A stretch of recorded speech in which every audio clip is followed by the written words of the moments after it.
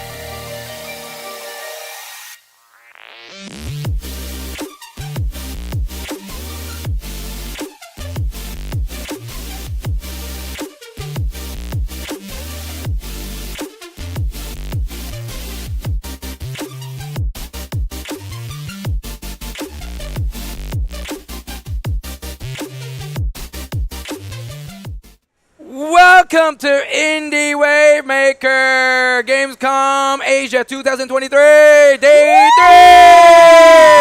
Can I hear from the Indie Wavemakers floor?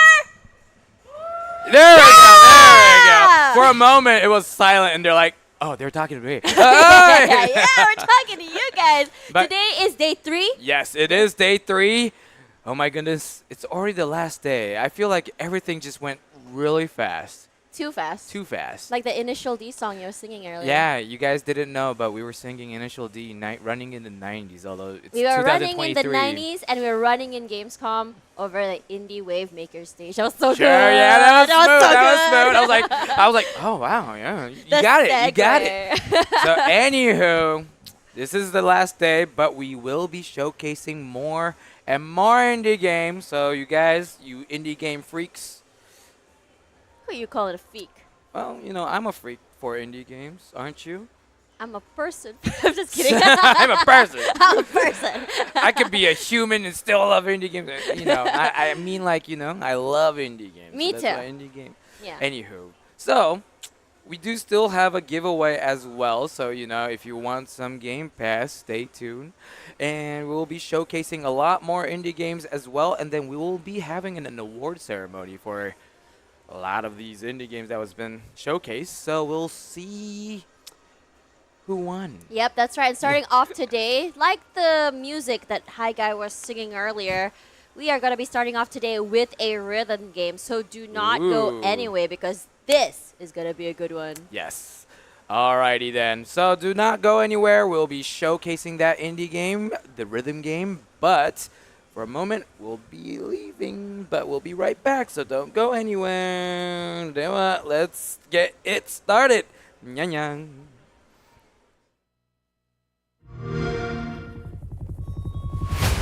I like it. I'm a cookie if I like it. I like it. I like it. I like it. I like the carbon copy. I'm the original. I'm dropping things like hot. I like it. I like it. I like it. Like it. I like it. If it's got to be on a journey, I want you six on the island. I like it. I like it.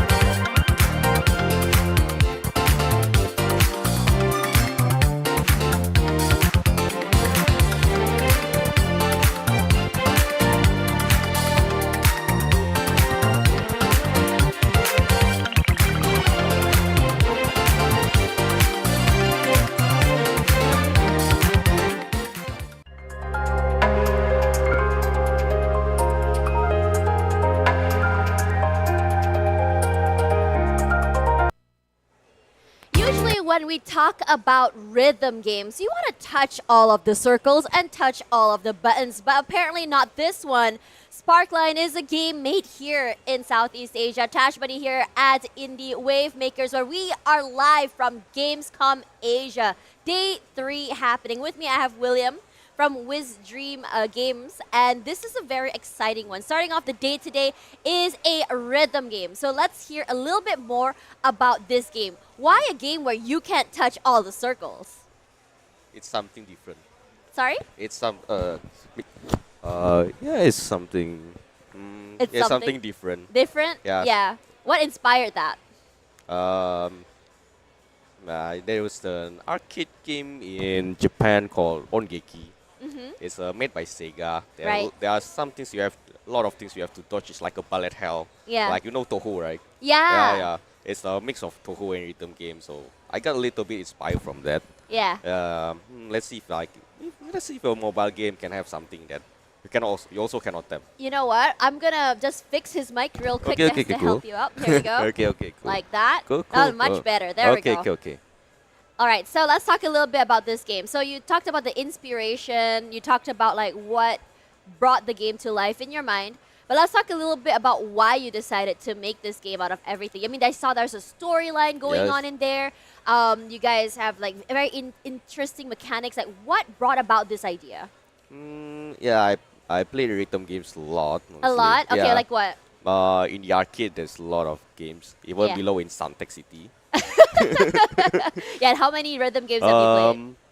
More than in the arcade, I think, four of them. 4 of them in the Yeah. arcade. Yeah. Okay. Yeah, in mobile, but not so much lately because I have to play my own game. You have to play your own game. Okay, so let's look into your game a little bit more. Yeah, yeah. I was looking at the Okay. trailer. You guys, I mean, you said, let's just hop into that. It's okay. Okay, You know, sure. we actually showed, just like you said, you guys had music coming in from composers from around Japan. Yeah. Hand drawn, and Yeah, pictures. hand-drawn is- Did you draw it yourself or No, I cannot draw. you can't draw? So you have like a team with you. How many in your team? Internally, we are a team of four, including myself. Uh-huh. Two of them are illustrators.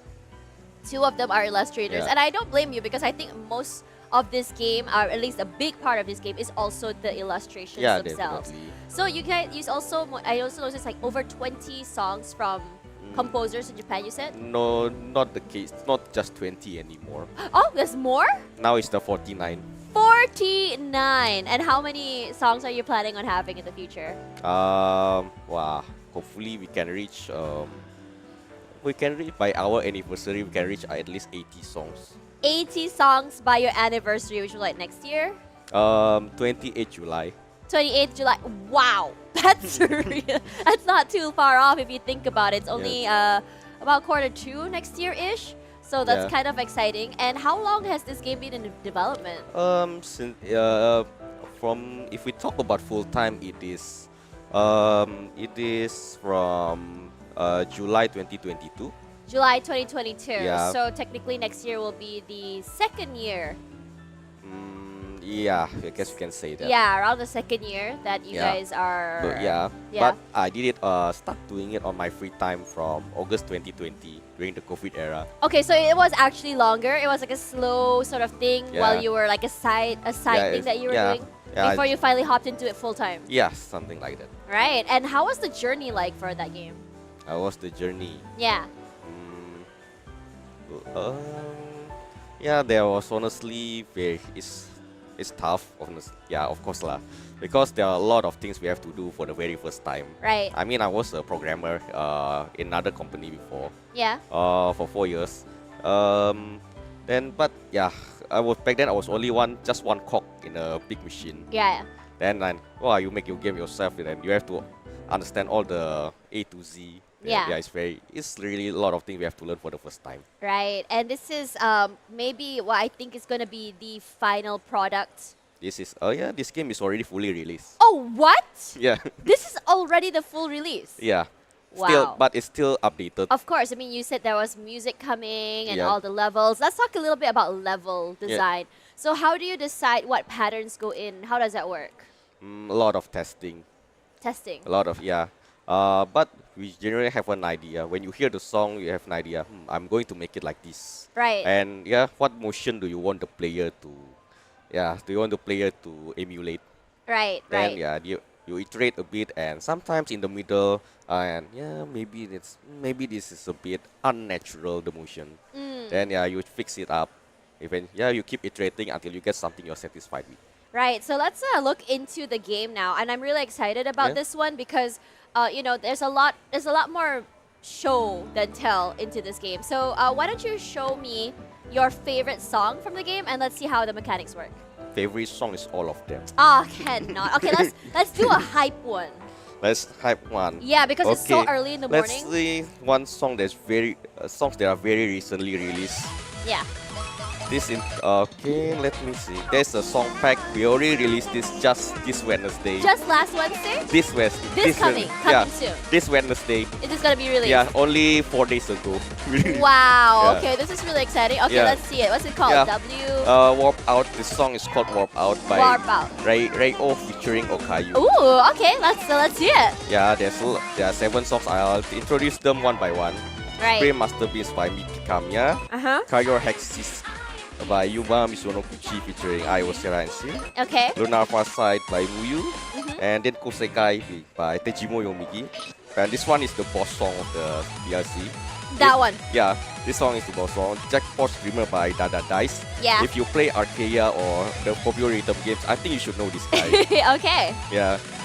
Alright. And for the ending song, we have a voice calling your name by Bushie featuring Aya Shirosaki. Wow. Okay. Why don't you pick one? Okay, I'll pick one in a very special method. Okay, let's go. There's a story to the game, so Yeah, I wanted to ask you that later, but Yeah. it's okay. Let's play a little bit first. it's something very interesting. It's a different song.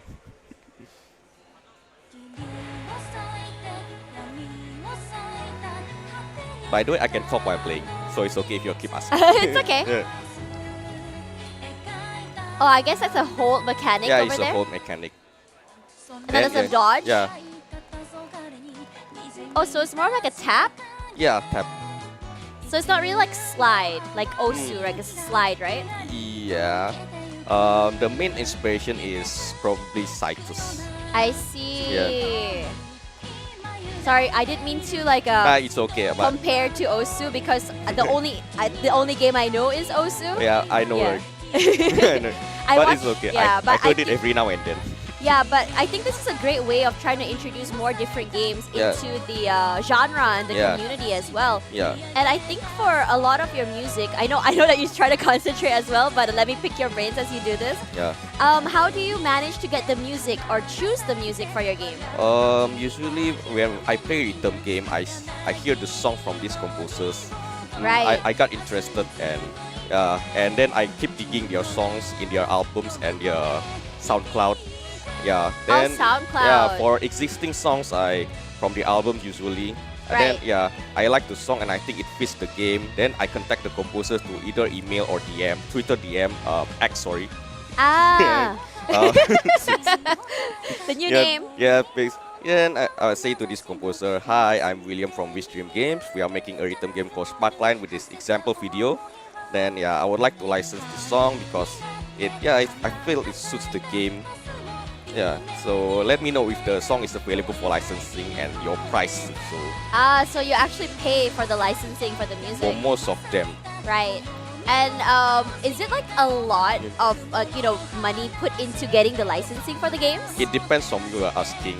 Ah. But yeah, I cannot tell you because yeah, it's NDA. Of course, it's NDA, but like, yeah, I've always been curious to know how the licensing part works. So I'm guessing that there is a fair amount of love, Yeah, and effort, and also monetization put into this game to make this very, very beautiful game. yeah.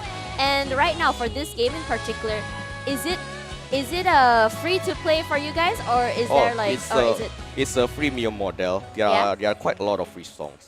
I will show you later. All right, all right. So do you have like a free version to play on release? I mean, like, Yeah, it's already free in the Play Store and App Store. right, and then after you pay for more music. Yeah. That's Yeah. actually really good. Yeah, most rhythm games these days are like that. Yeah. Basically, all the songs in the Sparkline pack are free to play. Right. There are 27 songs here, Yeah. but all the songs below here you have to pay.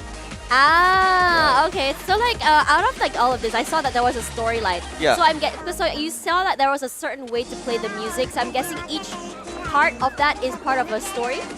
Yeah, most of them. Sometimes some songs are editions. Right. Yeah, then like this pack called Spark Extend. It's just additional songs if you like to enjoy more of the game. Right. Yeah. Can you show me a little bit more of the story parts? Because I'm Okay, really sure. curious how this works. Okay, sure. But I will show you. Do you want to start or spoil a bit of the story? Let's start from the beginning, the part where you don't really spoil too much. So I want people to get curious Yeah. about the game. Yeah. By the way, I actually spoiled something back there. The way I choose the song, I have to tap something on the screen. Right. But because it's just recently released and most people do not know how to unlock that song. Right. All right. So there is a cutscene here. Yeah, there's a cutscene, Yep. visual novel style. Right. It kind of I love the art style. It reminds me of my favorite otome games. Yeah. I will tell my illustrator. I love that. I love that.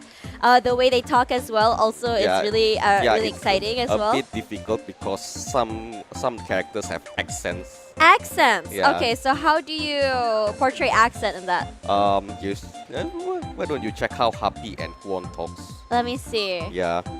But this guy is a bit talks normally. Right. Yeah. I see what you're doing there. Yeah. Okay, Yeah. okay. So you guys actually just like write it down. Yeah. Okay, so you have an idea where the accents are from, where the characters may be from as well, which Yeah. is really nice. Mm. I love that. Yeah. So you have an auto and a skip as well, which I also really love in case you want to replay the Yeah. stages. Yeah. So like can you tell me a little bit of the story? Like what's the story about, or Yeah. is everything different here? The story is people in a VR MMORPG. Mhm. Yeah, it's Sword Art Online, like you know. VR MMORPG. Yeah, Okay. the story is like I guess the most popular example of this is Sword Art Online. I was about to say that. Yeah. But actually, my inspiration was an even earlier game called Dot Hack. Oh, dot hack! Wow. Okay, I think Yeah. you may have revealed your age there a little bit. Yeah. Yeah. But story, I think the reason why I make it like this is because I don't want people to be like wear super modern clothes, like basically the guys coming over here. Right, right, But with a more fantasy adventure kind of setting. right. But they talk like us. Yeah. With issues of the current society. Oh, okay. I like that. I So, like that yeah. hidden layer there. Yeah. So the story is not about killing dragons or monsters that kind, but it explores the psychology of all the people inside the game. Right. So, what made you decide to add a story into a rhythm-based game? Because usually rhythm-based games just choose the level, you play Yeah. the music, right? Yeah. Because a song by itself, maybe it's nice to listen but fun to play. Yeah. But in most cases, they are not memorable by themselves. Mm. When you talk about games like maybe I don't know, Ikea or Citus or something.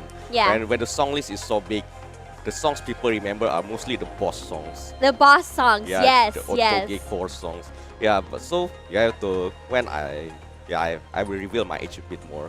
When I play DJ Max, all the songs have their own BGA, background animation. Then you really remember all the songs. Yeah. I remember like a bit of my inspiration. DJ Max Portable Black Square on the PSP. Yeah. It's like the songs like probably only 30 songs, but I remember almost every single one of them. Wow. I like that idea Yeah. of trying to make a song memorable with a story, and I think it's such a great idea as well. Yeah, I think if you know why the songs warp out, why don't you notice the artwork? This song is the reverse part of the Oh, I see. So even the artwork portrays that it's not just the background. yeah. Okay, okay. I love that. And the jackpot streamer is I think you can see this one. It's the poster you see in the cutscene. Yeah, in the beginning. Yeah. Yeah. I see. So it's kind of like every single artwork moment in the story Yeah. will eventually lead to another moment. So you kind of have to try and remember each of them to connect them together. Yeah. Okay. And this song has you have to unlock this song with a special condition. A lot of people find out already. Wow. So there's a special condition to Yeah. unlock that. I like that. Yeah. It's kind of like It's how you gamify the story.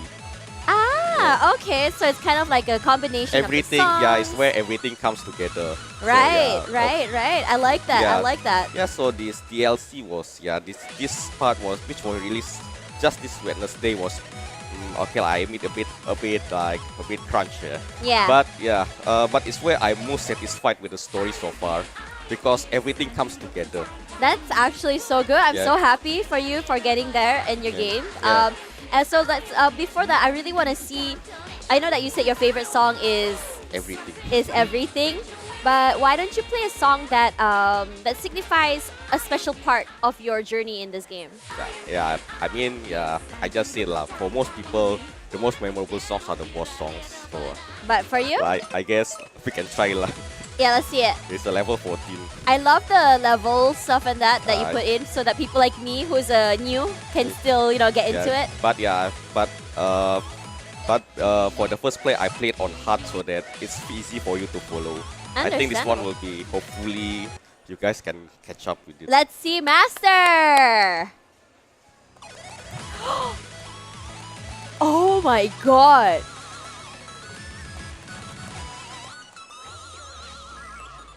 Oh. if you guys could see how his hands are moving across the screen right now, I wish I could show you guys. It is insane.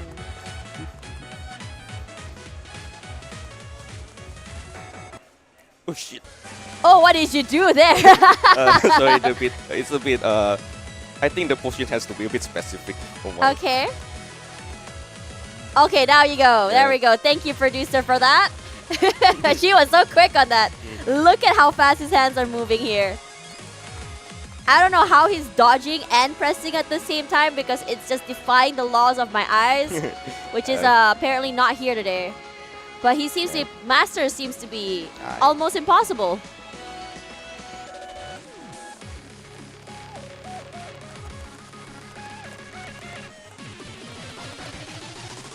Oh shit.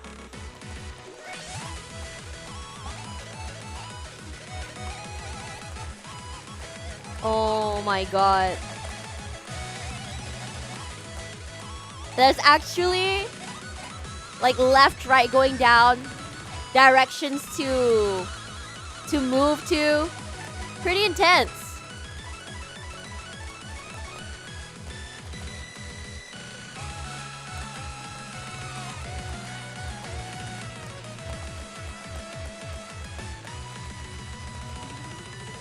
Whoa! Dodge everything, press everything. Oh my god, the dodges actually move too. Yeah. Yeah. Okay, that's dope.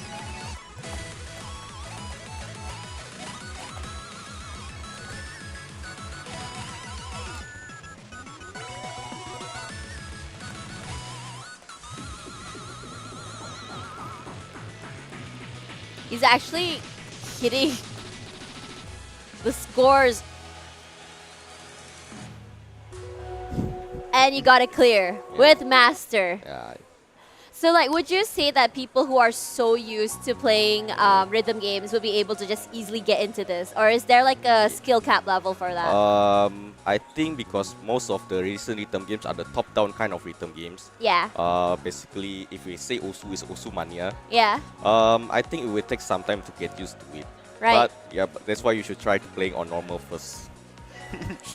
I think like I think like for this kind of game, I think a lot of people who are so used to playing so many rhythm games, they want to just hop into Master real quick, and then I they'll know. probably get humbled, Yes. and then they'll go back to like Yeah. normal. I know. I actually know about that. You That's know what- about it, That's why in the recent version, yeah. we lock the master. Smart. You didn't want to get people rage quitting and like. Yeah, I know about it. I know a lot of. I know how rhythm gamers behave. Rhythm gamers. Yeah, as someone who is a sister of a rhythm gamer, I'm glad that you know that. So that is very exciting to see. Yeah. So how long has this game been out for? To about almost 3 months. 3 months, I yeah. mean, the anniversary is 28 July.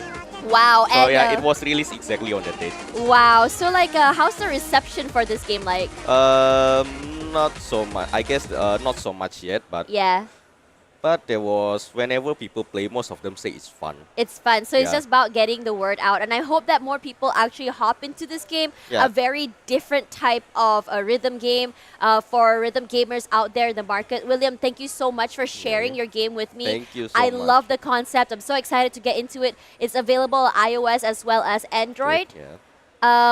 I think the base one is free to play. The base is free to play. Yeah, the base is free to play, and then you can unlock more music with the paid DLCs. Yeah. So you guys can get it right now, and I'm really excited to see how you guys fare. No Master first, though. No Master first. Yeah, no Master But first. anyways, thank you so much. This is Sparklines. Sparkline. Sparklines from Wiz Dream Games. Yeah. So if you guys want to do it, I want to check it out. You can check out their booth over here at Suntech Convention Center in Singapore. And after this, more Indie Wavemakers live here at Gamescom Asia. Do not go anywhere. We'll have more soon. Be right back.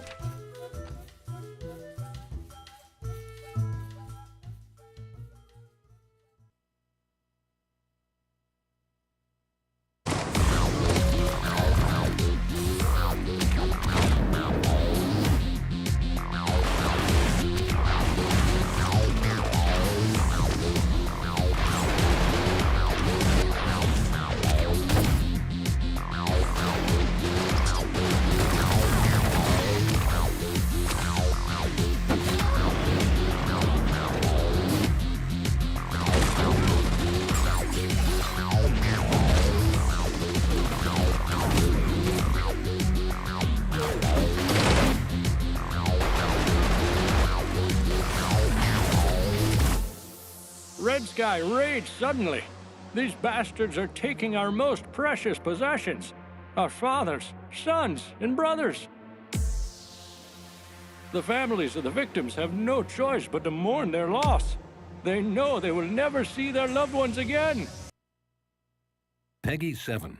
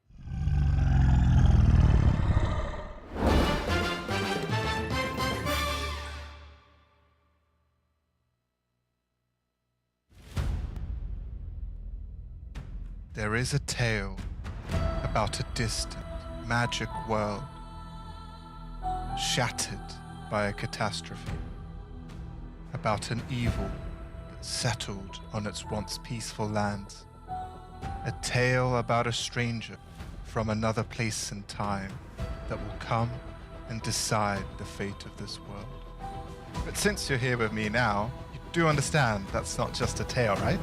Hi there, I'm Pharaoh. Let me tell you what you can do here.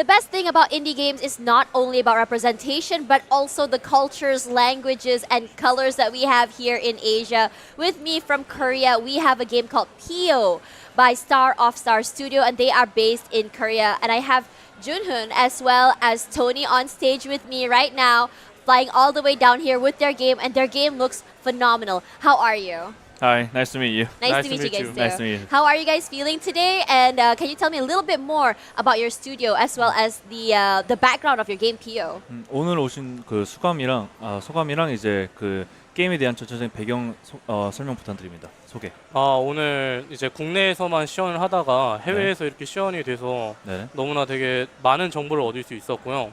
그리고 이제 피오라는 게임은 이제 플레이적 특징이 이제 플레이어의 지형이 플레이어의 공격이 된다는 건데요. 이제 플레이어가 공격을 많이 하면은 이제 보스 패턴을 피할 공간이 점차 줄어들게 되고, 이제 공격을 적게 하면은 보스 패턴이 난동을 부리고, 이런 이 사이를 조절하는 게임이라고 볼 수 있습니다. Yeah, so it's really great to be here in Singapore to showcase our game. Right, it's been only been shown in Korea, but we are really excited to be here to be showcasing in Singapore as well. So our basic background is that our character's name is called Pio, right? Just like a game, and the game basically proceeds in a way that it uses the platform, as a way to attack the monsters. So later we will show you in the game, but Yeah. but basically you have to maneuver between the platforms. Yeah. So you have to think about how, and the thing about the platform is that when you use the platforms to attack, they disappear after they are all gone. So you have to Okay. think of how you're gonna leave some blocks for you to stand on, and Right. also leave some blocks to attack. Okay, Yeah. that's very interesting. Speaking of that, you may just use this to 이거 앞에 to play it, so we can like kind of see the game while we talk about it. Yeah, there we go. Oops. Yeah, hang on. Do you need help? Okay, you're fine. Okay, great. Okay, so here we go. We have like our makeshift little place to play here. 마우스는 안 필요해서. so we don't need a mouse. So it's You only don't need a mouse? Yeah, it's Okay, only a so full we can just move this keyboard. off. Yeah. Oh, full Thank keyboard you. game. Oh, interesting. Okay. All right. So I can see on the screen right now, there's a little animal called Pio. What is Pio? What kind of animal is Pio? 그럼 피오는 어떤 동물을 이제 모티브로 만드신 건가요? 이게 별에 관한 게임이어서 네네. 별에 관한 스토리를 가지고 있고, 작은 여우 별자리라는 이제 모토를 삼아서 네. 여우라는 캐릭터를 좀 형성하고 있습니다. So this character Pio is a star based game. Yeah. Right? The theme is about the star and the zodiac signs and stuff. I love that. So this character is based motivated from a little fox. A little fox. Yeah, a baby fox. That is so cute. I don't know why, but I have a thing for like this astrology themed themes here, and I love seeing what I see. I'm guessing that character to the left is sort of like an owl. 저기 그 네. 왼쪽에 보이는 캐릭터는 뒷배경 있는 캐릭터는 어떤 캐릭터인가요? 저 올빼미 같이 생긴. 네, 이게 이제 이 게임 스토리가 네네. 이제 가장 밝은 별이 되기 위해서 네. 자신의 힘을 증명하기 위해서 이제 네. 막 투기장도 가고 네. 이런 게임인데, 네네. 그걸 이제 관리하는 관리자라고 볼 수 있습니다. So basically the owl-looking character at the back Yeah. is the gatekeeper. The So- gatekeeper. So this entire game is based on basically the motive of this character Pio is to be the king of the star. the king of the Yeah. star. So okay. as you proceed, you'll be seeing some arenas, where the Pio fights the monsters and stuff. Yeah. So the owl at the back is basically the gatekeeper of the entire arena. Arena. Yeah. Okay, so just now I saw there were blocks and Yeah. there was something on top. I'm guessing that's the monster. So how does it work, the blocks and the monster? Because each block seems to be marked with a different Yes. symbol. Yes. 이 부분은 제가 아까 설명을 들어서 제가 설명을 네. 드려도 될까요? 어떤 식으로 이제 그 밑에 블럭이 공격을 하는지 물어보셔서. 네. Yeah. So basically, as you can see on each block, you can see like they're based off the Rubik cubes, right? Yeah. So as you can see, there are different numbers. Yeah. Like for this one, there are five of them. So when you stand on these blocks, and then you press the C button 맞나요? Yeah. 네. 공격 버튼이. 네, 맞아요. So you press on the attack button, which is the C Yeah. button on the keyboard, right? It attacks. So it attacks based on the number shown on each cube. So you kind of have to activate. Yes, exactly. So, for example, when you stand on on a cube that has three eyes, Yeah. right, and then we press the attack button, and then you shoot out 3 attacks, and then after you're done using it, you'll be reduced down to 2. Yeah. So that's how you continue your attacks, and each cube will continuously reduce the amount of attacks available. Right. Yeah. So like after the blocks disappear, the blocks kind of like do you fall down? Yeah, you fall down. So when you fall down, you basically get your health deducted. So you basically lose your HP when you fall. So you really have to think carefully on how you're gonna leave the blocks for you to stand on as well. Wow. So you have to be really quick Yes. to not only think but also attack. You have to be really careful at where you want, how many attacks you want to use, and Yeah. how you want to position yourself, which means it's a lot of quick thinking. Yes. So. In terms of like for someone like me who is I wouldn't say I'm a casual gamer, but I do like to play things a little bit more easy. How hard or how easy it is for any casual gamer to get into this game?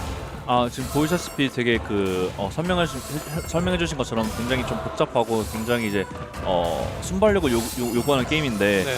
이제 이 호스트북 같이 좀 이렇게 좀 그런 순발력 좀 부족하신 분들에게 어떻게 이 게임을 더 접근할 수 있는지 궁금합니다. 이게 지금 개발 초기 단계라 네네. 이제 난이도가 한 버전만 있는데요. 네네. 이제 개발 후반 단계에 좀 네. 하드 모드라든지 이지 모드라든지 이런 식으로 난이도 선택할 수 있게끔 해서 네네. 이제 플랫포머 게임이 익숙하지 않은 분들도 네네. 이제 게임을 충분히 접할 수 있게끔 이제 변경할 예정입니다. Okay. Okay. So right now we are in the early stage of the development.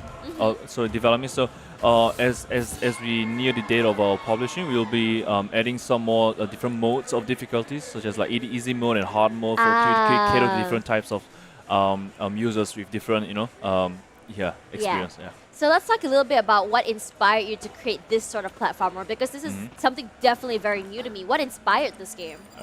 이 게임이 개인적으로 굉장히 생소한 게임인데 어떤 점이 이제 이 게임을 만드시게 된 계기가 되었나요? 이게 저희가 졸업 작품으로 시작한 프로젝트인데요. 네. 이게 학생 프로젝트다 보니까 좀 의미 있는 프로젝트가 되고 싶어서 네. 일부러 플레이를 좀 독특하게 잡은 감이 있어요. 네. 좀 네. 좀 시간이 지나도 기억되고 싶어서. 네. 그래서 저희가 일부러 게임 플레이를 만들 때 레퍼런스가 없는 게임을 만들자 이런 식으로 방향을 세우고 프로토타이핑 돌리면서 게임을 개발했던 것 같아요. Okay, so this game was is part of a university graduation project. Yeah. So we wanted to make a game which is very unique, with no reference as much as possible. Right. So yeah, so that's how we came up with this with no reference. We just basically wanted to make a game which is very unique. Right. And honestly, this is all the concepts come up by yourself, or rather your team only. Yes, it is. Oh my god, Yeah. that is amazing actually to think about that, because again, I've seen so many innovative indie games, but this is definitely one of the newest ones that I've seen so far. And I've played a lot of indie games in my time. So now coming into this game, I mean, you talked about the story, how he wants to be the king of stars. And what other aspects of the story is there about this game other than that? 지금까지 말씀해주신 이제 이 피오라는 캐릭터가 그 별의 왕이 되기 위한 그런 여정이라고 해주셨는데 네. 뭐 스토리 관련해서 그 외에 다른 요소들이 있을까요? 이게 이제 가장 밝은 별이 되기 위해서 네. 이 투기장이라는 지금 스테이지 공간에서 자신의 이제 힘을 증명해만 하고 네. 이제 힘을 증명하는 과정에서 네네. 피오가 되게 보잘것없는 존재로 좀 스토리에 적혀 있거든요. 네. 되게 작은 존재인데 네. 이제 요거에 대해서 좀 이제 다른 별자들을 분노로 해서 얘랑 이제 좀 싸운다는 설정을 가지고 있어요. 그래서 이 스테이지 끝나고 나서 이제 다른 별자리 이제 염소자리 고르트가 네. 얘랑 싸우게 돼요. 그 최종 보스 말씀하시는 거죠? 네, 최종 네네. 보스가 이제 이렇게 보잘것없는 존재가 올라가는 건 나 용납 못해. 네네네. 이런 느낌으로 이제 싸우게 되는 거죠. So basically, this story showcases our character is to be very, very weak. As you can see, is a little tiny fox. Yeah. So as Pia is trying to as she's trying to clear the stages at different arenas, like different zodiac monsters. Right.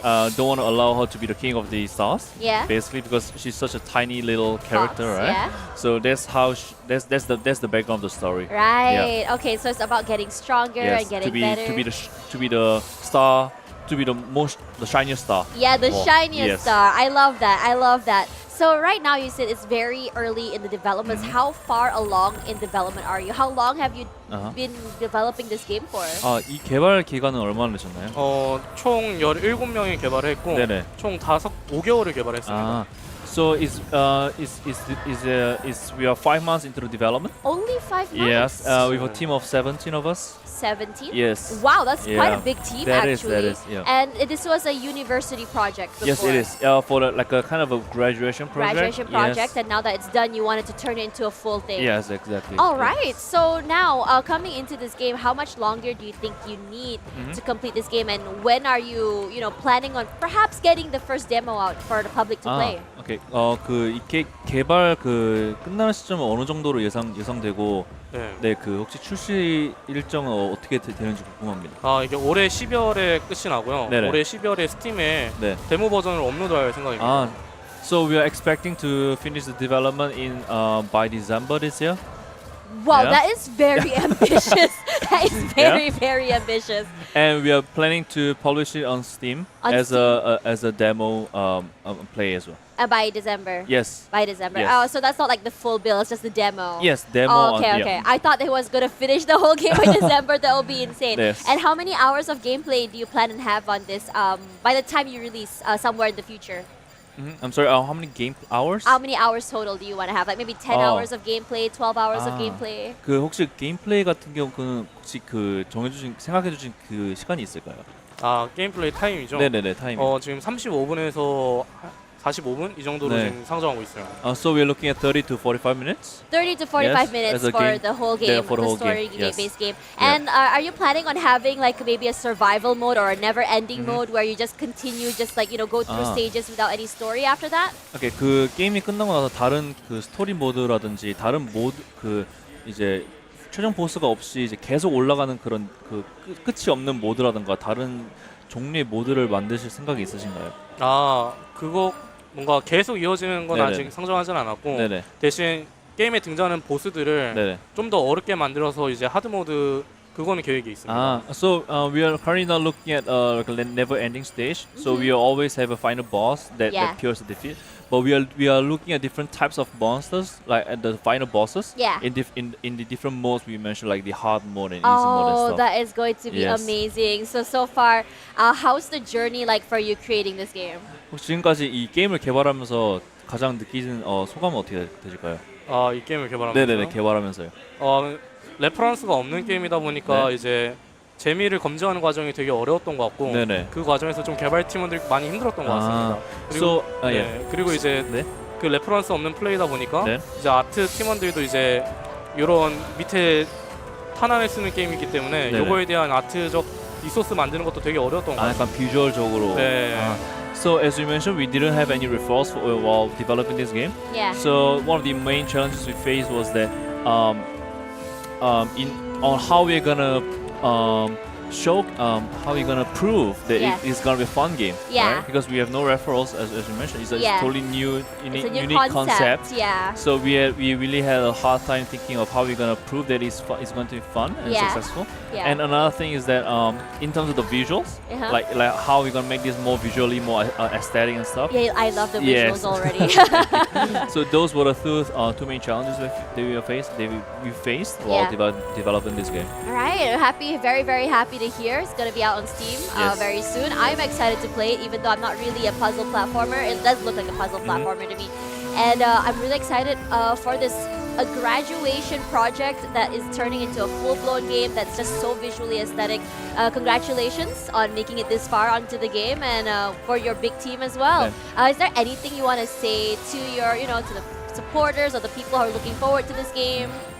네, 지금까지 제 작품 졸업 작품이라고 말씀해 주셔서 네. 굉장히 이제 굉장히 놀라운 일인 것 같습니다. 그리고 앞으로도 많이 기대가 되는 작품이고 마지막으로 이제 여러 기다려주신 분들을 위해서 한마디 해줄 수 있으신가요? 저희가 이제 졸업 작품으로서 이제 네네. 게임을 무료로 좀 스팀에 올릴 예정이고요. 네. 그게 이제 12월쯤에 이제 스팀에 데모로 업로드할 것 같고 네. 저희가 이제 트위터에 피오라는 계정이 있거든요. 네네. 거기서 이제 정보를 좀 많이 올리니까 그거 좀 참고해 주시면 좋을 것 네, 같습니다. 알겠습니다. So as we've mentioned, we're gonna be uploading the free demo version on Steam this December, Yeah. right? And we'll also be updating on our progress and about the game on Twitter as well. So you Twitter. guys can stay tuned on us on the platform. Alright, as so well. what is your Twitter account? The Twitter account is named Pio. Name Pio. Yes, Name Pio. Pio. Name Pio. Yes. Oh, P-I-O only. Pio. Yeah. Wow, you got a good handle. Okay, so do follow them on Pio, P-I-O, Thank you. twitter.com or x.com/Pio. Do you have a Discord perhaps where you can communicate with the audience or you don't 뭐 have that? 혹시 뭐 음성 디스코드 채널 같은 거 있을까요 따로? 그건 아직 준비해두진 않았는데 나중에 네. 한번 준비를 해보겠습니다. We don't have it yet, but Yeah. we'll consider it and we'll be having it very soon as well. Oh, is that the boss? Yes, that's Yeah, the boss. Oh my god, can we just show that real quick because that looks really cool. There we go before we show. Because that is how it's going to look like and we didn't see that earlier. And I think this is one of the most like just honestly so beautiful just Yeah. dodging. I mean usually we see like a 2D platformer that's kind of Yeah. just dodging Yeah. and just attacking as they pass by, but this is a very very fun way to approach the game. Yeah, so one of the main attacks from the boss is also focused on destroying these cubes, Yeah. and you can also destroy the cubes that this final boss uses. Like There's later you the see boss it, can yeah. use the cubes as well. Yeah, he can use the cubes on his own to destroy Oh. the cubes that the PO is stepping on. So you'll be seeing later on. Ah, right, that was gonna be And the first hearts Yeah. cube you see To heal. Yeah, that's to heal. But the thing is that when you use that cube, the two cubes at the side, they disappear. Oh, okay, that's a very Yes. hard mechanic. So it's Yeah. kind of like a high risk. Exactly. Yeah, it's a high situation. risk here. I can see that you guys can sort of like wall jump as well on the side, which is sort of like a game changer. Yeah. And Yeah, those are the blocks- cubes that the boss is using. Yeah. Yeah. Can you step on the cube the bosses are Yes, you rolling can on? step on it, and then you can also destroy it yourself. Oh, okay, that's kind of fun. So Yeah. it is sort of like a Yeah. game changer Yeah, as well. exactly, yeah. So I seeing that he's gonna jump on Yeah. it like a Mario jumping on a on a bad guy. So that's Yeah. also very fun. Mhm. But there is a lot of movement involved. Like how do you Yes. know which block is coming out soon? How do you guess where to go? 이 게임을 하시면서 이제 블럭이 없어지잖아요. 네, 그럼 이 새로 생성되는 그 블럭은 랜덤인가 아니면 어떻게 아시고 그 점프를 하시는 건가요? 랜덤입니다, 랜덤. So the cubes are generated random. So it's So- kind of like you jump and you just sort of pray the block Yes, comes it out. comes out. No way! Yeah. No way! That is so scary. I Yeah. didn't really see the mechanic just now in the normal ones. Yeah. Did you win? He Yes, won, right? yes, he Okay. won. That's the- so like yeah. it's when the boss happens that I can really see this. But yeah, thank you so much for sharing this bit of the game with me. I love seeing it. I love the concept. I love the colors. I love the aesthetic. And Yeah. honestly, it looks so fun. Thank you. 네. 그 Do 굉장히 you want to 네. finish the boss and just show us? Yeah, sure. Yeah, Okay. let's finish Yeah. it. 굉장히 시각적으로 굉장히 마음에 드신다고 하시네요. 너무 감사합니다. Wow, I love the boss design as well. So like, how many people designed the bosses and the characters? 그이 보스 그 캐릭터 디자인 굉장히 마음에 드는데 네. 이 보스 포함해서 여기 등장하는 캐릭터들의 그 개발을 하는 시간 얼마나 걸리셨나요? 뭐 얼마나 많은 분들이 같이 이 디자인을 생각하셨나요? 일단 캐릭터 원화가 분이 또 이제 AD 역할을 네. 맡으셨고 네. 또 이제 캐릭터 모델러 그리고 이제 그 외 아트 팀원들이 이런 캐릭터를 만들면서 되게 시간을 많이 들이셨어요. 한 네네. 3주에서 4주? 한 길게 많으면 한 그 달에서 한 달. 디자인하는 것 자체만으로. 네, 그래서 디자인이 좀 많이 수정이 됐었고 네네네. 되게 많이 수정을 겪으면서 여기 왔던 것 같아요. So we've had a lot of changes while designing these characters. We took a lot, 3 to 4 weeks just on design of the boss and the character and a PO as well. So yeah, it took some time to think about how we're gonna make this more creative and stuff. I love that. Let's talk a little bit more about like just localization. How many languages do you think this game is going to come up in? 그 혹시 이 언어가 출시될 때는 그 언어의 언어가 어느 정도로 이제 같이 포함돼서 나올까요? 한국어 외에. 영어, 중국어 포함해서 한 8개 언어 지금 8개 언어요? 네. So by the time of publishing, we'll be including total of 8 languages, including English, Chinese, and Korean, and other languages. Yeah. Wow, Yes. that is very ambitious for your first game and also a Yes. graduation project. Congratulations once again. This is Pio. Don't forget to follow them on their social media, twitter.com/Pio. There will be a demo coming out this December on Steam. Yes. Can they already wishlist this game on Steam? I'm sorry? Can they wishlist this game on Steam 그 yet? 이 스팀 플랫폼 위시리스트 할 수가 있나요? 그 게이머분들이? 지금은 아직 불가능하고 나중에 네네. 지금 할 계획입니다. 언제쯤 그거는 한 시기가 11월? 11월. So it's not available to be on release yet, Yet? but we are planning to make it available by November. By November. Yes. And there you go, guys. Thank you so much for sharing your game. Thank you. Coming in all the way from Korea. I'm just super humbled for you guys to be Thank here. you so much. So now, after this, more indie wave makers coming your way. That was Pio, and it's going to be more exciting games coming your way after this. So do not go anywhere. We'll be right back.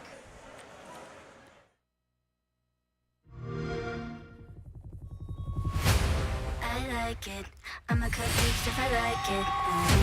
I like it. I like it. I like it. I like the carbon copy. I'm the original. I'm dropping these like honey. I like it. I like it. I like it. Like it. I like it. If it's got to be on the journey, I want you 6 on the island. I like it. I like it.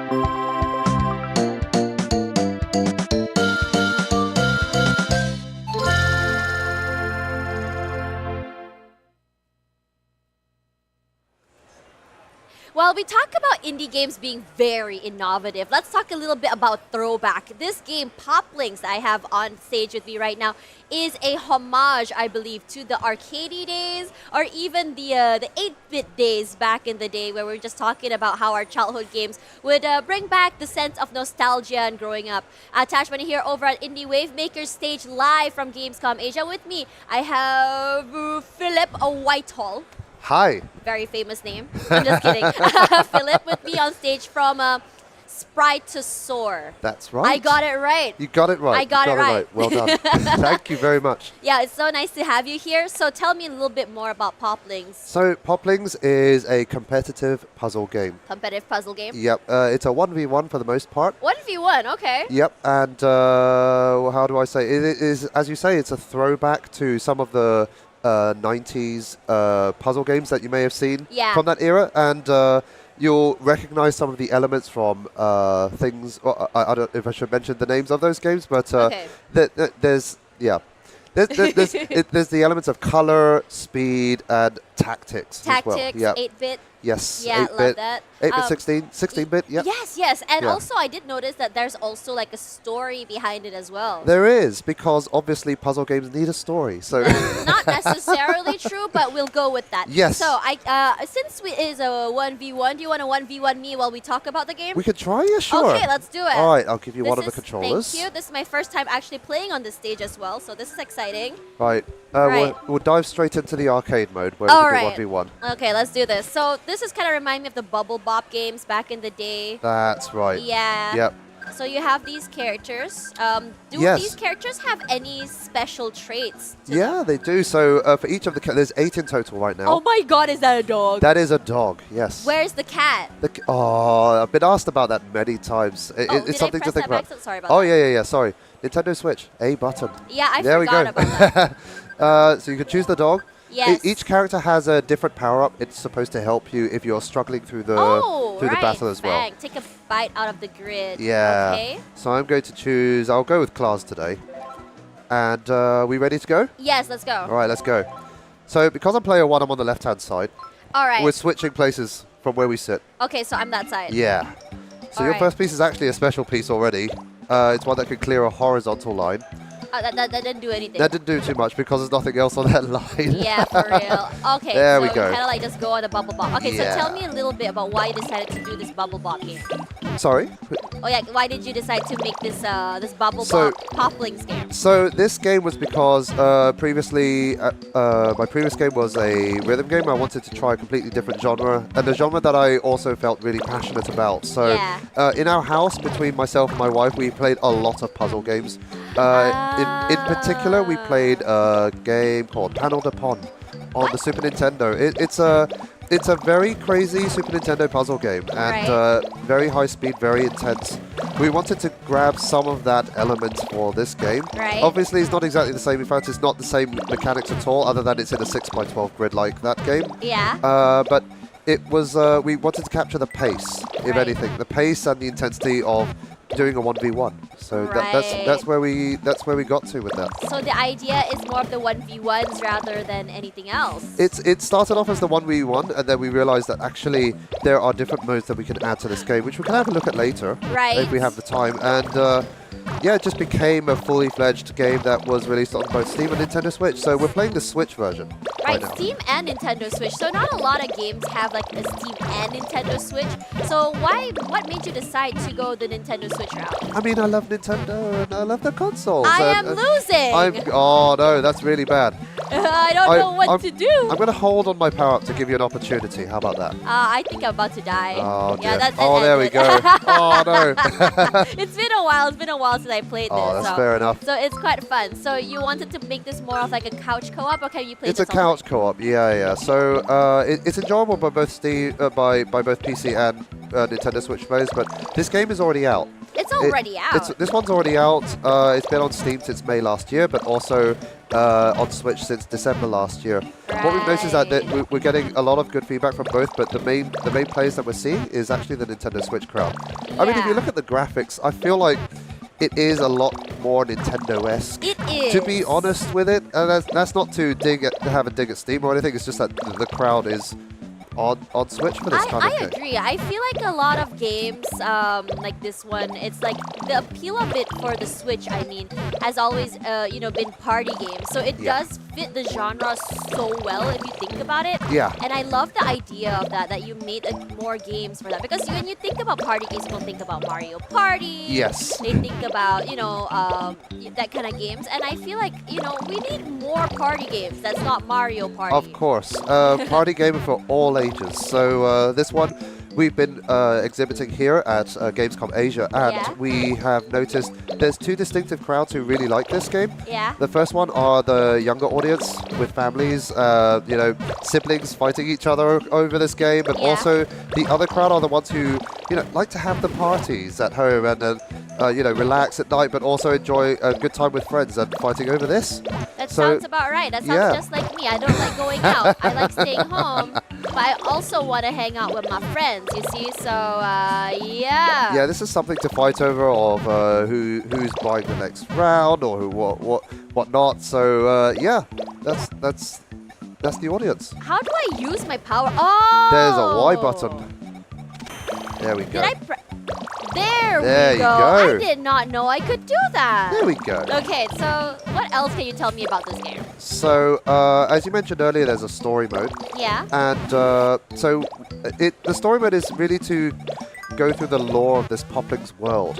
There's and a lore. Okay. there's a lore, and so you learn about the characters, their abilities, and how that impacts the world they're in, and why the Poplings exist, etc. So Yeah. it's quite it's a really random story, to be honest, but it looks like some players have been resonating with it and have been giving very positive feedback as well, which is very helpful for me to write more crazy things for a story in the future.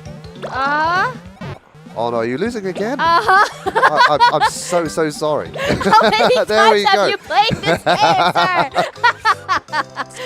Okay, I need to. So, like, Okay. how does the story mode work here? So I can quickly go to it. Yeah. Story mode is where it's just on the second tab from the Yeah. main menu. So you have the difficulty. So there's okay. different difficulty just to set the difficulty of the enemies that you play. It looks like Oh, so there's enemies. there's per enemies se. in there. Okay. So really, it's just a quick storyline of the lore, and we introduce the characters one by one. Each chapter surrounds the story of each of the characters. Right. So here is the first two characters. We've got Elix and Duns on the Okay. screen, and they're just discovering that they've got this. They live in the same area, and then there's this weird being that appears up called Pip. So Pip is one of the main story-only characters, and Right. is someone who's in control of the Popling's world, basically. I mean, he does look like a poppet. It looks like a Popling, yeah. So this is like a living being version of a Popling. Okay. Yeah, I won't do any spoilers because there's more about this a little bit Oh. later down the line. Okay. Each chapter is about what does Elix do, and then what does Duns do, and then and so on. And you get through all the characters, you learn about them, then learn about the power-ups and so on. Yeah. So that's what the story mode is. Right. But generally speaking, you then get into the battle mode, and then you compete against your enemies in this case. Right. In this case, it's because it's the first round, you compete with Duns. It's your first round, like, oh, what does this new world do? I don't understand. So here we go. We're learning about the world now.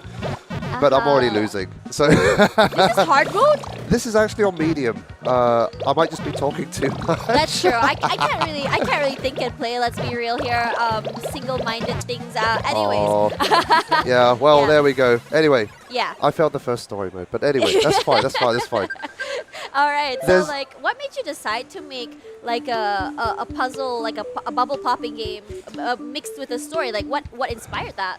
There were a few other puzzle games that were coming out in the recent years where I saw, oh, they have a story mode, and I thought, what's the point? And then I Yeah. started playing them, and I realized, oh, there's another aspect to this game which doesn't need to make as like critical sense. It doesn't need to have a fully fledged like multi-hour storyline, but it just needs to grab the attention of the player. And some players will resonate with this really weird and wonderful world of why does this grid even exist? Exactly. So this is exactly where it came from. Yeah. Yeah, I mean, I like the idea of that. On top of that, the idea is like, oh my gosh, I need need to beat this guy Yeah. so I can get to the next part of the story. So, I mean, if it was just like a bubble shooter game, I would probably just like play it and I get bored of it. But like the idea of a compelling story does make me want to stay and play a Yeah. little bit more. So I really like that idea. So Well, I thank also you. see that puzzle editor thing going on. Can you make your own? Yeah, you can. So, before we go into puzzle editor, I'll give you an example what the puzzle world is. Okay, So, let's see it. in the puzzle world, we have various set puzzles. It looks like on this demo system that I have with me, we've already had a few levels completed. But generally speaking, you have to clear a fixed puzzle within a certain number of moves. Okay. So let's see if I remember how to do this one because 3 target moves. so I have to clear this puzzle within 3 moves.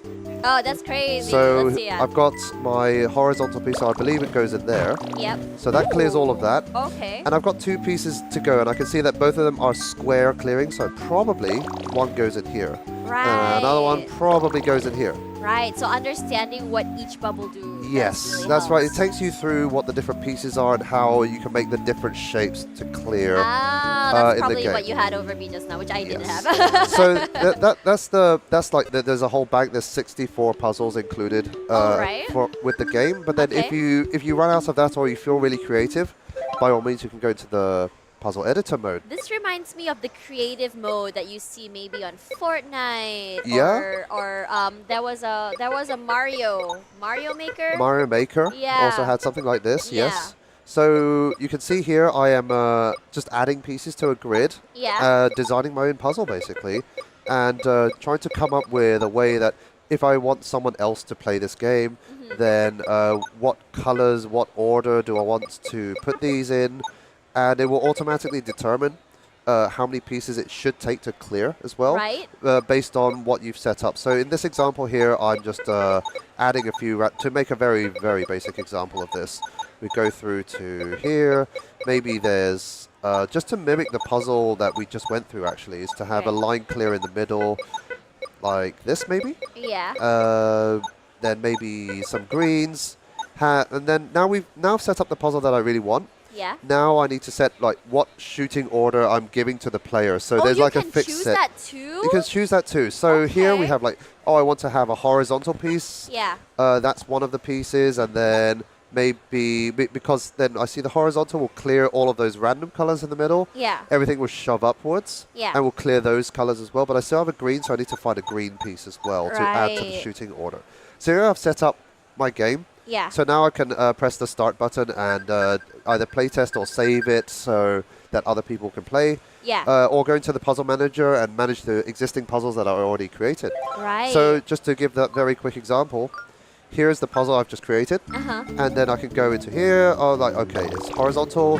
That's right. And then that's my second piece. So you can see the target moves is correct. It's for 2 pieces. And I cleared it within 2 moves. And there you go. I'm mind blown. That is insanely cool. Yeah, there we go. So if I made any mistakes, like the puzzle didn't work, I can go back to the puzzle editor. Right. I need to go back there to save it anyway. Otherwise, if I've given up, like, oh, this is silly, I'll just go end game, go back to arcade mode or story mode or something like that. But I can go back to the editor and make further edits if I really want to. But Alright. that's the puzzle editor. That's the puzzle editor. Yeah. So like let's talk a little bit about art style in this game. It's Yeah, sure. It's very go 16-bit. 16-bit. Yeah, 16-bit Yes. as you mentioned. Who created the design of this game in terms of color, in terms of character? So I came up with a prototype, and I said I wanted a really pastel-y 16-bit. Pastely. Yeah, Okay. like a pastel 16-bit era color scheme. Yeah. Some of the characters were my own, and then I recruited a freelancer to help me with the remaining characters because my character design skills are not that significant. So you can probably tell quite distinctively.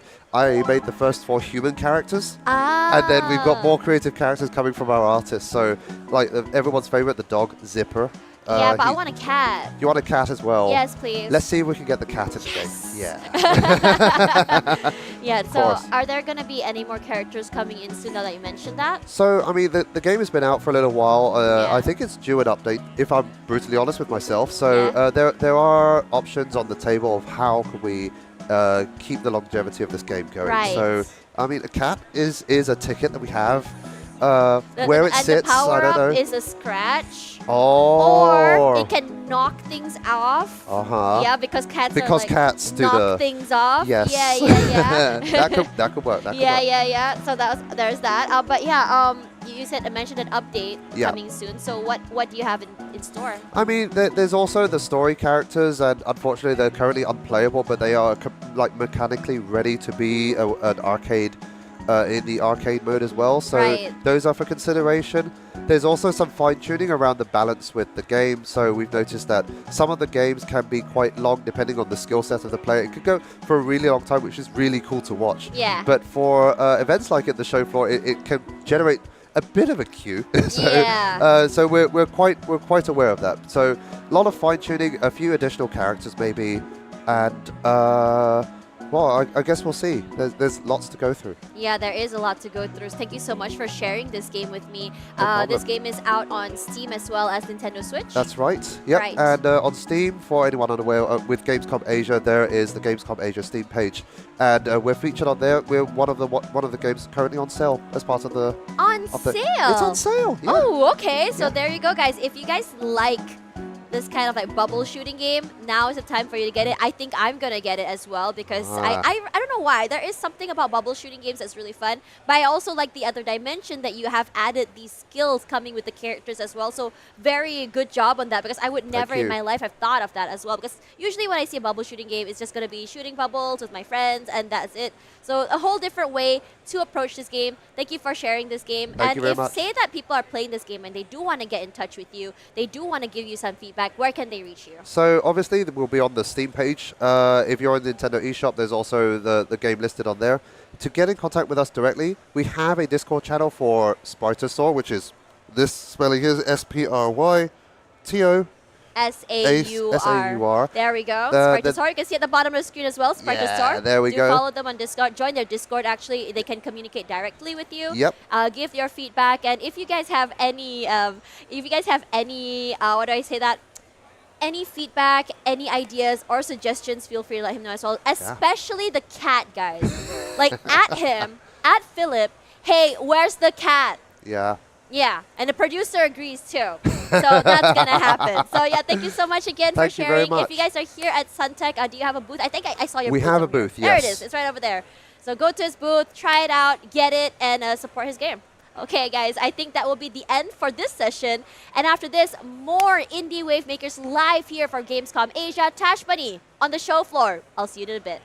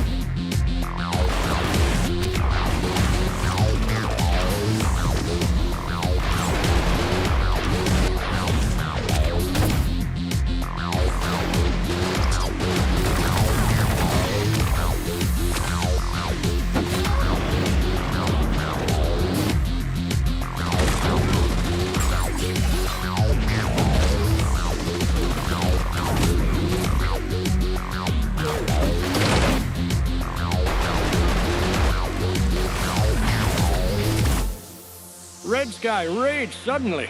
These bastards are taking our most precious possessions. Our fathers, sons, and brothers. The families of the victims have no choice but to mourn their loss. They know they will never see their loved ones again. Peggy 7.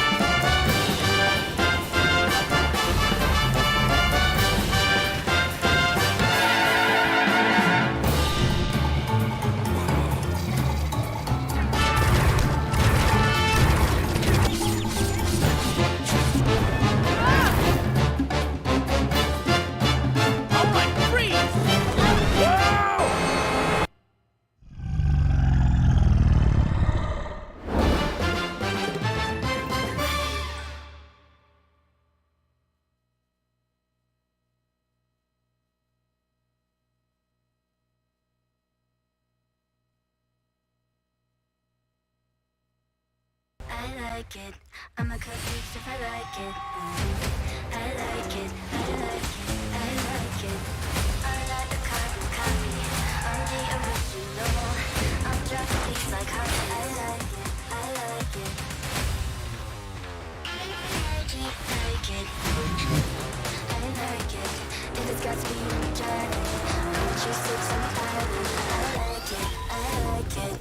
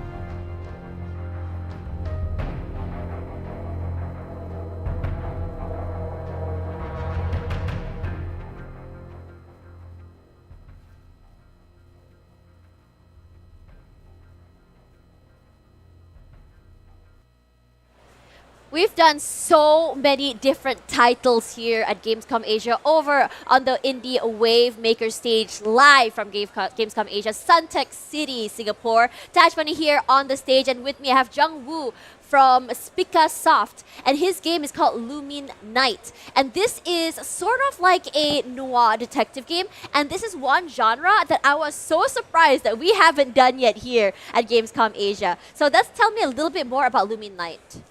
Luminite is basically detective adventure game.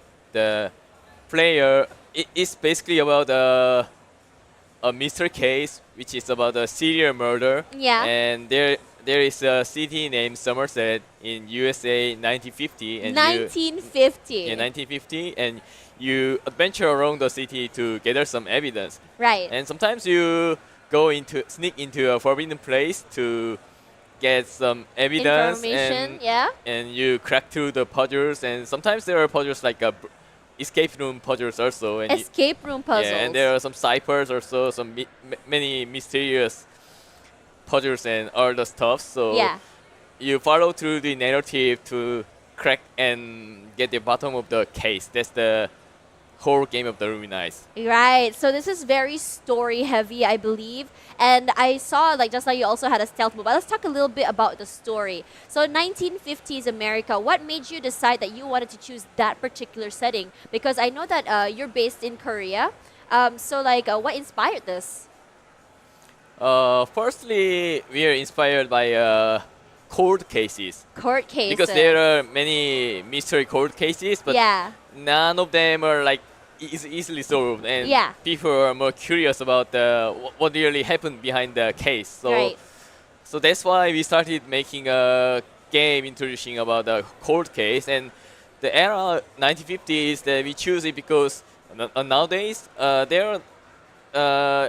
the whole world became too digitalized. So the essence of the detective is that they think and they move and gather some evidence and they deduce through it. But nowadays people like to solve the cases by CCTV or hack the phone and get what they searched for. Yeah. And but that's not what players want. They want to like crack the case by the human power. So Yeah. we made it in 1950, and also the 1950 era is I think it's the era of the crime. There are many mystery cases and cold cases in 1950, and Yeah. of course these neon signs, the era of the neon signs and the skyscrapers. So Yeah. that's why we choose the era to make our game. Yeah, it was very beautiful. I saw your trailer just now. Do you mind just going into the game just to see more about it?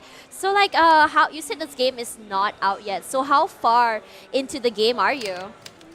Actually, we in the length of game design, we already designed all the scenarios and all the puzzles we need. Yeah. And we got most of the game the resources, Yeah. that all the drawings and the backgrounds, and we are gonna like stick it together at the moment. Right. So it's just about putting the game together, but everything is pretty much done. So this is more of like a linear story-based game, I believe. Very, very heavy on the narrative. And you know, I love your art style. Is this all done internally in your studio? Yeah, of course, the whole art is internally done. Right. So how many people do you have in your studio right now? We got total of 5 people. And Only 5 people. yes, only 5. Wow. Okay, so you can walk around. It's I would say a side scroller, and I love the colors. I love how the noir feel about it. So how did you guys come about in trying to get the feel right for this particular genre? Actually, it's quite hard, but we saw lots of noir like movies and animation also. The Yeah. whole the visuals, they are heavily influenced by Lupin the Third, the animation. Right.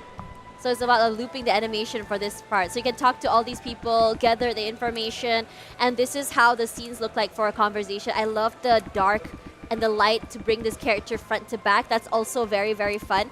And now, is the game actually out originally in English, or is it out in Korean first?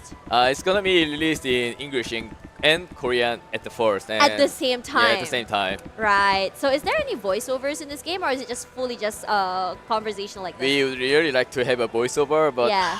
we can't because It's very hard. yeah, because of the budgets. Yeah, the budgets. But hopefully in the future you'll be able to grow more and have more of this. So right now, coming into this game, how many hours of gameplay do you aim to have for this particular game? This game story is gonna be about 12 hours long. 3 hours long? No, 12. Sorry, 12. 12, yes. 12 hours long for this game? That is actually really impressive because I was sort of expecting maybe a 3-4 hour, but that is a lot of time put in. So this noir story, so you talk about like a murder, you found the body, and is it going to be only one case or is it going to be multiple cases in the game? The main story is gonna be about one single case, but there is a bit sub stories because it's basically serial murder case. So Yeah. there are many murder cases, and you gotta investigate the whole case, the several cases. But Yeah. the whole story is just a single case. I see. So it's a single case with many small little cases in between as well. And you have this recap, I'm guessing it's like just him describing things and you animated that as well. Oh yeah, it's very animated. The NPCs and the facial expressions. I love that. It's not just about the facial expressions, but you see the people moving in the background as well. So, a lot of games, they usually kind of like don't really want to animate things. Maybe they'll do small little animations, but this is pretty amazing that your 5-man studio is able to do this. What made you decide on these sort of like rather big cinematic animations? Because we really love the power of the animation because it makes people more focused on the game. Yeah? And it makes game more live. Live, right? So that the people wanna like interact with the live world, not a plain world. It's gotta be live so that people can interact and really feel what's the atmosphere of the whole game and the city and the era. That's what people want about the adventure game. So we gotta make it that way. Right, so because it's kind of like a thriller, is there like a jump scare moment or a suspenseful moment going on in this game, like especially during the stealth parts?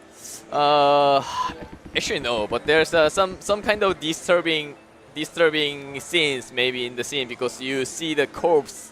I see. So you actually did go out of your way to kind of like show a little bit more of the disturbing sides of these cases as well, which I really love. Now, okay, so we talked about the story and everything, and I saw a stealth mode just now. And the stealth mode, can you tell me a little bit more about what that is? It's just what I basically talked over again. Is you go into the forbidden place like a Sherlock Holmes.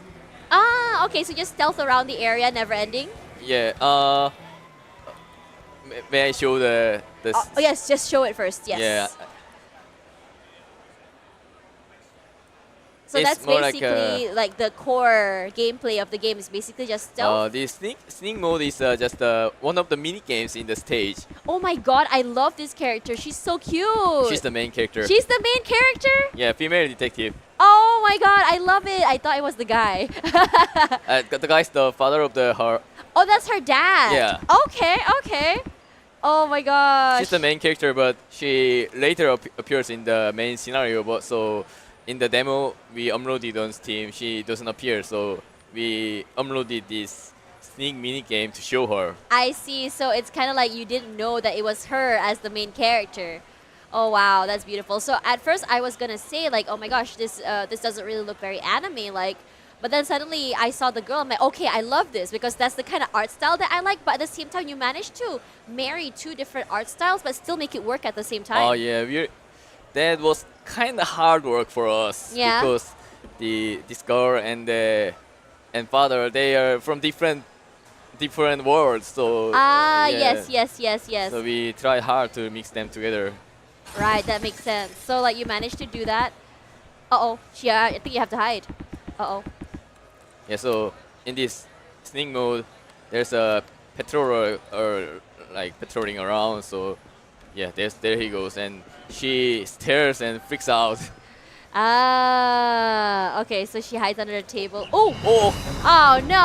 got caught. That's a game over. That's a game over. So that's the idea. So basically, you just kind of like sneak through into these different areas. And just Actually, get this area is a police office. So she's breaking Ah. into the police office to go to a police archive right. to get some case files. That's what the scenario of this mini game right here. Right. No donut before office work. Okay, I like that tidbit. That's very cute. There are many Easter eggs in the game. I like that a lot. So now that you're gonna be hiding, oh, you can't hide inside the locker. Yeah, there's a locker also in the second floor, and I can hide in there. I see. Also. So you're just sort of like just walking through over there and doing your own thing, and now you slowly just I see that you can make your own way. Okay. And now you're walking back. Oh no, he's awake now. Can he go back to sleep, please? Actually, he doesn't go to sleep right now, so I have to get him distracted All right. So how do you do that? by using this radio. Ah, okay. Now you go hide. Yeah. Music. The story is that this officer is bit into the occult, so he right now thinks the whole situation is a kind of work of a ghost. Ah. There's a behind story here. So he thinks this place is haunted now. Yeah, he now thinks the whole place is haunted and some poltergeist like things are coming in and he's like freaking out. Good. Good. Oh, she dropped a key. Yeah, he dropped the key. He's kind of unconscious right now. Ah, so you kind of like have to figure out, like when you lead him on, you make a noise. It's kind of like something that brings brings more story or more items out to kind of help you. Right. Wait, what's happening? He's like he lost the key, so Oh, he's that's looking how for he the dropped key. it. Yeah. This is the door to the chief's office. Yeah. So it's like blocking the way. So I gotta distract him again. Oh no. Now we have to go find another way. And how are we gonna do that? We're gonna run all the way till the end. Yes, I'm gonna use the radio again. Oh, all the way downstairs? Yes. That is... Can he hear it all the way from upstairs? I think the radio is quite noisy. And now you hide. Oh wait, is he gonna come down? I think he's gonna come down in other way. Another way? Two Oh, there's way two around, stairs. yes. Yes. And then you're gonna just go into the chief's office now. Yeah, he's in the right in front of the radio right now. Oh, how do you know that? I can see it by her eyes because she stares at the officer. Ah, okay, that's smart. Oh, she can hear him from here. Yeah, he broke the radio because he is freaking out. He's freaking out, so Yes. he decided to break the radio. Okay, that's funny.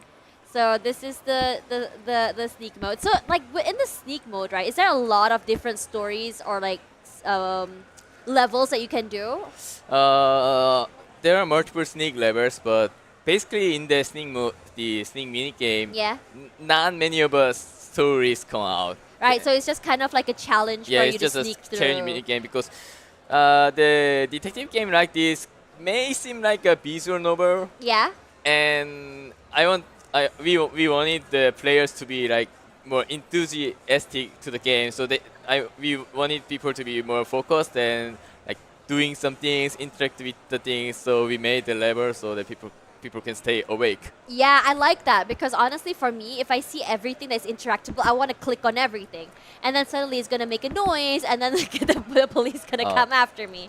So you got the thing, and you're gonna hide, and this is a map as well to help you, which I really like. So right now, you mentioned that the game is not out yet, but the demo. What about the demo? Demo is out on the Steam, Yeah. and the main story part is about an hour long. An hour Yeah, long. one The hour. demo is 1 hour. And this sneak mini game people spend like 45 to 1 hour. It's about 30 minutes to 1 hour. So people spend in the demo about 2 hours. Yeah, 1.5 to 2 hours on the demo. 1.5 to 2 hours just for the demo, and that is amazing. And you said you're gonna do about 12 hours of gameplay for this as well, which is honestly amazing because there's a lot of animation, a lot of story that's needed, and there's a lot of respect from me for you as well coming into this game. So when what's your Steam page for this, and can people already start wishlisting this? Yeah, there's still. Yeah, we already opened our Steam page as and uploaded demo in the Steam page, so Steam people can page. visit our Steam page and then visit the game. Right, here is Lumin Night for you guys. You can find them on Steam. Play the 1 hour demo and 45 to 1 hour stealth mode as well. And if you want, you can wishlist the game already on Steam. And do you have a Discord or maybe a social media handle where people can reach you and give feedback? Oh, yeah, we got a Twitter. Twitter account, what's it called? It's a Luminite_EN. Lumin Night _EN for you guys who want to follow them on X or Twitter. Give them your direct feedback about the game and let them know how exactly they can improve to make this game better. So this game is planning to come out next year. Yes, it's our aim to. It's definitely it's gonna come out next year. Next year on what month, or do you have a date yet? We are aiming for the first quarter. First quarter of next year, and that is very, very soon. Thank you so much, Jungwoo, for spending time here on stage with me and explaining about the game. This game is amazing. I love the art style. I love the story. I love the concept, and I love story-based games in general. So really looking forward to this. Is there anything you want to say to the people who are supporting you and this game? You can even say it in Korean for your Korean fans. Okay, I'm gonna say in Korean. Yes. 루미네이트 정말 열심히 만들고 있습니다. 저희 내년 초 발매를 위해서 아주 열심히 만들고 있고 이 추리 팬들을 위해서 의미 있는 게임이 되도록 열심히 노력하겠습니다. And I'm gonna say it in English again. Yes. Luminite, we're really making hard and we're pushing a lot of effort into the games. So we are trying to make this game present to the detective game fans. Thank you. Yeah, I love detective game fans. Thank you so much. And for now, this will be the end for this session. More Indie Wavemakers coming right after this. So do not go anywhere. We're live here at Gamescom Asia. We'll see you in a little while.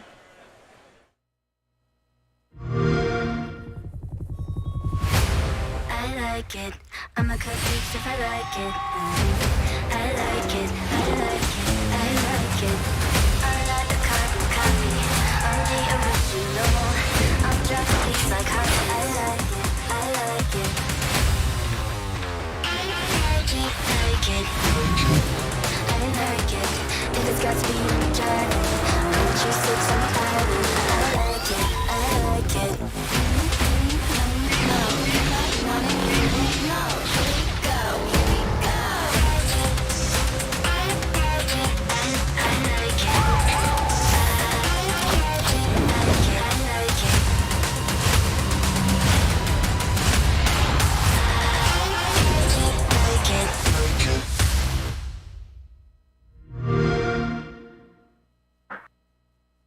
Saudara-saudara Nusanesia, sebangsa setanah air.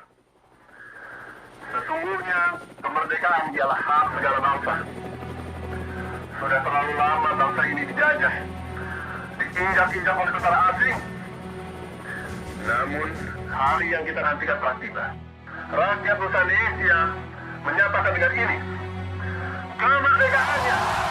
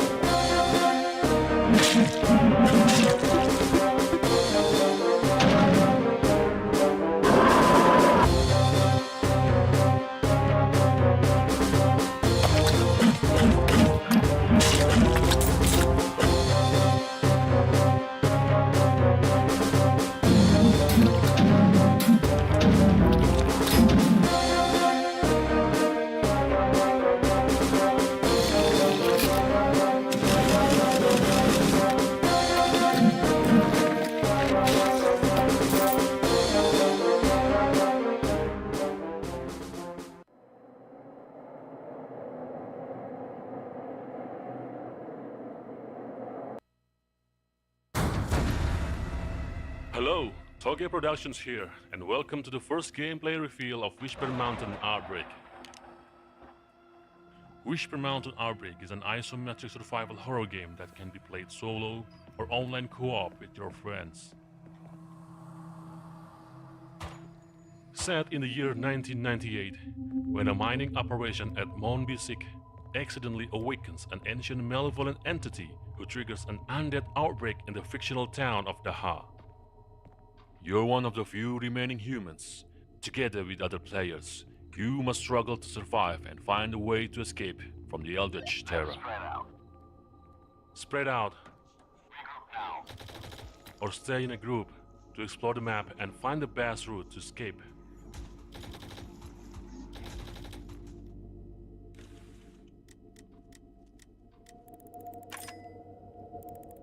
Your exploration may be restricted by locked doors or blocked paths, so locating key items and solving puzzles or using lockpicks becomes crucial for advancing the mission.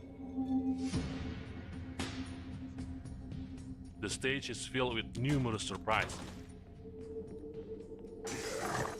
Enemy encounter is but one of them.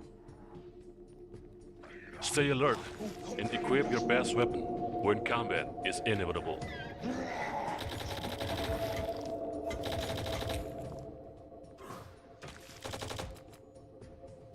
When a group mate is down, you can revive them with a touch of a button. But always be careful, as the more frequently they are revived, the closer they come to permanent death. Thank you. Be observant. Essential resources like healing items and ammos are concealed within intractable objects or unexpected spots.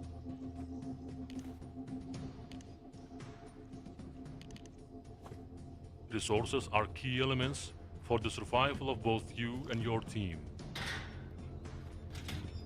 And in the time of crisis,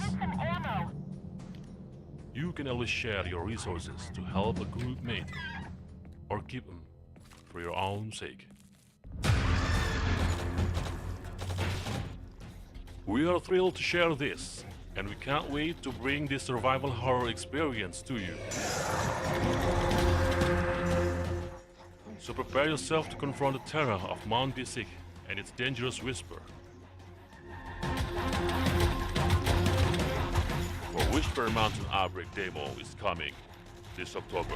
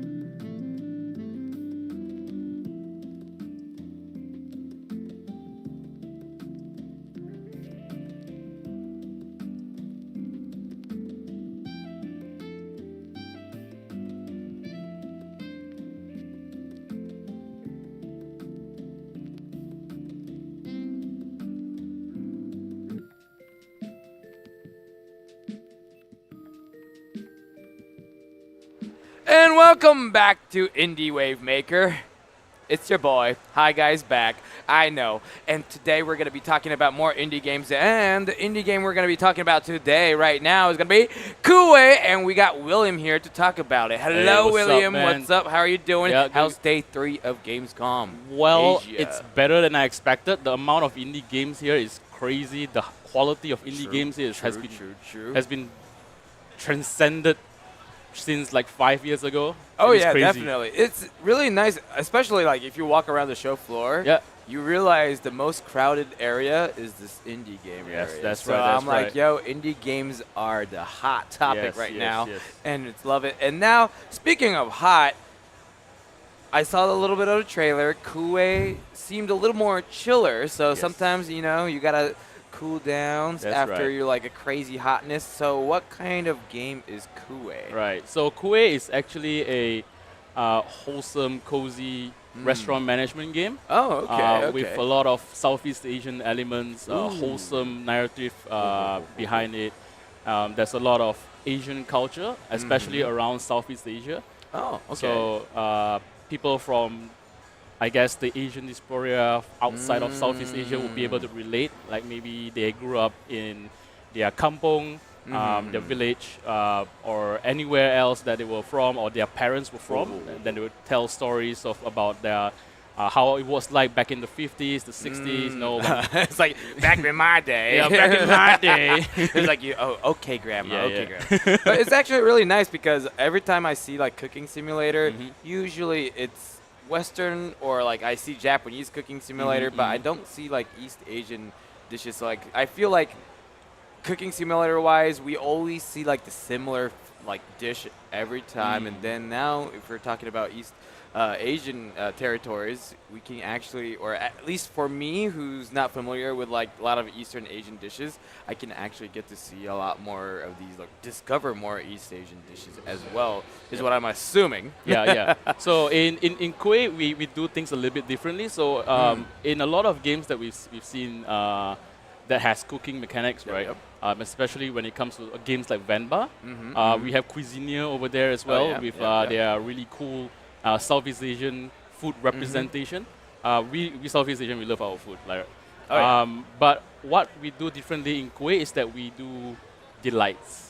So sweets, things that you eat right after the meal, like after you play Cuisinia, you need some sweets. A little sweet tooth, right? Yeah, it's like, that's right. Oh man, I need some dessert to finish off my great meal. Yeah. You always have a second stomach for desserts. Oh right? yeah, There's definitely. more rooms You're for like that. so full. You're like, I can't fit anything. It's like dessert. It's like maybe, Yeah, maybe I can kind of just push a little bit of the space off. So now that you have explained to me Kue, I still want to see how the gameplay is. Like Right, I still can't like.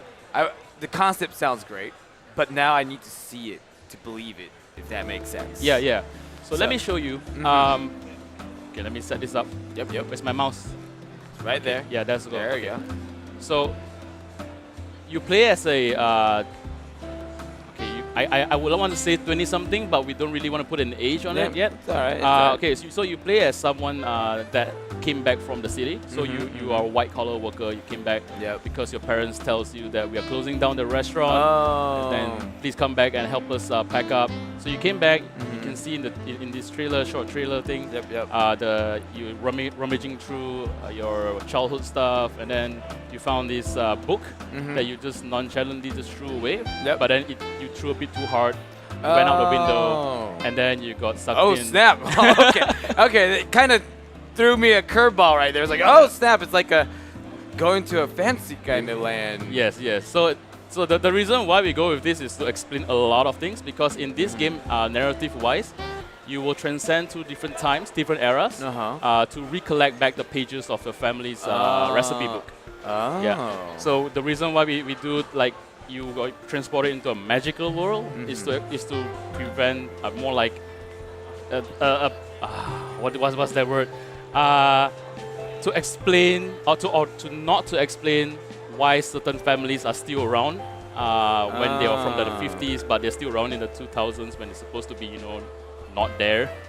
Oh. You get what I mean? Yeah. Kind of weird time paradox that's happening. Yeah. So we this also allows us to it opens the door for us to showcase animals that are also that can be found in Southeast Asia.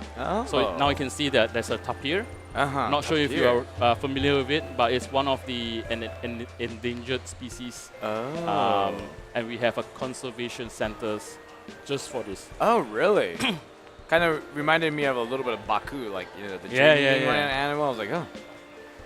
So the whole game is we are going for the more cozy and wholesome vibe. I think, like I mentioned earlier, a lot of the Asians will be able to relate to the game and what the player will have to go through. But we are not discounting our Western players, our Western audience as well. Because when we posted this announcement on, I think in September, it sort of blew up, and there were a lot of people that were not from Southeast Asia, surprisingly, that were saying that it's so cute, oh my god, or they say things that are more relatable. They're like, oh, my parents grew up in Indonesia or Malaysia. And I always wanted to know where was I from and get in touch with my roots. Yeah, like a lot of like second generation, third generation, like people American or European who has an Asian heritage. Yes. We'll be like, my parents has this Asian heritage, and I know kind of from like second hand, but I don't know exactly how. So I think it's like a really good way of them like actually touching their own culture as well. In a way, it is also for us to get in touch with our roots as well, like locally, because I feel that I'm really out of touch from my roots. I never had the luxury to be able to speak to my grandparents about how they live their life. I only get snippets from whatever that I can get growing up and from my parents. I really want to know like what went through, what they went through back in the days. Like how did they like even cook? What did they do? Like right now we got phones, but then before like how were you able to tell directions? Now I can't go anywhere without a GPS too. Yeah, right? So, exactly. like, just kind of talk about like, were you looking at the sun and just try to decide where's north, south, east, west? Try to look at the stars. Yeah, exactly. It's like, let's go to the west because the sun's coming up right now, so let's go. Or, like some wild thing like that. Too. Yeah. And also because our studio is based in Penang, so it is like the food centric of, I guess this is gonna cause a bit controversial, but it's the food central of the world. Oh, let's go. Yeah, we are really proud of our food, and on a yearly basis, there's tens of thousands of tourists that just come over just to experience the food, and we really take that to heart when someone say your food is not good, and we're like, hey, it's like how dare you? It's like you got no taste. Let me bring you to the locals, to where the locals hang out.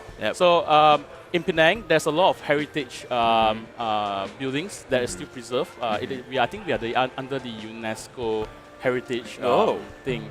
Yeah. So what you see in this game and some of the screenshots that we have on our website, on our HIO page, they are actual locations in Penang itself, and we turn the whole thing into like a coffee shop kind of thing. Oh, nice. Yeah, so we draw inspiration from real world elements, especially the locale and the history as well. So you kind of like, if you're from there, you were like, oh snap, it's that place.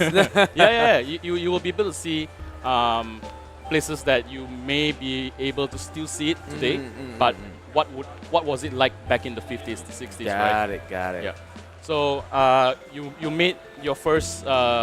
This is like basically the tutorial session where we introduce players the different things. So kueh lapis is one of the more common food that you can find. It's basically layer cake. It's not cake. Yeah. I wouldn't say kueh is cake.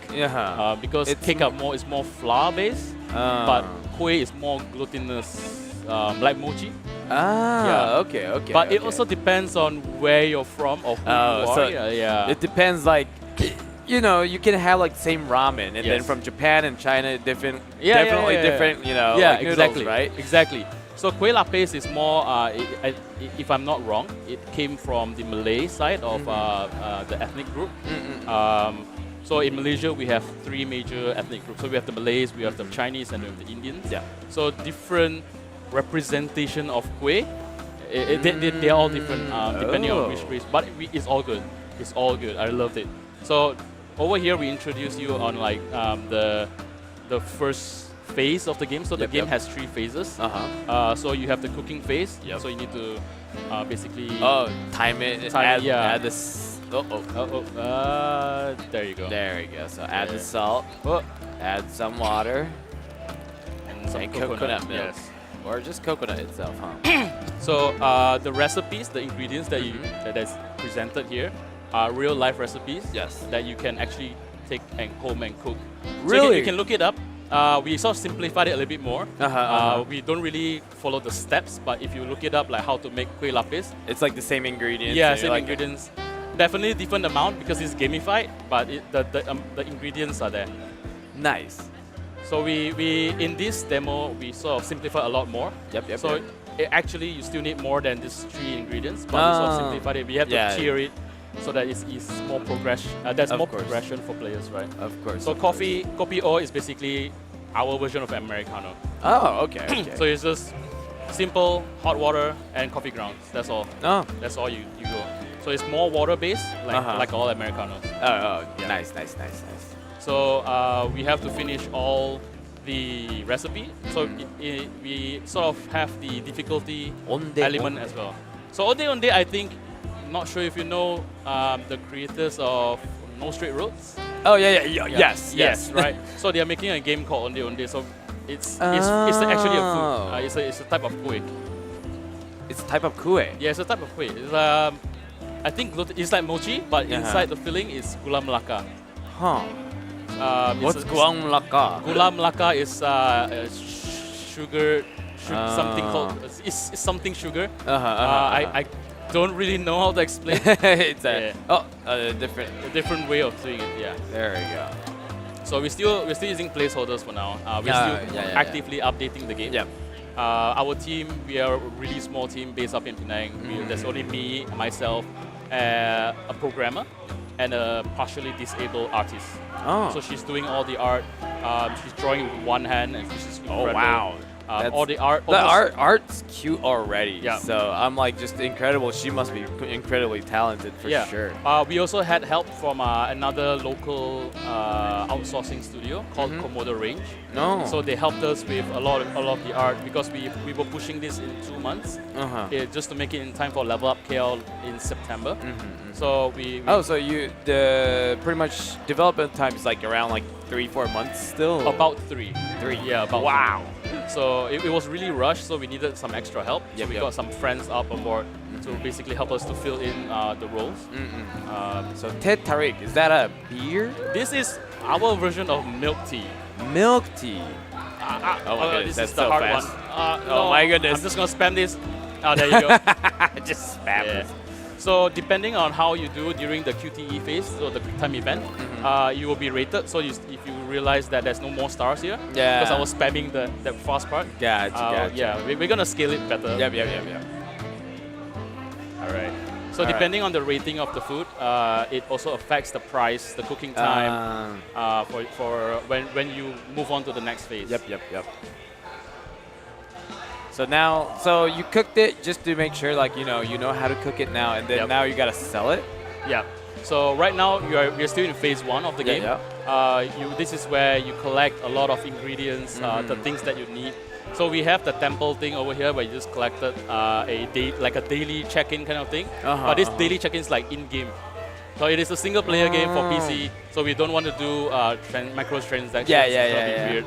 And then we have another cultural thing, which is the wishing tree.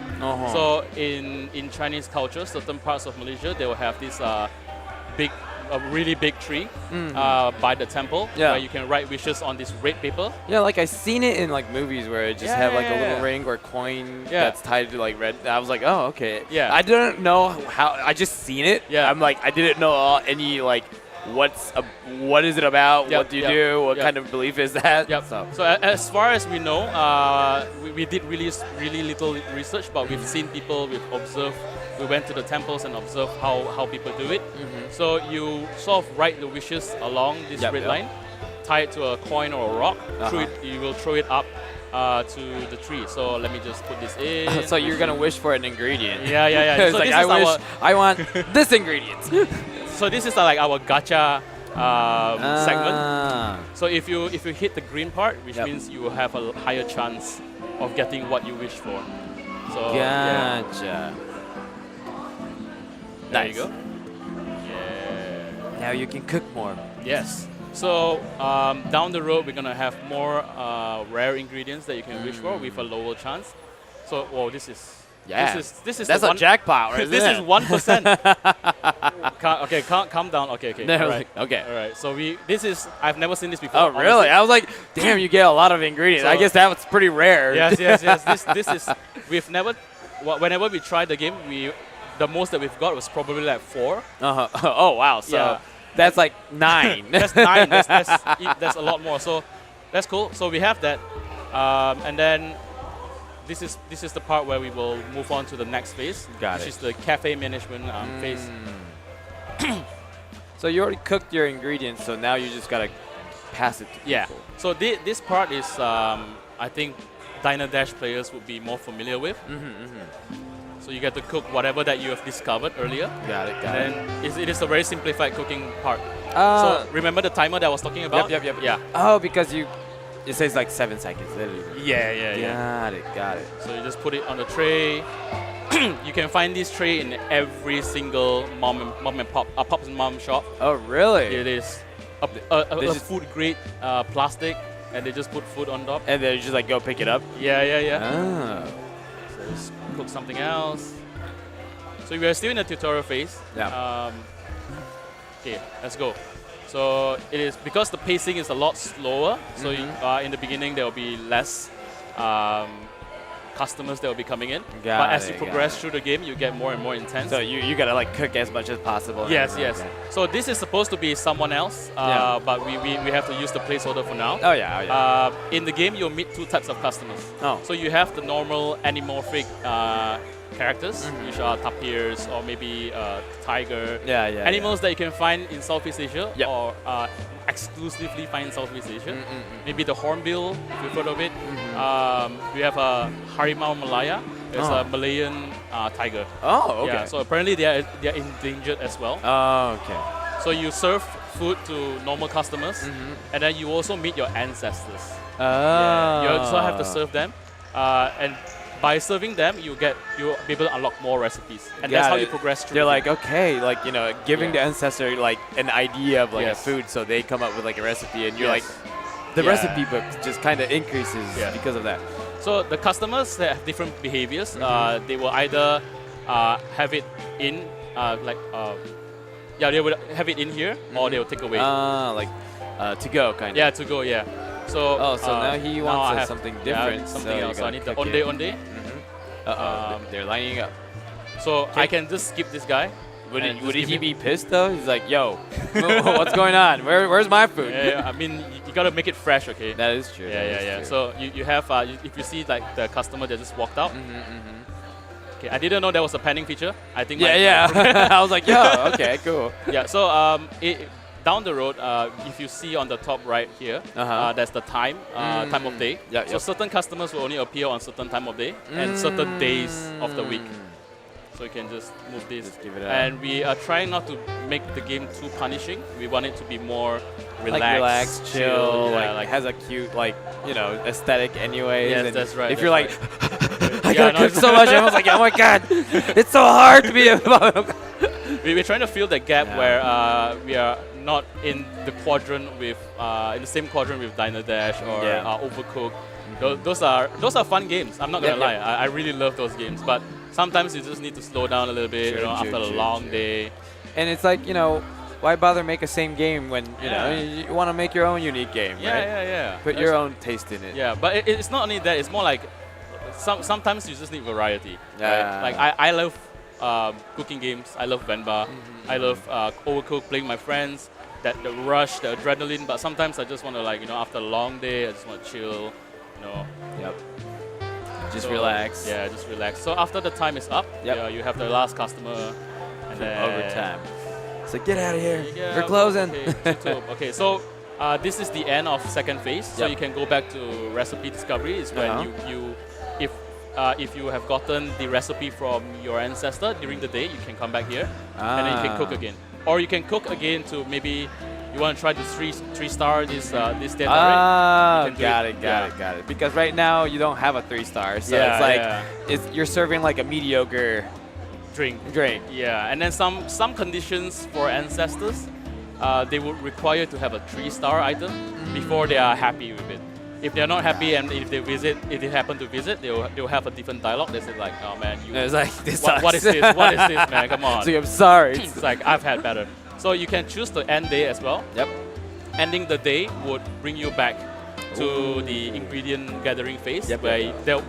we are planning to have more gameplay elements over there, more cultural representation as well, things that we've experienced as kids or our parents as well. So yeah, that is the end of the demo. You said that there's 3 phases though, right? So Right. where is other the other phase? The other phase is actually the recipe discovery. I forgot to mention that. Ah, so okay, this is got where it, you got it. discover or you remake food. Get Oh, a so higher that was the rating. 3rd phase. Yeah, yeah. So we Got are it, going to expand it a little bit more, definitely, because this is just done in well, 3 months. Yeah, exactly. You're still on the same phase of like Yes. still kind of make the concept that you had into pretty much a vision right Yes, now. yes.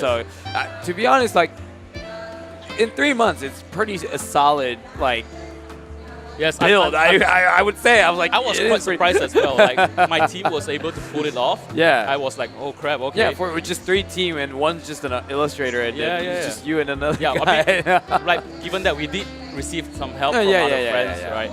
But to be able to pull it off in 3 months and make it for an event, stable Yeah, enough for an event, it's an impressive deed. I would say. I agree with that as well because I was like, yes, I agree with you. It's like the meme of like putting yourself a little gold medal. because for my role in the company is the biz dev guy, so I deal mostly on the creative and the direction. I just tell people what to do and then they do it. Gotcha. Right, but I wasn't expecting them to be able to push it through. No, and you're make like, it so oh, good. it's like you guys actually did it. I was like, oh my goodness. But yeah, definitely more. There'll be more gameplay in. There'll be more animals. There'll be more food in. Yep. Maybe because right now we are in the market validation phase, where we are trying to get more inputs, more feedbacks about the game. We've gotten quite a good review. We were in PAX Australia under Yukio. Nice. We were in Level Up KL last month, and then we're just trying to gather more and more information, see what other Asian representation is there that we might have missed out, and then just like try to incorporate it. So you've been working on this for you guys has been working on this for 3 months. Do you have like a vision of when you want to get it done and released, like in a year or 2? Yeah. Alright, so right now we're still actively trying to find publishers to fund the game and help us with PR and marketing because we are a very new studio. So if all goes well and if we secure maybe someone over here would want to give us some money. Q3 2025. 2025. That's the fastest if everything goes well. Gotcha. Right. Gotcha. Yeah. You know, like I'm like finally glad that I heard like so I've been talking with all these indie devs through weekends, and I know game development takes so long. And so I'll be asking like, oh, how long have you been developing this? And they're like 5 months. When are you planning to release this? Oh, in 5 months. Like, you can't make a game within a year usually. So I was like, oh, when you say Q3 of 2025, I'm like, that sounds. That's still in a way like actually a short span of a game. But it's a really good way to like actually, especially like you're still on a mock-up, right? You haven't really gotten to a point where like, okay, we got everything down. Now let's just make this game. So it's in the planning stage in a way, which is impressive when you're on a planning stage and you already have like a testing build that you can actually show. So which is amazing. Thank you. And actually kind of give you a really good idea, or like, I guess for investors or just players, like, oh, you're planning to making this game right now, and it's like also the art direction, it's so cute and nice, and it's like, oh man. So I'm assuming like later on you're gonna get some music done as well to just kind of fit the atmosphere. There's actually music in already. It is done by a local Singaporean. I'm not sure if he's here today, but he has done amazing jobs for our previous projects that we've done for other people. He's quite critically acclaimed as well. So it was really nice to have him on board. For him to show interest, like, hey, let me do some sounds for you. It's like, yeah, sure, totally do it. Please, please, please.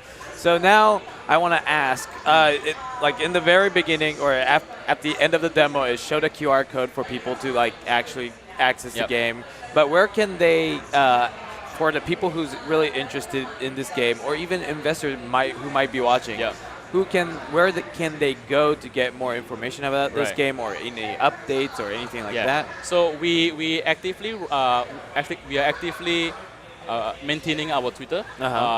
So not really solely, but mostly there, mainly there. They can also drop by our itch.io page, drop us a message. You can find us basically almost everywhere except for TikTok. We haven't really gone there yet. So is it called Kue, A Timeless Delight? Yes. So you just search at Kue, A Timeless Delight. You can basically find this Kue really easily because the actual spelling for Kue is not K-O-O-E-H. So just search Kue, K-O-O-E-H, and you'll be able to find pretty much your Twitter or all the Twitter, your guys' Twitter. Yeah, so we are the game is available now. The demo is available now on itch.io. Oh, nice. And then we also have like a Google form page. So if you scan the QR code, it'll bring you to like a link tree. Oh no, it's a card page. And then you have download the demo and then leave us a feedback. You can check our other older games as well. That is where we hope to get more feedback and hear more from our players and what do they want for the future builds. And maybe merch as well. With getting eventually. All right. Well, thank you very much for coming by. Thanks for having me. No problem. It was like a really nice. It was like a good breather of a game, and I am actually really excited for this game to come out. Me too. All right, thank you very much. Right, enjoy the rest of Gamescom. And for the people who's watching, we have more indie games coming up, so don't go anywhere because we'll be right back. Saudara-saudara Nusanesia, sebangsa setanah air. Sesungguhnya kemerdekaan ialah hak segala bangsa. Sudah terlalu lama bangsa ini dijajah, diinjak-injak oleh tentara asing. Namun, hari yang kita nantikan telah tiba. Rakyat Nusanesia menyatakan dengan ini, kemerdekaannya.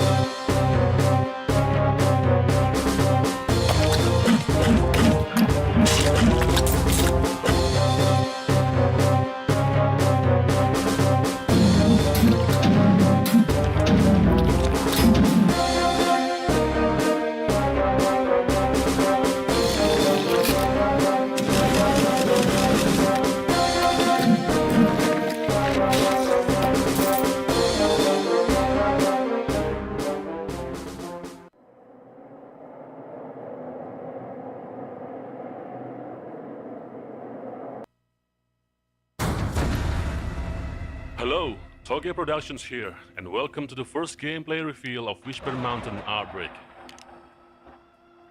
Whisper Mountain Outbreak is an isometric survival horror game that can be played solo or online co-op with your friends. Set in the year 1998, when a mining operation at Mount Bisik accidentally awakens an ancient malevolent entity who triggers an undead outbreak in the fictional town of Daha. You're one of the few remaining humans. Together with other players, You must struggle to survive and find a way to escape from the Eldritch Terror. Spread out. Or stay in a group to explore the map and find the best route to escape.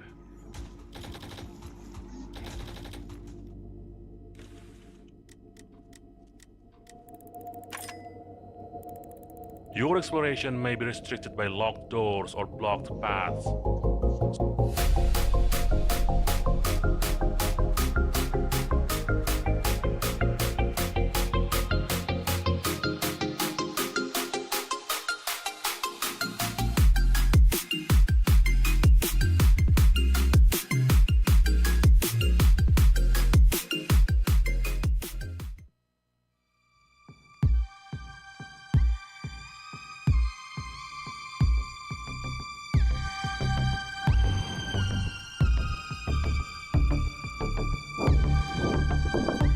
Somewhere in the wilderness that once was New England,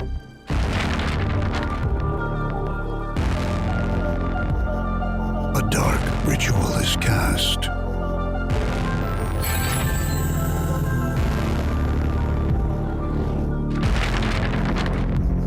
Meanwhile, nearby in Caribou Creek,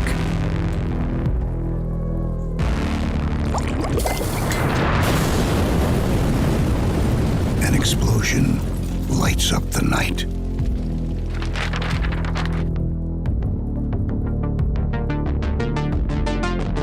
The survivors call for an alchemist.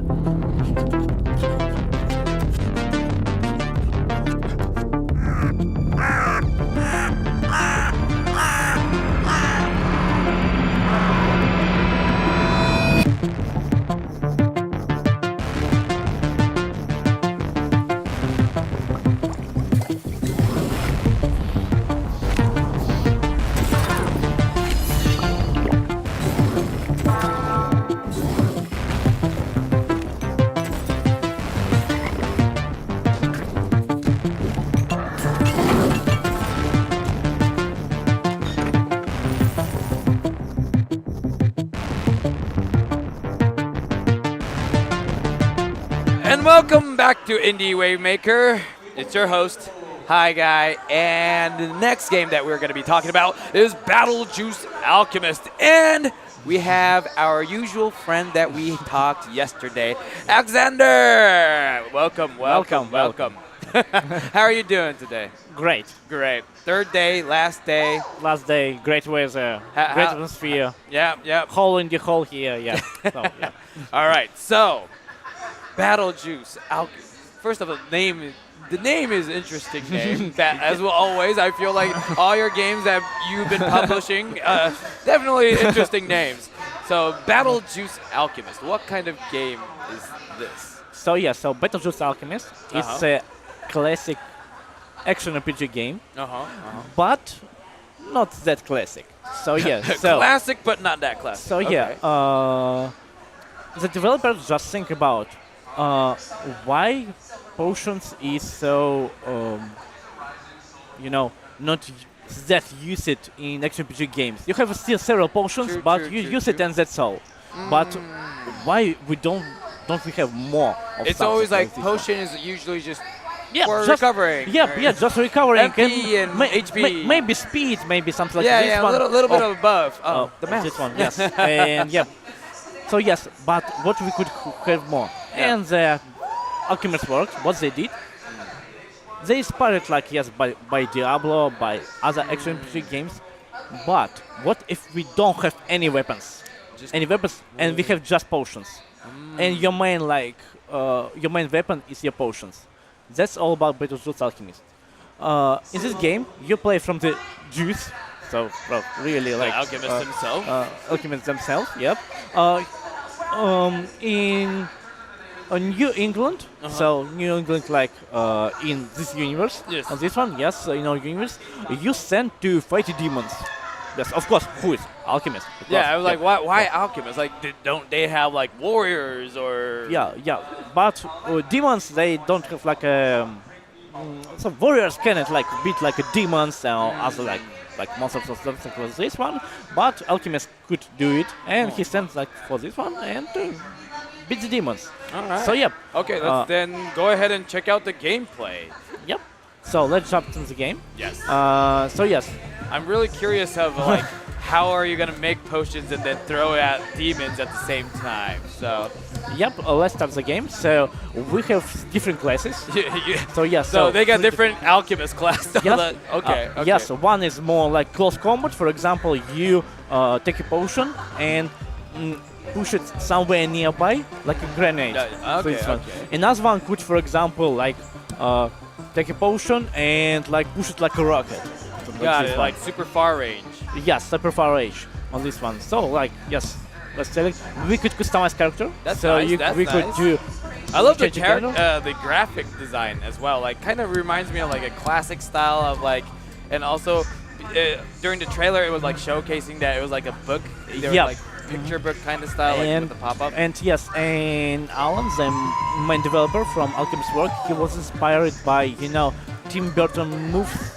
Okay, I and can yes, definitely and our style tell of this that. one. Yeah. And also horror moves. So where you have like a the fog and something like this one effects. So yeah, and he wanted to brought it like to this game, and we could like customize hair, we could like customize like beard, for example, nice, like nice. this one. Yeah. It had that little steampunkish kind of vibe as well. I love it. I love it. Yep, and we could even give her like own name for this nice, one. like But first let's and say, last name. let's say with Brooklyn Hazen like his name like because Yep. there are 2 modes in the game. Survival will be later available once it will become. But we have now campaign. We have Act 1, and we will start from the very beginning of it. All right. On this one. So it tells you the story of. So it tells us the stories that like that we already. We kind of saw in the trailer. Yeah, so we let's saw in just the kinda trailer on skip this that, one. Yeah, we alright? can skip that, but just jump to the gameplay. Yes, on this yes. one. Back to the bone. Back to the bone. Back Yes, to the bone. back to- yeah. On this one. Classic music. So. Ooh. This one, so we get the tutorial just like understood, And of course. visually, it does look like a classic, like hack and slash adventure. Yep. game. Because here on the right we have mana and we okay, have so juice. we got mana So it's and not a juice. mana, but it's our like how we have a flask water for flask. Yes. Well, flask. Yeah. Ah. So as you see, like we move like it's RPG, but what our attack? Ah. So you This kind of one. magically throw your Yes. flasks. Yes. It's like a normal flask, and you see that we have some different like we have inventory and like we could choose Yeah, channel what kind mask of mask do you customization. have? We can have a backpack. We have 2 flasks here and other flask here. There is a difference. So yeah, this and this is like a mechanic. So these 2 flasks they are fixed. So Okay. you put like I will show you later. If we put like 1 flask here, and we could use them. Like simultaneously by just Yes, changing. yes, simultaneously, and they will not, disappear or something like this one. Oh, let's like. On the scroll. So Yes, this is a scroll Yeah. with the recipe on this one. It shows like some of tutorial. Okay. This one. So, as you see, we don't have words in it, like with tutorial, but we show that you like push a button and just to push a button. So we That's try nice. to use visual language during. That's actually pretty good. So like for instance, like when you localize it, you don't have to localize too much text it. And also like it's good for some accessibility people. So like someone Like- gets like visual dyslexic. information better than the words, Yep, and that's a really good for them as well. So we try to be this one. So let's open the scroll. All right. And yes, so we have one scroll with the water. Okay. So just to put on this one. Let's put. So this is 1, 2. I fixed it. It's like totally okay with them. All right. So let's go. So Let's one, move we got that forward explosion. with That's a this one. strong class right there. Yep. It's like I said, I choose a class that with rocket one. Like yeah. So. And you do use a lot of, I guess, liquid. Yeah. So I use a lot of liquid, and now I cannot. Yeah. I can't. Like I need more liquid, and I just replenished my liquid with this one. So Got it's like it. a So like that's like a healing class, kind of like that. restores liquid, I guess. Yep, liquid. So restores like a mana in classical bridges, but liquid for us. Yes, and let's move forward on this one. Yes, yeah. So what's the? I guess we'll wait and see. But I'm like curious of like how you're gonna use white. The one that says 100 out of 100. Yes. So this is like interesting thing. So for example, we could justify this one. And it's now more powerful. So you see like, Whoa, you see this one, and they are like really inflammable. So it's real fire.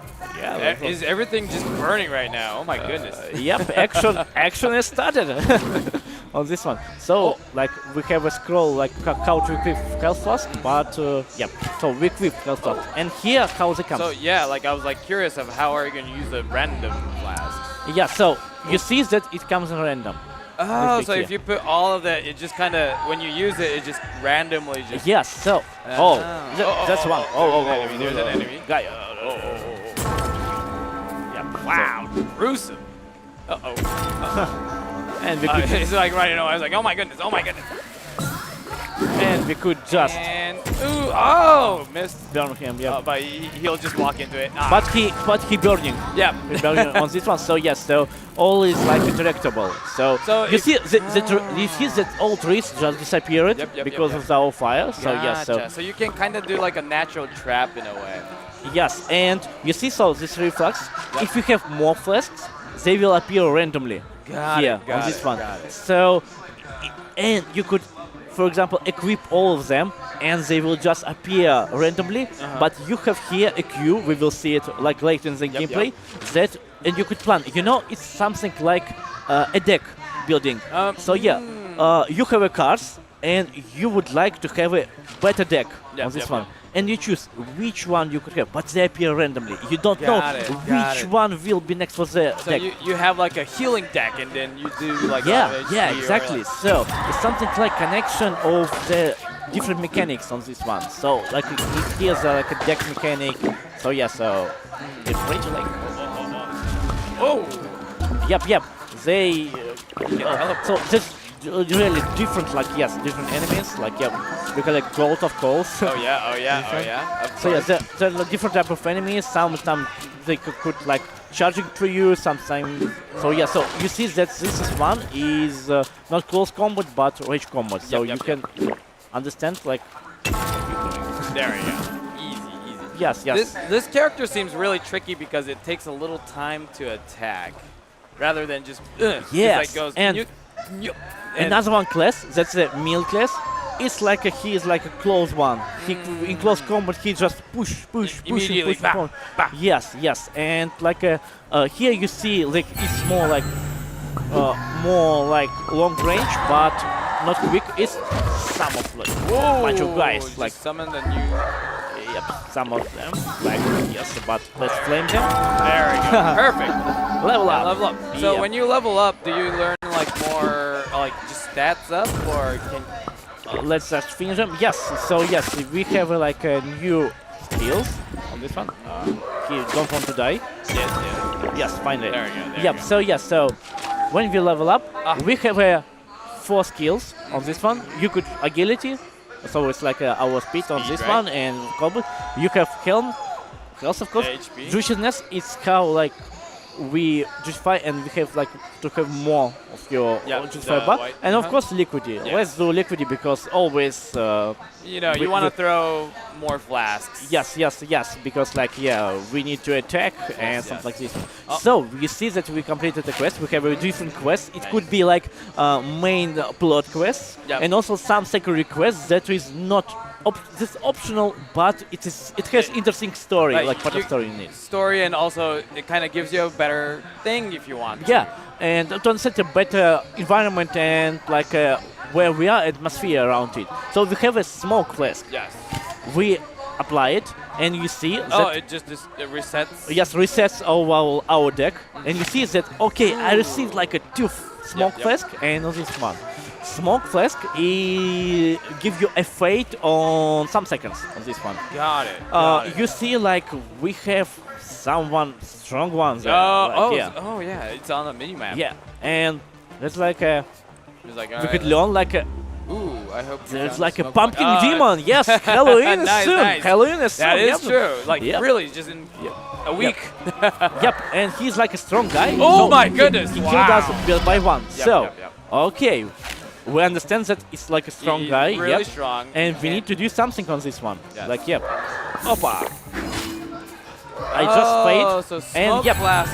Got it. So you kind of become invisible in a way. Yes, invisible, but we need to be quick. Yep. And when I justify it, I can be invisible on more time, like Longer. on 5 seconds, for Yep, yep, example, yep, yep. and it will be easier to go. But Pumpkin Demon, he is really like a strong guy, Super strong. Isn't super strong, so we cannot kill him now, but we can return later Yep. when we'll have a level up. And also, as you see, like when we enter any building, Yep. we have first like bubble, but when That's we great. enter the building, we enter and see like That's this nice. one. That's nice transition for sure. Yeah, there are several like things. For example, you see that explosive thing, Yes, I and do. we can't explode it with this one. Oh. It's not working. Oh, huh. That's why we're coming to this one called Ooh, drone. So yep, Calderon gives us possibility to see the queue of our flask. nice, So yeah, nice. you know it's not only random, but you can say, okay, next one, this one will appear. So how it works?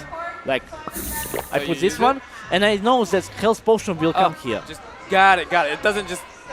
For a moment, I thought it was just gonna reset everything, but Yep. then you just the one that you use, it just Yep. kind of recycles. Yep. And this one explosive, I can't explode it by this one, but I can justify it, give it power, and then I could explode it, and It works. Yep, and it works now. Oh, maybe not. Oh, going now. let's right go now. from Yeah, let's yeah, go yeah. from here. Just, Yeah, yeah. just wait a little bit until like the fire dies down a little bit. So yeah, and this tutorial is like all about this one as well. Yeah. So yeah, and we receive like a scroll how we use the Juicify. justifying of this one. Yep, tutorial is like. Got it. So pretty much like you're like, oh, there's that explosive thing. I don't know what to do. You come here. There's a scroll saying like, yep, you can justify it. Yep, and also we cannot like enter some explosive, and we give a tutorial to player like try this one, try to justify. We justifying it, pushing the button of which potion we would like to justify, and like this one. Got it. Nice. Quest complete on. Yeah. So how justifying works for health potion? Let's say we can justify every potion. So you can even justify the liquid. Yep, a liquid and will be better. So justifying liquid, and we have better regeneration of our liquid. So yeah, so okay. yeah. So when you use it, just immediately. Yep, on this one, and for health potion as well. Like we justify it, and we have health regeneration more quickly on this one. And you could, for example, for this one we upgrade the effect like this one. But for some of the justifying, you totally like can even Like change change or what's- add a new effect with this one. Yeah. So we continue to learn on this one. So there is like another flask, and what we receive like on this one? Oh, so now it's we like got a juice flask. Juice flask. Yes, this one. So because you see that, and this appears like how it will work on this Got one. it. Like now that you have So three, I have 4 of them, like, but 3 slots, and that's how they will come. They will come randomly here, and but again we have a order so we of know. this one, so Yep, we know yep, this one. For example, like I justified like this one, and I have law, but I can like replenish it. Nice, Yes, nice, regenerate nice. it. This one, and yes, let's go forward on All this right. one. We have more enemies that.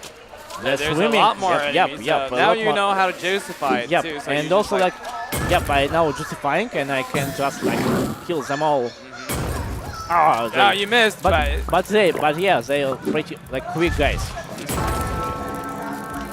Oh. So yeah, and we can swim. Yep, but when we swim, you see that we are not that effective with this type of like that. That's how the classes work. So you could be effective in one situation, but could be less effective in another situation. So yes, you see that I need to wait while it like came. before like actually going to swim, just defeat every enemy. Yep, and I cannot do anything while I'm swimming. So yep. Yeah, you can't throw. He's struggling. He's definitely struggling when it's swimming. Yep, and this one like I can use this. Oh, you can still throw. I can see through, yes, but it's a little bit. Yeah. Yeah, I don't need You to. can't really run away. Oh my goodness, there's so many. But yeah, level up. That's Yeah, good, yeah. that's good. I like level up FX1. Like, Oh, yeah, you receive something. Like, yeah. Leveling up is always a classic Yeah, thing. let's justify and like kill them all at all. He's so fast running Yes, away. yes, yes. They really like they know the tactics on how to do it. Yeah. Great enemy AI. Yep. Yes, like they try to really disappear from, from your like attacks They're like- and everything. Yeah. Yeah, so yeah, I feel like this class himself is really tricky. Yep, For sure. but when it's very tricky. But you could stand, for example, for like a long range, and it works perfectly for long range. This one. So yeah, we came to another place, and also like to learn about hop flags. Let's see what is that. There we go. So yeah, So so that- we could Jump now. Yeah, All jump right. now. Let's wait just a bit That's on this true, one. that's We true. have this one Oh, because I so- can jump by myself. But yes, we Got have it. 4 flags, and we need to replenish ourselves. And yes, hop. All right, so that's actually cool. Like I was like wondering if you're just gonna go like try to go through all the stuff that just are available. and Now you can have like a vertical jump too. Yep, which is and like I could kinda- justify it as well. Oh, so you can jump a lot that's- higher maybe. Oh, So yeah, different this, kind of weapons. This All one right. is strong, Oh, but guys. Yep, immune. let's justify. Yep, you see that. Oh, but if you juicify him. Yeah, Got it. So yep. there are enemies that you need to juicify, or else they won't do anything. Yep, and we see this one. Like, yep, and let's use. Whoa! All right. You. Oh my And goodness. yes, they could teleport. They could do like let's justify. Yep. And let's kill. Oh, nice. Oh yes, and he feels like he knows that he's like a strong guy. Yeah. But we better. Yep. Oh, if you can aim. He runs. He flies into us. Yeah. Like It's scary, like because like the enemy teleports sometimes too, which is like. Oh. yes, you're trying to shoot him, but he teleports. Yeah. Like, what's going on there? This one. And yes, we see that like we can go and here, and you could justify the jump as well. So yep. So. You might find my class With different compositions, so yes, so they set like a different flags, different composition. We could just, for example, delete something, and you Like, have a sometimes you good. just don't need that flask. Sometimes, right? Yeah, to delete. So yes, so and we have we see like that we have range attack. Let's go on this one. Whoa! All right. that's all right. Oh my goodness! Everything's exploding. Yep, that was a really like huge one. Oh, whoa! And all right. yes, and this is like we have not only like Close top-down camera, Yeah. we have a close combat as well, and this is like another mechanics that we have here. Not only one like like a classic RPG battles, but also close combat when you're one-to-one with Oh, the like a pumpkin. strong boss. Ooh. So yes, and that's how it came. Huh. So it's like a turn-based battle all of a sudden. This one, yes, and I need to fight, I guess. Ow! Wow. Yeah. Oh, it's still Okay. Oh my goodness. Yes, he is like a strong guy. I kind of like how like it was just regular hack and slash, and all of a sudden it becomes like a turn-based battle system. It feels like a refreshing twist in a way. Oh, people attack. Yep. But we could like. I can jump. Yep. Jump and Yep. evade. Yep. Nice. And let's finish here. Yeah. All right. We Nice. on the close to Halloween. I know. We killed the pumpkin demon. Like That's actually that was so I guess all boss battle kind of would enter that mode of close combat, or just certain situations. It's like for like a bigger guys. That is like Got it. combat that you need to be like in a duel. And you see that we have Yeah. second grade of our flasks. Oh. Yes, and we could like for example delete this first grade. We don't need them. Got Like it. this Got one. it. Got it. And to add more flasks, that is like second grade, like totally like delete this one flask. Yeah. It's like first grade, we don't need them, but we can put second grade and also Oh, nice. freeze flask. Yeah, so we could freeze enemies as well. So right now, like this game seems to be pretty done, but it's still in development. It's still in development. It's only like first act here, like Got it's it, in got development. So like developers really work on hard. There will be 3 acts in this one, and like we really work on this one. We don't have release dates still. Yes. What, so is there like an estimation of when you want to maybe? But it's like next year. So it could be like 24, 25. So yes. So like it's still like it's still in work because you have like many mechanics. We implement the controller here. So it will be like full support of controller. Oh, we nice, take a best experience for like big guys like a Diablo, and like also we're looking close to the Fable 1 as well, like because figure out of the wheel. So yes, we figure out everything on this one, like yes. And also like on the intro, it told that you can wishlist it, so it's already on Steam. Yep, you can wishlist on Steam, you can wishlist it on PlayStation. Oh, yep. That's actually so you nice. can wishlist everywhere. So pretty much every console you're planning to. Yes. We plan Xbox, and we plan for Xbox like Xbox One and Series X as well. So yes, we like pushing all ways for like every console. We are like on this one. Yes. Wow. And also like we have a quest log, of course, with the oh. offroad tasks and all like things. Yeah. Nice. So you can kind of follow through like which quest that you want to go through and every. Yep. Awesome. Well, thank you very much for showcasing Battle Juice Yes, Alchemist. Battle Juice and the main character Juice. Battle Juice. I was like Battle Juice Alchemist. Yeah. It feels like a really interesting name. Like it's nice to say it. Battle Juice. Yes. But thank you very much for coming by to showcase Battle Juice Thank you very Alchemist. much. It was an Yes. amazing game. And wishlist on Steam. We're highly waiting for you. Play it if you've Game Major, and also play it on Steam as well. Yes, and leave a feedback. Your feedback, yes, we open on Always- Discord, on Steam community, everywhere. Awesome. Well, thank you very you much. much. And for the people who's watching, we have more indie games to show, so don't go anywhere because we will be right back. Yeah. Saudara-saudara Nusanesia, sebangsa setanah air. Sesungguhnya kemerdekaan ialah hak segala bangsa.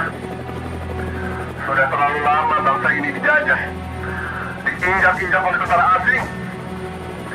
Namun hari yang kita nantikan telah tiba. Rakyat Nusanesia menyatakan dengan ini kemerdekaannya.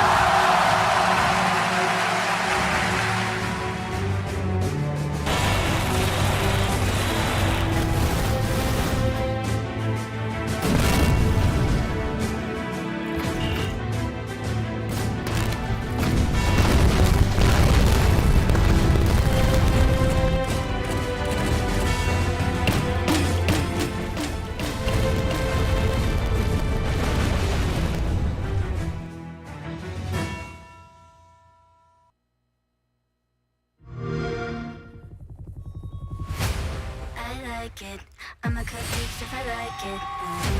I like it. I like it. I like it. I'm not a carbon copy. I'm the original.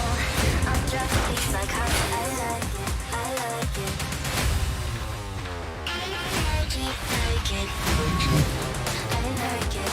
If it's got to be on the journey, I'ma choose 6 on the island. I like it. I like it.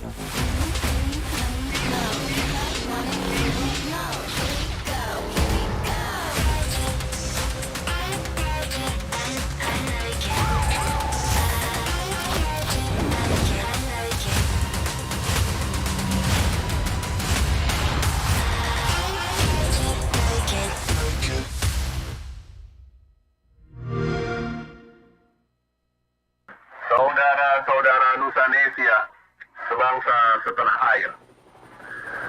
Sesungguhnya kemerdekaan ialah hak segala bangsa.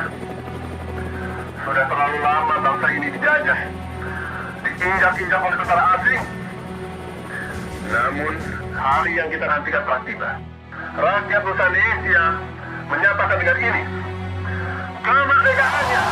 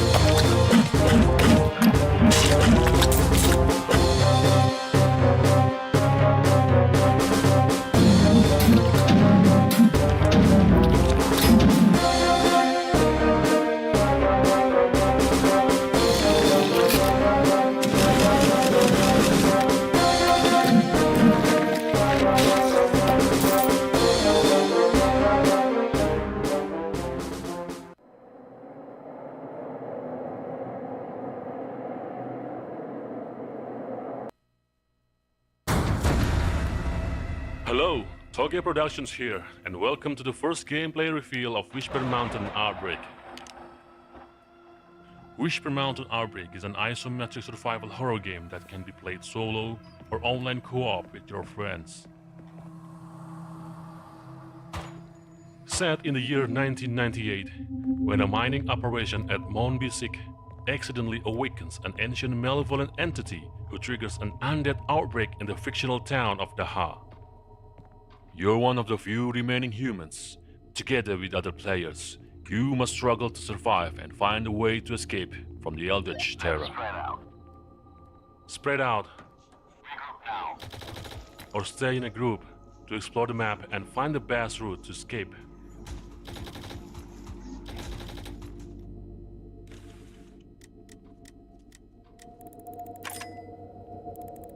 Your exploration may be restricted by locked doors or blocked paths, so locating key items and solving puzzles or using lockpicks becomes crucial for advancing the mission. The stage is filled with numerous surprises. Enemy encounter is but one of them. Stay alert and equip your best weapon when combat is inevitable.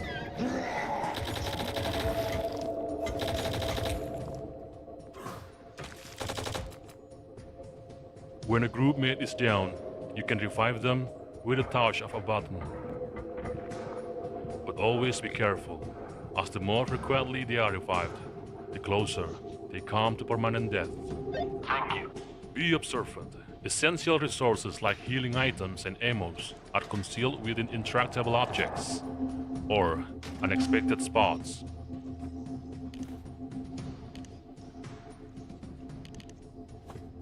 Resources are key elements for the survival of both you and your team. And in the time of crisis, you can always share your resources to help a group mate or keep them for your own sake. We are thrilled to share this, and we can't wait to bring this survival horror experience to you. So prepare yourself to confront the terror of Mount Bisik and its dangerous whisper. For Whisper Mountain Outbreak demo is coming this October.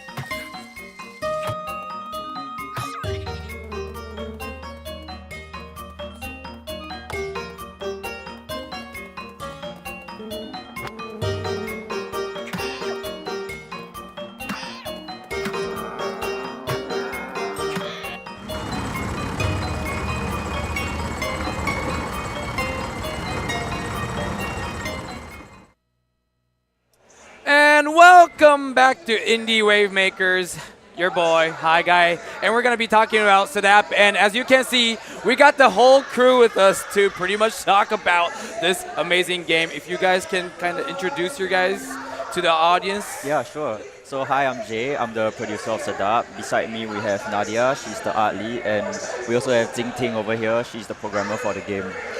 All right, and Sadap, I actually was looking at the trailer right now, and first I was like, oh, okay, it's like a co-op adventure game, and then it was talking about cooking. Yeah. And I got confused. So if you could talk about what kind of game is Sadap? Okay, so I guess most people would liken our game to Overcooked. Yeah, but okay. and we did definitely take inspiration from Overcooked, right? But we wanted to make it something different. So I think the first key difference you'll notice is that both players have different roles. So one of them actually hunts for the ingredients, the other one cooks the ingredients. So you've got to sort of work together. Yeah, and the second main difference is that obviously it's set in Southeast Asia.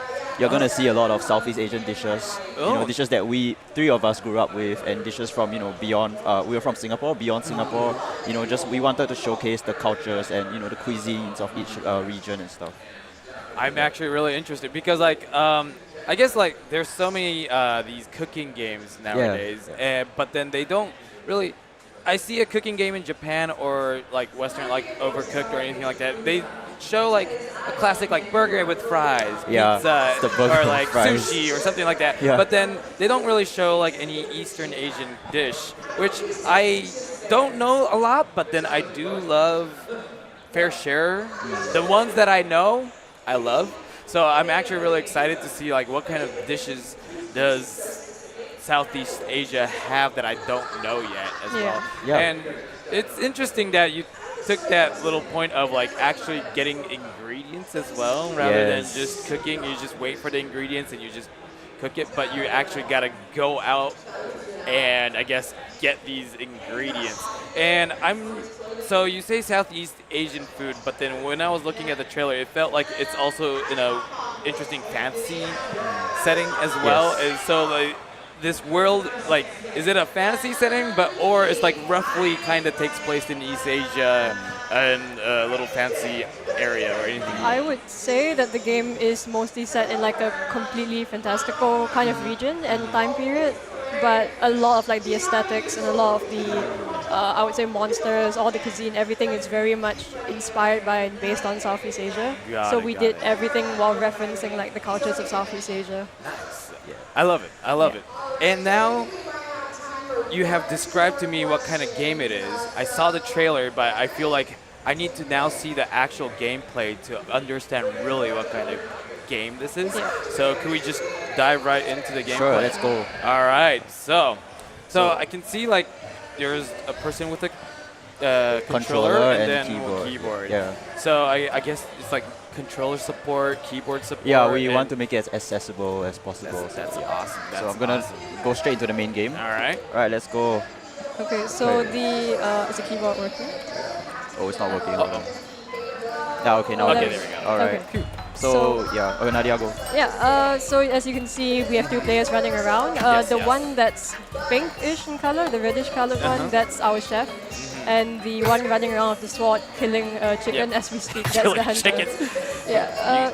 So basically the entire gameplay loop is the guy on the bottom right now is going to have to go get ingredients. The guy on top is cooking them. Oh, you can actually see what kind of ingredients that you need right now. So you're just kind of running around right now. So I guess this little area is your farm area, I'm assuming. And then I guess giving it to that totem kind of gives the ingredients over towards the chef. Yeah, it's kind of just a way to expedite that delivery process because later on in the game we're definitely going to implement stuff like a time limit for certain things, like scoring you based on time. So having a bunch of these kinds of systems really helps you I want to say kind of min-max the amount of time it takes you to get stuff over there. Kind of remember okay, if you need a pineapple turtle, I can go to the right or try to kind of get your own little I guess route for getting these ingredients to the optimized way. Yeah, pretty much. It's really interesting because okay, right now I guess you don't have the time limit implemented yet, but then I can see people getting rushing and hurry up, get that turtle, I need that turtle right away. Yeah, when we brought this demo to other conventions, we definitely had a lot of players who were very relaxed and they were like, oh, can I get a tea please? And then they were like, oh yeah, sure. And there's the other kind of player where they're yelling at each other. They're I need this right now. Yeah, and you're like, no, you idiot, it's over there. It's I can't find it. There's a reason why we don't have a time limit for this demo. So that was a 1-year student project. So we were pressed for time, and with the amount of recipes recipes we wanted to have in the demo, there was a lot of onboarding going on, right? So actually, if you press space, you have like a very quick guide. Yeah, but we didn't have time to sort of properly introduce every recipe. So, you know, I just felt it wouldn't be fair to give them a time limit on something they weren't properly brought upon. True. And it is still a demo, and you're still like, this is still in the development phase, right? Yeah, so this is already demo. But to be honest, like already seeing it, it seems like it's already a really pretty polished gameplay right here. Thank you very much. Thanks. Yeah, we didn't expect the amount of support, you know, that came pouring in. Because, you know, to us it was just like a student project, but yeah, it really inspired us to, you know, take this forward, seeing that there was a demand for it. How long have you actually like worked on it to get this? We've been working on this for about 1.5 years. Okay. The student phase, like the student project aspect of it, ended in about May, which is like our submission deadline. But since then, we've been like working on it and trying to add other things. We're going back to fix some of the game design issues that we had. Like it was a student project, so you needed to kind of just not rush, but you know, have a concrete deadline of like submitting it. But after you did, now you got like pretty much, I won't say all the time you have to polish it, but at the same time, I feel like now you can, it seems like now that you have conceptualized this game, you can see certain like flaws or areas that you can fix, or some, now that you're showcasing it to all around, there's like a lot of feedback from a lot of people that you can pretty much be like, oh, that idea is really good. That idea. Are you planning, so right now you jumped in right into pretty much the gameplay. Are you planning to like add like a story to it or anything like that? Yeah, we definitely do have like a storyline planned for this game. We still want the focus of it to be the co-op aspect, so people just like talking to their friend, communicating or playing the game. Like that's the main focus, but we definitely want to have like a present storyline through the entire game to give them like a reason for why they're going around. That is true. Yeah. Like kind of like introducing more ingredients because of like certain story that happened or anything like that. So right now I see, are you planning to just keep it to 2-player co-op, or is there like a little plan of like actually making it to like 4-player or anything like that? At the moment, yeah, we are most likely going to be limiting it to 2 players. I know we are currently discussing the possibility of a single-player mode because there was a lot of demand for that. So yeah, definitely something we're doing. But in terms of 3 players, 4 players, we're not too sure about that at the moment. I can see, because like I do love how when you get close, the screen actually merges, and then when you leave, it has like, and it's not just only top and bottom, but like the line actually moves around, which I feel like is really unique. I seen the one where like there was like an old school game. I think it was called Mappy Kids back in the day, where it's like a 2-player co-op and you go through the same like stage, but then when you merge, it just merges, but then when you leave, it like kind of shows 2 different screens. So it really reminded me of that, but like in a completely new, reimagined way of actually doing split screen, but it's not only limited to like one side to another side, but actually has a fluid way of like going up and down, which I thought is really, really new and unique, which kind of like, why did nobody else, if someone else did it, I'd never seen it, because I feel like this is really unique, and I can see why, like, that's why I'm like thinking like, how could you do this with 4-player and it might not be able to even be possible. So like, It's imagine really funny with 4 players. Yeah, It might be a bit messy. It's super messy. Dude. Exactly. So right now I can see it's co-op, like local co-op. Yeah. Is there a plan to do it like on online or anything like that? I mean, yes, definitely. We do feel that online co-op is definitely a necessity for this game because we want people to be able to like play from like the comfort of their own home, so they don't have to travel to their friend's house just to load up the It's game. like, all right, let's all play it. Yeah. Gotcha. And I guess with the online, so right now we're playing it on PC. Is there like any plans of making it on like different consoles, Xbox or anything like that? Yeah, for sure. We're trying to aim for like a Switch release, Xbox and PlayStation if possible. Oh my goodness, all Yeah, we are platforms. definitely trying to like get everywhere if possible. But for now, we are pretty much focused on the PC release. But yeah. Got it. So when you have been working on this for a year and a half, is there like So now you're like actually planning it to completely like actually full on release it to the public. Is there like any ETA on when you think? ETA, I would say late 2024 to early 2025, around that time frame. Like we can't promise an exact date just yet. Oh yeah. But it's okay. Like video game development, you never know what happens as well. Like it's super unpredictable. Yeah, like everybody would be like, "Oh, this game seems done. You should be finished by like in a half a year," and then you realize like the polishing, debugging just sometimes takes a lot longer than the actual development, and then you never know. You can't like give like a concrete answer to an ETA unless you're like already done and there's just only a little bit thing left, and then you'd be like, okay, we'll be releasing it in like it's kind of nerve-wracking, right? Because we're fresh out of school. It's our first game. Oh, so pretty much like you submitted this game, you graduated, and then you're like, let's release this game and see how it goes. But yeah, it's like I didn't expect to go indie, so but now that I have, and now that I've met the community and everyone else, they're very supportive and stuff, and it just makes me want to gun for it. Nice. So you all go to the same school, and then pretty much when you graduate, you're like, let's form a little indie studio and finish. We kind of went to the same school. Jay and Ting Ting, they went to Polytechnic together, so that's where they met. Me and Jay met in university. So technically all three of us went the same university, just in different faculties. Yeah, I'm like catching them all, Yeah, pretty much like from one area, area. Like, are you planning to expand your team, or for now just possibly, because there are areas that we do need help in.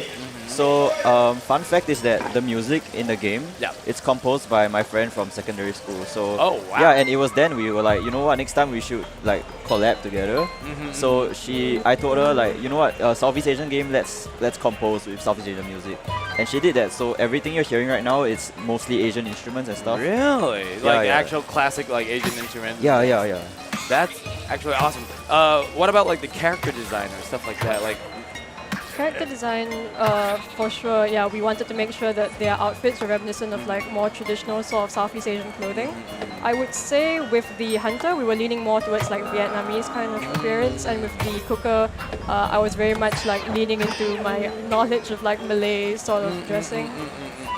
That's awesome. Like, so right now we have like the two, like the red and the yellow. Are you planning to like maybe have like not customization, but like character player customization of like maybe not like wearing blue or even just color or anything like that?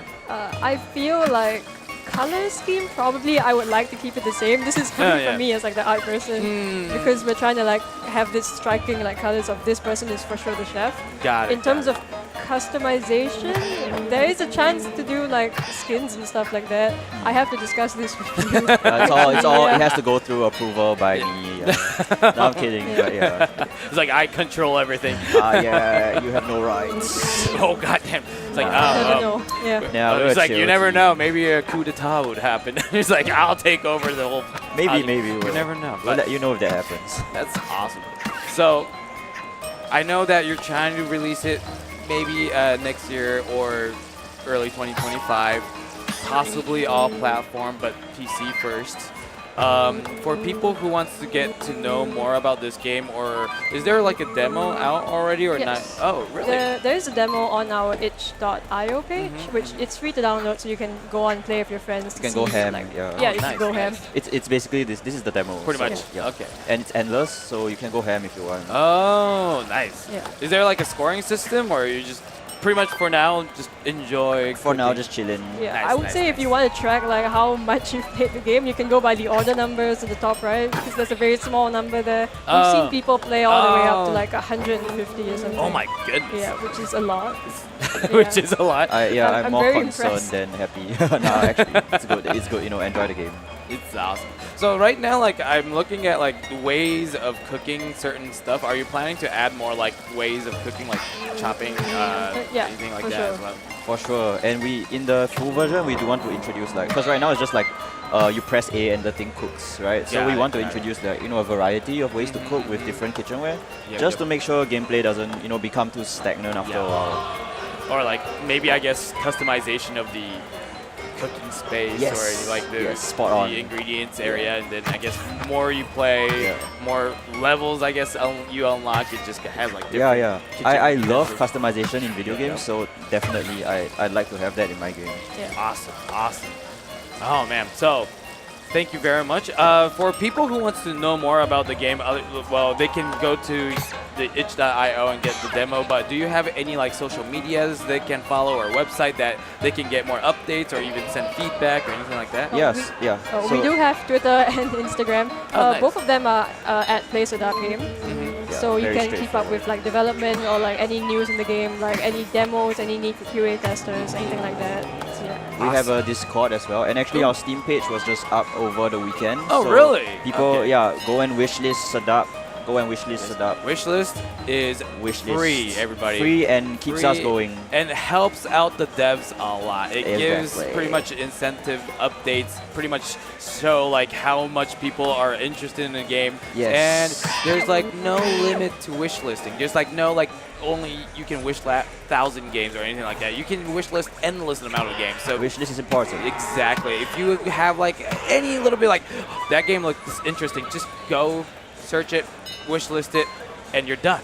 You're done. You can get news. You can get news when it's released, any updates, or even sales if that happens too. So Yeah. definitely go check it out. So guys, thank you very much for showcasing this amazing game. Enjoy Gamescom Asia Day 3.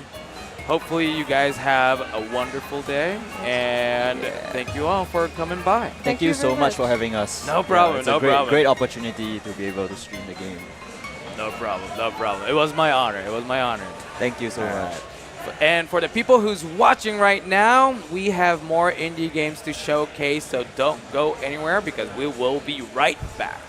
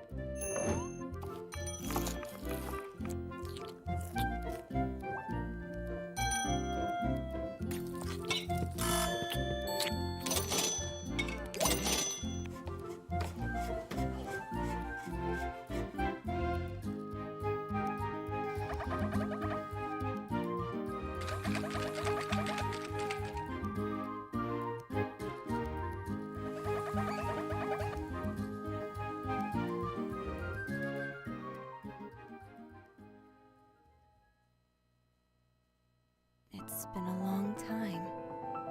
The same dream over and over again. Armies of monsters destroying our city into debris. People screaming. Blood lingering in the air. But this time, it will not be the same. This time, I will not let them destroy our city. With the blessing of Aqua Magic, this time, I will protect this kingdom.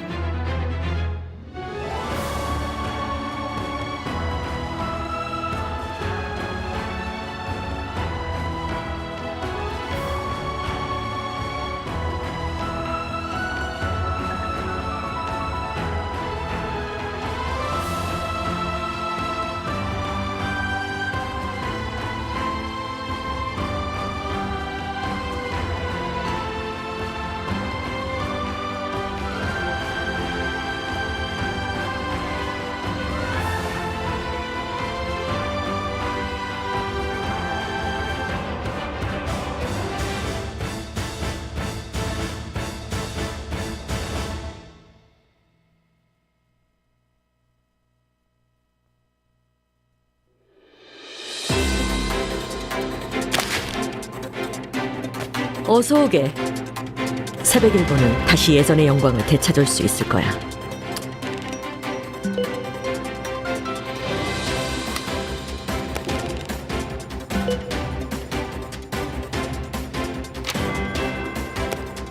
그래서 지의원과 함께 서 있는 모습이 좋겠네.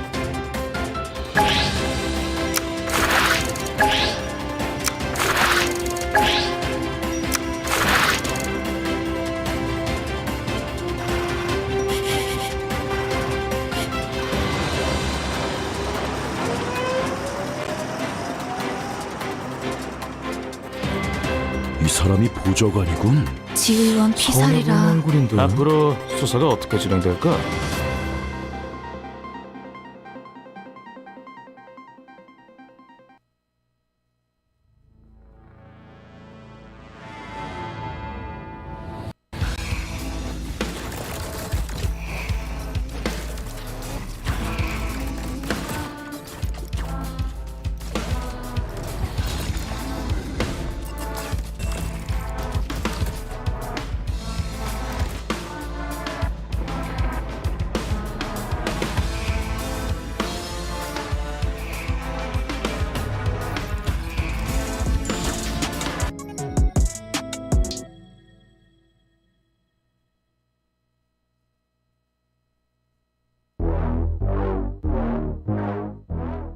Saudara-saudara Nusanesia, sebangsa setanah air. Sesungguhnya kemerdekaan ialah hak segala bangsa. Sudah terlalu lama bangsa ini dijajah, diinjak-injak oleh tentara asing. Namun, hari yang kita nantikan telah tiba. Rakyat Nusanesia menyatakan dengan ini, kemerdekaannya.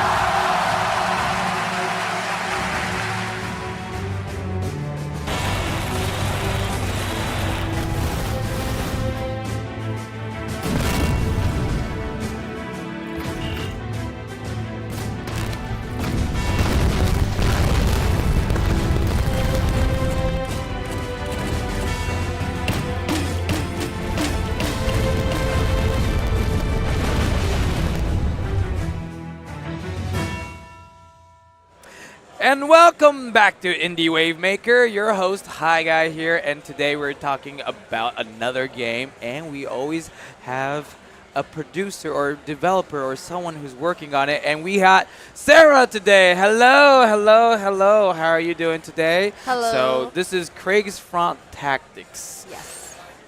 I love mechs, so I saw the trailer already, and I'm like, Uh-huh. yo, mechs. And then I do like turn-based tactics games as well, so, Awesome. oh my goodness, turn-based tactics games, amazing. Could you tell me a little bit about this game? Okay, cool. So I'm gonna introduce myself first. Yes, go ahead, go I'm ahead. Sarah. Of course, of course. Unfortunately, I'm not the developer, so I'm head of marketing at Toge Hmm. Productions. So Toge Production, we made a Crix Fun Tactics. Yes. So unfortunately, like someone from the developer team should be here, but he couldn't make it today. Ah. So I'm here to represent the team. Sounds good, sounds So good. Crix Fun Tactics, Yes. it's actually inspired a lot by Front Mission. Yes. So Chris Anthony, like the director of the game, he's a huge fan of like Front Mission from the the PlayStation era. Yes. Yes. The PlayStation, not Super Nintendo. Basically from the Front Mission like 1 to Yes. like all the old Front missions, and he just want to like make sort of like a love letter to like Front Mission, like his favorite game. Yes. But then we use it's inspired by Southeast Asia war in like 1970. Oh, okay. And then we combine the game also with like exploration, sort of like the curious expedition explorations. okay. And then we also add what is it, like the darkest dungeon, the what is it? The roguelike Yeah. or deck building. No, more the roguelite, and then like Roguelike. so basically later the pilot's mental also will affect how it goes in the game. Oh, so it's okay. not just the mech, it's also like the pilot's It's like I guess like going through all the war, he's all stressed Yeah, out, and he's like, exactly. I don't. Oh, okay. So Yeah, Darkest yeah. Dungeons like mentality. Okay, Yes. got it. Like the psyche level and just Yeah, like yeah. the sanity. There we go. Exactly, yes, that's the cool. word. That's actually really interesting. I'm Uh-huh. like first of all, when you say like, oh, it takes place in 1970s East Asian War, I'm like, did they have mechs back then? But probably not. But it's an alternate universe, alternate reality. When yeah. we had war with mechs, which, you know, I'm like, war's not good, but you know, mechs are cool. Mechs are cool, Mechs right? are cool. So you know, and this is fiction. So you know, I would say mechs with war. You know. Cool, pretty cool concept for sure. And it's interesting because like when you first said like front mission, love letter to front mission. Front missions, you know, it's like, okay, story, battle, story, battle, story, battle, and then you told me that there's like an exploration with the sanity level, and it's like, okay, now I'm like really interested in how that thing works. I see. So I do want to see more about it, talk about it, but then I do want to see more gameplay as well. So if we can just jump right into it, that would be great. Okay, cool. Okay. So what about you, the one who played the game? Oh, can I have the honor of playing this game? Of course, okay, of course. Okay. I don't know if I'm a I also gamer want to enough, see, but like, what do you think about the game? okay, okay. I'll do my best. So I guess we got 2 missions. Yes. I'll go ahead and do initiate mission 1. Cool. All right. So are you a fan of like all this like mech tactical games as well? I'm fan of mech and I'm fan of tactics. So this is your turn-based tactics. jam. So I'm like, yo, this is definitely my jam for Nice. sure. All right. So, okay. So we got the AP system going on, and pretty much we're right in the war. Look at the village is all destroyed. I don't know if I did it or they did it. Let's go over here. Oh, okay. You just can. How many AP do I? Oh, 4 APs. Okay. I guess I can't see any enemies, so Yeah. you know, It will I'll just unlock later on. there we go. Okay, and I don't know if I want to attack or anything, but let's just go. Uh-oh. Oh, okay. For a moment, I thought, like, that was a cool concept. I thought that something's going to happen. I'm like, oh, my God. No, it's just basically just to make it, you know, like the gameplay more dynamic That by is giving true, you that like, is you know, true. all this kind of thing. Yep. And, you know, like, I do like, it's not low poly, but it does have, like, this nostalgia vibe of the graphics. Exactly. Like, not, I guess, PlayStation era, but, like, in HD, if that makes sense. Yeah, true. Actually, that's what we want to go with. So we want to keep the retro feeling of the game, but like sort of combine it with like the modern style as well. Yep. So yeah.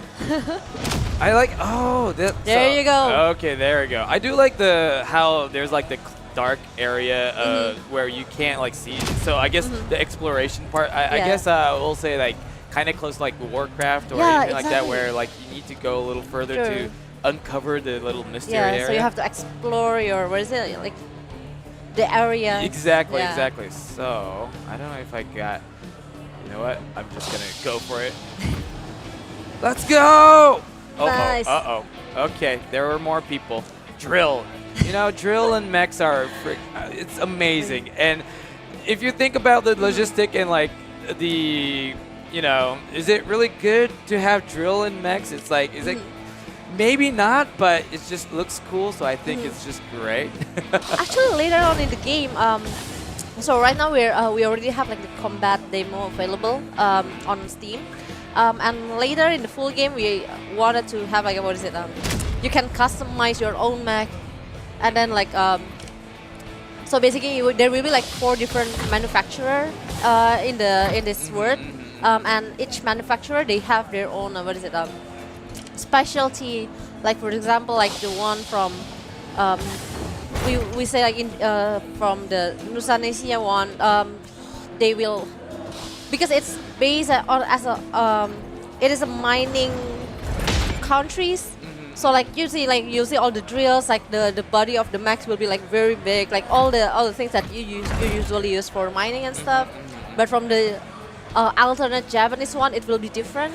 Got it. So it really depends on like which company and country they're from, because like maybe that country is like, you know, mining, so they got that all the time, or like I guess in Japanese mechs they will have katana for some reason. I don't know. I'm just throwing it out there right there, but you'll find out in the game later.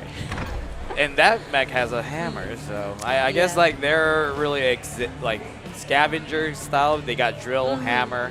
Okay, now it's my counterattack. Okay, let's choose a gun.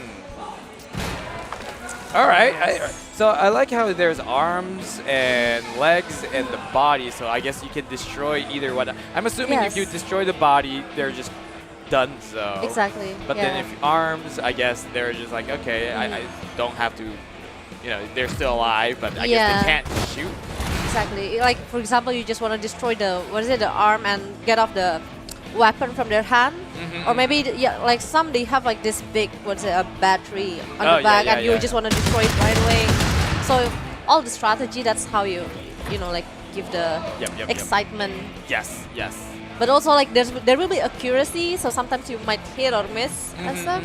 Yeah, like I just realized like the enemy attacked and I evaded. So I was like, I was proud of myself. Like I know it's just luck based, but still it was great. Makes you really Exactly. I was like, I did that. All right, so let me go ahead and shoot that person with the grenade launcher. All right, that guy's I'm sorry, passed away.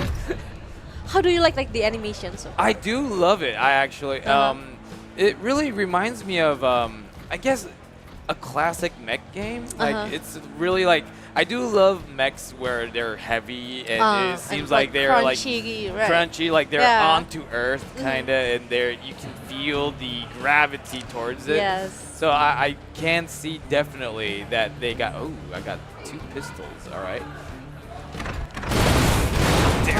How dare you? And then when you shoot, I love the sound. It goes like, oh, okay, they got count. Oh no. So I guess that's the body armor as well. I'm assuming. So we got armor in. So that was cute. I guess I can't do anything about it. So I'll just look here. Actually, I'm watching it. It feels like you're actually in the battlefield right now. You're very focused. I like it. Oh, thank you. So I guess this missile, I don't want to hit my friend, so I'll just shoot here and commit some war crime of destroying the whole nature right there. So I got firing going on. Oh, I thought it was gonna keep on burning and be like, oh. It's not. I do love. There's like mechs with 4 legs, mechs with 2 legs. Yes. I do like those. In Japanese, you say takyakugata. I forget like what's the English word for it, but it's like just multiple leg, like spider legs. Yeah. I love it. Like recently, I have played Armored Core 1. Oh. Not the recent one, but just 1. All right. Oh. Okay. I'm just gonna shoot the. That's actually. This person does. I should have just gone around. So this guy is really dodging everything. But I'm assuming like if I shoot from the back, they can't see me. So yes, exactly. They won't be able to evade that. So sort of you get bonuses because you shoot from the back. From the back. But then shooting enemy from the back is really like I would say dishonorable thing to do. So you want to be like a gentleman, you want to shoot from the front. Exactly, you know, it's like I don't want to shoot enemies from the back who's running away. You want the battle to be fair, right? Exactly. Fair, square, you know, like not, I don't want people to think like I'm the bad guy. Oh my goodness, they sniped me right there. Uh-oh, I can't see them too though. So I guess that's why scouts probably can see a lot more. Yeah. Okay. And I can't shoot the fire back. All right. Nice. Ooh, I think I shot someone in the back. That's actually really interesting. So you can see like bullet if it didn't hit anyone here, but it hits someone in the back as well. Yeah. Usually snipers would like hide in the back. Yeah, that's right? I in a way like you feel like that should be like a norm, but it's like seeing that now like for the first time I'm like so unique in a way.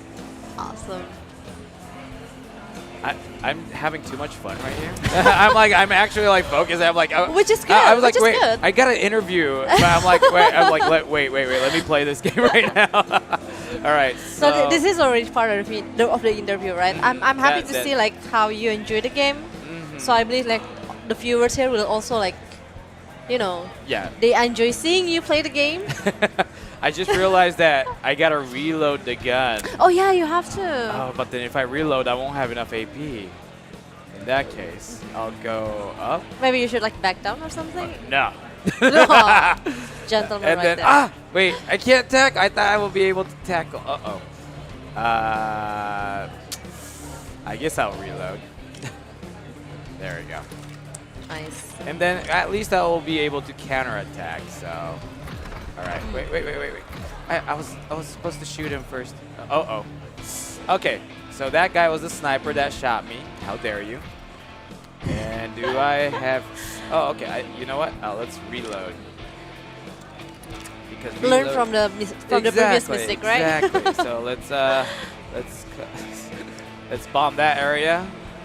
Because I'm assuming there is friendly fire. Oh my goodness, I missed. Okay, there we go. Oh, thank goodness. And let's go ahead and move up front. All right. I feel like if I keep on playing this, it's gonna take forever. But so this game. What do you think about the game so far? So far, it's great. Like I love the exploration part. And then first I thought it was just gonna be like it'll show like one map.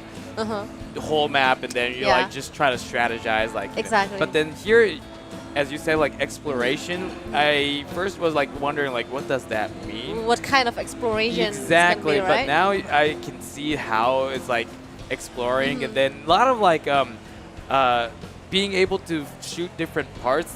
That's only possible because it's a mech. Like for instance, it's like human versus human. It's like it's just direct hit. Boom, they're done. Yeah. But then, like, kind of have that metabot aspect of, like, just shoot one part and then one part comes off and just kind of strategize, like, where should I shoot first? Like, oh, maybe shoot the leg first so they can't dodge or anything like that. So I do love, there's, like, a lot more strategy by just attacking someone.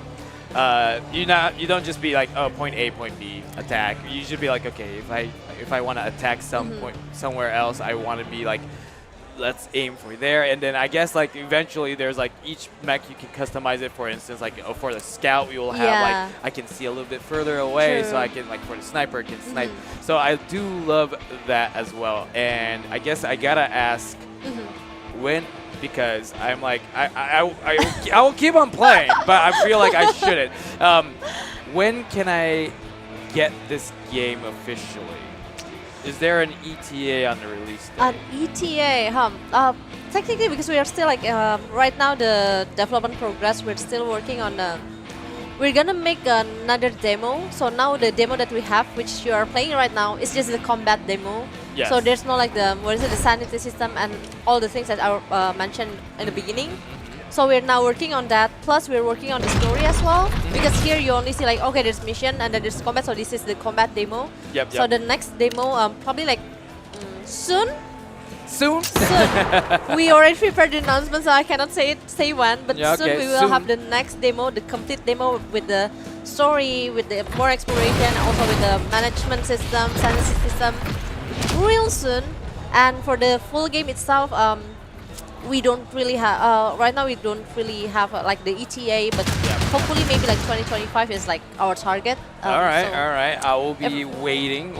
Cool. And I do want to keep an eye on any updates available and where can I. Okay, so we're on most social media. We're on Twitter, X. We're on Facebook. We're on Instagram, and we're on TikTok.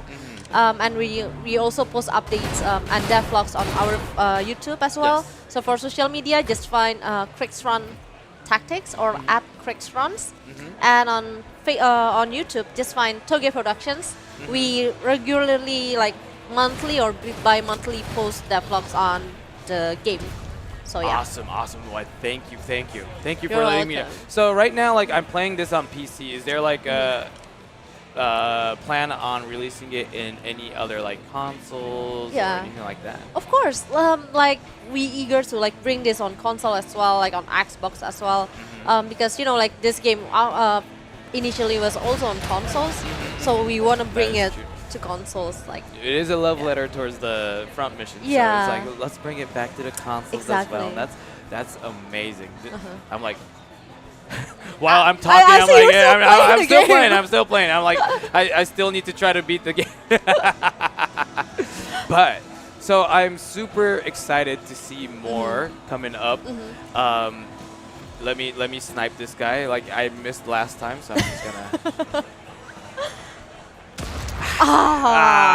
Well, he was looking right at me, so I can. Yeah. Oh, yeah, okay. It's okay. It's okay. Not bad. Not bad. So do you still consider not wanting to attack from the back, or? Well, yeah, of course. Of course. Cool. But I am a sniper, so integrity. I'm just gonna stay away. So, a question. So, for me, I needed to discover the enemy in the dark clouds to attack them. Yes. Is it the similar for this enemies as well? Like, for instance, they might not see me until they discover their side? Yes. Or is there that feature as well? Yes. Oh, so for instance, So I it can works like for both. kind of shoot from far away. in a way. Yeah.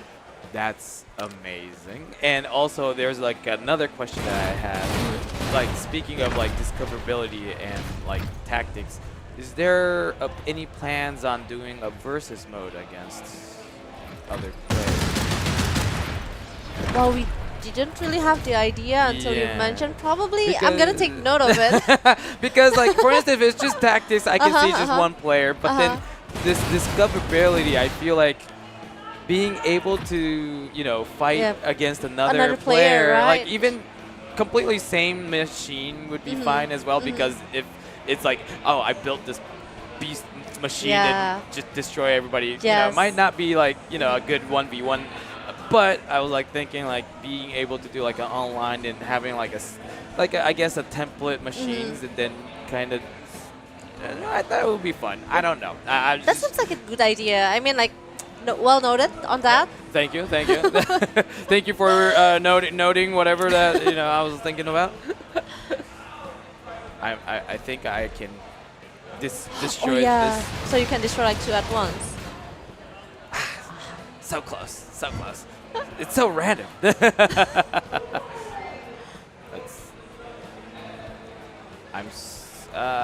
Okay.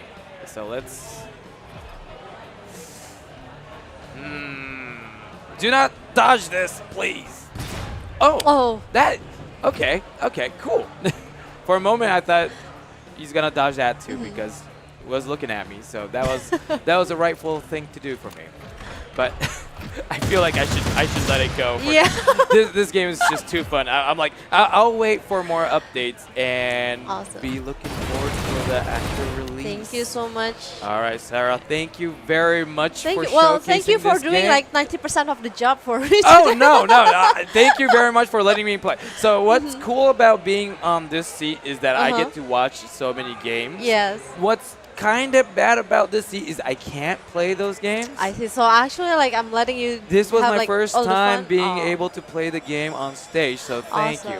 Thank You're you very welcome. much. Well, thank you for enjoying the game. It's really nice to see that you enjoy the game. You know, like, do we still have time? We do still have time. Cool. But, that I was like really looking forward to more demos coming out, so I'll Yes. probably be keeping an eye out. Do they have like a Steam page for this already? Yes, we have it on Steam page, so you can wishlist the game. And actually, we have two Steam pages right now. So, Crixfront Tactics, and earlier last year we launched the Crixfront Battlescaper. So you can where you can like customize your diorama of the battlefield, and you also can customize the mech there as well. So if you want to just have fun and then make your own battlefield and then like make your own Krieger's mech, we have Crixfront Battlescaper. But if you want to try the combat demo, you can go to Crixfront Tactics. So you already kind of, out of the two games, you have two different demos that, like, for Exactly. people who loves diorama, Yeah, they'll be yeah. like, all right, I'll just kind of make like my own Yeah. little, I seen like people making plastic models and then kind of doing like, okay, a scene from a war and then Yeah. just kind of show like one half destroyed mech, just kind of, so you can kind of do that already with that demo, which can. is amazing. I know. So it's actually just like we finished with the the level design, and then we were like, hey, why not just like put it out on public and then let people like experiment, and perhaps might also give us references on like the level design.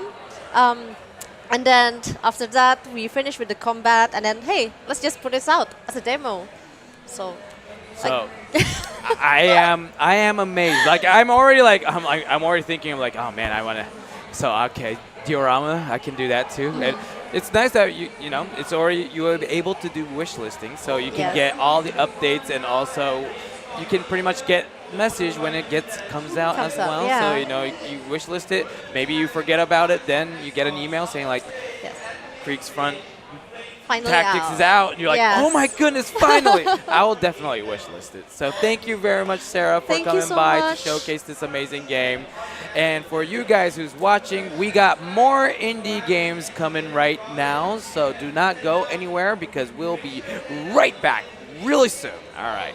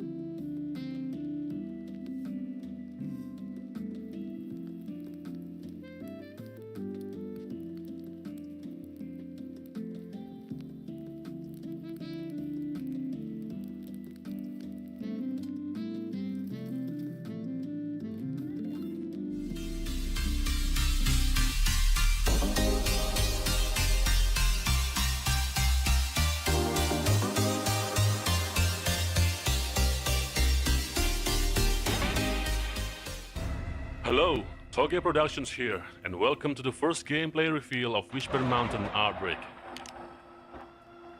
Whisper Mountain Outbreak is an isometric survival horror game that can be played solo or online co-op with your friends.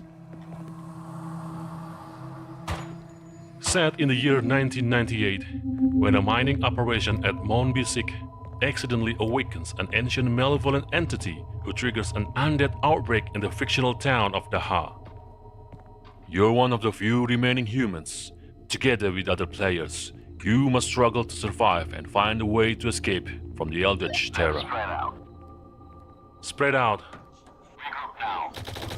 Or stay in a group to explore the map and find the best route to escape.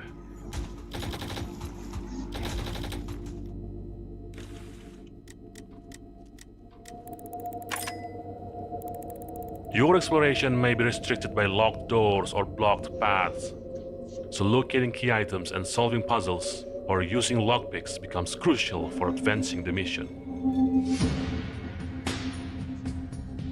The stage is filled with numerous surprises. Enemy encounter is but one of them. Stay alert and equip your best weapon when combat is inevitable.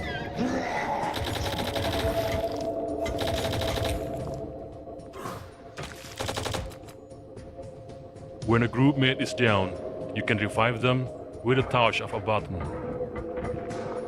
But always be careful, as the more frequently they are revived, the closer they come to permanent death. Be observant.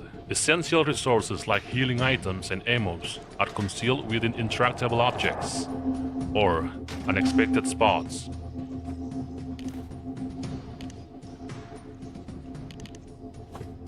Resources are key elements for the survival of both you and your team. And in the time of crisis, you can always share your resources to help a group mate or keep them for your own sake. We are thrilled to share this, and we can't wait to bring this survival horror experience to you. So prepare yourself to confront the terror of Mount Bisik and its dangerous whisper. For Whisper Mountain Outbreak demo is coming this October.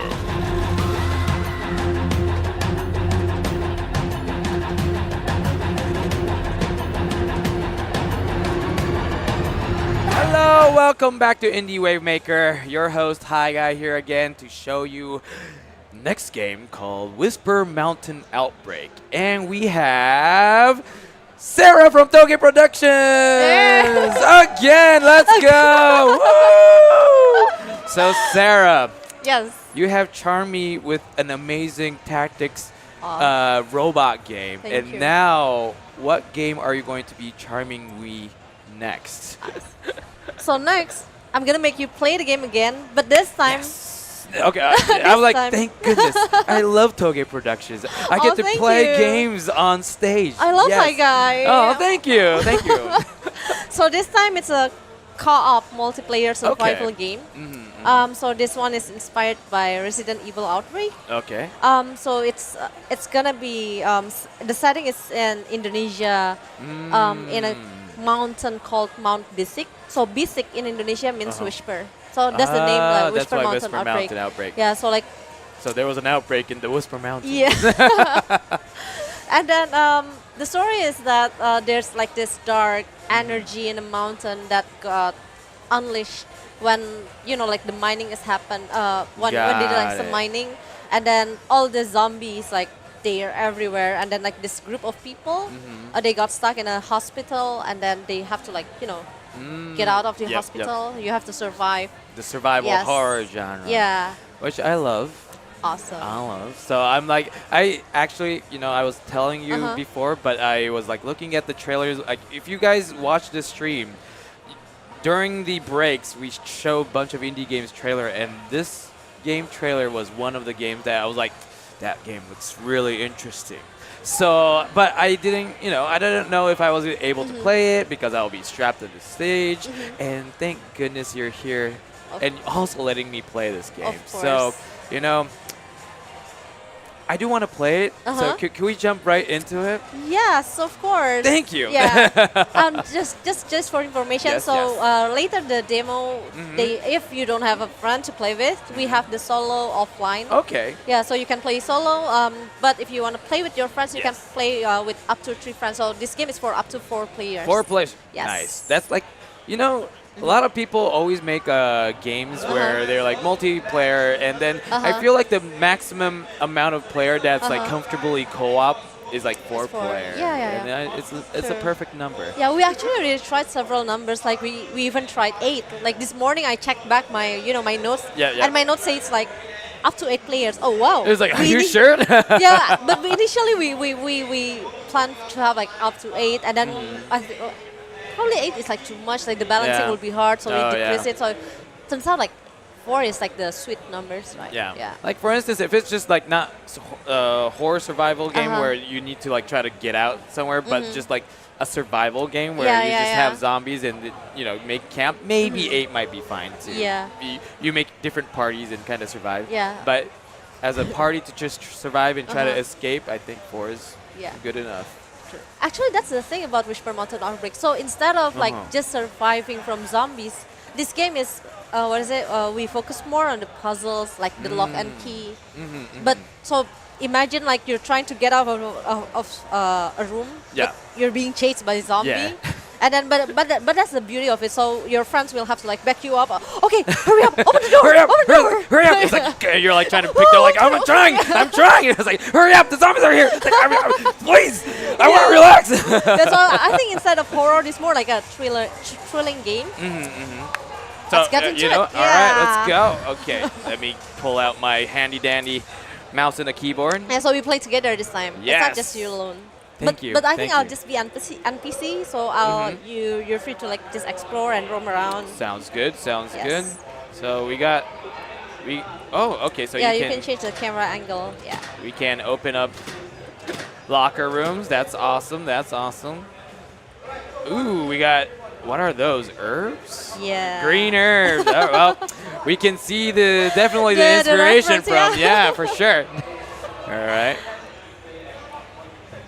We got guns. I do like shotguns. Awesome. I feel like, in Resident Evil, if you get a shotgun, you feel safe. Don't you? Don't you? I Wait, think so too. my inventory is full. So tab. There you go. Okay. Oh, I can combine them. Okay, so I can definitely heal a lot more Yes. here. Okay, perfect. Okay. And then I guess if I press H immediately, I can heal. That's Yeah, sure. Okay, then let me grab that shotgun shells. All right. So all right. How do I? Okay, right click is shotgun. Got it. It's nice that you like when you pick up something, it's like I got pistol ammo. So I was like, oh, it's like for instance, let me hold. There we go. When you're like, don't have, I guess, whatchamacallit, mic. You can still kind of have like a little bit of interaction between players as well. And be like, okay, he got pistols, so we're good. So I guess we gotta escape this city hospital. Why are we at the hospital though? Just because. Just because, at the same time, there might be some stuff. I need a medic. Yeah, you can use the middle button. Okay. So thanks. Yeah. Can I shoot that? Just see what happens. Please do. All right. Okay. Just wanted to make sure. Ooh. All right. Okay. So I guess because it's a survival horror, I should not like. Mechanic memo. Oh, so we can see what happened here, and we need a battery and a gasoline. Yes. So that's your mission. Got it. Is it here? Oops. Here, let me give it. Can I just drag and drop? I can. All right. Actually, I need it. I'm using the pistol. There we go. So, okay. Are we ready? I am. Are you ready? I don't know. Okay. So I guess they were doing this weird rich. Oh my goodness, is that like a headless person doing a little Zen thing? Oh wow, that is actually new. I just. Oh really? I was like, oh my goodness. Like last week, I tested this game. It wasn't. It really? wasn't there. I was like, yeah, there was like a headless guy just right there. I was like, okay. Okay, so it seems like some crazy thing has happened. Oh, I don't. Property of last tree. Well, we don't know any combination yet, so I guess we'll need to look for a memo. You need to look for last tree. Oh, wait. Maybe. Last tree? President facing who's in the leisure? Okay, that's nothing. Last tree. Property of last tree. Oh, so 5120. Oh, there we go. So now we can open up 5120. Remember that. There we go. 5. Thank goodness there's like no zombies yet. So yeah. I can do this just pretty peacefully. Oh, there we go.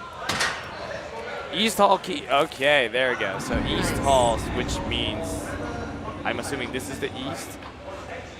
Oh, it's the staff office. Is it? Basically, we already have the object. Yeah, it will like automatically. Yeah. Okay. Wait, is that? Oh, they're all like floating zombie, oh my goodness. Okay, there's so many things. My birthday is at September 16th, so right before my birthday, what happened? Oh, it was your birthday. Oh yeah, yay! What happened? Male patients. Oh my goodness. So this guy is kind of doing some crazy experiment in a way. A lot of people are coming in. Oh my goodness. All right, something crazy has happened. Heal gemstone. Whoa. Incoming enemy horde. Oh, already. Oh, okay. Oh my goodness, so they are technically not zombies, but just evil entity. Sort of. Yeah, but yeah, this game is like Lovecraftian inspired. Ooh, alright. I do love those kind of Lovecraftian. Oh no, my energy. I was like, I couldn't bat someone. I was like, oh, what's going on? Yeah. That's stamina. Oh. Got it. Alright, awesome. Perfect. So, oh yeah, that was Doctor's Journal. Are you good? Are you good with health? I'm good. Okay, perfect. So I can't pick up the key. What should I do? Oh, well, there we go.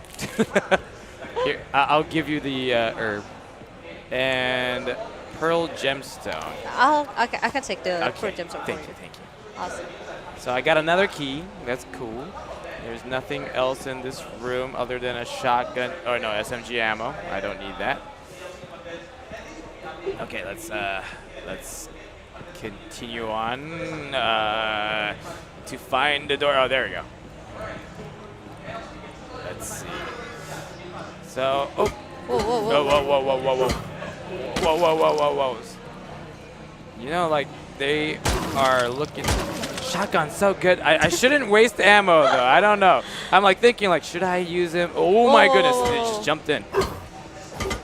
Okay, we're good. Nice. We're good. I feel like I'm like actually streaming rather than doing it. Oh my goodness!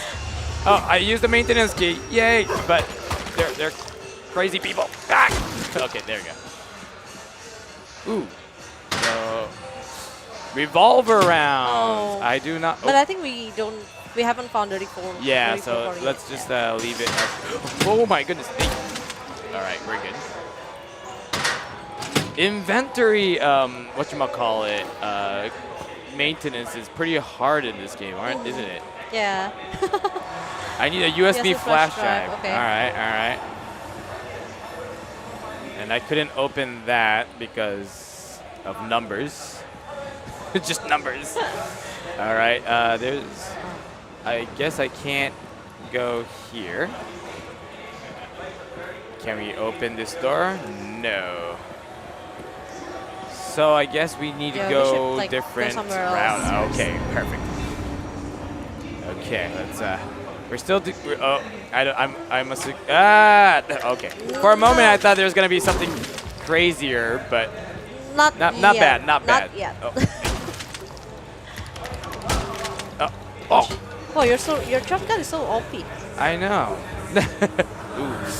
I should be commenting like as a developer, but instead I'm commenting as like a player. I know. Like it's like we're just streaming. So I guess you need to add amber gemstone. Okay. Let's go ahead and. Oh, okay. So I can use that to explode zombies. Okay, perfect. I have to turn off the electricity. Got it. Shotgun shells. Perfect. Nice. All right, so we'll need to try to find a way to turn off the electricity, but let's see if that door opens. Yes, it does. And we haven't found the Ember Gems. Yeah, not yet. Oh, whoa. I thought you destroyed the window. I was like, what are you doing, Sarah?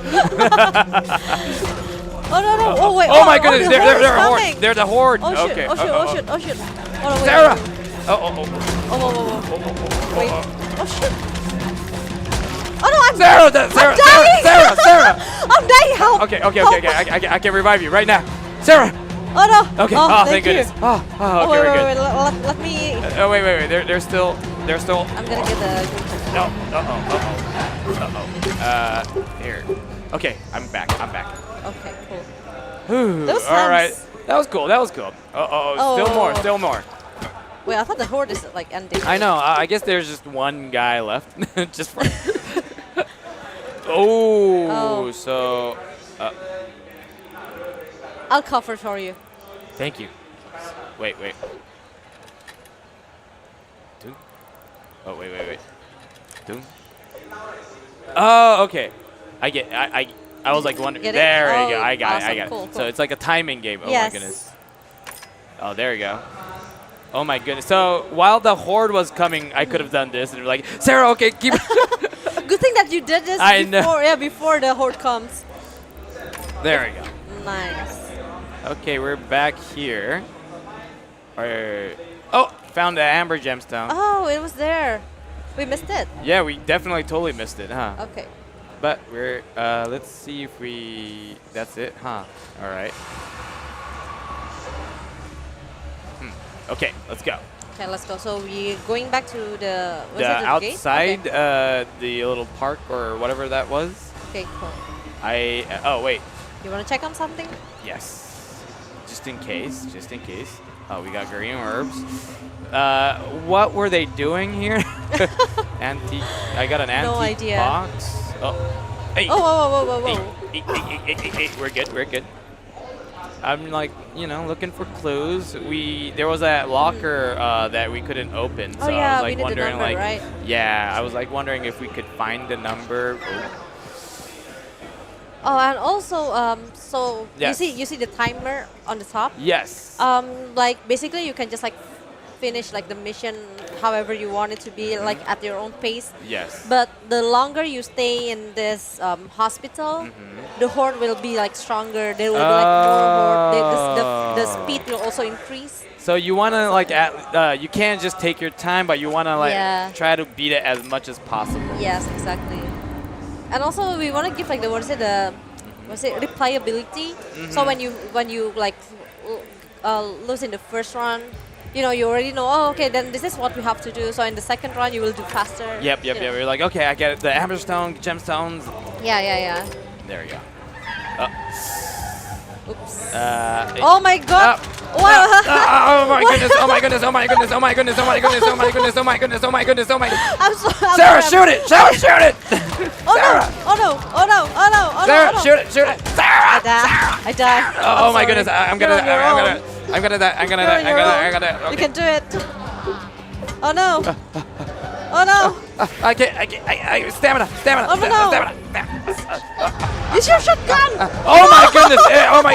I don't have ammo. I don't have ammo. The horde's coming too. The horde's coming.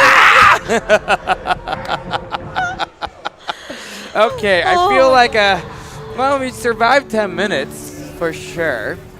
That's pretty good. Right? And first time playing. I saved you too. Thank you. You're welcome. So, as I see, you can, I guess, wishlist it already on Steam. Yeah, it's already on Steam. Yes. Is there a demo on Steam as well, or not yet? Not yet. So, good news, we are launching the demo next week. Oh wow! Yeah, next week on Thursday. On Thursday, next Thursday, week yeah. Thursday. So Yes. in 4 days. In 4 days, real soon. So And yeah, so please wish list. Also, like we will, we have update. We put updates like on Yes. Instagram, Discord, X, and we also like put updates regularly on our Steam page as well. So you know, whenever you want to know more about the game, you want to see more about the game, and also we look forward to your feedback. So when the demo is out, please give as many feedback as possible. It's like, We what want- weapon do you want? What Yes. monster do you want? Yeah. What stage do you want? Like, Yeah. because I'm assuming, like, right now it's a hospital, but Yes. maybe eventually you might want to incorporate, like, More in the in- mountains, yeah. or I guess the hell, but I guess Yeah, yeah, somehow you opened up the Hell's Gate or something Yeah, like that. exactly. I am really looking forward to this game. It seems like I feel like there's like so much endless potential in this game that I can't wait to see more update that's coming up. Right now it's on Steam. Yes. Are you planning on releasing it in any other consoles or platform? anything like that? Of course, we really want this. So we do hope that we can release this on consoles as well, and probably like have like a cross-platform like multiplayer. That would be be fun, amazing. right? Yes, Yeah, yes. yeah. So that's what we're hoping. But for the demo, we only focus like on PC and mouse and keyboard. Yep, yep. But hopefully, like next time we can you know implement the controller. system as That would well, be cool. yeah. Like I can see already like you'll be able to do it not that hard. Well, Yeah. I don't know. like I'm like, yeah, it's probably easy. It's like, and then probably the developer's like, that bald guy is. What does he know about game development? I was like, I'm sorry. I feel like the controls are simple enough Yes, to yeah. be able to be implemented on Yeah. a controller. Yeah, yeah. Like because sometimes like some games are like. It's hard to implement on a controller just because Yeah, there's like yeah, so yeah. many things you gotta do, and you True. need that mouse to like the flexibility of a mouse to be able to Yeah. point and click on stuff like Yeah, that. yeah. But then I feel like in this one, for guns, Uh-huh. it seems like you just need to aim. Yes. So you don't have to be like pointing it Exactly. anywhere. And then item into inventory, I feel Mhm. like you just press the item button, then be able to navigate through the D-pad, and all those imagination that's coming up in my mind. So I'm super excited. So the demo, I guess early access in a way, or not Not quite, really. just Yeah, demo. just demo. Is But it coming on yes, Thursday? Thursday next week, real soon. Actually, we just to make you feel happier, like we already we actually now already working on the controller. So Oh. technically, it's you can use controller, but it's not what is it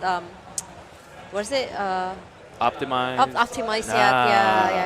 Yeah. Got it. So I know the demo's coming out on Thursday. Like, do you have like a roadmap of when do you want to actually, or when do you guys want to, not know, but want to release this game like fully on the official release?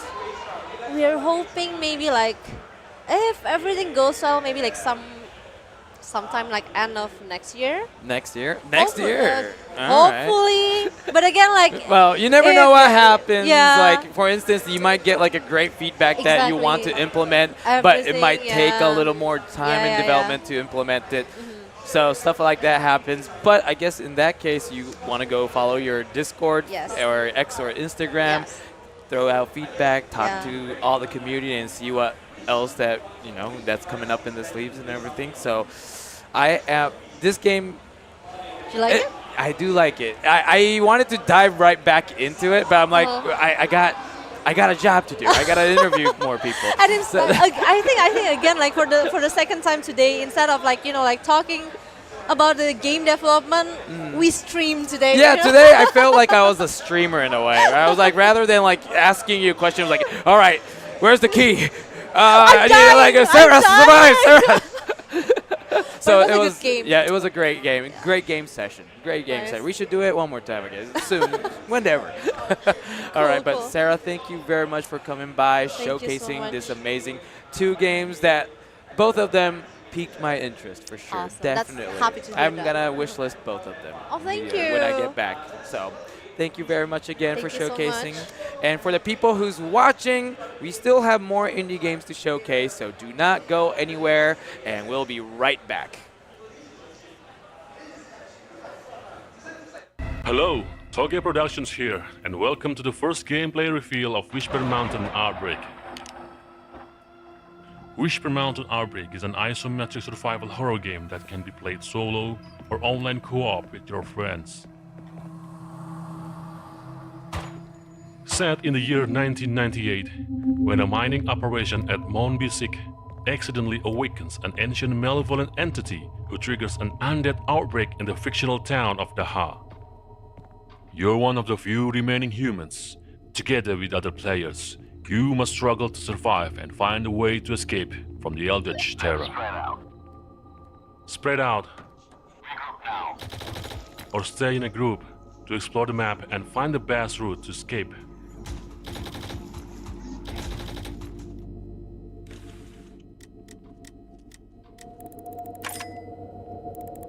Your exploration may be restricted by locked doors or blocked paths, so locating key items and solving puzzles or using lockpicks becomes crucial for advancing the mission. The stage is filled with numerous surprises. Enemy encounter is but one of them. Stay alert and equip your best weapon when combat is inevitable.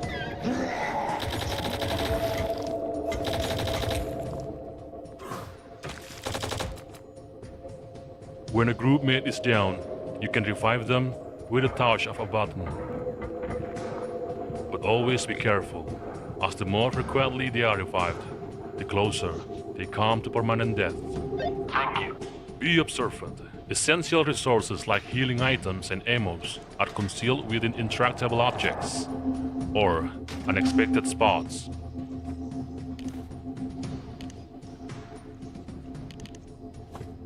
Resources are key elements for the survival of both you and your team. And in the time of crisis, you can always share your resources to help a group mate or keep them for your own sake. We are thrilled to share this, and we can't wait to bring this survival horror experience to you.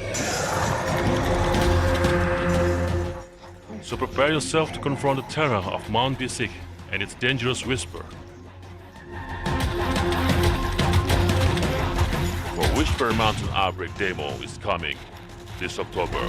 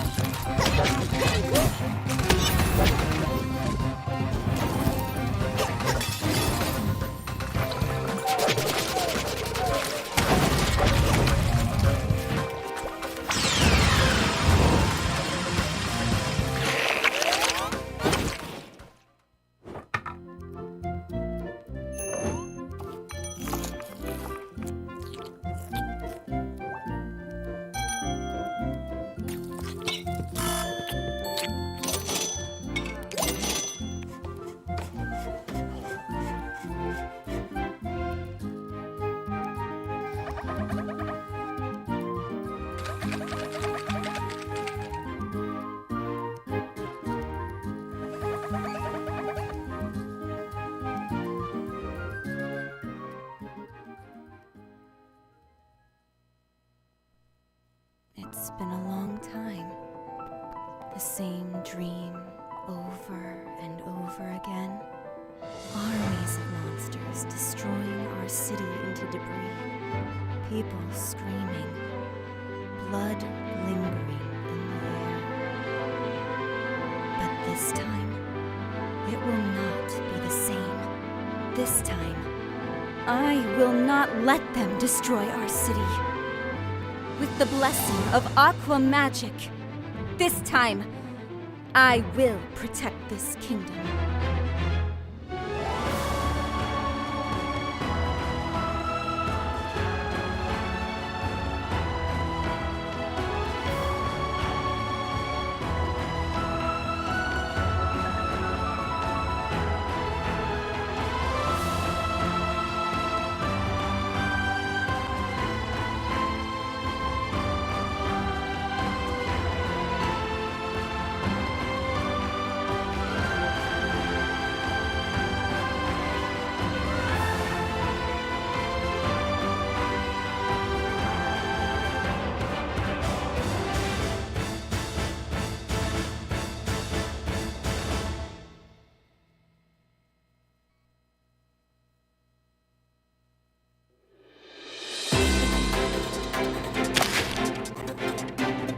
어서 오게.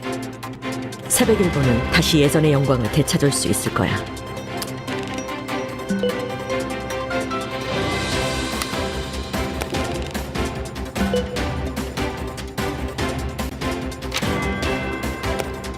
그래서 지의원과 함께 서 있는 모습이 좋겠네.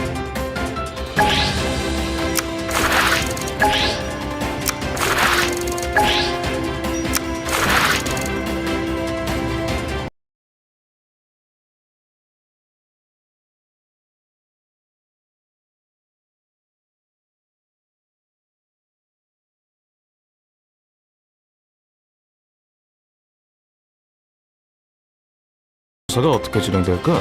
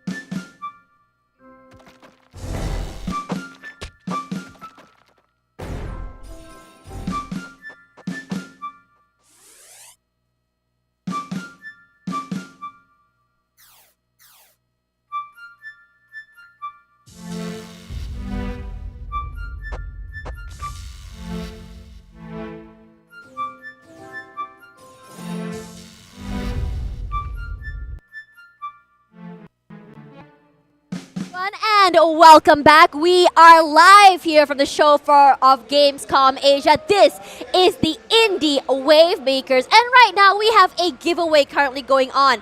Now, for this giveaway sponsored by PC Game Pass as well as Xbox, we have Game Passes for you all. Whether or not you guys are on the floor or online, this giveaway is for you. Now, all you have to do to join this is either just scan this QR code on this screen. You can see it on the TVs there if you're on the floor, or you can click the link in the chat if you are on Twitch or YouTube. Now, the question that you guys have to answer is, which is not a horror game available on the Xbox Game Pass? A. Amnesia Collection. B. Texas Chainsaw Massacre. C. The Evil Within. Or D. Hi-Fi Rush. Pick one answer and we will be choosing our winner at the end of the day today. And this will be the final giveaway that we have so far. No, we have one more after this. But if you want a chance to win this before you're maybe gonna go to the next one, this one is for you. Again, the question is, which is not a horror game available on the Xbox Game Pass? Now make sure to fill up the answers in the QR or the link given. If you answer it in the chat, it does not count, unfortunately. So don't forget, guys, there's still another giveaway later, so stay tuned. And speaking of staying tuned, we have another indie game here for you on the show floor of the Gamescom Asia Indie Wavemakers area. And here is the trailer. Let's check it out. Hello, Toge Productions here, and welcome to the first gameplay reveal of Whisper Mountain Outbreak. Whisper Mountain Outbreak is an isometric survival horror game that can be played solo or online co-op with your friends. Set in the year 1998, when a mining operation at Mount Bisik exited.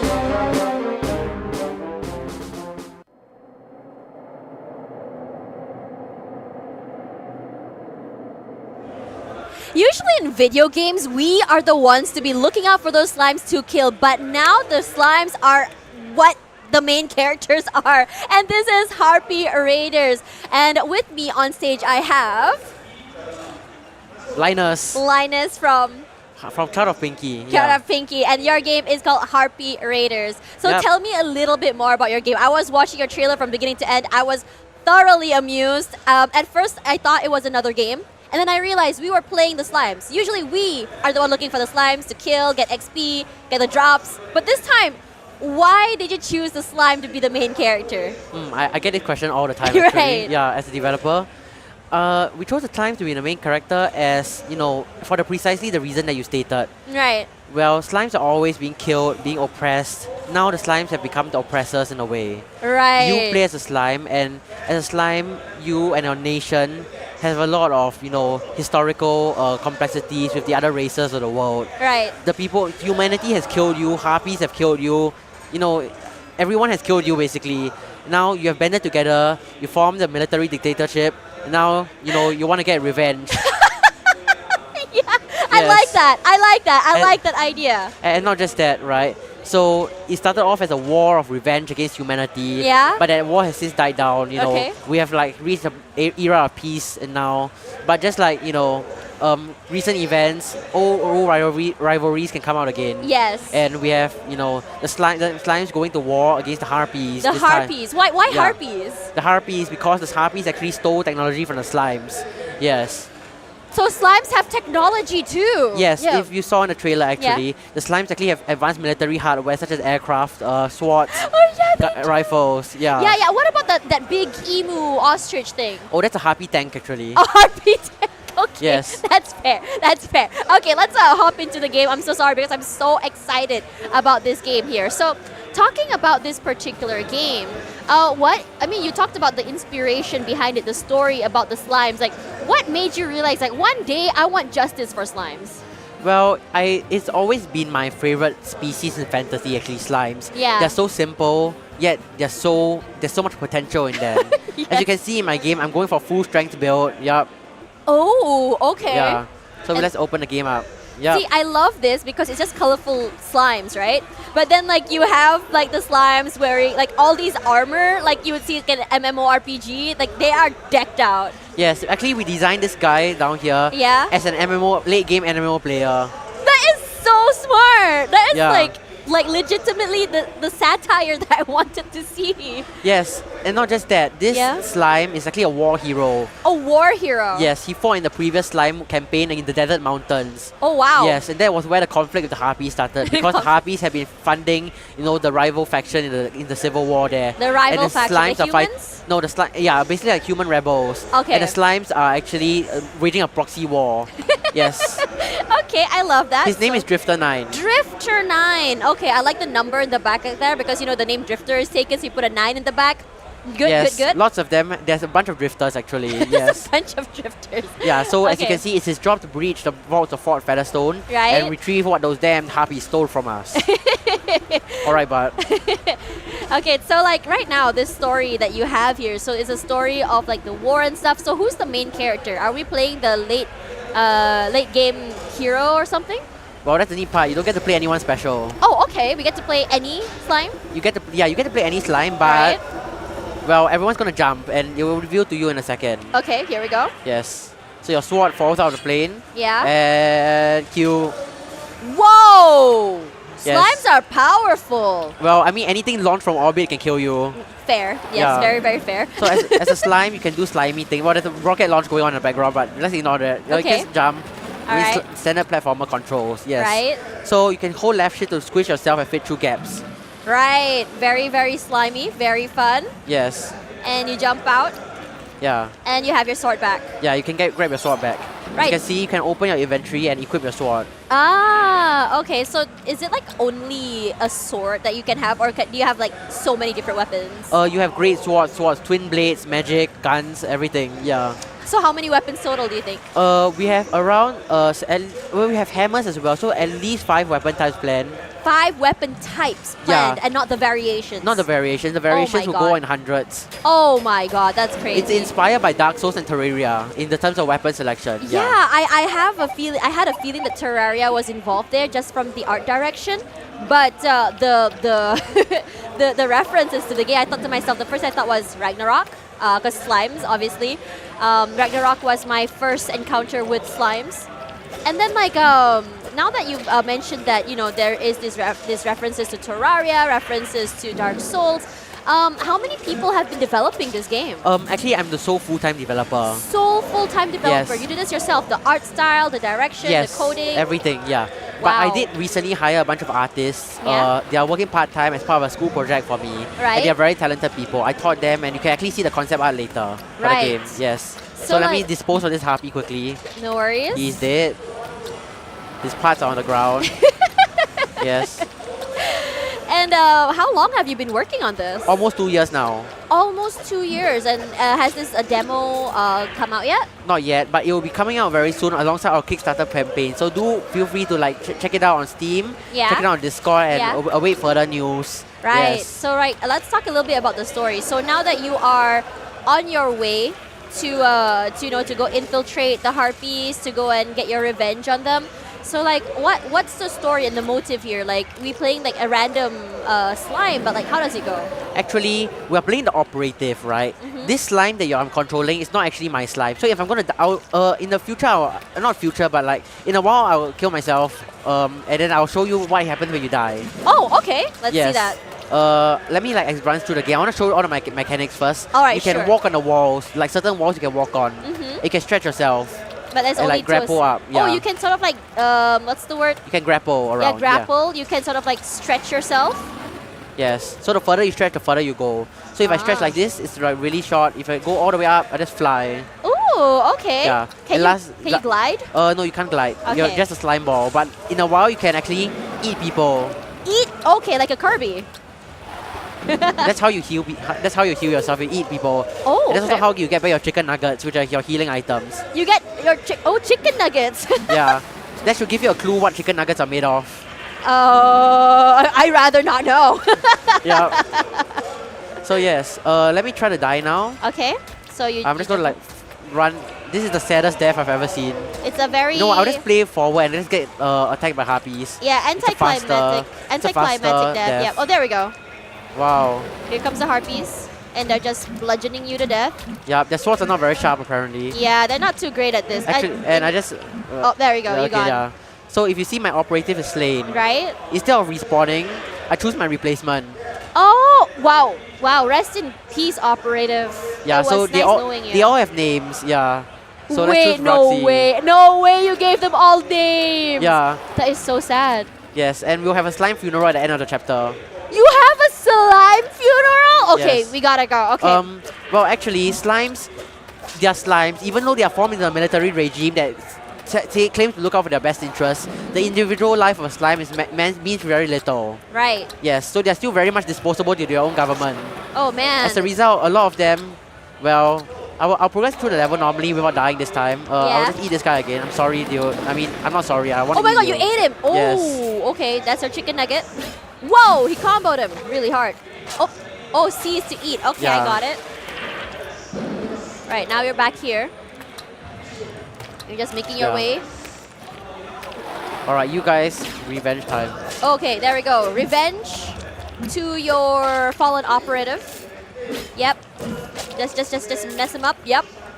Yeah, you can the gravestones for the operative. You can like break them to get back your coins. Oh, but I failed. Wow. you no! You broke his gravestone. Where's the funeral gonna happen? Well, at the end of the chapter, Uh-huh. I just keep that. I need to show you something here though. There's like loot. There's also treasure and loot throughout the For level. exploration. Yeah, for exploration. Let's ignore the gun guy. Wow, they have guns too, huh? Yeah. The stolen tech. Yes. That's just so disappointing. Well, actually, the harpies, they're not. The harpies are incredibly unique. Yeah, you can get a gun. Nice. So oh I my have a god. pistol now, so I can shoot. He has a pistol and a sword. Oh my Yes. god, the hash sling and slasher. Yes, harpies are a very unique race in which they are all actually, they're not very smart actually. Right. Yes, and the way harpy hierarchy works is that in Singapore we have this thing called meritocracy. Yes. In the harpy empire, it's an inverse meritocracy. So the stupid people get to be at the top, and the smart people are all confined to the slums below. Oh no, here are your friends. Yes. So alright, I don't think we can wait any further. I'm gonna assume that not everyone has survived, made it. That's not a lot. Oh no. Oh, one more. Get in line, soldier. We're not done yet. Help. Oh no, he's injured. He's dying. Don't tell me they kill him. Ah, he's done for. I saw him surrender. Wait, no, that's the legendary guy. Yeah. Okay. Here comes a harpy. No! No! Yeah, that's what you get. I guess that does. Yeah. Yeah, so basically now you're gonna breach the vaults in Right. Mr. 9 stage. I got 6 skip ahead. All Almost right. to victory. Believe in you, can do it. I heard basically, yeah, if you knock them, you hit the harpies when they're attacking you. Yeah, it knocks the stamina out of them. That's how you eat them. Oh, I see. This guy has a bit of trouble remembering me, but I guess he'll come around eventually if I don't die. Yeah. Once done, we can all go for dinner. Yes, that sounds about right. So you get your Yes. HP back and everything, your Yes. stuff, and then you just go and go back. All right. I really want to see the funeral, but Yes. Yeah. It's much later because the demo goes on for 1 hour, so I don't think I'll be able to play the 1 hour. full thing. Yes. Right. So is the demo out yet, by the way? For It's you? not out yet, but Right. it will be released alongside our Kickstarter campaign. So please really do check it out. So Yeah. when is your Kickstarter campaign ending? By the way, It's not started yet. not started yet. Do So join our Discord for more news on the Kickstarter as it comes out. Right. We're still doing rounds of marketing before that. right. Who got goes it. inside? Do you read? Seeing those trash in here. What's going on? Silver is dark. Well, yeah, I imagine so. Casualty, huh? Lieutenant is at Oh, you. so he's blind now. He can't well, see. We're all blind. Everyone's blind. but Yeah. he has a torch, you see. Yeah. So you have the option to sacrifice him or use your own gel. So, host, what do you want? Use your own gel. Poor guy. No, you idiot. We should remain in peak fighting condition. Then Yes. sacrifice myself. I hit myself for 40 damage. It's only 40. It's not a big deal. Well, yeah, but the torch that you equip drains your health. Like, it reduces your max health. Oh, that's fine. Yeah, so now you're playing on a slightly more difficult difficulty. I see. Yes, but now you at least have light. Yeah. Yeah, and I hope you like cockroaches. I mean, no one likes cockroaches, but like... Let's burn him. Yeah. Where's the gun? Oh, Oh, you have to I take it off. equipped the, yeah, because like I can only use 2 things at the same time. Yeah. There's no 3 swords down in Harpy Raiders yet. Ah, man. I mean, technically, as a slime, you can have 3 arms. Well, yeah, I mean, you don't have any arms, but that allows you to, have even more stuff. Exactly. You can technically have like 8 if you want to, you know? Yeah, it's just that you'll become like a spike ball, I guess. And Yeah. That's always fun. Ooh. yeah, so I'm gonna move through the level. Can I get my life back later? Yeah, you definitely can.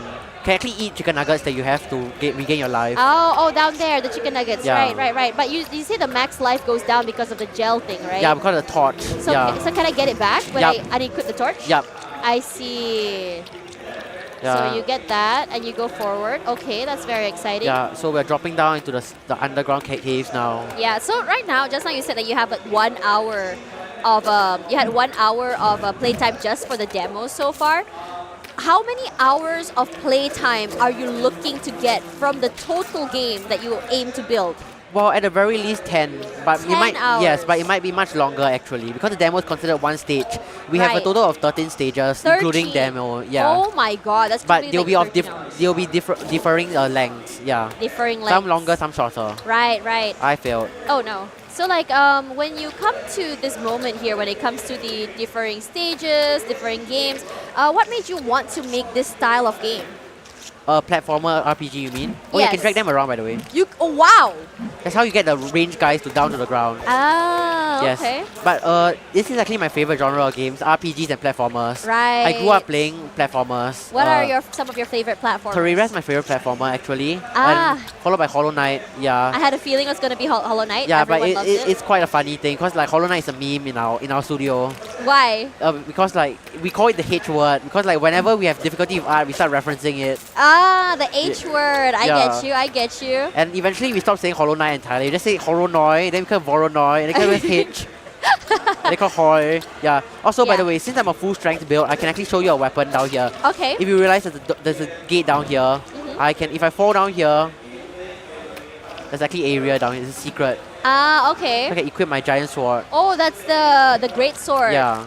Oh wow. Let me I'm wondering grab if like the weight of the sword can like change the strength or the speed of the way you move. No, because this is a platformer, we still need to keep like in terms of design, we need to keep the ability to move through every single level in the game. So we Right. couldn't like impact.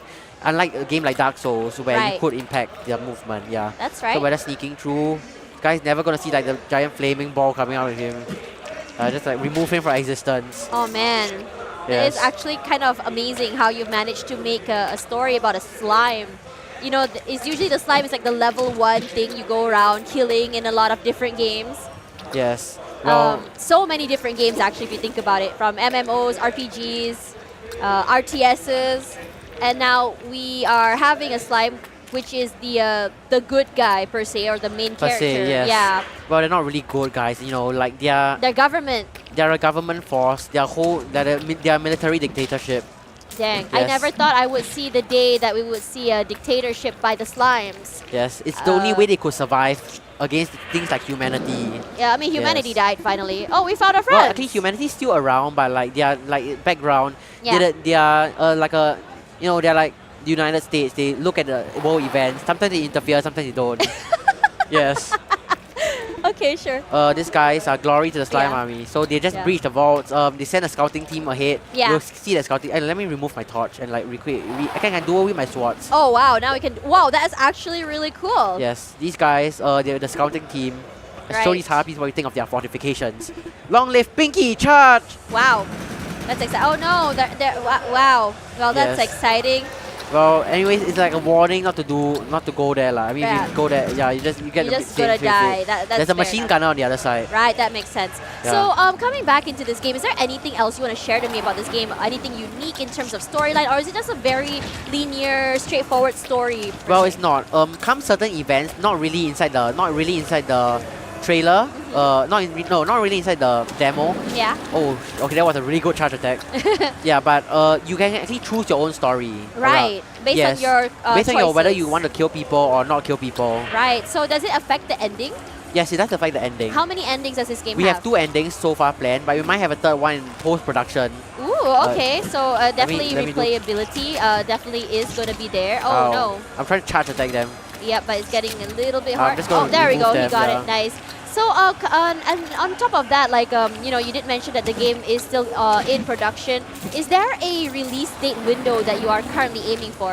Well, the demo plus the Kickstarter will come out in 2 months, so everything Yeah. you see on screen will be playable in a while. In a while. Yeah, So, what in- about the full game? The full game, we're looking at early access release, which will be within a year or a year plus, basically. Right, another year Yes. just for this game, and that is super, Yeah. super Um, exciting. But honestly, if I'm gonna be very honest with you, Yeah.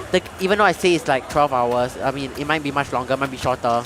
Right, it doesn't Yes. matter. I think it's not like it doesn't matter, but so long as you are very satisfied with the build and very happy with the story, I think it's going to be something that's super exciting. I think that we are sort of running out of time here. Thank you so much for sharing your game. Is there anything you want to share or say to your, to the people who are here checking out your game? Because it seems like there is a crowd who is super interested in your concept. Well, yeah. I want to say thank you for tuning in today, definitely, and please do follow us on Kickstarter, wishlist of Steam page, and follow us on the Discord for more information. Right, and what is the pages that you are looking for? What's the name of the Discord server? It's called Cloud of Pinky. You can access it from the Steam page actually. Right, Yeah. just find them on Steam as Harpy Raiders. You can find them there. You can already wishlist the game, right? Yes, it's you on can, Steam, Yeah, yeah. you can wishlist it already. Find them on Discord, and perhaps just even directly give him feedback to see what he can improve or make the game better, or just any ideas that make the game a lot more fun. Are you okay for criticism? Yes. and feedback? Yes, definitely. Everything will be appreciated. There we go, guys. Thank you so much, Linus, for sharing the game with us. And for now, guys, this is the Indie Wavemakers live over here at Gamescom Asia at Suntec City, Singapore. If you are here, this is the final day for you to come hang out. After this, more indie game. And we will see you in a little while.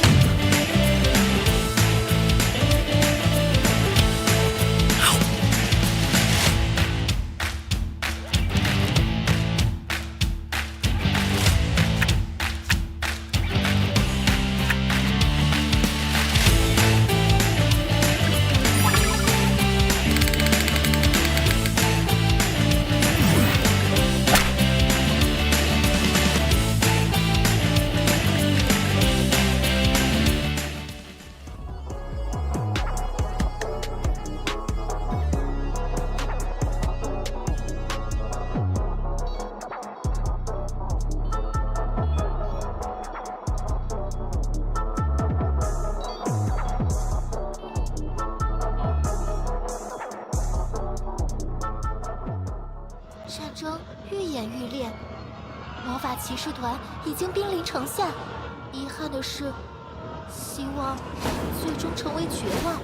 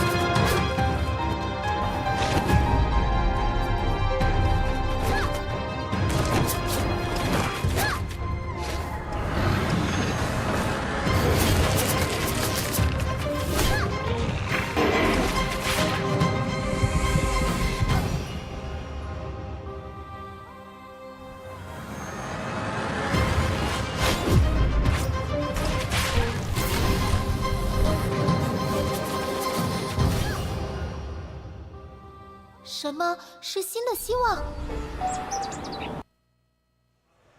Undoubtedly one of the most beautiful Metroidvania-style games I've seen here on the show floor of the Gamescom Asia Indie Wavemakers. This is Awakened Blade. Awakened Astral Blade game. Awakened Astral Wave Blade. Yes. No, wow, that's a long name. So sorry. So with me, I have Alex from ES Digital Games, and he is the publisher for this particular game. So tell us a little bit about your publishing studio as well as the studio who is in development for this game. So yes, so we are ES Digital Games. I'm the executive producer, Alex, from this company, and we are publisher. We are based in Cyprus, and we are publishing PC and console games. Yeah. We have tons of games here, so you see me first time for the day, yes, and we showcase it on floor. So all the games that we present here is showcased here in Gamescom Asia. And yes, and regarding the developer, it's a Dark Pigeon Games. It's a Chinese developer, and they developed this game with like full inspiration for like, you know, the classic Metroidvania game, like Metroid, Hollow Knight, and like Ori. So yes, so it was take all inspirations and they made the product as good as they can, and we would like to showcase this today for you. Yeah, this is really exciting. So let's go into the game while we talk about it. So you mentioned even on this start page here, this girl in the front, does she have a name? Yeah, so this is Tanya. She was parasited by alien, and during the game she discovers what happened and like unfade what's on her future and what's going on. So yeah, so we see the starting screen now, and on the starting screen, yeah, you can see on our starting screen there, you can see her, and she gives a recap of that. And I think it's a very cool sort of, it was a very, very cool sort of style of play, honestly. Because when you think about it, the recaps actually kind of help. Because sometimes I do this thing where I don't necessarily play for a long time. So I come back and she tells me like where I stopped. Yep, and she gives like a summary of how you played and what's going on here. So on every point you just return and she like talk with you. Yeah. And like you will see, even the screen, you will see the text that's going on. So yes, so she is like alive. She's like your not only like the main protagonist, but also like a companion for you. Yes. So she helps you of what's going on. So I really like the art style for this. It's very anime and it's also very 3D at the same time. Kind of reminiscent to me like what you expect from maybe a what's that game called? Kind of like a Genshin Impact style, but I think more mature and more, I would say, more vibrant in my opinion. And because she looks very, very dark, it gives you a nice little edge there. So what is the inspiration behind this art style? So this art style, so it's, we called it not like a dark fantasy style, we called it dark fairy tale style. Dark fairy tale on style. This one, yes. So yes, and it was like, it's part, like I said, like a fruitive Metroidvania. It was connected on this one, and with this art style, it Yeah. was like painted. On, It was like, painted on. Yes. Yeah, I love how the detailing and how she moves. Let's get into the game itself. So if you guys don't know what Metroidvania is, it's sort of like a platformer. Platformer, but you could return to the place. So, for example, you go there and you can discover something here because you haven't got any skills or Yeah. something to open. You haven't opened something like this one. You could go forward and then to come back and to discover more on Yeah. this one. And I will show you one good thing just in the gameplay around this one. So Right. yeah, so during the loading screen, you will see also like some information that will be helpful during your play. Right, so it's sort of like the lore as well Yeah. that comes into those screens, which is really exciting to me because sometimes the loading screens can be quite mundane. So when you are going to these loading screens, do pay attention and look at this artwork. He said that this is all painted for vibrancy. Yep, and like you see, like colorful styles, and we have really vast locations here. So for now, we are in like a dark rainforest. Yeah. And they will be also like you'll see like dark rainforest, and it will be also like on alien ship. Yeah. We will have like ancient temples, and we have in the underground. Yeah. So it will be like a really deep, really vast locations and environment around it. So is this the same girl in the intro just now? Yes. So Tanya. Danya. Yes. Yeah. Yep. So this is her, and she's not only the main character, but she's also the character on our screen itself. And I think like what's also very exciting for me in particular about this game is the fact that, you know, just now you saw the cinematic and it's sort of like sketchy style. And I don't know why, but I'm so attracted to that kind of artwork. So can you explain why you decided to go into something a little bit more sketch-like instead of detailed sort of animation? Yes, so like you see like even like backgrounds Yeah. painted in this sketch style. Yeah. So yes, so and it shows like a not to the comic but close to this one. So we would like to make it Like a so manga it will style. Be, so yes, so it will be like painted. Ah. Not created 3D. and like not like this, but it's painted. And it's I think it's really like stunning when you like see the Yes. something painted art, but not like created and like animated. It's still like animated, but you see like this one animated and like and but it's still like it's painted by hand. Yeah, oh, that is actually beautiful. So now coming into this game, another thing that I noticed that was really awesome to watch was the combat system, just like that. You can see how the movement works and how it can chain the abilities together. And tell me a little bit about what made you decide into this sort of style when it comes to the gameplay, because it does seem like it has a little bit more range compared to a closer combat. Yeah, so we have like we have different weapons here. So for now we have like only a sword on this one, but we will have a Sinha and we will have a disc on this one. Oh wow, and a disc. And for now we have only like some attacks that is like a strong attack. Oh wow. On this one, yes. So does a strong attack require like mana or anything like that to use? For this one, no. Like you just like you just use it for like combos. We have really different combos. So Right. yeah, we are now like just like some type of tutorial. So Yeah. yes, for now we can only jump like this one, but there will be also a double jump. Right. And you know, double jump and dash. Yes. So you could combine and use this one. They're static one now because we. It's tutorial. Yes, and you see that we receive something, something red. Yeah. That's that red lights. They, it's experience. Right. So experience that you can then use for talents. Oh, talent. So Yes, there yes. is a talent tree in this game as well. There is a big talent tree. Yeah. So, Oh, wow.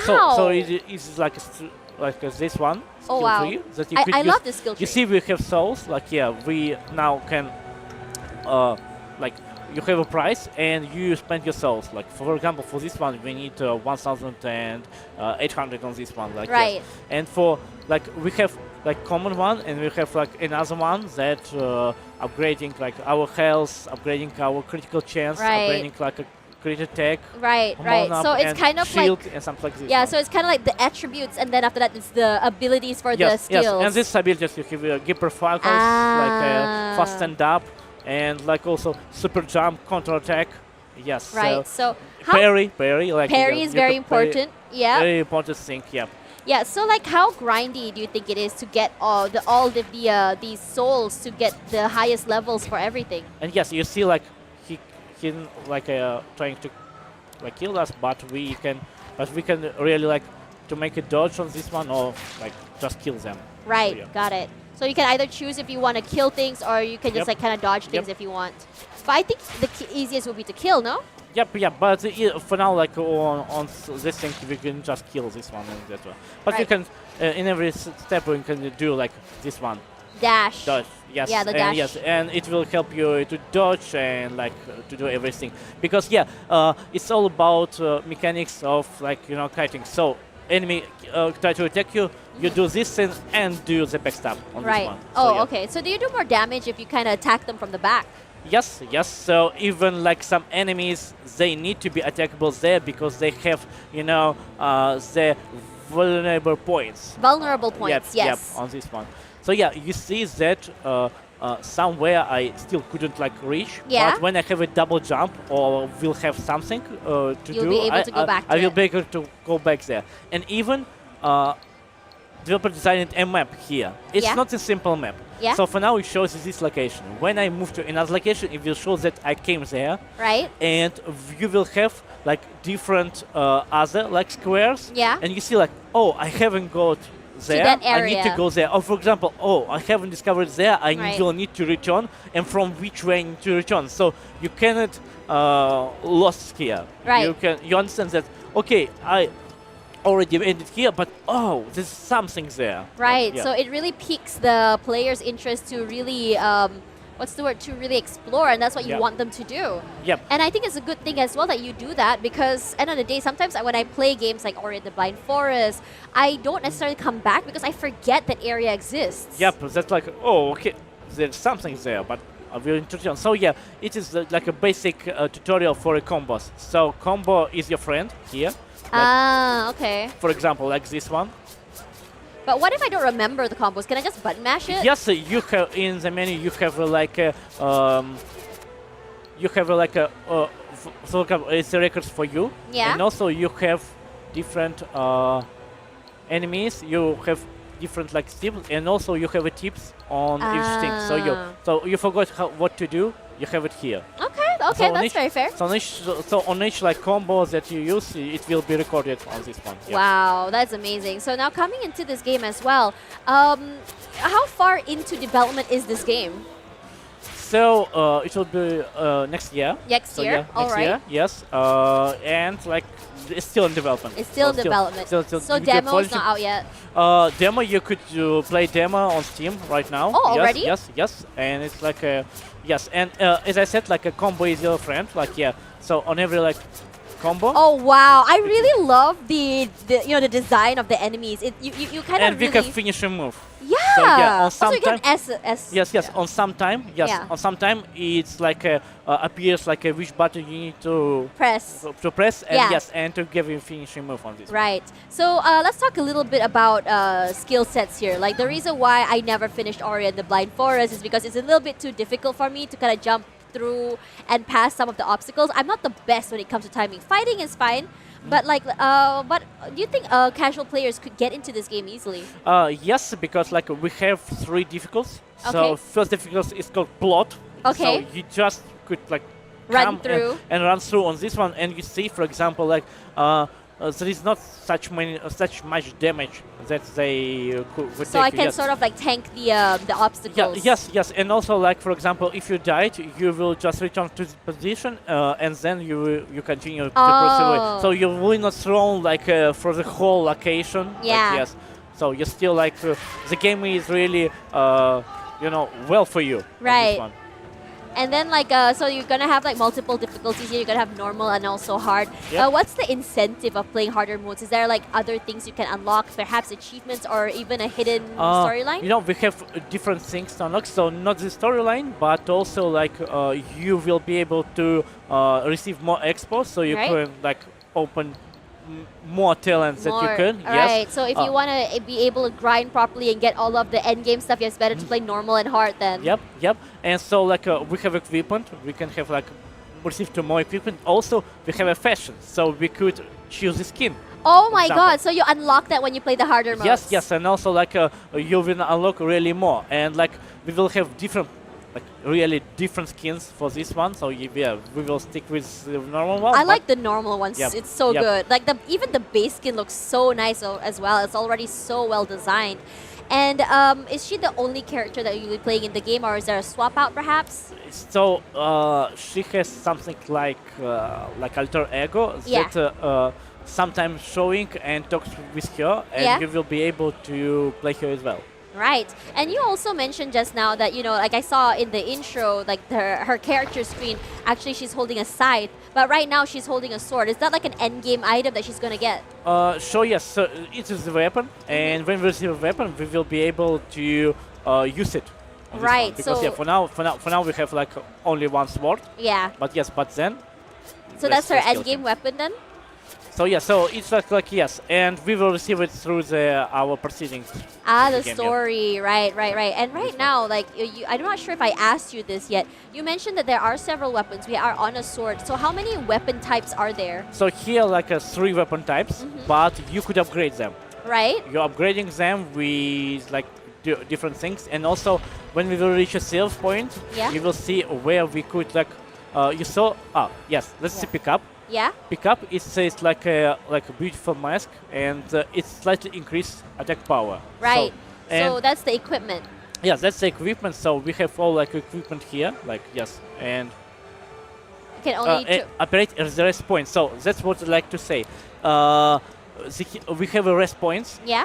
Where you could. So yeah, so. Equip we can- things. We could do such thing Yeah. to go down. So yes, on the rest point you could up your talents. Yeah. And also you could. Whoa. Yep. We go down. Yeah, down on yeah, on this one. Yep. This is the rest point. Yeah. And here, like, I replenish my health. Yeah. I can upgrade my talents. I Yeah. still haven't got something to upgrade because it's too expensive for me. But yes, but there is equipment, and I can add equipment to me. So Right. yes, now I have a little bit more upgrade power. Yeah. So yes, we have weapon upgrades. So as I said, we have sword, we have sinker, we have dart on this one. Right. And we could upgrade them to unlock, like for example. But I have no Not enough enough. sound for So this one. definitely, it's more than just using the souls for the talent 3. You're also going to be using the souls for the equipment as well to level it up. Yep. So it's very, very grindy for sure, I'm guessing. So like basically, the more you grind and kill things, the more of these souls you're going to get compared to like just leaving them alone. Yep. So yes. So and also like we have such switches, so such mechanics. So Right. you have a little bit of puzzle that to go somewhere. Yes, and to take something like for example another one equipment. So Yeah. if you it pushes you to discover because the world is vast Yeah. and you discover, and that's why for example it really matters that you return and discover something because it will be helpful on your next levels, and that's why Right. it's not like a only grind, it's like a really taking like grinding for your experience, Right. grinding for continue next to your Right. step on this one. So just now in the beginning, we did see some of the animation coming through here. Is there a lot of scenes in the game for the cutscenes that are animated? Yes, there will be such animated cutscenes and even like this one. Yes, animated cutscenes, and Yeah. you will be able to see the story in the whole. Right. This one. Right. So other than that, I mean, it's not like most of the games that I've seen so far, the show floor, they like to have like an icon of the character and text in the box. So will this one feature voiceovers as well?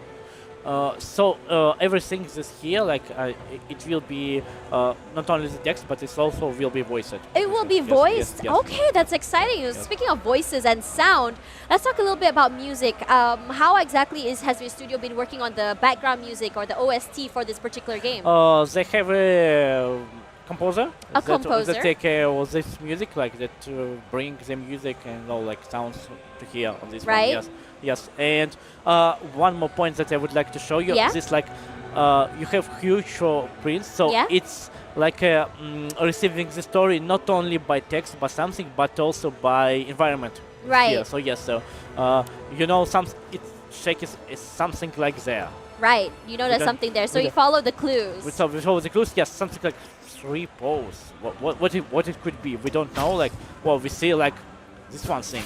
Oh wow, it actually paralyzes So you for a second. Yes, it's in other enemies, and you see it's like that. I jump it and kill from that behind. side, from behind. Yes, and this is like a point when game already teaches you, because we will meet the bigger one Yeah. after some time, and you will need to know how to kill him. Right, right. And yep, it like appears like yep, to jump or to do something with it. Yep, they're really small. This Yeah. one is really small. They like they don't like kill us. Or something like this one. And you see like how deep is location. So Yeah. yes, you could Can we go watch there? We can go there, but we can see what's going on there. Ah. Sometimes there is animated things and. Oh, you so it's know, a way stuff, for yeah. you to tell a story Yes, then, this yep. kind of storytelling method, and I really like that. Yep, and also like we show, for example, like here will be boss and what you can do with it. Like you can dodge like a shock or do something with it, but You have to wait. Yep, but Oh, that's a boss area. yes, there is the first boss. Oh, here we go. It's out. It's like a huge one version of this small creature.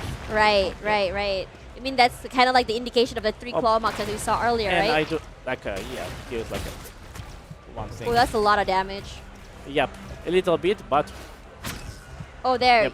You could kind of see where the weak spots are just based on the character, the shiny bit yellow in the back there. Sort of an indicator for it already. yep. Oh, And no. if I, for example, lose my health, I can replenish it. Oh, right. You use the hearts at the bottom there.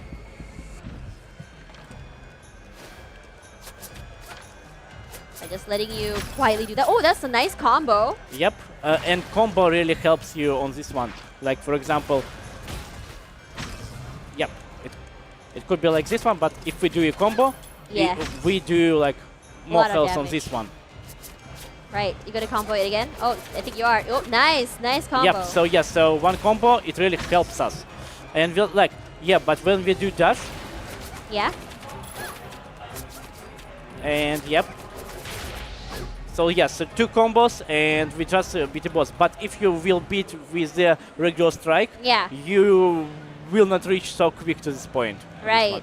So the game is all about like quick combos, and you saw like a little bit delay between the decisions. So we give a little bit delay to decide on which combo would you like. For Right. example, because on some combos we have like you have 2, 2, 2, and then you need to decide. For example, I can push Y button or push X button, and it will be 2 different combos. Right. And you could it's one step to decide. on this Yeah, one. I mean, eventually over time, this game will become very intuitive to the players, and I feel like even if it's going to be really hard in the beginning for normal, after a while they'll get used to it. I think the playthrough will be pretty Yeah. much fine. Yeah, and for example, if you can beat right now this boss, you could go somewhere else. Yeah. To like get more like clothes, to get more equipment, and to just return to boss with skillful and kill him. Yep.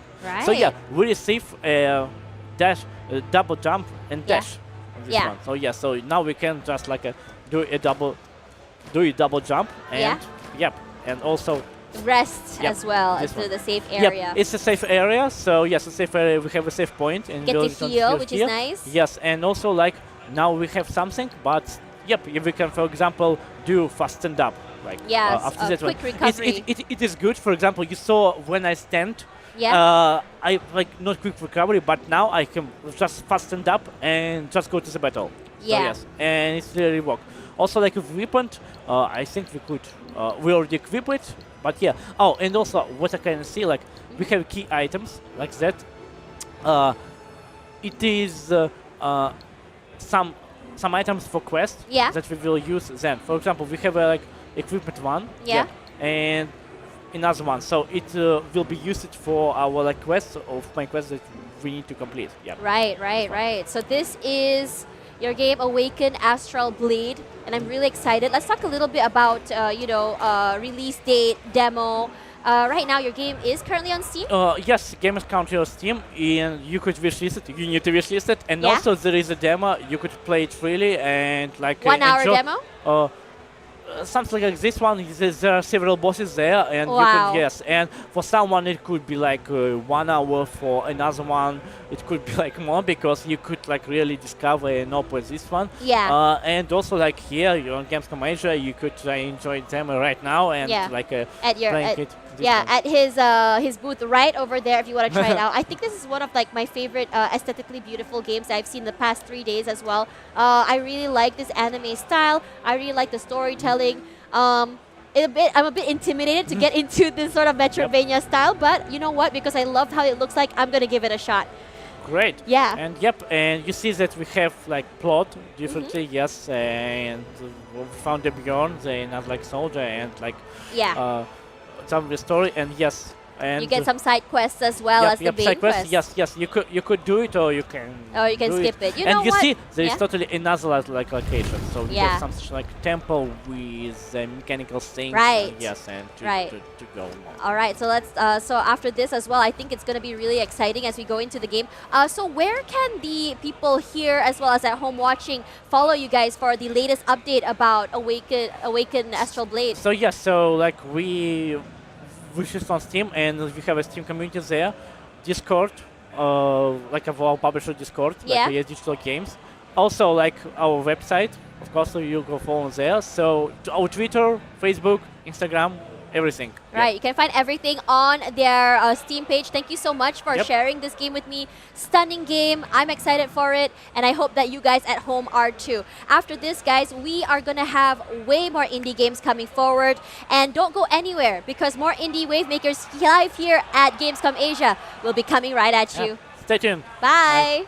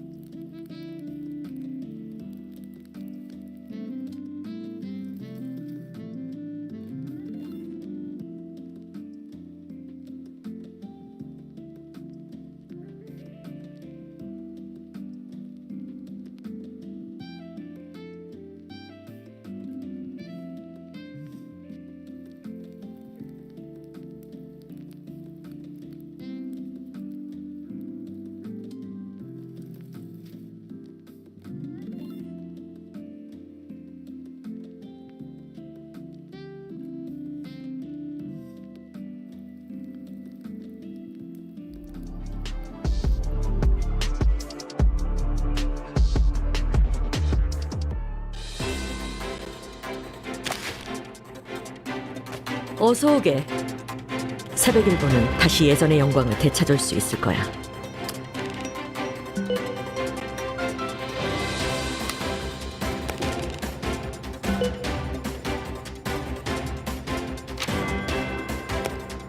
그래서 지의원과 함께 서 있는 모습이 좋겠네.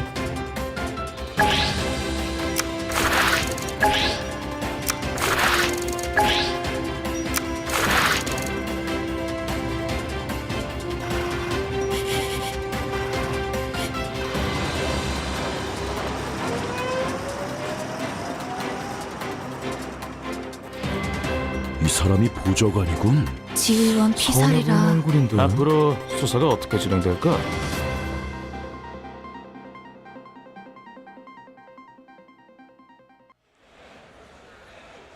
We've seen our fair share of detective games here on the Indie Wavemakers live over at Gamescom Asia. Today is the final day, and for now we have another version of a detective game, and this time you are the editor, or rather, you are trying to solve a mystery as a journalist. With me, I have Doihan, as well as Tony again on stage with me. I'm so sorry, I keep messing that up, but I feel so bad about it. But this is the game called The Editor, and I love the fact that in this one, you guys are sharing more about like a more localized version of a Korean style, thriller or drama. Honestly, I like to do that reference because I love watching K-drama thrillers. So yeah, let's talk a little bit more about your game. Right. 그래서 오늘 나와주셔서 감사하고 오늘 그 게임에 대해서 간단한 소개 부탁드립니다. 아, 네. 이 편집장이란 게임은 네. 그 유저가 한 신문사의 편집장이 되어가지고 네. 직접 신문 기사 제목을 결정하고 네. 결정한 기사 제목에 따라 이제 사진을 편집해서 신문을 발행해 볼 수 있는 그런 게임입니다. 네. Okay, so this game called The Editor is basically you become a journalist at a news company. Right. It's called the Dawn Times. All right. Right. So you edit the newspaper, the journalist, the title as well as the image as well. Then you publish it yourself. Oh, Right. we're the one. Oh, Yes, so yes. it's not really like us trying to find information. No. But we are trying to find the right angle Yes, to exactly. publish So you it. become the journalist yourself. Right. And then you get judged by the public. Wow. Yes. So how did you decide on making this style of game? Because honestly, I used to be a writer. Yeah. And I thought of it just like a job. I never thought about turning it into a game. Okay. 혹시 이 게임을 이제 개발하게 된 계기가 어떻게 되실까요? 굉장히 이제 새로운 컨셉 같은데. 네. 처음에 이제 인디 게임 개발하기로 결심을 하고 그때 이제 여러 가지 아이디어가 있었는데 네. 그중에 이제 이미지를 편집한 거에 따라 여러 가지 그 의도를 줄 수 있다는 점이 되게 재밌을 것 같아서 네. 이제 처음에는 뭐 추리나 탐정 그쪽으로도 생각을 했는데 네. 결국은 이 신문사의 편집장의 역할을 주는 게 게임으로서 가장 재밌을 것 같아서 이 신문사 편집장의 역할을 하는 게임이 Alright, so it took a while for us to discuss on a new concept, on, like what's gonna be interesting as well.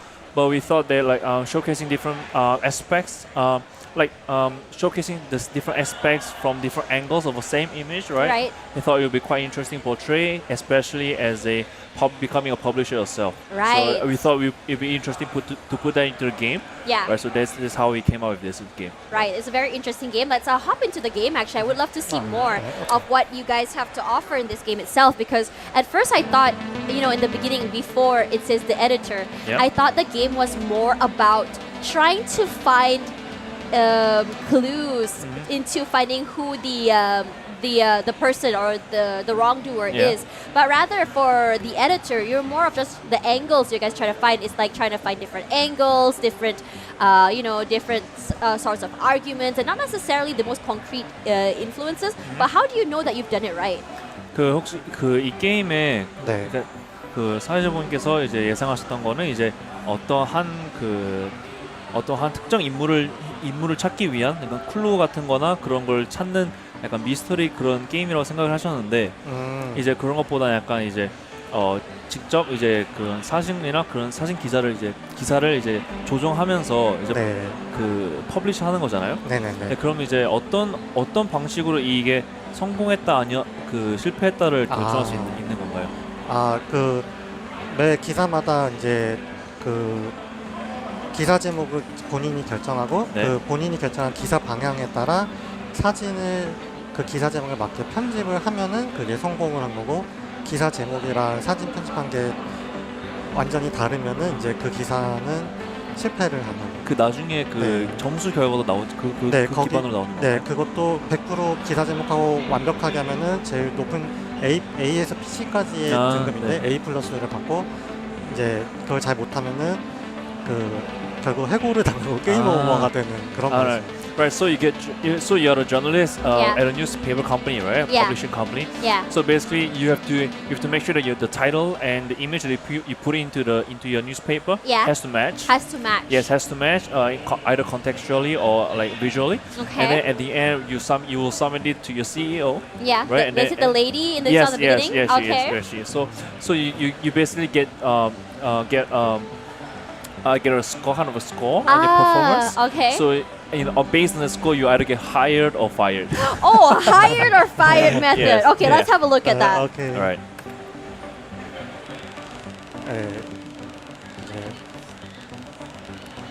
Alright, so we are now getting into the game. And I love the fact that, even though at first I thought that this would be a very Western style game, Yeah. and I saw more Korean names, I saw your boss is, an actual lady's face. I'm wondering if that is someone that you know in your studio? 혹시 방금 그 게임에 나왔던 그 CEO 여자분께서도 굉장히 동양화스럽게 되는데 혹시 어떤 분을 모티브로 만드신 건지?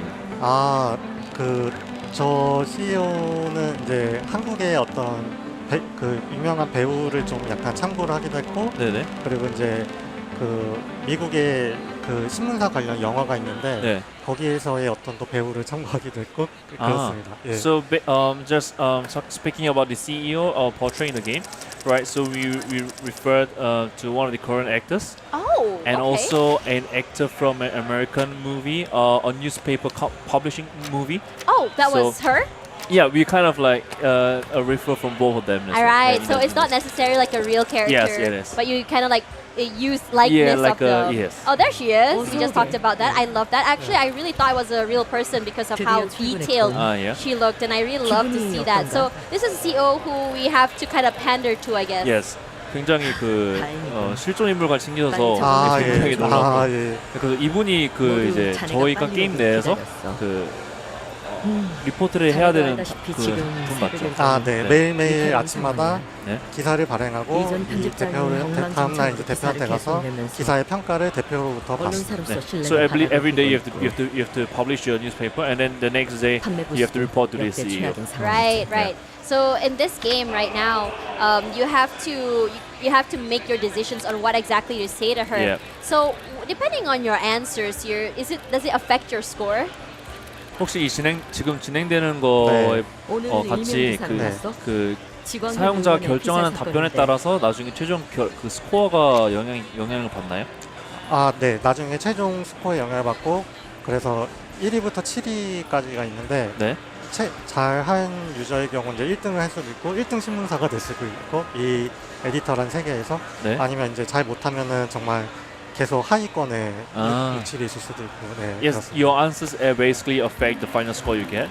So so at the end you get standing from first place to seventh place in this editor's universe, right? Right. So this game is, I would say, I thought it's like every day there's a score. Is it the score every day or the score at the end of the game? 그 혹시 스코어 제도라는 게 그 매일매일 발행한 거에 대해서 나오는 그 점수인 거 아니면 이제 그 게임이 끝난 후 통틀어서 나오는 점수인가요? 매일매일 점수를 받고 그게 누적되어서 최종적인 어떤 스코어를 받아요. 매일매일 기사를 발행하면 조금씩 그 회사 그 가치에 대한 평가 점수가 누적이 되게 돼요. Right. So the score you get accumulates over the game. Okay. So the final score at the end of the game is the final accumulated score. So you don't know how you've done until the end of the yes. game. So how long is this game, by the way? 그 혹시 게임 플레이 타임 혹시 얼마 정도 될까요? 이게 이제 이제 선택에 따라 분기점이 있는데 한 루트만 하면 한 2시간 반에서 3시간 정도 걸리고 네. 만약 모든 걸 다 플레이할 때는 한 4시간에서 5시간 정도. So you get depending on the answers you choose. Yeah. So you get different you get different points of the tree, Yeah. right? So basically, if you follow one line, it takes about 2.5 hours to 3 hours. 3 hours gameplay that you're Yeah, expecting 2.5 from to this 3, game. and then when you play the entire game, it takes 4 to 5 hours. 4 to 5 hours for this entire game. Yes. So just walk us through what you see on the screen here and explain to us how this process goes. 그래서 지금 이제 게임 하시는 거에 대해서 이제 하시면서 설명 부탁드립니다. 아, 예. 네, 어떤 네. 지금 상황이고 한지. 여기 이제 설명하다 좀 넘어갔는데 이제 대표랑 이제 대표를 만나서 네. 처음에 이제 약간 회사에 대한 어떤 첫 출근에 대한 걸 물어보고 이제 그다음에 본격적으로 이제 그 이게 메인 스토리인데 그 지광현 의원이 이제 그 피살을 당하고 진명이요. 지광현 아까 네, 그래서 이게 관련된 사진이고 이게 가운데가 지광현 의원이고 이제 오른쪽이 보좌관이고 네. 그래서 이 사진을 일단 분석을 하는 그 이 장면 그 이벤트 장면입니다. 저분이 해고를 당하신 분. 직원명이. 이분이 피살을 당한. 네, 피살. 그래서 범인으로 이제 이 보좌관이 유력한 용의자인 것 같다. 그래서 이런 기사를 쓰면 좋겠다고 대표가 유저한테 말하는. 네네. So the game starts off as we've seen in the first part of the game. So you have like a small talk with the CEO, like how's it going on your first day of work. So basically, 지광현, right? Which is we just call it Mr. G, right? There's a man in the middle. Yeah, he gets murdered, right? So his aide is being noted as one of the suspicious. Yeah, that's the current page that we are at. Right.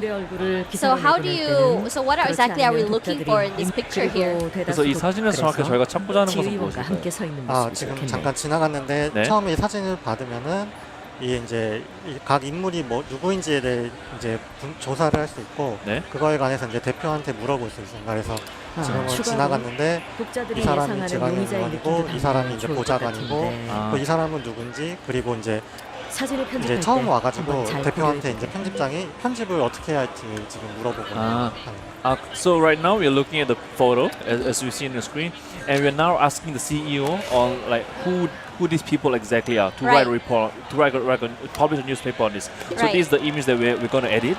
Yeah. To publish the newspaper. Right, right. And just now I saw that you could frame it in a way that you either want to make him look suspicious or make him look good or bad. So that is entirely in your power. Yes. 그래서 방금 이제 그 질문에 보셨다시피 이제 그 옵션 중에서 그 사진 속 인물을 좀 더 의심스럽게 보이게 한다던가 이제 여러 가지 이제 옵션이 있었는데 그것이 온전히 저희가 선택할 수 있는 것들인지.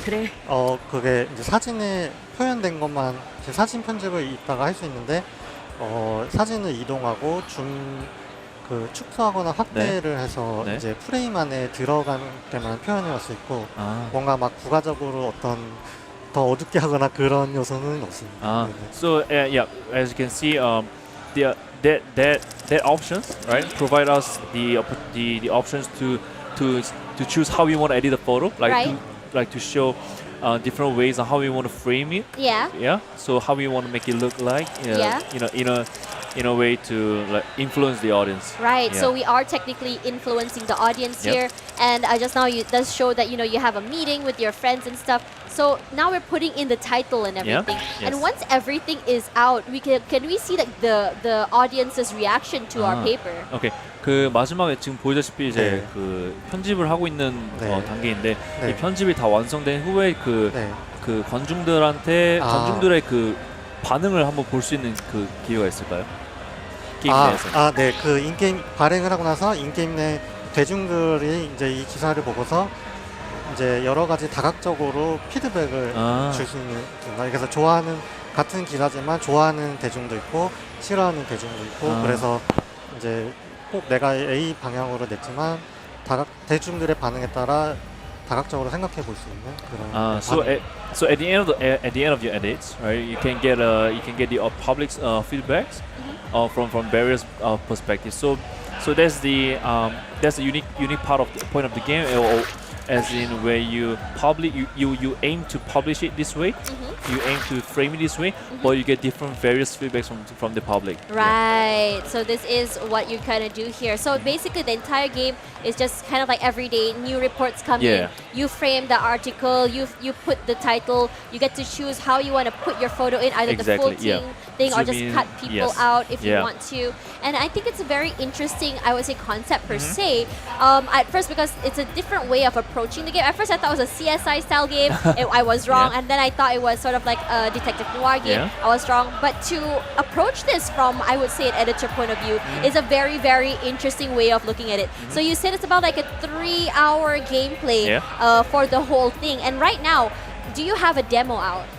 그래서 혹시 그 방금 말씀 주신 것처럼 그 게임 플레이 타임이 한 3시간으로 말씀 주셨는데 혹시 지금 출시되어 있는 데모 버전이 있을까요?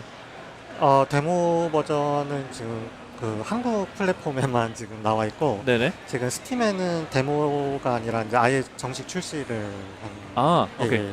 So right now we do have a demo on, but it's on Korean platform only. Korean platform only. But we do have the full version on Steam right now. Full version? Oh, the game is already out. It's already out. Okay, Steam, all right. So on Steam, the game is already out. So you guys can check it out if you want to.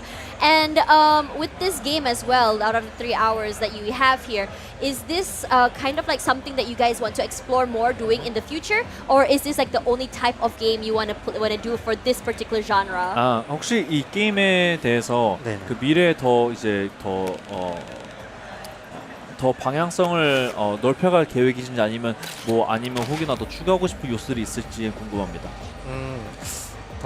기회만 된다면 이제 이 생각 중이긴 한데 이 편집장인데 이제 편집장이 아니라 어떤 그 다른 컨텐츠를 제가 많이 좀 참고를 했을 때 기자가 좀 주인공인 그런 컨텐츠들이 많은데 이번에 이제 편집장으로 했는데 차기장은 나중에 직접 사진을 좀 찍는 요소까지 넣어서 기자로서의 역할도 한번 해볼까 약간 고민만 지금 하고 있습니다. Okay. So right now it's not solidified yet, but we do have plans. We do have thoughts on making different story based from a reporter's perspective. So right now what we have here is based on editor's perspective, but we are thinking of how we're gonna make the game from a reporter's perspective as well, like taking a photo like this, on your own and stuff. So this is the printout, and we're gonna see the final result that he's been framing. So it's publishing right now, and I'm really curious to see what your score is. And it says, oh, people are reading it. People are reading it, and it looks really cool. Oh, one person likes it. Another person likes it. Okay. Thumbs up. Yep. So it's looking good. It's looking good. Imagine if all of them are like red. That would suck. You're just going home then. Yeah. We're gonna get fired immediately. So the investigation, if anything, I mean technically it doesn't show us like if our result actually bothers the police investigation, which would be kind of dope if we could in the future. Yeah, it'd be kind of funny as well if our newspapers actually affect the police, right? That'd be kind of funny. But let's see how he does. 이게 끝난 상황. 그리고 혹시 그 나중에 관중들의 피드백에 의해서 이제 뭐 수사 방향이 바뀌어진다거나 그런 게 있어도 더 재밌을 것 같다는 얘기였습니다. 네네네. 이제 관중의 이제 반응에 따라서 달라질 수 있는. 네네네. Yeah, so that's the end of the public reaction of the game. Yeah. Right. And what's our score? 이제 대표한테 가서 이제 대표랑 얘기하고 최종 스코어가 나오거든요. So this is the following morning, right? So when you report to the CEO, so you get a score on your performance. Right. Let's see. I am like so curious. The worst? Fire? Okay. No. Okay. His headline. Yeah, he's just speeding through. Yeah. Okay, so he already knew the answer. So I'm like really excited for this one. This one looks very, very fun to play, and I think that even if you play with your friends, I think some arguments are going to happen as well because you might not have like the same results. So it's going to be very, very fun to watch. So the news evaluation. So this is how it looks like. Yeah. An A+. How do you get an S? No, A+ is the highest one. So you get a. So perfect score. No, the perfect score. So he has high credibility, which means that he's not gonna get fired. Yeah. So yeah. Anyways, thank you so much for sharing this game with Thank me. you. I am super excited, and as well for us over here at Gamescom Asia as well as Indie Wavemakers. Now coming up here, is there any of the platforms that you guys are on so that more fans could not only know more about this game but also your upcoming games soon? Right. 혹시 지금 기존에 출시되는 그 플랫폼 외에도 혹시 그 기존에 이제 예상이 되어 있는 출시 플랫폼이 다른 게 있을까요? 네, 지금 PC로 일단 출시를 했고, 자 이제 모바일이랑 닌텐도 스위치로도 출시를 확장을 하고 싶은데, 지금 진행 중입니다. So right now we are published on PC as well. Like as you mentioned, it's on Steam, and we do have future plans of publishing it on mobile and also Nintendo Switch. Mobile and Nintendo Switch. I like the idea of being able to do like one article per day as I'm out at work, so that's kind of fun as well. So very excited for that. And you guys on any social medias by any chance? 그 혹시 다른 소셜 미디어 같은 플랫폼 같은 게 있을까요? SNS는 제가 지금 따로 있지는 않아서. 네네네. 혹시 미래에 그런 계획이 있을까요? 이제 관중들이 이제 그런 근황을 알 수가 있는. 예, 그거를 일단 지금 스팀 페이지를 통해서 좀 많이 그런 SNS 역할을 스팀 페이지를 통해서 좀 해보려고 하고 있습니다. 그리고 미래는 이제 그런 SNS를 추가로 더 제가 운영을 하면 좋을 것 같습니다. So right now we do not have any SNS social media platforms that we are operating on, but we are working to communicate with the audience on the Steam. Steam community page? Steam community page. Yes, right. And we also planning on expanding our social media presence on the other platforms as well. All right. Thank you guys so much for spending time with us on stage and sharing with me your brilliant game. For now, guys, don't forget that we still have a whole bunch of indie games coming your way live here from the show floor of Gamescom Asia. This is the Indie Wavemakers. We'll be right back. Saudara-saudara Nusanesia, sebangsa setanah air. Sesungguhnya kemerdekaan ialah hak segala bangsa. Sudah terlalu lama bangsa ini dijajah, diinjak-injak oleh tentara asing. Namun, hari yang kita nantikan telah tiba. Rakyat Nusanesia menyatakan dengan ini, kemerdekaannya.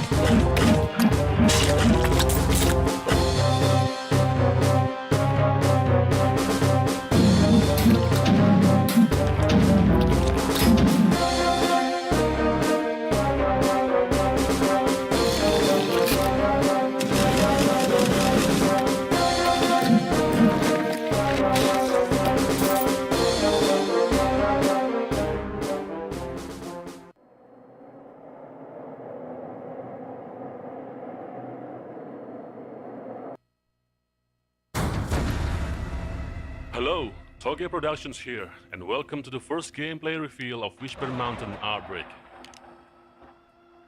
Whisper Mountain Outbreak is an isometric survival horror game that can be played solo or online co-op with your friends. Set in the year 1998, when a mining operation at Monbisik accidentally awakens an ancient malevolent entity who triggers an undead outbreak in the fictional town of Daha. You're one of the few remaining humans. Together with other players, you must struggle to survive and find a way to escape from the Eldritch Terror. Spread out. Or stay in a group to explore the map and find the best route to escape.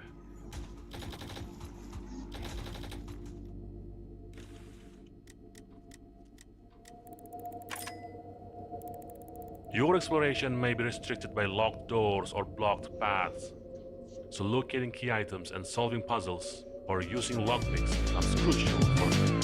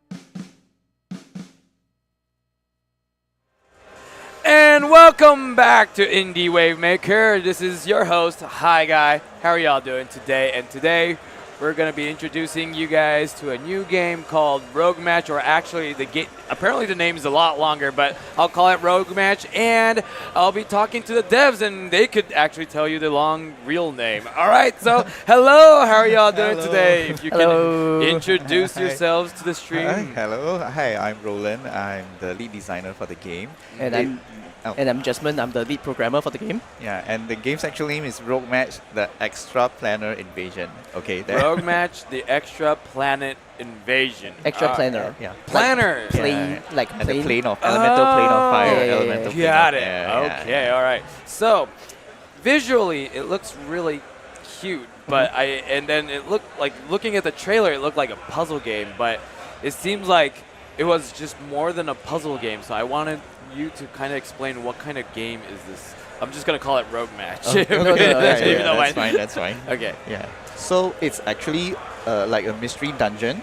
You start off on a level and you go to different rooms. You find the boss, and then you progress downwards to the next level and next and the next. So classic mystery dungeon. Yeah. So one run through the castle gets you to unlock the rest of the story, new characters, and so go on to chapter 2 and all that.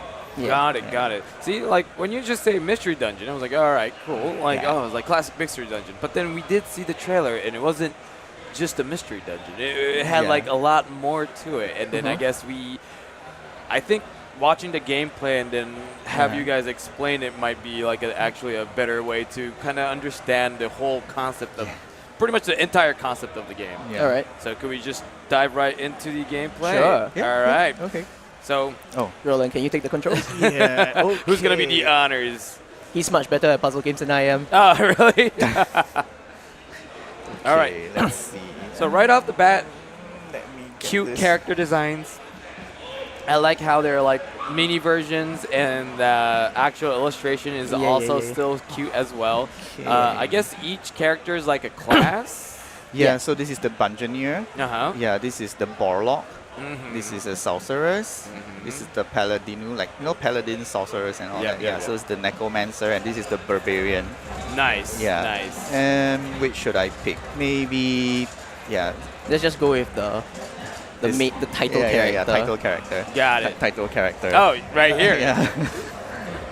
Okay, so these are these are equipments. Yeah. So in match 3. Yeah. If you match 4 or 5 pieces, usually you get a special piece.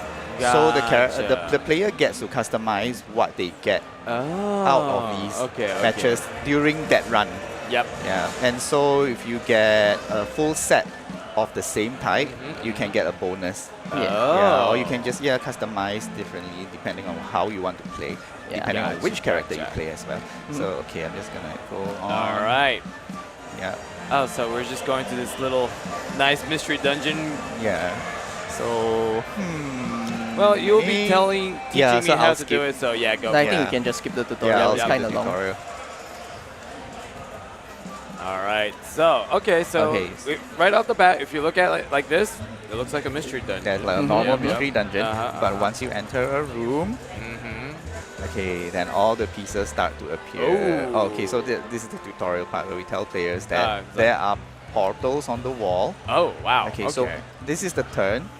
And every turn that you take, the monsters will move one step. Yep. And these will count down.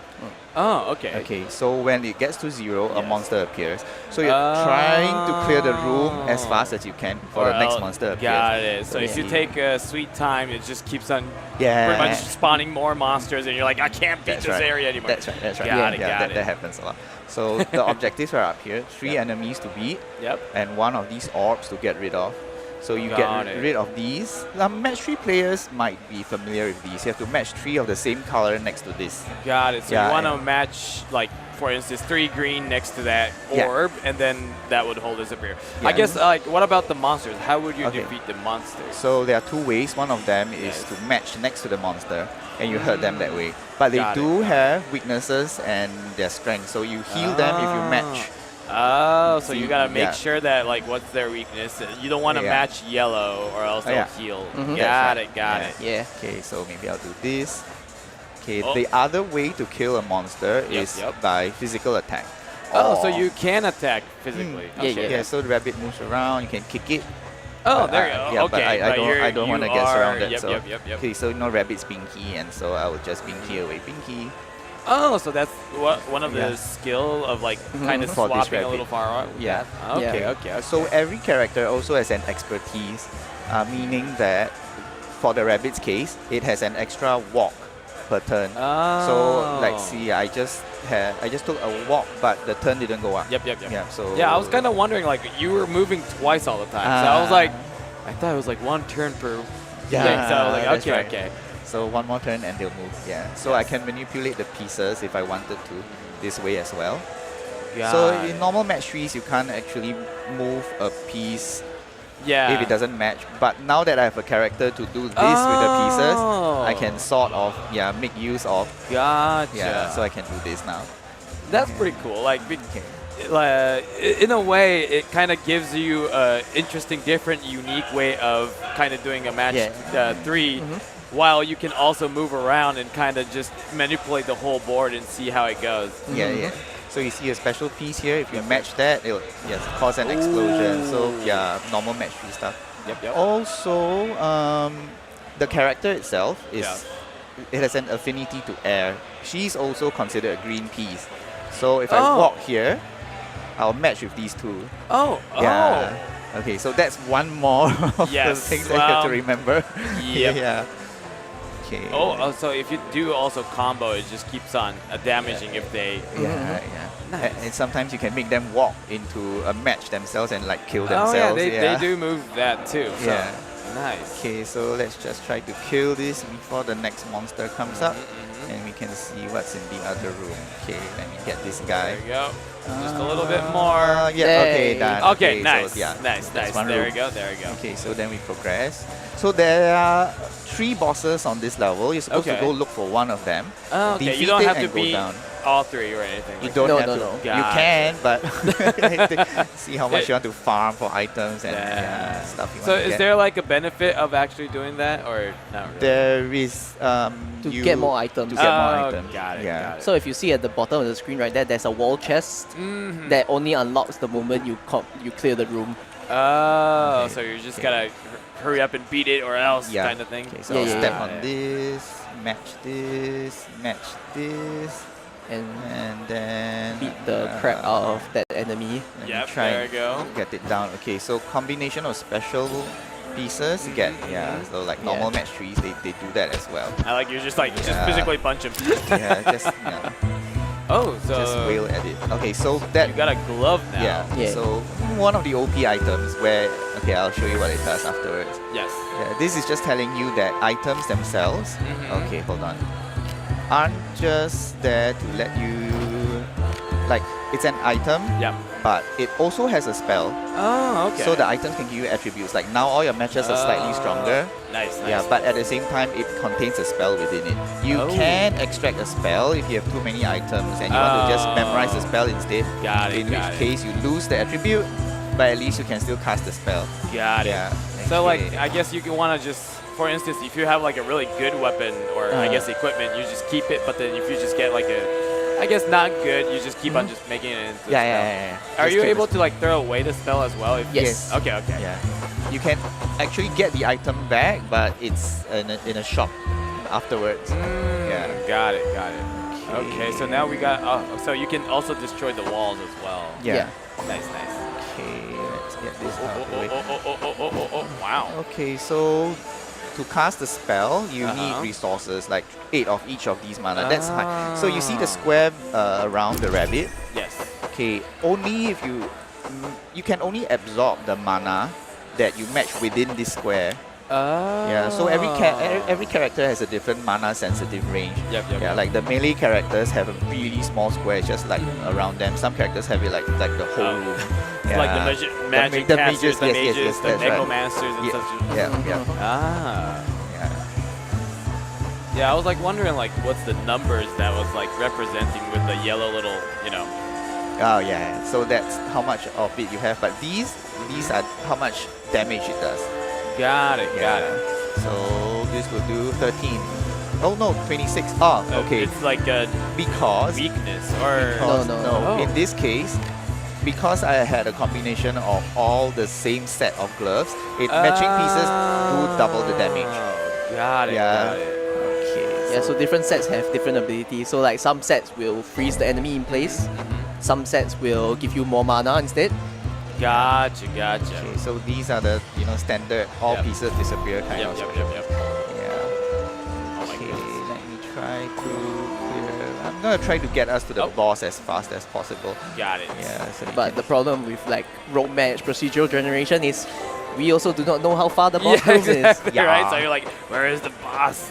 Okay. There we go. We'll pray to Lady Luck that it happens soon. I know, right? Like, come on, boss. There we go. Oh yeah, okay, perfect. so this is the boss door. Okay. So you can tell that it's going to be the lava boss. Yeah. Oh, okay, gotcha. Okay, That's nice. Like it actually tells you exactly like, oh, okay, this is gonna be the lava boss by like looking at the room before the actual. Yeah. Okay. Do OP things. It will summon all the. This item gets you all the pieces that you will get if you combine a square. Got it. Yeah. Okay, let me see what I can do. There's like so another many square. stars over here. Oh. Yeah, they auto aim at enemies that they know will get hurt by them. So nice. it was a red star, and it knows that these enemies heal if you get hit by red. So they didn't go and attack it. Good, that's good. Yeah. Okay, let me see. Okay, so like those like bigger diamonds, you just need to like hit it multiple times to. Not quite. So the bigger diamonds, right? Like if you see the 9 at the side, it just basically tells you you need to absorb. You need to make matches with 9. Okay, you don't so have to like 3 match it next to it. No. Yeah. So like you see when you're making the fire matches, the energy from the crystal, from the piece like went to the crystal and got absorbed. Yeah. Okay, 3 and done. There we go. Yeah. Oh, not now, done. Oh, well, no. you gotta defeat the little nah. tiger dude, the He lizard popped up dude. when he popped up. 2 turns too late. I know, Yeah. so close, so close. Okay, maybe. Okay, I'll show you something else. What's he weak to? Okay. Maybe I can do this. So if you. I activated a piece by accident. Oh, well. You know okay, what? never It mind. works. Yeah, it okay, works. fine then. Okay, I'll just go to the boss now. All right. Oh no. Okay, so this is an dragon. example of one of This our is bosses, the Oh. Leviathan. Yeah, it's a Leviathan. Okay, I shall spoil. So like when that Leviathan moved, it became like a little yellow. Oh, Oh no, oh no. Oh no. Oh no. The game hang. Oh no. Oh, the game hung. No. Okay. It's like yeah, this did not happen without them. Oh no. Well. Well, anywho, like I guess if you want to try out the boss, you gotta actually come here and play the game. Yeah, I'm sorry, everyone. No, it's all right. So this game is still in development. I'm Yes. assuming. Yeah, but it's out in early access on Steam right now. Okay, Yeah, okay. yeah, So yeah. people are actually able to try it out, have fun, and enjoy the game as well. Sorry. Okay. Oh, okay. Thanks. Okay. Yeah, But so it's on Steam. It's on early access, which is like because when I was like looking at it, it seems like you're pretty much it's polished to a point where it seems like everybody can play it anymore. So already. So I wanted to ask like when is it coming out? But I guess it's already technically out as an early access. Yeah. Do you know like when you think you can do like the official release, or do you have like a roadmap for that?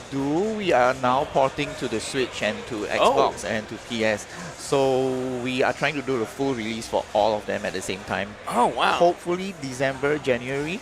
Yeah. This year. This year.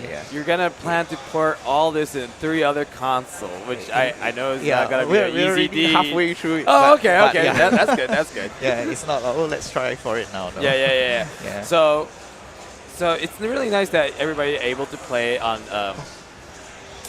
early access already. So for instance, I'm assuming because now you're playing it on mouse and a keyboard, but I guess if it's going to be on the consoles, you are able to use controller support as well. Yes, we have controller support. Nice. Yeah, That's we actually also have colorblind support. Oh, And wow. because Accessibility it's a match 3. Yeah. That is true. Match 3, and then, there are... like, I was playing a puzzle game that drops and, like, do combos with, like, a friend that's colorblind. He was like, I can't see it. And I was like, I'm so sorry. So that was important. It's nice to have, like, a colorblind support for this. So, like, this is going to be, like, pretty much a solo game. There's, like, no multiplayer. No multiplayer, yeah. That's nice. Because, like, sometimes, like, puzzle game, you just want to try to play go on. And so, do you have, like, different modes that you consider, or do you consider this like a roguelike in a way? Because it is a roguelike. Right? Yeah. It is a roguelike with a story. So you do get to the end of the story, and then after that we have this. I wouldn't call it an endless mode, but you can just keep playing after that. Yeah, like the survival mode. Like, something like that. I feel like in a mystery dungeon series, you do need to, like, after you beat the game, there's like the challenging, like you can just go to like floor 999 or something like that. Yes. That's all the floors at one go kind of stuff. That's what's gonna happen. It's awesome. And I guess like for other characters as well. So for instance, like you say it's roguelike. For instance, if you go with the bunny all the time, does the bunny kind of like level up, or it gets like No, we have no meta progression. It's really a roguelike in that sense where you get better because you get better. Yeah. Not the character. Got it. And then I guess like luck included in like picking up the good items or something like that. Yeah. But other than that, you can't like level up a character and then be like, that's actually, the true roguelike. We did want to stick to like the roguelike roots of the genre rather than go down the road light. So the only real progression in terms of capabilities is the more you play, you unlock more and more items. Yeah. Gotcha. Yeah. So like when you say you unlock more items, that's like, for instance, first playthrough, you just only have like certain items. But then, like, I guess, you fail and die, and then, but you'll be like, okay, you went through this floor, or you beat this boss, so there's like this weapon or this item that gets unlocked and everything like that. Yeah. So every character, the first time they meet a particular boss, an item will be unlocked based on that character and that boss. Oh. Yeah, so number of bosses times number of characters equals number of new items. It incentivize for people to play different character all the time and try to beat it with like each character to try to just get more good item. Like, and sometimes you get stuck, so you're like, okay, let me try to beat it with like different characters to get like a better item, and so on and so on. Yeah, and there's a special thing about the items that you unlock when you beat a boss, in that you can sacrifice that item to give you a level up of the expertise that you have or someone else has. Remember the expertise where you can like move one extra step per turn. Yeah. So different characters like the mages can maybe match one extra time a turn. But if you sacrifice those items, you can match one more time per turn. So 2 matches free and so on and so forth. But they do take up inventory and spell space. So that's an emergent play style that you can only kind of do when you unlock more of these items later on. You can't do that at the beginning. Got it. So there's a lot of stuff to try. Nice. Yeah. Awesome. Thank you. So for the people who wants to check out, like, keep on following the updates of this game, like get to learn more about this game, I know they can access the Steam and then check out, wishlist it if you want to get the early access. But is there like any social media or website that you have that you can? Yes, we do. We have a website, we have Twitter, we have Instagram, we're on Facebook. Oh wait, how do I? I don't have a QR code for you. There's a QR code right there. The name of the company. Yeah, the name. Just look for Starstruck Games. Starstruck Games. Yeah. So search Starstruck Games. Do you have Twitter or X as well? Or yes, we are on we are on X, we are on Instagram, and we are on Facebook. So if you just search up Starstruck Games, you should be able to find us. Awesome. Well, thank you very much for showcasing this. Thanks amazing for having us. No problem. I do like now that's on early access. I feel like, oh man, I should try it. Like I do have a Steam Deck, so yes. We don't have the green tick for it yet, but we are like in the middle. But people have played it on the Steam Deck. Well, I feel like when it's on the yellow, they say like, well, we can't guarantee you, but usually it works. So it's like that's good. All right. Well, thank you again. Thank you for having us. Enjoy the rest of Gamescom Asia, and I will do. And for the people who's watching, we'll have more indie games coming right up, so don't go anywhere because we'll be back. Okay, bye. Saudara-saudara Nusanesia, sebangsa setanah air. Sesungguhnya kemerdekaan ialah hak segala bangsa. Sudah terlalu lama bangsa ini dijajah, diinjak-injak oleh tentara asing. Namun, hari yang kita nantikan telah tiba. Rakyat Nusanesia menyatakan dengan ini, kemerdekaannya.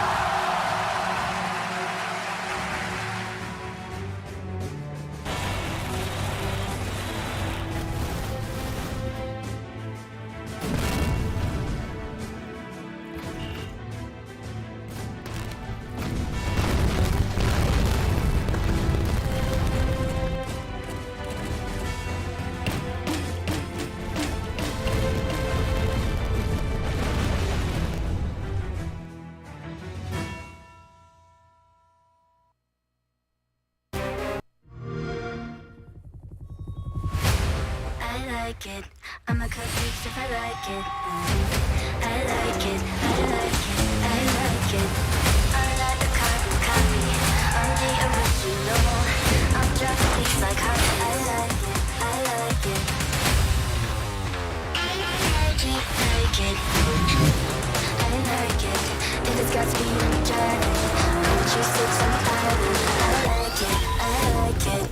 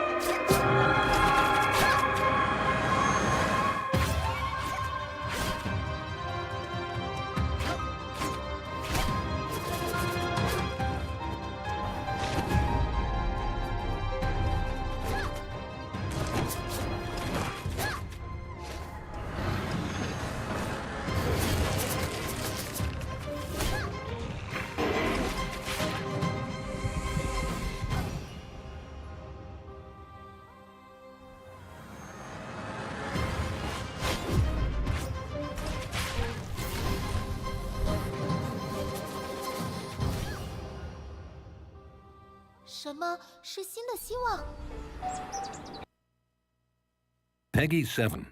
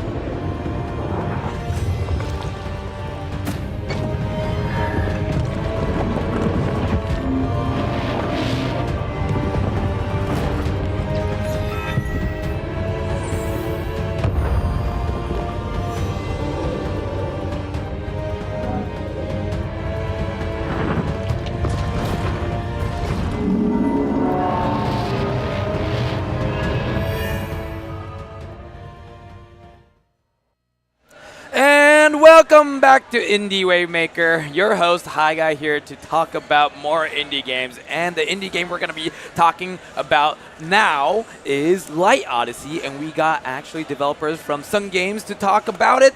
Hello, how are you doing today? Nice to meet you. Nice to meet you. If you can do like a little quick introduction to the people who's watching the stream, that will be great. 네, 간단한 자기소개 부탁드릴게요. 저는 한국 부산에서 개발하고 있는 썬게임즈 대표 김선호입니다.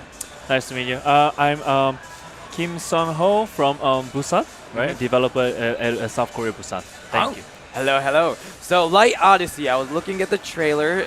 It was really interesting. I guess choice of color is just black and white. Yeah. I guess that kind of shows the contrast between the light.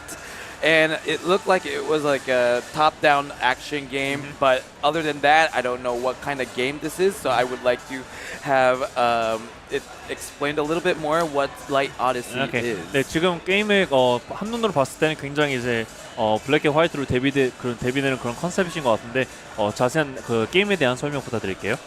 라이트 오디세이는 빛과 어둠을 소재로 한 게임입니다. 그래서 거상과 빛이 나오기 때문에 배경을 조금 더 빛을 강조하기 위해서 조금 어둡게 표현됐습니다. So Light Odyssey is a game of light and darkness, right? So so we tried our best to make the biggest contrast between the light to emphasize more on the light itself compared to the darkness. So that's the theme of this game. Awesome. Yeah. And then by looking at it, I already I was like kind of falling in love with it, but then I think I need to see a little bit more gameplay. So I guess let's kind of go ahead and dive right into the gameplay. 네, 게임 시작해 주시면. 네. 좋습니다. 네.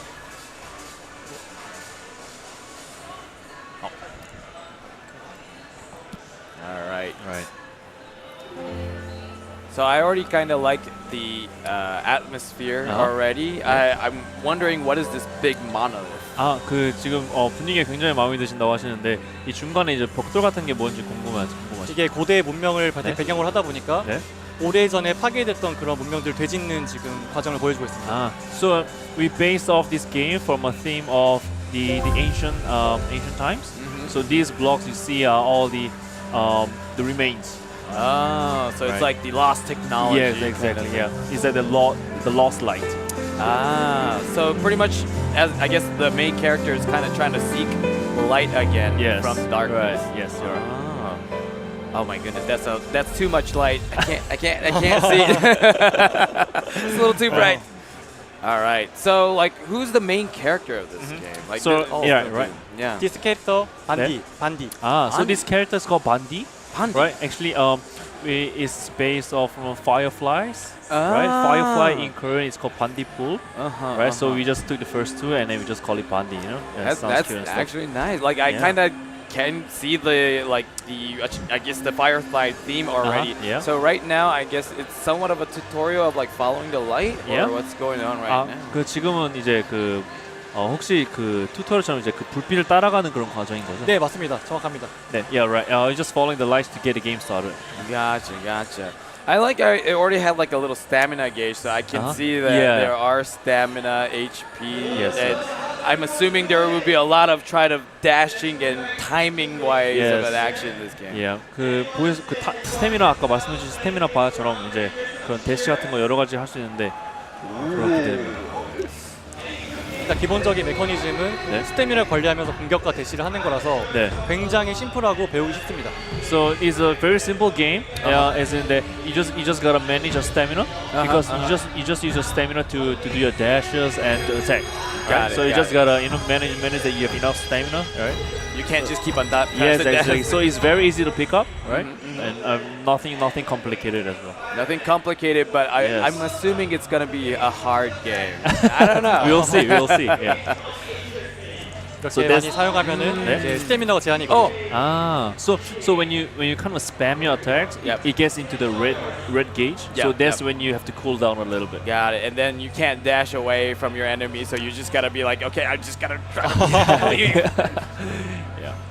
Awesome. So I can see like there's like another circle on the right by XY. So I'm assuming there might be like a new attack or ability or action. 그 오른쪽 하단에 있는 XY에 대해서 한번 설명 부탁드릴게요. 일단 기본적으로 무기를 장착해서 사용하는 방식이고 현재는 일반 공격과 리커버리한 힐하는 기능이 있습니다. 네. 나중에는 조금 더 많은 무기들을 3가지 선택해서 교체할 수 있어요. So right now we have the basic attacks and also some special abilities with the weapons, and we also have this healing mechanism. Okay. Right? So in the later stage of the game, we can pick and choose from 3 different weapons that we want to use in our attacks. Got it. And then Pandi just kind of walked through this like big monolith of, I'm assuming, like ancient text of like whatever it is. So who is Pandi? Like, is he just like a traveler who is just looking for light, or is he like trying to find a light for his tribe? 네, 그 반디의 그 목적 그리고 반디에 대한 배경 같은 거 설명 부탁드립니다. 반디는 오프닝 영상에 나왔던 것처럼 오래전에 어떤 사건에 의해서 빛을 잃었습니다. 근데 이제 반디는 우연한 계기로 인해서 깨어나서 세상의 빛을 되찾고 세상을 구한다는 설정의 세계관입니다. So as shown in the introduction of this game, so this Bandi lost his light long ago, like in the ancient times, and is now awoken, right? Awakened, and he's trying to find his way back to finding the light and saving the world. Got it. So pretty much it's like only Bondi left, and then there's like just no one else there. And you're like, okay, I need to find the light to just bring back life in this world. Pretty exactly. Because in the ancient time, all light was lost, so he's trying to get back the light. What triggered him to wake up in a way? Like, I guess he was like kind of sleeping or whatever it was that just kind of awakened him. 혹시 그 반디가 이제 깨어나게 된 그런 계기가 있어요, 사건이나? 이제 뒤에 있는 작은 친구가 지금 따라오고 있거든요. 네네. 이런 따라오는 친구가 그 친구가 이제 우연한 계기로 인해서 반디를 깨워주게 돼요. So as you can see, there's a little thing behind Bandi that's following him. Yep. Right. So that was what woke Bandi up. And we don't know what he is yet, but then I guess eventually, while you keep on playing, you kind of figure out the mystery of that little light as well. 혹시 그 뒤에 따라다니는 그거의 그 존재에 대해서는 뭐 추가적인 설명 같은 거 있을까요? 지금은 일단 우연한 계기로 태어난 어떤 사건의 피조물. So basically, it's out of all coincidence, right? It's just like out of nowhere, like boom. 이제 보스전 시작합니다. Right. So here comes the boss. Oh, there he goes. The boss of darkness, right?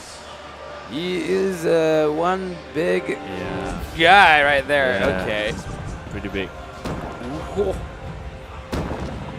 So I guess there's like a perfect dodging system, I'm assuming, where you're like, if you perfectly dodge it, you will be able to like kind of use that invincibility to dodge an attack or anything. 혹시 그 회피 기능이랑 그런 거 따로 있을까요? 지금 대치는 일정 시간 무적이 되고 적의 공격도 일정 시간 데미지가 판정되는 그런 시스템입니다. So when you use dash, you become invincible for a moment, for a show off. So that's how you can dodge his attacks. Got it. And I guess like when you're dodging it, it kind of slows down the movement a little bit. 그 중간중간에 싸움의 모션 같은 거, 슬로우 모션 같은 것도 이제 의도된 건가요? 네, 지금 정확히 피하면은 퍼펙트 대시라는 판정으로 살짝 느려진 효과가 있고 제가 평상시에 이렇게 한 대 맞으면 깨지는 소리와 뭔가 이펙트 터지면서 이제 데미지가 있는 피격 피드백을 알려주고 있어요. So when you the slow motion counts when you perfectly dodge the attack, so it's called a perfect dodge. So you'll come with a slight slow motion of you like perfectly dodging his attacks. And when you get hit, you have this kind of sound effect of something like crashing, like that. Like that. Yeah. That's when you know you get hit pretty bad. Got it. Because it is pretty big, and you're like a small little character, so I guess the sound cue definitely helps. Yeah. So right off the bat, I can say, running out of stamina. It's already like a really hard boss. Is this like the first enemy that you encounter? 혹시 굉장히 세 보이는데 보스가 혹시 이게 파이널 그 보스 몹이지 아니면 추가적으로 더 다른 그런 보스가 있는지 궁금합니다. 이 친구는 첫 번째 보스입니다. 네. 일정의 튜토리얼 보스입니다. So that's the first boss. First boss. 보스마다 이제 페이지가 바뀌면서 지금은 약간 추격하는 시스템. So we are now moving to the next phase. So this is just for like just for the pure entertainment. Got it. Kind of a chase scene.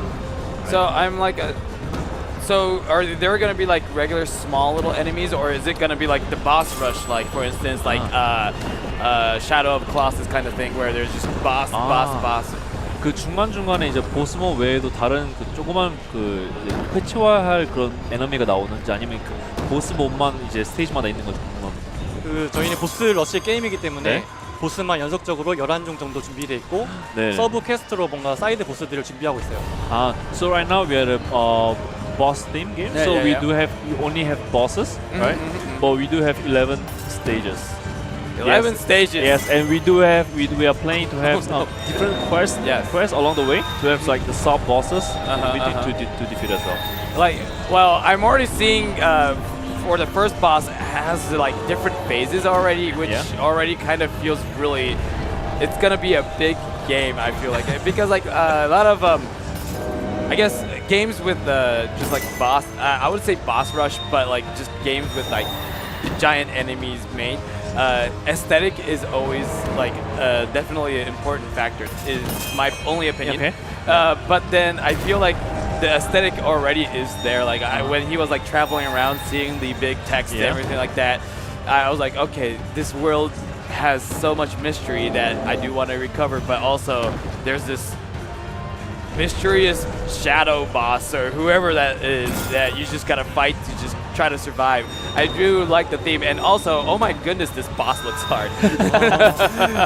네, 그래서 이제 그 보스몹 말고도 이제 그 시각적으로도 굉장히 마음에 드시다고 하시네요.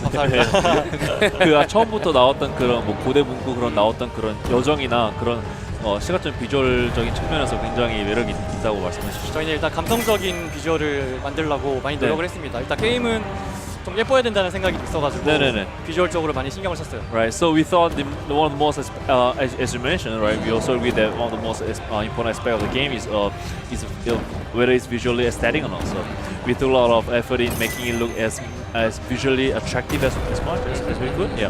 한 가지 더 말씀드리면 이제 보스 애니메이션은 이제 모션 캡처로 이용하는데 제가 직접 연기했습니다.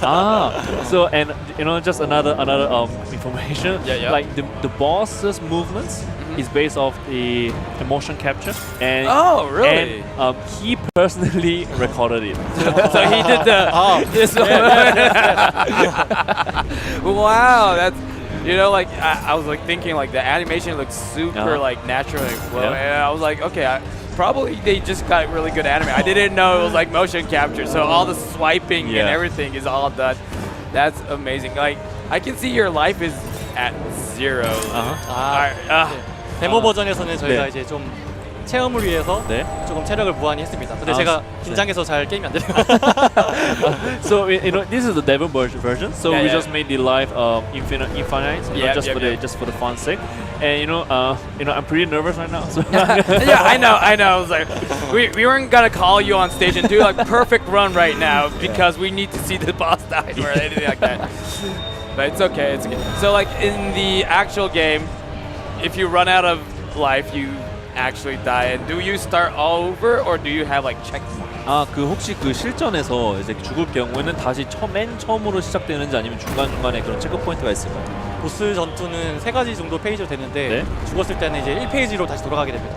다시 처음부터 아예. 네, 맞습니다. So we have 3 different phases in the boss rush, right? So when you actually die, you go back to phase 1 all over again. Oh, so you gotta do the running at the corridor again. It's like, okay. You know what? I do love a challenge like that too. So I respect that. So I also see like 2 life bars. The one in the top, like for instance, is it like the bottom life bar like the stock of like the top bar, or I want to know like. 그 위에 그 바랑. You're talking about the bottom left. Bottom left. Yeah, bottom left. 그 바 2가지 표시되는 곳에 설명 좀 해주세요. 위에 있는 녹색 바는 일단 체력을 의미하고 아래에 있는 흰색 바는 보스가 잠깐 휘청일 때 이제 빛을 획득할 수 있는 시스템인데 그걸 소모해서 이제 무기나 스킬 같은 거 사용할 수 있습니다. So basically the bar on top is your health bar. Yep. So and the second bar below is the bar where you can collect the life from the boss. Like so, in the middle of the fight, the boss will, once in a while, stumble a little bit, and then you can collect the lives from the boss. And you can use the lights. Yes, as you can see, you can collect the lights and make the weapons out of it. Weapons. Yeah, you can make weapons out of the light. Like you're almost done. You're so close. Right. So I like how like when you lose stamina, it's not just you can't dodge anymore. You can't even attack anymore. So you're just screwed. You're like you just gotta try to run. You need to cool off a little bit. Yes. So this game looked really beautiful. It's really nice to just see, because it's black and white, right? So you realize like it might be with all the games now with like so much color, like would it actually like? Were you a little bit scared when you make like, okay, let's make a game black and white? Would people be like, oh, it's just there's no color, it's so black? For me, it looks beautiful. But were you like kind of scared when you like first try to be like, okay, let's just make it black and white? And I don't know how you feel. 처음에 게임을 개발하실 때 그 테마로 그 블랙 앤 화이트로 정하셨는데 혹시 그 요즘에 다른 게임들이 워낙 이제 컬러풀한 게임들이 많고 이제 비주얼적으로 이제 색깔이 많은 게임이 많다 보니까 개발했을 때 혹시 그런 쪽으로 걱정은 되지 않으셨나요? 일단 제 눈에는 가장 좋았던 걸 먼저 선택했고 말씀하신 것처럼 일단 경험적으로 대비를 줘야 되기 때문에 나중에 등장하는 스테이지는 뭐 불이나 얼음처럼 특정한 색깔이 포함되는 테마를 개발하고 있어요. 저희도 염두에 두고 약간 다양한 색깔을 보여드리려고 노력하고 있습니다. Right. So at first we thought that the contrast is the most important thing in the game. So with this way we emphasize how the lights compared to the darkness. And we do have plans in the later phase of the game. We do have plans for different bosses where they use the elements of fire and ice to add more kind of a color into it. Got it. I will be looking forward to it. So right now, I saw you play it on the PC. So are you planning to release this game on PC or like any other consoles, or is there like any what platform are you planning to release 지금 this game? 그 보여주신 건 PC에서 보여주셨는데 다른 플랫폼에서도 출시할 계획이 있으신가요? 지금 콘솔 엑스박스나 플레이스테이션도 같이 출시할 예정입니다. 내년에. So we are planning to publish this on not just on PC but on console as well, on Xbox and PlayStation and stuff. Planning coming up next year. Next year? Yes. Like next year, do we know like Q1, 2, 3, 4? 내년 한 상반기. Q2. Maybe. we know. Like we never know how game development happens. Like you'll get like that one little bug that you just can't fix, and you're like, why can't I fix this? So I totally understand. So also, I guess it's in English right now, but are you planning to have it on Korean and English, or do you have any plans on localizing it on any other language? 다른 언어로 혹시 설정된 그런 계획이 있을까요? 지금은 영어는 무조건 1순위지만 나중에 되는 대로 여력이 되는 대로 다양한 언어를 추가할 예정입니다. So right now we only have one for English, but as we move on, as we finish on the last stage of developing, we are going to add as many languages as possible. Yes. Like I can see because like it seems like there's not much text, so I feel like you'll be able to, like, for instance, if it's just in English, still people will be able to play it, but game start and stuff. Exactly. It just says game start. Like I can understand restart. I can start. I can press start. 지금 이제 아무래도 텍스트가 많이 없다 보니까 게임 내에서 그래서 다른 언어 추가하실 때는 많이 어려움 없을 것 같습니다. 정확합니다. Yeah, that's right. You're right. So for people who just saw this and also want to know more about the game or follow some updates, is there any platform or social media that you have to actually have people follow so they can get more updates? 혹시 다른 그 관객분들을 위해서 이제 근황이나 그런 거 알고 싶은 분들께 이제 소통할 수 있는 그런 SNS 플랫폼이 있을까요? 지금은 트위터랑 디스코드 채널을 운영하고 있어서 저희가 뭐 홈페이지 오시면은 바로 링크 타고 오실 수 있습니다. So we do have our channels on Twitter and Discord. So you can come onto our website and you'll be directed to a link directly. Awesome. All right. Well, thank you very much for showcasing this beautiful game. I guess like since a while ago, like 7-8 years ago, there were a couple of indie games that was like Boss Rush. Not even 7. I guess 7-8 years ago.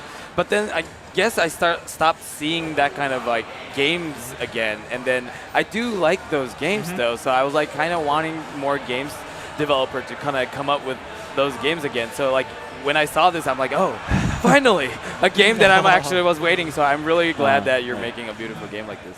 그래서 이런 비슷한 류의 보스 러시 게임을 안 본 지 굉장히 오래돼서 굉장히 반가운 개인적인 소견입니다. 감사합니다. Thank you. So thank you very much for coming by to showcase this amazing game. Hope you have like the best rest of the day for Gamescom Asia. You too. Thank you. Thank you. Thank you very much. And for the people who's watching this show, we have more indie games to showcase. So do not go anywhere because we'll be right back. Bye bye.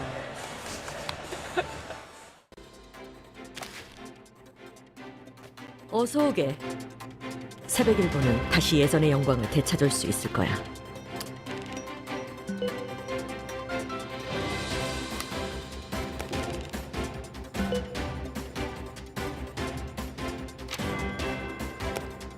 그래서 지의원과 함께 서 있는 모습이 좋겠네.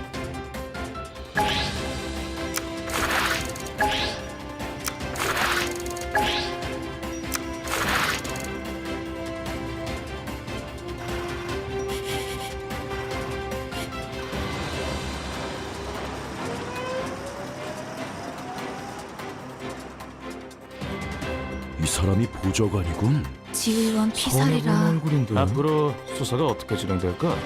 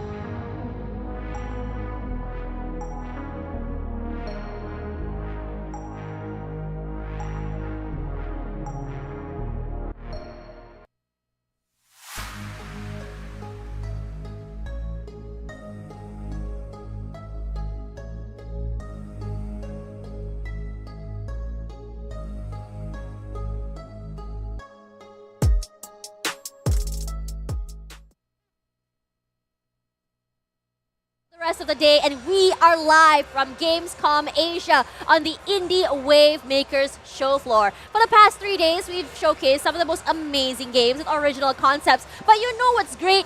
Taking characters, concepts, memes from things that are already iconic and turning it into something beautiful. And that's exactly what we are going to be exploring in this game right now. With me, I have David. Hello. From Ripples, right? Yeah, Ripples Asia. Ripples Asia. And this, wait, it's a very long name. I need to take this out. From DreamWorks All-Stars Kart Racing. All right. So we all always talk about, like, you know, racing games with the turtle shells, which I will not name. But you know what's even better?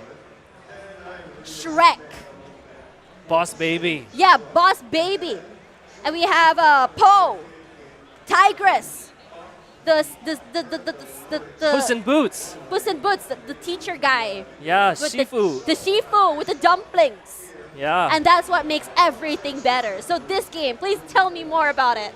Well, it's kind of like DreamWorks characters meets Super Mario Kart, you know, Right. and it's just fun for all ages, and you know, wouldn't it be awesome if like all your favorite characters just like raced against each other, and you have like cool items like trolls in there, so you know, it's just a good time. It's an ogre. I'm sorry, Yes. I couldn't help it. Donkey is also in Donkey, there.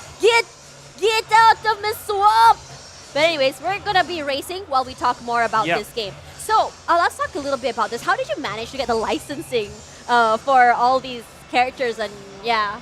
Yeah, so we work with a company called Game Mill, and they work with like a lot of big IPs like Nickelodeon and DreamWorks. Yeah. And so we worked with them for a few years. Yeah. And you know, we're helping them out with their Asia publishing. So we bring all Right. the awesome games from the West and bring them to Asia and promote them. Oh, okay. And let's see, which one should we do? So maybe the Panda. Yeah, iconic, Yeah, iconic. yeah, iconic. All right. Who will I play? Wait, where did? Oh, I'm All that right. side.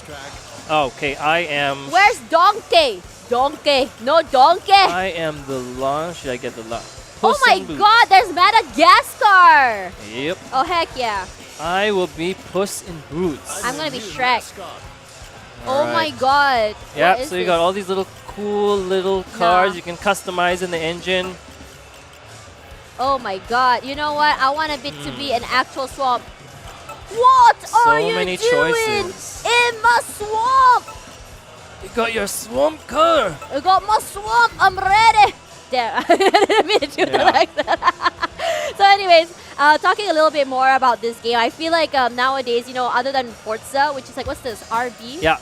Try to get a good boost, then time it. Oh, I missed it. missed it. Okay. How'd I go?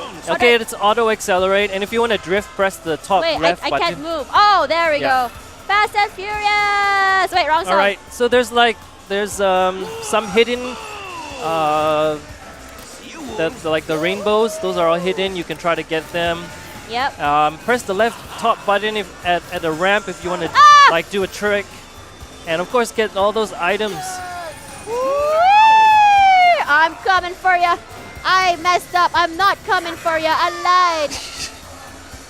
All right. Okay, so we're going here right now, and I am currently in 8th place because I didn't understand the mechanics at first, but I'll come back for you later. Just coming for revenge. Yes, oh my God, I'm gonna fall off the bamboo bridge. Yep. No! Yes! keep No rails going. here. Don't stop. Believe. Oh my God, believe in. I don't know where that song came from. Yeah, sometimes when you like hit other characters, they'll like apologize to other or they're like mock each other. So there's like some play there. Oh, for And, real? Yeah, and all the like environments you can see like they're very recognizable from the movies. Oh, I yeah, saw the you Rainbow yeah, Road. yeah. This is like shortcut that you can get to. If I don't fall off. Yeah, if you don't fall off. I fell off. But anyways, let's talk a little bit more about this game. So like coming into this game, what actually, I mean, you know that you work with all these IPs, but like why did you decide on these particular characters? Are there more characters coming? So I did see some mocked ones, but can I get a spoiler of who it's gonna be? Oh, I don't know actually because I haven't unlocked them all. Okay, there's that's so fair. many. Okay. But yeah, like there's like you might see like trolls coming in there. So Yeah. like when you start a race, you can actually pick a troll team and like they give you like Oh, no. abilities. Yeah. Yeah. So like sometimes when you collect all those little musical signs, Yeah. then the trolls will give you some abilities. Oh, Yeah. so how do I know what abilities I have? So at like that little yeah, you can press Y Okay. and then That it is will, so rude. yeah. Woohoo! I'm coming for you. I'm in third. I'm going up. Come on. Dude, it's so hard. Whoa, I'm doing a dance. What is that? Yeah, yeah. You can when you do a jump and then you press the jump button, then you can do like a little flip. Oh, I threw something. Come here, mister. Let me throw this swamp at ya. Yeah, so like the developers, they're actually originally based in South America, and they Yeah. did Nickelodeon All-Star Kart Racer. Oh, they have a Yeah. few racing games. Yeah, so they're like, this is kind of like building up on their expertise to do like all these different IPs and put them into just a nice arcade racer. A nice arcade racer. Yeah. Yeah, that's fair enough. So coming into this, like, you know, this arcade racer, I mean, I beat you! Sorry. But coming into this game, how many maps can we expect, and what kind of like, what makes this, I would say, racer kind of like stand out from the other racers that are very, very iconic on the market? Well, I think when I was just seeing people walk around and going to a booth and like, oh, you know, there's Shrek and there's like all my favorite characters, and Yeah. you know, they're just like people want to play something where they're familiar with. Yeah. And they want to play with their favorite characters, so like, hey, why not put them into a racing game? Right. And so it's really easy. Like people from all different ages can go to it. It's not like simulator, and people they know how like Super Mario Kart racing is like. So like people know how it is. So. Yeah. And yeah, and of course like all the different environments are so different variations We and need like to go to the swamp. oh No! the swamp. Let's do the swamp. Yeah, we need Okay. to go to the swamp. Yeah, and they're all like very reminiscent from the movies. So Right, yeah. I mean, that was kind of like my reaction when I got up here. You know, it's been a long day for me. I was just like, I wonder how I'm going to be approaching this game to be more interested. And then suddenly, I see Shrek. And I was like, heck yeah, I love Shrek. Give me Shrek. Yep. I want to play Shrek. And I want to play Poe. We love because Poe. Poe is awesome. Poe is the best. 3 combo jump. Yeah, and like how many people actually worked on this game actually? Oh, I'd say like over 20 people. Over Yeah. 20 people, so it's definitely a bigger one. Yeah. It's 2, 1. Oh, I'm like looking at the wrong screen here. Oh, it turned red, so that's correct, right? Yeah. No, it's green. Yeah. Oh, green. dang it. I didn't get any of it. Try so to it do doesn't some matter. like skids and try. You can get some more speed if you do some skidding. I don't know how to do that. That's so rude. How dare you? All right. Okay, I'm in first. Good. Dang it, that's so Here we rude. go, let's I'm go. coming. Yeah, but coming into this game, while it is quite a big studio coming forward, the idea behind this game, or what can make it more interesting here, was it really hard to figure out the mechanics of what your team wanted for this game to make it more interesting? Well, I think the most requested feature is to have like voice feedback of the characters. Because in like earlier games what we published, like they didn't have any voice, and it was just like racing, and it was just like that little small little touch that like brought it to life with all this voice acting. So Yeah. I think that it really makes a difference. It really does. I mean, like, I don't know if you were around in the PlayStation 2. Oh my god. In the PlayStation 2 days, there was like, you know, every single game in the movies had like, you know, a game. Yeah. And Shrek had one of those games. And I thought, you know, how cool it was to see their reactions when they beat people up, when they do more interesting movements and stuff like that. And I'm really glad that it is something that you guys implemented, because at the end of the day, we want to play with Shrek. We don't want to play with the shell of Shrek, right? Exactly, yeah, and it makes such a big difference. And like, yeah, that's what you're gonna hear, like them calling out to the other characters and calling them names, and like they're just having a lot of fun. So that really adds to the environment. It just makes it more enjoyable. Do you get like, if say I play Shrek and we're racing in my swamp, do I get like a special voice line for this particular map? I don't know. I don't think so though. Ah, That would be man. cool though. That would be yeah. really cool. Like, it would You're be like, an incentive. "Welcome. Yeah, this is my home. Yeah, What are you doing in my swamp? Yeah, That'd be well, kinda funny. like in the tutorial, like there's the donkey character, and they're like, you know, they have this little banter between each other. Oh, man. And yeah, there's like some lines from the movies that they call up. So that I think that was a nice touch. Yeah, I really wanted to see Donkey, like Donkey. You know, that would be kind of funny. That would be really really funny to have in the game as well. So like out of this game, like what's your favorite map? I like. Oh, there's one where it's like in the stars, and it's like really like. Yeah, like surreal. So we should try that one later. Yeah, for sure. But that one, I think that's just out. Yeah, literally out of this world. No pun intended. Yeah, for sure, for sure. I think it's definitely something that I want to try out as well. And I'm not gonna lie, like even though like I'm losing, I'm having a lot of fun right now. Yeah, it's just like the environment. It just there's so many things to see, and like on the big screen, and there's a lot of callbacks to the movies, which I think people really appreciate. Yeah. And yeah, it's just like I feel like it's really smooth and very immersive. Yeah, I think like one thing as well is more of like the idea of like, you know, back then we never really had a moment where, you know, we have like game movies anymore like back then. And I think it's really sad because a lot of, you know, game IPs decided to go with their own story, their own narration, their own characters instead of picking up from the game. And I don't know, I think that's such a shame because I really enjoy, like back in the day, think about it, like, you know, again, like Shrek, you play as Puss in Boots, each character has their own unique style. And I'm wondering, for this game as well, does each character have the same unique set of skills, or is it different? If say I were to choose like say Shrek and you choose Poe, would that be like different power-ups? Yeah, so you can see like on the top, like each of the characters have like different attributes, right? So maybe Poe is like a bit heavier, or one guy they have better handling. So that's just like some subtle advantages or disadvantages each of them have. realized that. Yeah, and then when you select the car, then there are a little bit more tweaks that you would get. Right. Yeah, right. so you can see if you move around the different chassis, then you can see. Oh, the onion! That's cool. That's cool. I like that. I like that concept. So like now I have like high charisma. What does that do? That's a very good question, and I think the developer has a better idea what it is about. But yeah, this map I like a lot. This map? Yeah, because it varies. Yeah. Top. Yeah. Oh, here we go. Oh man, I only got one. Oh, shit. But I got one. It's good enough. Here Let's we go. go. I mean, it's a very straightforward game. I think like in terms of skill level, no one's gonna really have too much trouble trying to learn this game.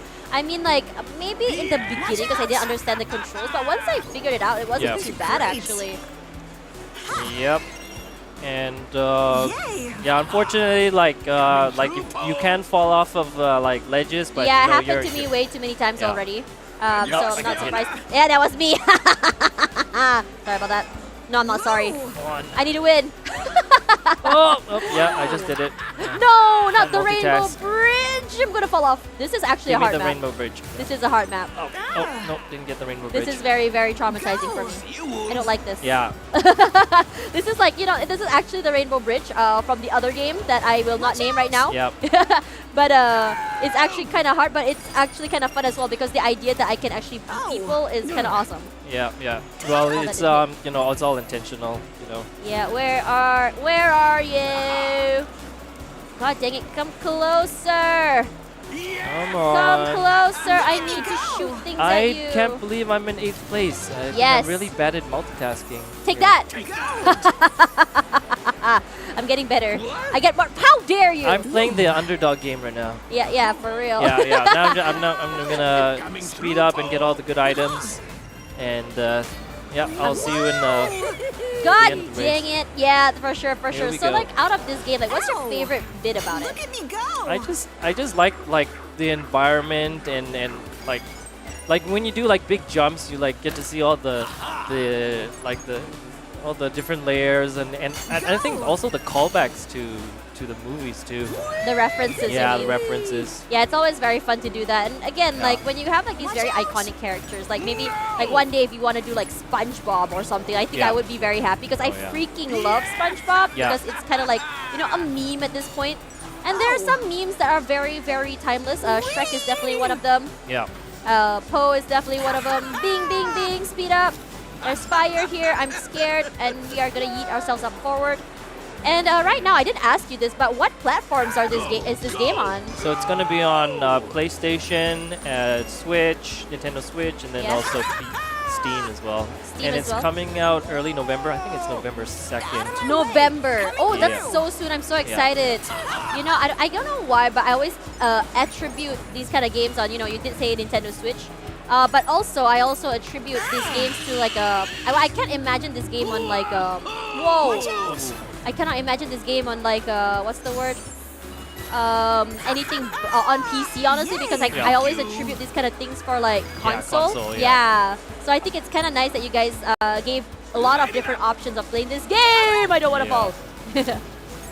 Yeah, I think it'll be pretty popular on console. It looks like a Switch title to me as well. So like, what about the online play? Is this couched only, or does it come with online play? Yeah, there's multiplayer as well. Online? Yeah, online. Oh, that's awesome. So if online, like, how about latency? Like, if say I were to play with a friend in America, how bad will it be? I don't know because it's not enabled because it's not at launch. Yeah. I am the champion, my friend. I'm bow, stunned. bow, Oh and we'll keep on fighting in the end. Bam, bam, bam. I am the champion. That is very, very fun. Oh, I did read. Let me change this track.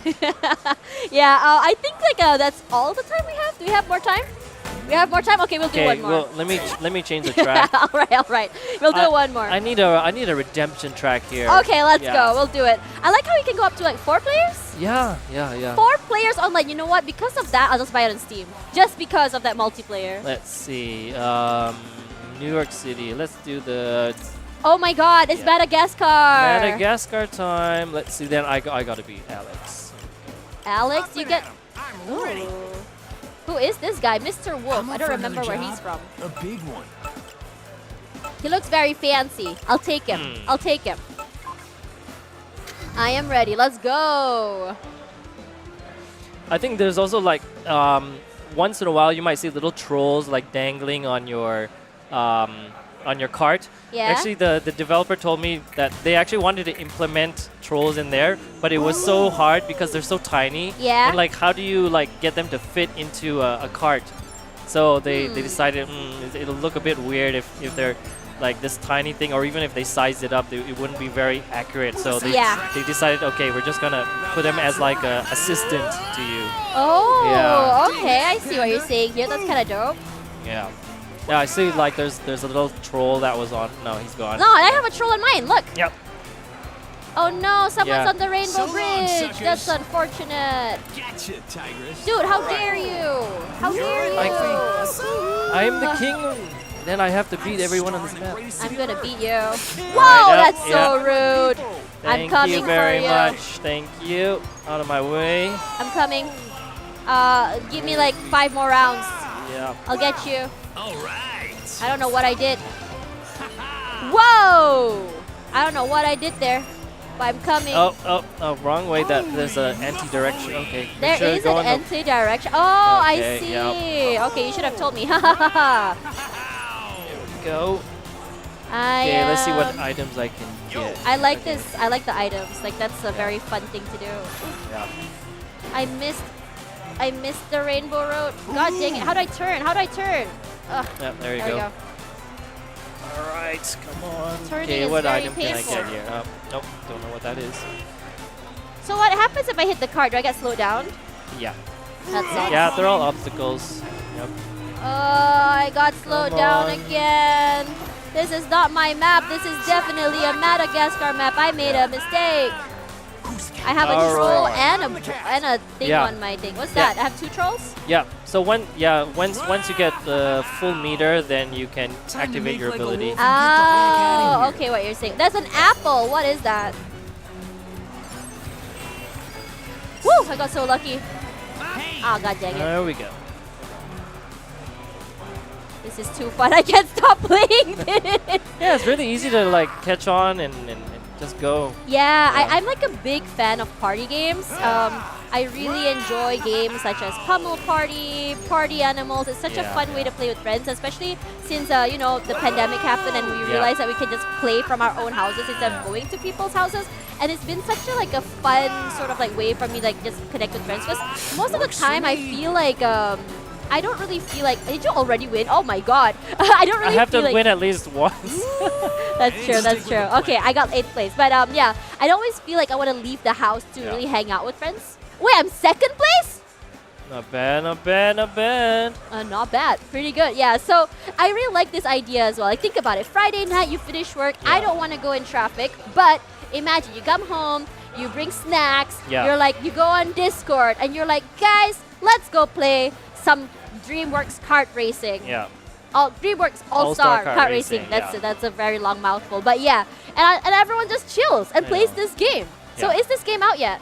Coming out November 2nd, Right, November 2nd. on PC and console. PC and console. So PC will be on Steam. Steam, PlayStation 4, PlayStation 5, and Nintendo Switch. It's also coming physical as well. Physical as well. You know what? I'm gonna get the CD just because I can put it in the background of my house, and now so you can already wishlist it. Yeah. Is the demo out? I don't think there's a demo, but you Dang can see it on here. I'm sad because, like, you know, I don't know if I told you this, but like, you know, Party Animals, they had a demo for a long while. Yeah. I grinded the heck out of that demo Yeah, because it's yeah. so fun. You should release the demo. Please, guys, release the demo. But yeah, thank you so much Yeah. for sharing your game with me. I think this is definitely one of the most excited I've been about a game, about a party game to be exact. And yeah, is there anything you want to say to the people waiting for this game coming out soon? Yeah, well, come visit us at Gamescom Asia, and you know, it's coming out next month. And you know, this is a fun game for the whole family. And if you like DreamWorks characters, you want to see all your favorite movie characters played together, then you know this could be a game for you. All right, thank you very much for that. All right, and thanks for your time. no worries. Definitely, we're going to be seeing more indie games coming soon. The day is coming to a close, but not the indie games coming forward. So do not go anywhere. We are going to be right back because we are going to be having a giveaway after this. Saudara-saudara Nusanesia, sebangsa setanah air. Sesungguhnya kemerdekaan ialah hak segala bangsa. Sudah terlalu lama bangsa ini dijajah, diinjak-injak oleh tentara asing. Namun hari yang kita nantikan telah tiba. Rakyat Nusanesia menyatakan dengan ini kemerdekaannya.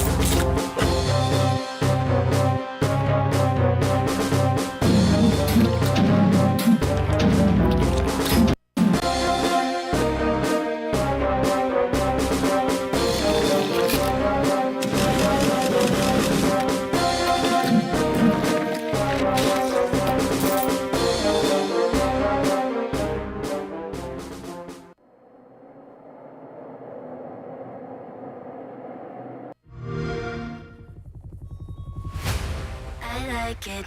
I'm a cookie if I like it. I like it, I like it, I like it. I like the carbon copy of the original. I'm dropping these like honey. I like it, I like it. I like it, like it. I like it. If it's got to be on the journey, I want you six on the island. I like it, I like it.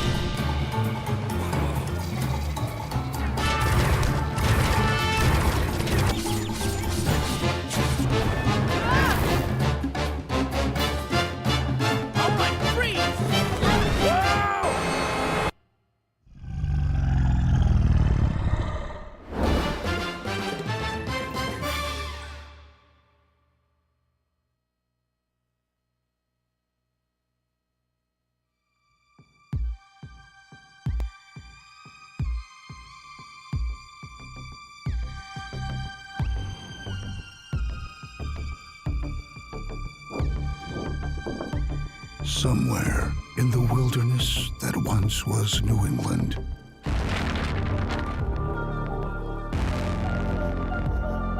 a dark ritual is cast.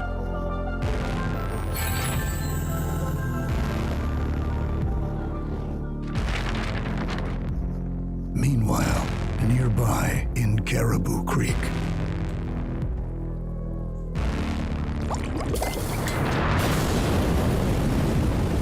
an explosion lights up the night.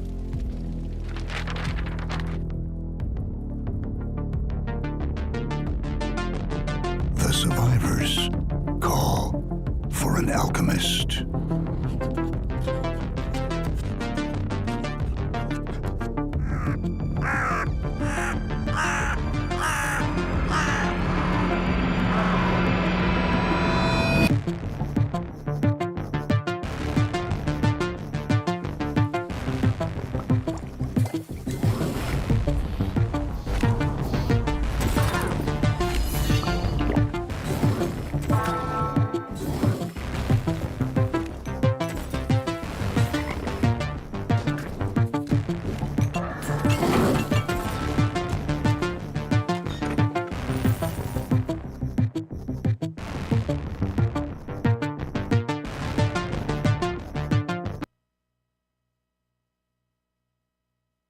A conqueror had come.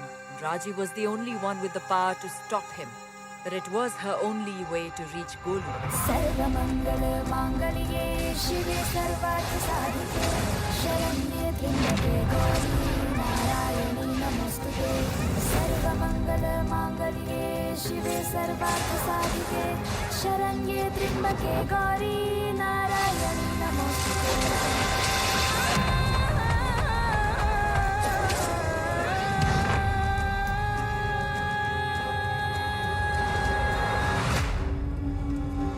शायद राजी मरने वाली थी शायद वो हार गई थी As Raji drifted, a vision came to her. Who was that with her brother? What did they want?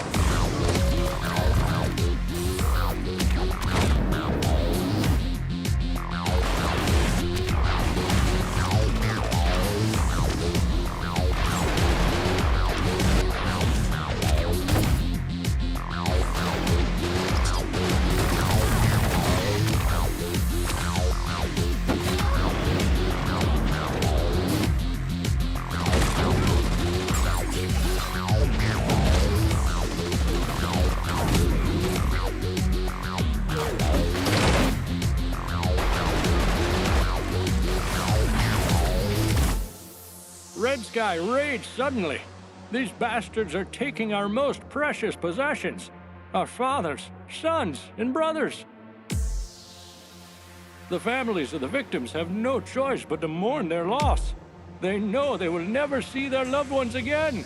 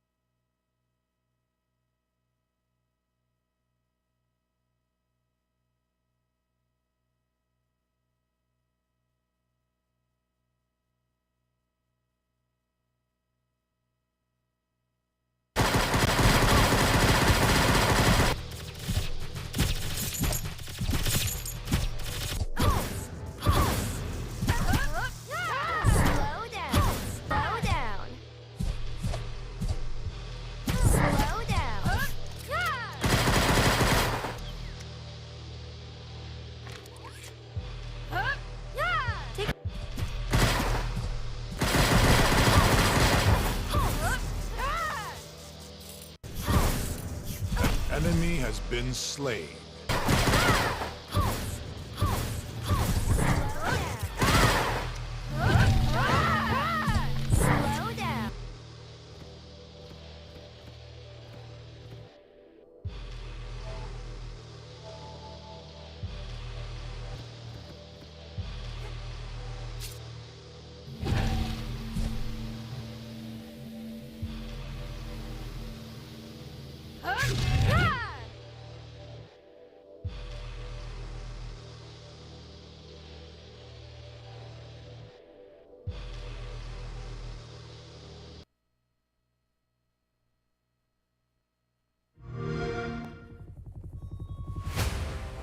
Like it. I'm a cook if I like it. I like it. I like it. I like it. I like the carbon copy. I'm the original. I'm dropping these like honey. I like it. I like it. I like it. Like it. I like it. If it's got to be on the journey, I'll choose to sometimes. I like it. I like it.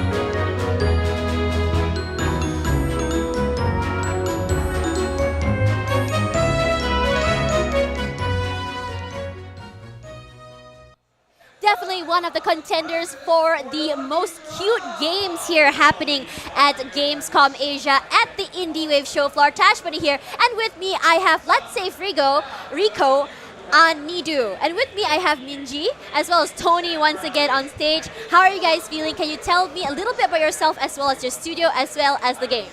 네, 안녕하세요. 만나서 반갑습니다. 오늘 스튜디오랑 그 게임에 대해서 간단한 소개 부탁드립니다.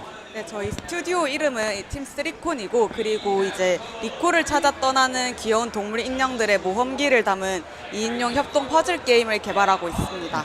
Hi, our studio is called 3Com, and our game is based on an adventure. Yeah. Where with four characters are trying to save the character called Rico. Right. Right. And yeah, so there's kind of a puzzle game. Yeah. Right. So these are the four characters on the screen that I can see. Yeah. But who is Rico?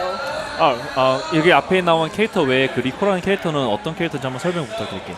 리코는 이제 원래 이 인형들의 주인인데 네. 이제 이 인형들의 절친인 친구였어요. 근데 네네. 이제 이 리코가 어떤 게임기가 등장하면서부터 얘네들이랑 놀지 않는데 그래서 요 네 마리 동물 인형들이 그 친구를 찾아서 그 게임기 속으로 들어가는 내용을 담았습니다. 네네. So basically, the Rico is so these four characters are Rico's dolls. Right? It's like the girl. She's the girl in the beginning. Yeah, there's a girl in the beginning, and there's she's her friend. So, but ever since she got a new game, right, she's been abandoning her four little friends. Yeah. So they are trying to get back to her and trying to find her back. Right. Sounds like very Toy Story vibes-ish. I love that.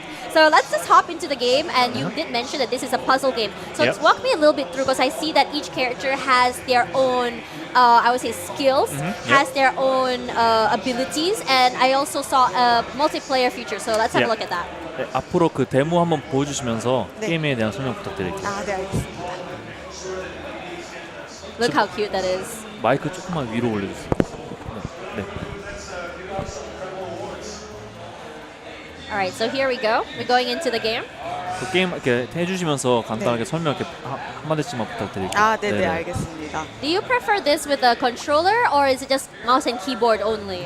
컨트롤러 필요해서 콘솔이 더 편하지 아니면 원래 키보드랑 마우스가 플레이로 되는 건가요? 일단은 지금은 키보드랑 마우스만 지원을 하고 있어서 네네. 키보드랑 마우스가 더 편하고 나중에는 컨트롤러도 지원을 하려고 하고 있습니다. Right now we only have a keyboard and a mouse. Right. So but we do have plans for console as well. Right. So how far into the game is this build? 혹시 개발 단계는 어느 정도까지 진행이 되었을까요? 지금 모든 콘텐츠들은 개발 완료하였고 지금은 이제 콘텐츠 고도화 작업이랑 그리고 최적화 작업들을 하려고 하고 있습니다. So contents wise, we are practically done with the contents itself. Okay. And we're now just working on the last stage of the tune finding the contents in terms of the design and stuff. Yeah. So with the last stage is almost done. Right. So how long did that take? 어느 정도 개발하는데 어느 정도 시간이 걸리셨나요? 지금 거의 1년 6개월 정도 하고 있어요. So we are 1.5 years into the developing stage. So yeah. That's pretty fast actually when you think about it. So let's talk a little bit about the gameplay. What inspired this game? 혹시 어떤 계기로 이런 스토리 배경의 게임을 만들게 되셨는지 궁금합니다.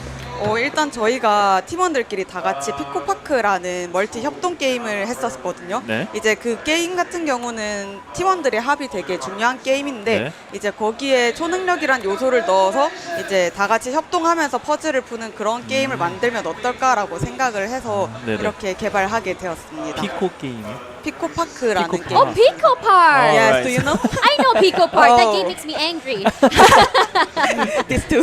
Oh, it will? Little bit. Okay. Yeah, so our teammates have been inspired by the game Pico Park. So and we also integrate some of the superpowers into the game. So we thought it's gonna be making more interesting and stuff. Right. So I did see a teleporter there. So like that teleporter, is that like the game world that you mentioned earlier? Yes.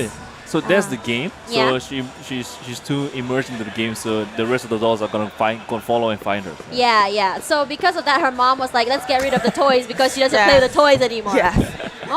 Okay. So now they're gonna go find her in the game. Yeah, you're right. Okay, so let's see the little characters here. So let's talk a little bit about the character inspirations. How did you design all these small little critters? Like, what is the idea? Why a cat, a bird? Yeah.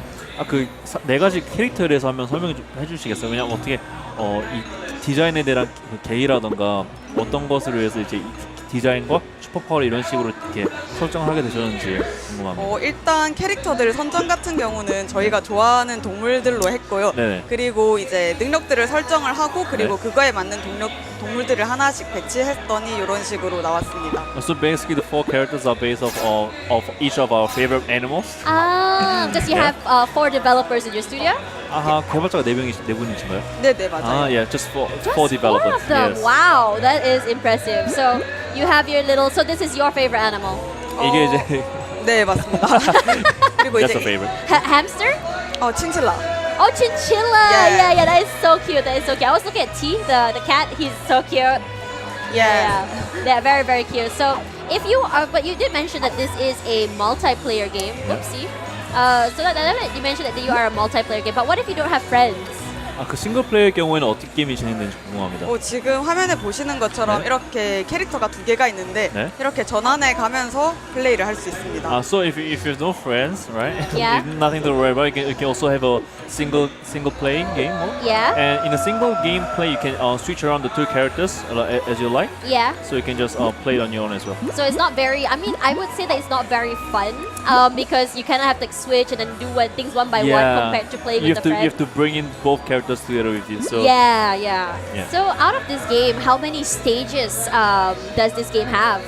이 스테이지는 어떻게 구성이 되어 있을까요? 지금 스테이지는 총 3개로 구성되어 있고 그리고 보스전 하나로 구성되어 있는데 저희 게임의 메인 컨셉이 놀이공원이고 그리고 스테이지 하나가 놀이기구 하나씩을 담당하고 있고 이제 놀이기구를 하나씩 다니면서 이제 게임을 진행하게 됩니다. So the theme of this game is based off a theme park. So we are made of 3 stages each, and each stage has like a has an entertainment ride, such as like a roller coaster and stuff. Yeah. And there's also one main boss stage. One main boss stage. Oh, there's a boss in this game. That's combat or just puzzles? 그 보스 몹은 이제 싸워서 이제 쓰러뜨리는 건가요? 아니면 어떤 식으로 보스와 이제 싸워서 쓰러뜨리는 건데 이제 저희 게임을 하다 보면 이제 대포라는 오브젝트가 나오거든요. 이제 그거를 활용을 해서 보스를 맞추는 그런 방식으로 하고 있습니다. 어떤 걸로 맞춘다고 하셨어요? 대포라는 오브젝트가 있는데 그걸로 맞추는 걸로 하고 있습니다. 그럼 이제 게임을 진행하면서 이제 대포를 모아서 나중에 보스 몹을 상대하는 건가요? 이제 대포의 캐릭터가 들어가서 보스에 쏴서 like an Angry Bird처럼. 네네 맞아요. So basically, there are rockets in this along the way. So you can that's how you defeat the boss at the end of the stage, like something like an Angry Bird. Okay. So I see. Like cannons. Like cannons and stuff. Right. I get it. So that's not really combat, but a sort of like a puzzle to get to the end. It is. Right. So you can't get to Rico because that thing disappeared. So you have to find a way to get to her. Sort of. That will be the pathing. 그 이제 포털이 사라져서 이제 다른 방식으로 리코를 찾아러 나가야 되는 거죠. 네, 이제 포탈이 사라져서 이제 포탈을 열기 위해 이제 뿔을 하나씩 여기 위에 보면 뿔 빈자리가 있는데 이거를 하나씩 모아야 되는 그런 구조예요. So now the portal has disappeared. So you have to in order to make the portal again, you have to go and collect all these little segments. Like, as you can see on top. Right. You have to collect those pieces. Right. Okay. So is there anything else you want to share with me about the game? Just kind of walk me through as you play the game. 네, 그래서 자연스럽게 이제 게임을 진행하면서 말씀해 주시면 됩니다. 그래서 지금 첫 번째 어트랙션이 열린 거고 이제 데모 버전은 첫 번째 어트랙션까지 진행을 하는데 여기서 이제 첫 번째 뿔을 얻게 되고 이제 다른 뿔들은 다른 어트랙션들을 통해서 얻을 수 있습니다. So this is the main entrance of the first ride. So each ride you can collect the segment of the horn, so that you can open up the portal again. So 그리고 이 캐릭터 같은 경우는 이렇게 중력을 조절할 수 있는 캐릭터여서 이렇게 하늘을 날 수도 있고 그리고 다른 캐릭터랑 붙어서 이렇게 함께 날 수도 있습니다. So this character that I'm controlling right now has the ability to control the gravity. So in this way you can you can technically fly and you can also stick with your partner and then just move around freely as well. Right. So I see a dash mechanic come through as well as it's kind of like very Mario-ish. I feel like so you kind of have to make your way to the other side. You have to get some. I'm guessing there's some power-ups as well coming through the game. 중간에 진행하면서 이제 뭐 파워 같은 그런 요소들 같은 것도 있을까요? 파워 같은 거 있어요. 파워 이제 뭐 슈퍼 파워가 Items to help you. 네, 슈퍼 파워가 뭐 업그레이드되는 형식이라든가 뭐 외부 뭐 아이템을 얻는 형식이라든가 그런 게 있을까요? 아, 그런 형식은 없고 이제 초능력들을 사용할 수 있는 요소가 이제 네. 다양한 오브젝트들이랑 상호작용을 할 수 있거든요. 네네. 그래서 하나에만 국한되지 않고 이제 예를 들어서 이 캐릭터 같은 경우는 네. 이렇게 스피드를 조절하는 캐릭터인데 네네. 이렇게 움직이는 플랫폼을 조정할 수도 있고 롤러코스터 같은 것들을 조정할 수도 있고 아. 네, 그런 식으로 진행되고 있습니다. So they're not really kind of upgrades along the way, but Yeah. but they are different.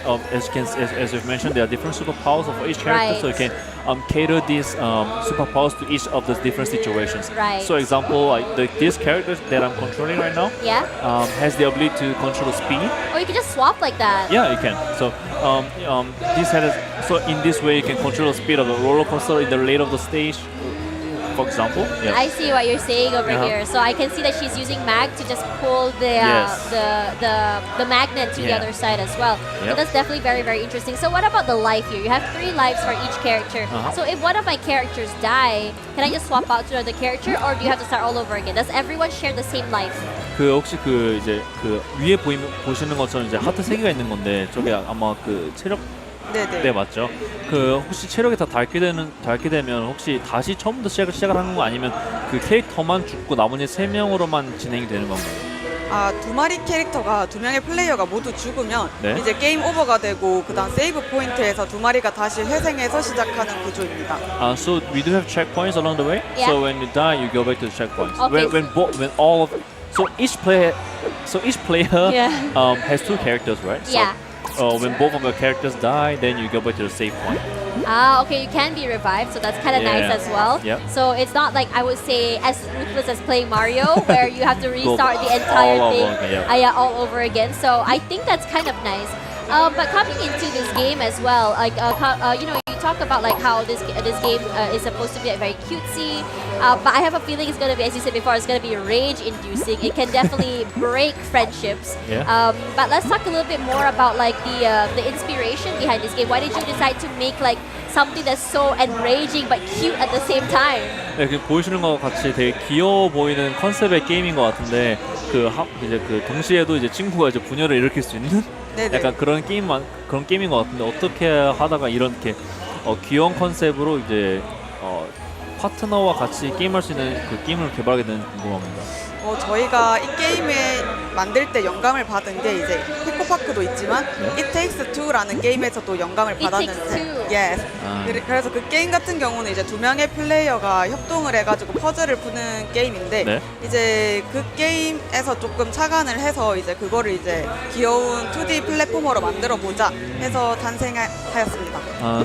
Yeah, as you mentioned, she also got an inspiration from that. Takes Takes Two. Two, It Takes Two, game. Yeah. She thought it'd be more interesting to make it like a teamwork kind of a game. Yeah. Yeah. To solve all these puzzles along, and then she made it into a 2D game so that it's gonna be more simple and easy to maneuver. That is very, very cute. Now, coming into this, like, why do you make it so cute? Why is it not like, you know, more angry looking or dark looking? Why cute? 어떻게 왜 이렇게 귀엽게 만드셨는지 궁금해요. 저희는 이제 네. 어린 아이들도 그렇고 여성분들도 그렇고 많은 타겟층을 타겟하고자 이렇게 귀엽게 디자인을 하게 되었습니다. 그러면 주 타겟층이 아이들이나 이제 여성분들을 타겟하신 게임인 건가요? 네, 좁게 보면 메인 타겟층은 이제 커플분들을 타겟팅하였고 그리고 네네. 넓게 보면 이제 퍼즐 게임을 좋아하는 모든 분들을 타겟팅하여서 네. 제작하였습니다. So the reason why we made it so cute is because our main target is mainly couples. Couples. Yeah. So it's a two-man multiplayer game. So we thought it'd be great for couples to play this together because That it's so is really cute, right? yeah. And looking from a bigger perspective, bigger audience, we're looking at the younger generations and Yeah. all the people who love to play puzzle games. That's true. So does this game only come with couch co-op or is it online multiplayer as well?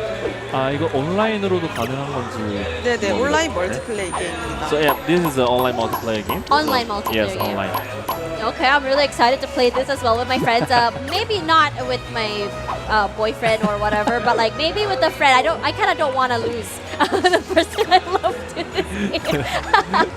Okay. 네. So like coming into this game as well, you mentioned that it's almost done. Is there a demo out by any chance? 혹시 아직 그 출시되는 데모 버전 같은 건 있을까요? 네, 지금 데모 버전이 스팀 페이지에 올라와 있습니다. Yeah, we do have a demo version on the Steam page. Right. Yeah.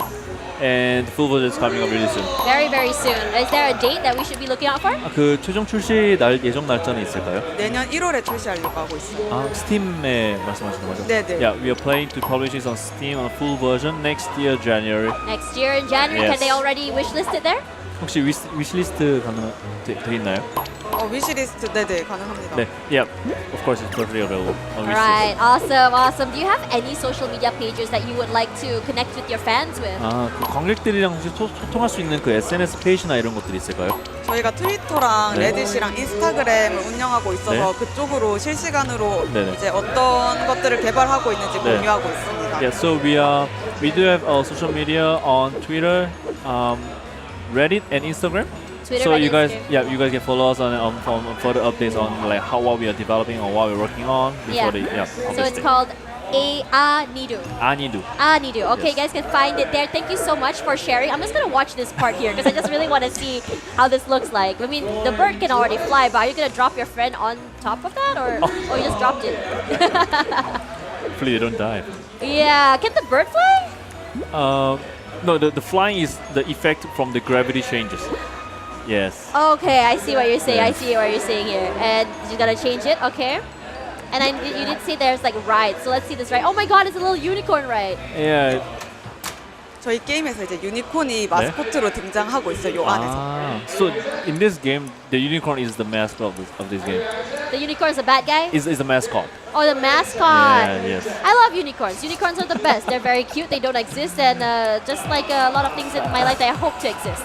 But it looks really fun. Oh, you can control the speed. So if Yeah. you go too fast, what happens? You crash? Yeah. 그 혹시 속도 너무 빠르게 되면 어떻게 되는 건가요? 이게 뒤집히거나 이렇게 네. 부서지게 되면 이렇게 떨어지고 이제 처음부터 이렇게 시작해야 그래서 돼요. 속도가 조절하는 게 중요하다고. 네네, 맞아요. So if you don't control the speed, but if you go too fast, if you go too slow, as you can see, you can crash or you can fall off the rail. So Yeah. you gotta control the speed. That's fair. Let's look at that again. I really want to see how the roller coaster works. Let's go. have a flawless run. So that's how you control the speed. Okay, so you can slow it up and Yeah. increase it. That looks fun when it got drops. It's too fast. No, it's perfect. Oh, it tells you if you should slow down and stuff. Okay, I see. 그 아래 그 너무 빠르거나 너무 너무 느리면 이제 알려주는 지표인 건가요? 이제 속도를 줄이거나 빨리 해라고 알려주는 그런 신호입니다. So the sign below is telling whether you need to speed up or you need to slow down a little bit. Okay, that's fair. Wow, this is a very long roller coaster ride. And I can see she's. Oh, there are those triangles to tell you as Yeah. well. Okay. This is so cute. They even have really cute music as well. Is the music done in-house? 그 혹시 그 배경 음악도 굉장히 귀여운데 혹시 이 음악도 혹시 직접 만드신 건지 아니면? 아니요, 이건 직접 만든 게 아니라 다른 분에게 의뢰해서 받은 음악입니다. So this is not built in house, the music, the background music. Wow. This is very cool. And only 4 of you guys working on Yeah. this. So very, very fun game. You get your loot. Open it. I want to see. What do we get? 이렇게 하면 뿔을 하나 획득하게 되고 아까 유니콘 문 위에 있는 뿔 중 하나가 그래서 채워집니다. 모아서 이거 세 가지를 모아서 이제 그 포털을 여는 거죠. 네네, 맞아요. Yeah. So as you can see, you just collected one of the segments. Yeah, I see what So you're that's saying. how you can open up the portals after you collect all of them. I see what you're saying. Thank you so much for sharing you. this game with me. And I'm so excited to play this with my friends as well, especially because it's online multiplayer. So that is absolutely the best. So is there anything you want to say to the fans who are just eagerly waiting for this game? You can see it in Korea as well. 네, Korean. of course. Yeah. 혹시 그 굉장히 기대가 되는 작품인데 혹시 지금 기다리시는 분들께 한마디 해주신다면 한마디 부탁드립니다. 지금 저희가 이제 네. 게임을 재밌게 만들려고 계속 노력하고 있으니까 네. 저희 게임 내년 1월 출시 예정인데 계속 네. 기대 가지시고 네. 바라봐 주시면 감사하겠습니다. Yeah. So right now our team is really doing our best to make the game as interesting as possible. right? So please stay tuned and please look out for our updates on our social media, and please look forward to our publication next year January. Next year, January, and that is A Nidu, guys. Do find them on, Nidu. Sorry about that, guys. Nidu. Find them on Steam, wishlist them, and find out more about them on their social media pages. And for now, there are still a few more games coming forward, so do not go anywhere. We also still have the giveaway coming very soon. We'll be right back.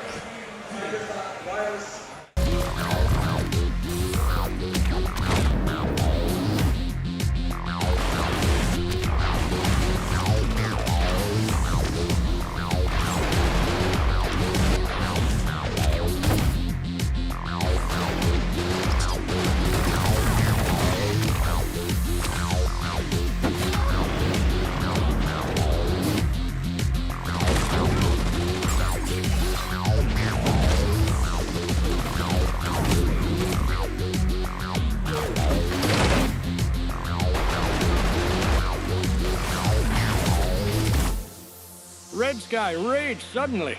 These bastards are taking our most precious possessions.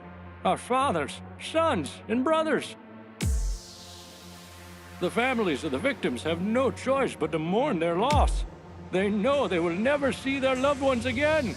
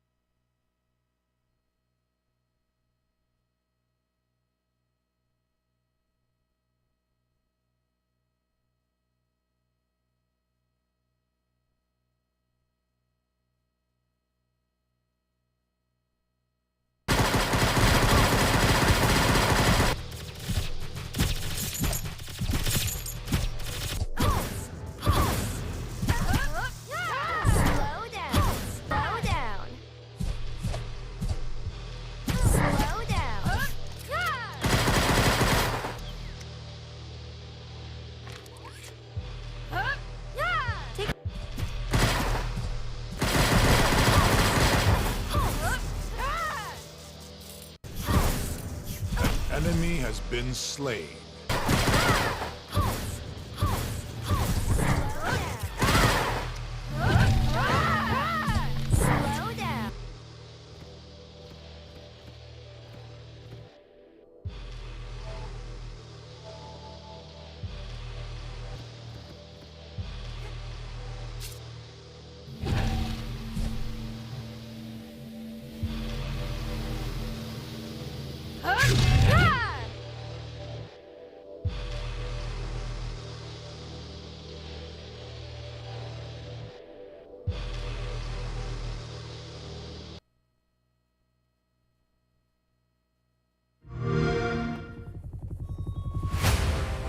Like it.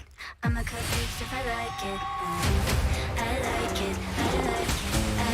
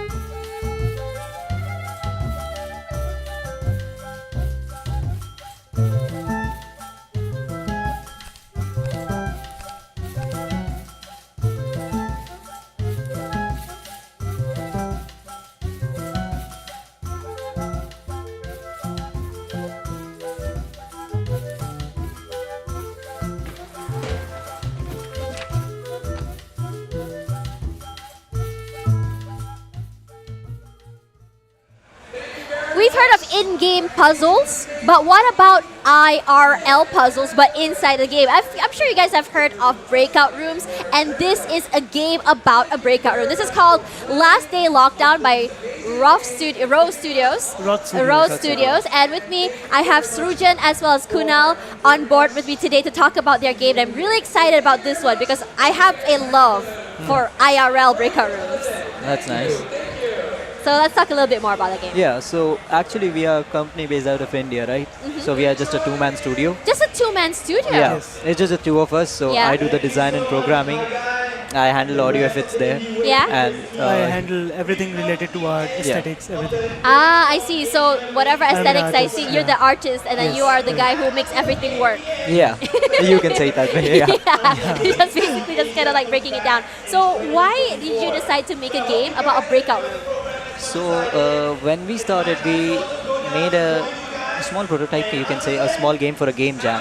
For a game jam, okay. Yeah, and it was not like a thematic piece. Yeah. It was just a random escape room. Yeah. But we saw that people actually like the mechanics. Right. And we like the mechanics as well. So we thought that that's like a good match and we can expand it further. Right. So we went ahead and...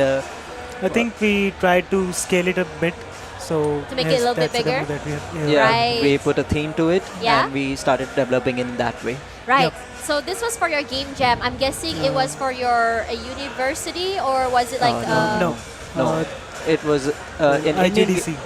Oh, Yeah. IGDC. IGDC. Yeah, Okay, yeah. so you did that, and then you liked it, so you continued it Yeah, after yeah, that. And how is it going? How long has it been since you started that game jam until now? So technically it's been 1 year. 1 year already. Yeah, but the development time for this is somewhere around 4.5 months. 4.5 months, because you guys are juggling with your Jobs. your Jobs. jobs and Yeah. stuff like. So this is basically like a passion project Yeah. rather. All right. So coming into this game here, I know it's a breakout room, but is there a story behind it, or is it just like a puzzle game? Yeah, it has a story. We haven't implemented it in the demo yet Yeah. because we actually need some good people to write the dialogues. Right. That's not something we are proficient in, so we don't want to tackle that That's as of now. understandable. So we have a story ready with us, but we don't really want to present it till we actually are satisfied with it. Right, right. Yeah. So coming into this game, let's have a look into the game while we talk more Sure. about Yeah, it. sure. So who's usually better at playing this game, you or him? It's really.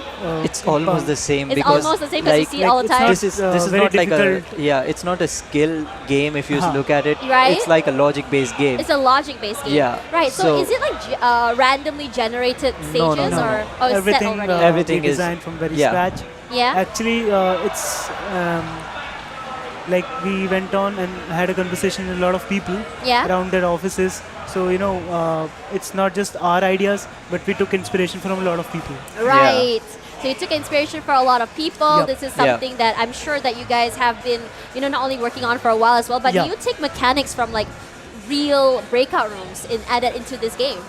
A bit because there's some mechanics that I think we can I'll show you Yes, feel free. in a bit. Yeah. So I'll explain the puzzle as we go on, Yes, right? let's go. So this is something we saw a lot of people struggle with. They would try this and Yeah. they would think the door is not opening, which is not supposed to open, because if a door opens on its own, then there's not It's much not a point of a puzzle game. You're puzzle supposed to game, push right? it open, right? Yeah, no, you are not supposed to do anything. Yeah. So what happens is, if you look out, if you explore a bit, Yeah. there are 2 doors. Oh. So both doors are interlinked. If you try to open the first door, the other door opens. However, we noticed from player patterns that people don't really open a door, they also close it. Also close it, yeah. So if you close the door, the other door closes. I think this is one of the idea that we had in our prototype. Yeah. And Yeah. we've just kept it in the final demo because it was so funny for us to, look at people struggle at the same door, Yeah. clicking. Yeah. tick clock, Yeah, click clock, the click only clock. thing that changed is we had a sliding door at the other Yeah. one. Yeah. In this we had real. We said let's make both of them workable. Okay. So there's that. So now that if say I were to play this game, I would think this game is bugged, and Yeah. I would Yeah. just like quit. So is there Yeah. a way for you to get hints for this? Yeah, there's actually an audio cue. Oh. So I mean, When you open right side, so it just yeah, clicks if on you here. if you open a door from the left side, you will Right. hear the audio on the right side. Actually. Oh, okay. I thought it was kind of like I don't remember this one game, but it was about a game about making choices.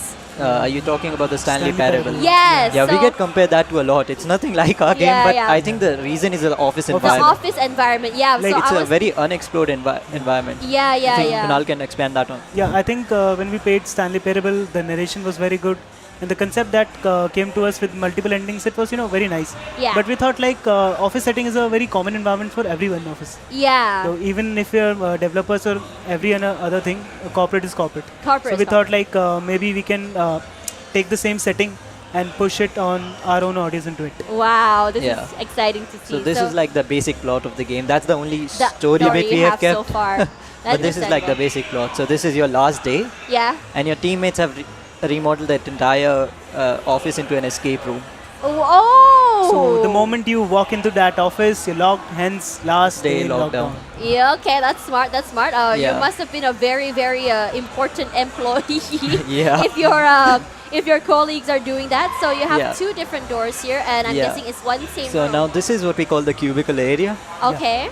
Yeah. So what we do here is like you were asking about real puzzles, right? Yeah. In real escape room. So this is a mechanic that I don't think will actually work in a real escape room, but it Yeah. works really well in a virtual escape room. Okay. So what we have here is I'll start from the beginning. Yeah. We have a lot of clues laid out here. So Right. here it says I often rearrange my thoughts while observing the abstract paintings. Right. So if you look at the clue, I think the one thing that you have to do while you're looking at clues in an escape room is figure out the patterns. Right. So if you look at the first thing, all the capital things, rearrange the paintings. Yeah. So it actually tells you what to To do. rearrange. So I didn't catch rearrange the paintings, but I thought myself the capital R was like rearrange. Like, okay, I have to rearrange. Yeah. Yeah. Yeah. So that was pretty quick for me. Yeah. And I think There Kunal is can one more take clue. this one. Yeah. So it's actually, if you read it fully, it will Yeah. take some time. But if you just read the first word, see the colors of each painting. Oh my god! I did not catch that. Yeah. So it's a very clever design. We'll take you to the paintings, but since I used a very minimalistic thing to draw the paintings, Right. and I chose a very monotonous color palette, Yeah. which would go exactly same to the office setting. So even if it's laid out just in front of you, just in front of the nose, Yeah. it's not Obvious very enough. obvious Not enough. obvious. Yeah, it's like right. hiding in the plain sight. So Yes. So, So- my mom used to say this thing in Bahasa Malaysia. She says, "Kalau ada ular dah patuk." If there were a snake in front of you, Okay. it would have already been bitten by the snake. So she loves saying that, and I just heard her voice in my head. It's like so obvious. So coming back into this game, I mean, like I think that's one of the biggest problems. I don't know if you saw this argument about Resident Evil recently about like how devs wanted to get rid of the yellow splash of paint on their items to kind of like Okay. stop the Yeah. hand holding. So like for this one, I don't really see a lot of hand holding coming forward, or I'm not sure if you're going to yeah, we did not it. want that. Yeah, so like what if I come into the game, I have no clue what to do, and I just rage quit out? Is there a way for me to get a hint? We I have think as of now, since it's an escape room, so just Yeah. like physical escape rooms, you're just there. Right, So right. it takes kind of exploration Yeah. to actually find out why you're here. Yeah. You may have some previous context to it, Yeah. just like we had a that clue in a painting, Yeah. sorry, in the printer. So it's similar to like that. But I think to get more audience, we can help them out by giving some more clues. Right. Yeah, so that's something we have heard as well while Yeah. we were letting people play the game. Yeah. Is that people have had mixed reaction to that. Some people think that we should stick with this. Yeah. We should not provide any. Like some of the people that have experienced escape rooms, they love it. That they have to actually find it out. It's like a gatekeeping That way, thing. Yeah, so we have to find like a good balance with that. Yeah. Plus we Yeah. have, so we have actually toned down the difficulty a bit with each and every step. So for example, this is just to reinforce the fact that you have to look at the painting. Right. This so that's is the just one. like a pointless clue, to be honest, but Yeah, it's but- just there so that if people miss it, if It's they are not there. able to figure out the patterns in the previous clues, this will at least guide them because this is a straightforward clue. Right, I love it. I think one more thing that we did while we're designing this is you don't actually need all the clues to solve a puzzle. Right. Yeah. So it's not like a very superimposed method to do that. Yeah. We can actually use lesser clues to find out what is there. Yeah. So for this one, so it's thi- like a very simple one. Look at the dunes at the sun. Look at what's given. Look for patterns and digits. Put it all together and see what you get. Okay. So Yeah. it's just describing the aesthetic of the paintings. So the paintings are, it's a desert environment. Yeah. So there are dunes and they all have, different color palettes. Right. So that's how, we built up this clue into it. Right, Yeah. because It's you very, need to rearrange. If you the look at it, paintings. it can be, viewed visually at once. Yeah. But some people, it can be, displayed like this way. All right, Yeah. so let's see how it looks So like. this is what we call like an integration clue. Yeah. Uh-huh. So this lays out what you need. So look at the dunes in the sun is basically again look at the paintings. Yeah. Look at what's given is look at all the clues. Look Yeah. at patterns and digits. So I showed you the patterns. Digits would be coming up. That's like a hint. Right. Look and put it all together and what you get. So Right. this is right there. So it was also an emphasis that there could be potentially more clues to it. Yeah. 5, Yeah. 3, 4, Hmm. 2. Yeah. So you fell for the red herring. Exactly. Yeah. So again, this is something we noticed from player patterns. Yeah. People don't really read. Yeah. And even if you tell them to read, people don't read. People scan through it. That's me. So, if you look at it, Yeah. you thought when I don't have a mouse cursor, but on the third line you see manager Yeah. had one tough client. That's one. Yeah. If you actually read through it, you see I is represented differently. Right. I still remember that day, but Right. look at the font of the I and look at the font of one. It's completely different. Yes. But people still read it as I. Oh my Because they don't actually read. read. Dude, I feel so called out in this game. So what most people would do is, we actually have conveniently placed door lock here. Yeah. So they would come here, they would think it's 5, 4, 2, 3. Yeah, it's me. They will put And it then and it does not work. It's 5, 1, 4, 2, 3. No, It's that's another thing. 5, 1, 4, 2. It's only a 4-digit thing. So what you have to do is you have to Yeah. look at the paintings. right. If you go to the paintings, you can interact with them. And I told you you have to rearrange the paintings, right? Yes. 5. Wait, how do you know that's 5? You count the colors. 1, 2, 3, Oh. That's 4, all 5. we look One, at the two, dunes. 1, 2. Oh, okay, okay, Yeah. okay. About the color palette. Yeah. Yeah. And there you have it. Right. That's your puzzle solved. Okay. So that So door this opened. door opens up. It's more art. Yeah. This is what we call the manager room. Yeah. We have small little Easter eggs every here and there. And this is another thing. So Yeah. I think this is one of the most interesting things that we find as a developers, Yeah. build. Okay. Please explain. for bright ideas, dial 5921. Okay, call it Yeah, see, that's the thing. on the phone. We say dial 5921. Yeah. We never tell you where to dial it. I mean, I wanted to do them both. Yeah, so what happens is if Yeah. you dial it, 1921, yeah. all it does is, I cannot hear the audio, but all it does is it will just play a whole tune on a loop. So people just sit there waiting for something to happen, but nothing happens. And in past 3 days, like we've seen so many people just stuck, someone enjoying the music, then it's Yeah, saying, it's getting a little bit repetitive, what to do. Yeah, like after a few, like 30 or 40 seconds, they are like, is it looping? Yes. Is it looping? Yeah, of course. So then you exit from it, you realize this is And not then the you exit from it and they're really trying it again and again. Oh man, now it can't work. Is it a bug in the game? I cannot interact with the phone anymore. Okay. So you come here, 5192. 5, 9, Wait, 1, 2, 2, 1, yeah. and it this op- opens. So another thing we noticed while playing the game, we did not notice it, but a lot of people, there are like two kinds of people. Yeah. One of them, they play it like it is. Some people don't really think that much. Other people overthink a lot. So Okay. when we tell them abstract, they will start counting the colors in this painting as well. Then I saw someone doing really complicated maths just to get this four-letter digit here, four-number digit here. Yeah. Wow. Yeah, those were like it had 18973. I had no idea how he got that from. I was like, okay. So now we I think enter. probably this is both of our favorite section. Yeah. And this was newly built. Yeah. Okay. So this is what we call the detective room. Okay. So the if you go, the audio is not there, but like in the game, what happens is the you can see the shader changes. The colors are black and white. They're It's very the raw. background song that is playing is now changed to a noir theme theme, detective song. yeah. It's got a jazz. Yeah. So the Yeah. entire game has a jazz audio. Right. So that is because you have like a jazz playing. Right. When you enter here, it's a different kind of jazz. But jazz, what it does is, what I have found, and a lot of players also agreed with me, is when you get frustrated at a puzzle, because jazz is playing in the background, it calms you down. Yes. So your rage quitting levels, they just suddenly go down. Oh my God! You have thought of everything. Yeah. So what this does is like this one, we have a thief in the office. Yeah. Yeah. So what could people steal in office? Yeah. Of course, 12 to it's 13 lunch. lunch. Yep. Yeah, exactly. So So these are the stolen items: yeah. egg cheese Alright. toast, Egg cheese toast, A cappuccino. and ramen noodles. Okay. So those like are- it's based on a concept that if someone has stolen a lunch, it's a very big thing. Yes. So you as a character have went back into the time, like it's just an estimation, like how you can imagine things. Yeah. It's all black and white now. You're feeling that you're the Sherlock Holmes. You Yeah. need to find out. So like Yeah. it makes you feel like that. yeah, Yeah. Who's stealing my lunch, guys? Yeah, exactly. Yeah. So it's like 30 minutes. It's 12 to 1. So these are like, so estimated time is like 30 minutes. All this thievery was done in 30 minutes. Wow. And it was done between 12 to 1 p.m.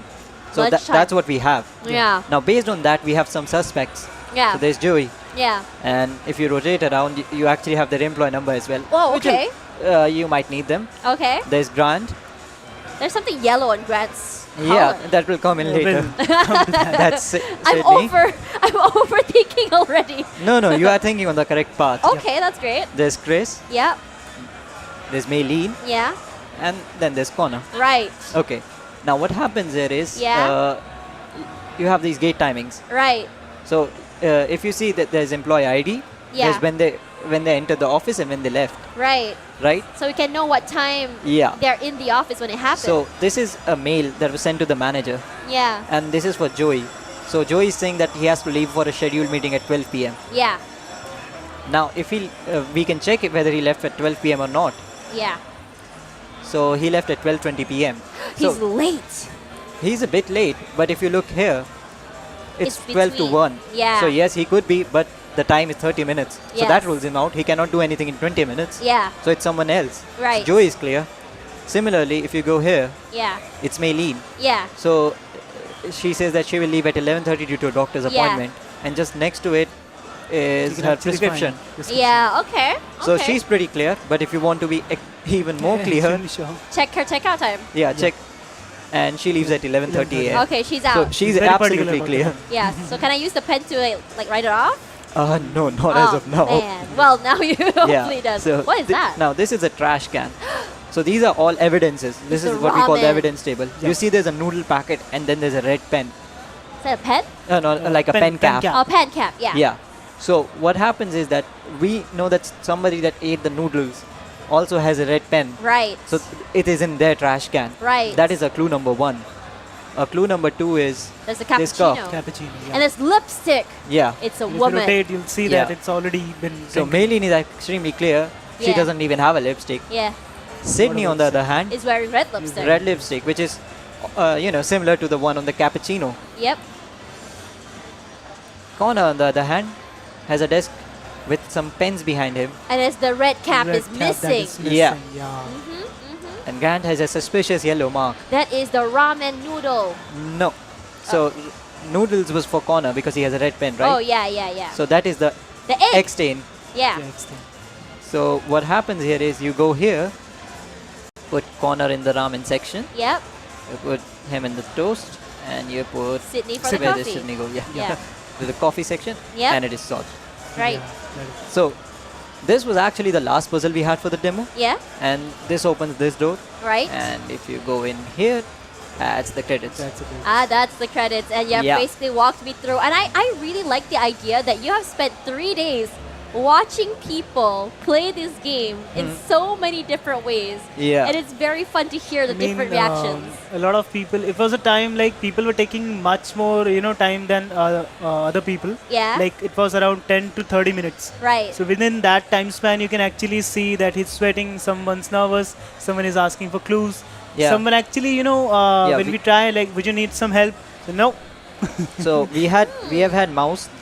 We had a mouse and you see, like for example, there's some sweat. We had a mouse that was covered with bottom of sweat because some people were so nervous. We were not sure why.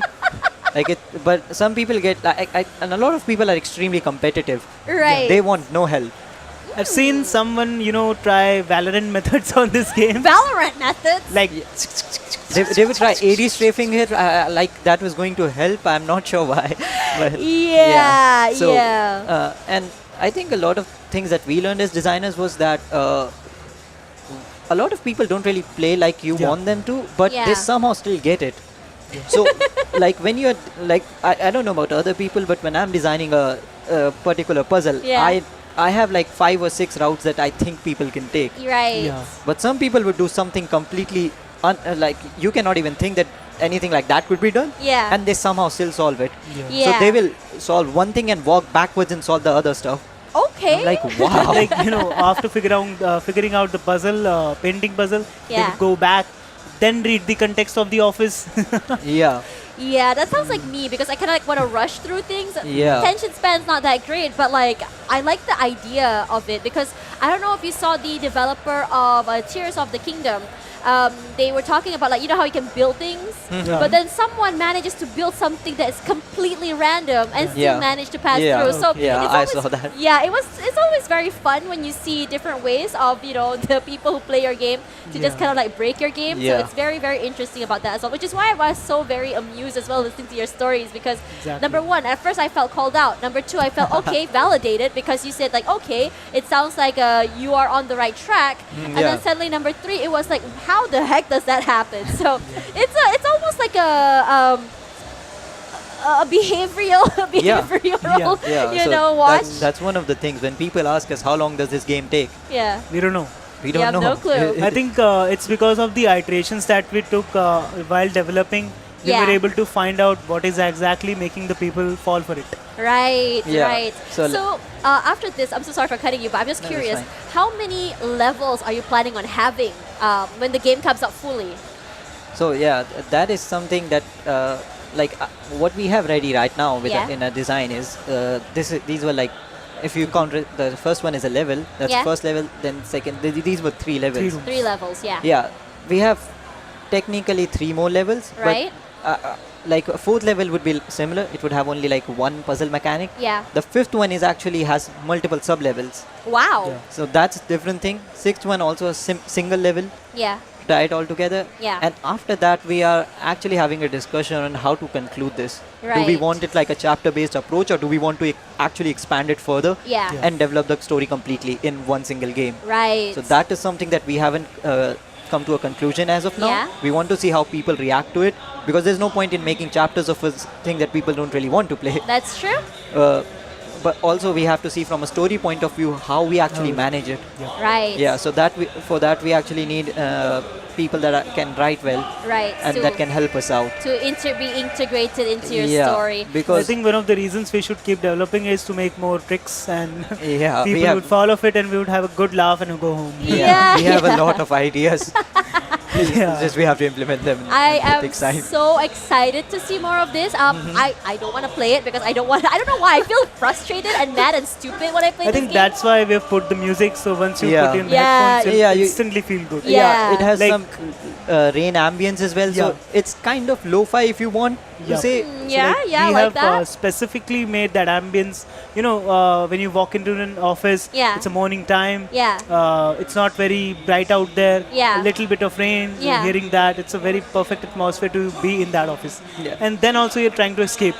Yeah, it's a just That's kind of contrasting. I mean, like there was one time I was streaming a puzzle game, and it was supposed to be relaxing. The music was cute, it was nice, but I was so angry at the game, and I was like confused. I was like, guys, I don't get it. I am pissed as heck, but so relaxed at the same time. I do not understand. Yeah, and it might be a bit weird to say, but from a development, like as a developer, that is really funny to see. Yeah, it is very funny. When people rage, but it's not because of that is because of themselves.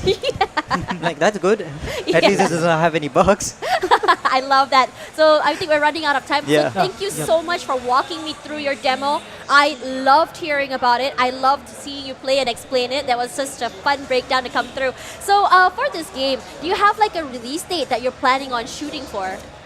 Hopefully sometime next year. Sometime But, next we year? can't really do any guarantees. That is fine because you are a two-man Yeah. army working on this on your own. Is there a way for people who are enthusiastic about this game to connect with you guys directly, either it be on social media or maybe a Discord? Yeah, we have a Discord, but it's still in the building phase. We have Instagram, Yeah. and this Steam store page is out. So Yeah. if they want, they can wishlist it. Yeah. Just have to search the name, you'll find There we it. go. The last day lockdown, you can Yeah. find that. Please wishlist it. I'm sure you can use the And community forums as well to connect Yeah, with you guys. we are on Twitter as well. And Twitch as well. Just look for the Yeah. name of the game. Yeah, you can do Rod Studio, you'll find us on Route Twitter. Studio. There we go. Congratulations, guys, on this. This is absolutely amazing because I didn't know what to expect when I first saw this game, and now I am completely. I think I love it. That's one of the tricks that when you see the poster of this game, you're actually not sure what genre it should be or what exactly to expect from it. Yeah, yeah. All right. Thank you so much. Do you have anything you want to say to those who are mad at you about this game? I mean, thank you for the thank you for the pleasure. playthrough. All right. Thank you, guys. And there it is, guys. Our Srujan. Srujan, I got it right this Yeah, time. you got Srujan it right. and Kunal. Thank you Kunal. so much from Rose Studios. I want to see more from you soon. Looking forward to this. And for now, we're going to be taking a quick break because after this, we still have one more. We have one more game as well as a giveaway.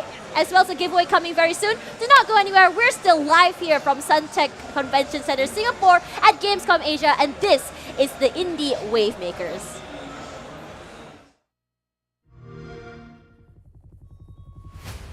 I like it. I'm a coffee if I like it. I like it. I like it. I like it. I like the carbon copy. I'm the original. I'm dropping things like heart. I like it. I like it. I like it. Like it. I like it. If it's got to be on the journey, I want you six on the island. I like it. I like it.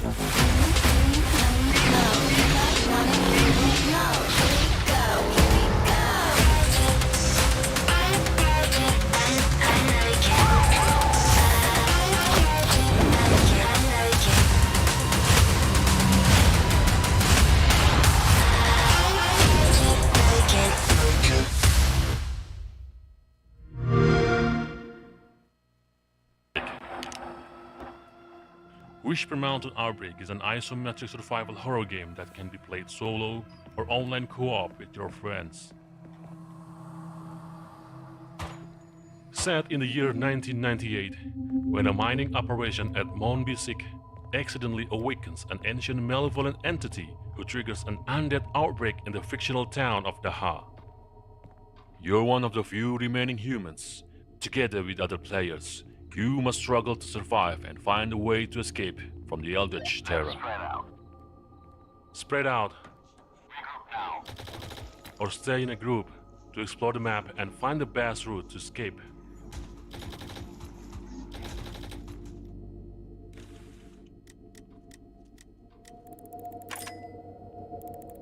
Your exploration may be restricted by locked doors or blocked paths, so locating key items and solving puzzles or using lockpicks becomes crucial for advancing the mission. The stage is filled with numerous surprises. Enemy encounter is but one of them. Stay alert and equip your best weapon when combat is inevitable.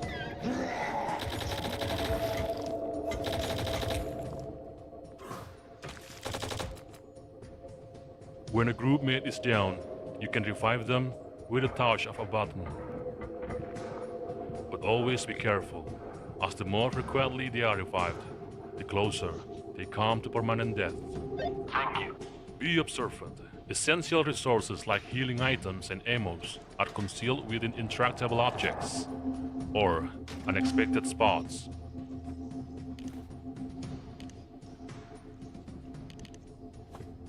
Resources are key elements for the survival of both you and your team. And in the time of crisis, you can always share your resources to help a group mate or keep them for your own sake. We are thrilled to share this, and we can't wait to bring this survival horror experience to you. So prepare yourself to confront the terror of Mount Bisik and its dangerous whisper. For Whisper Mountain Outbreak demo is coming this October.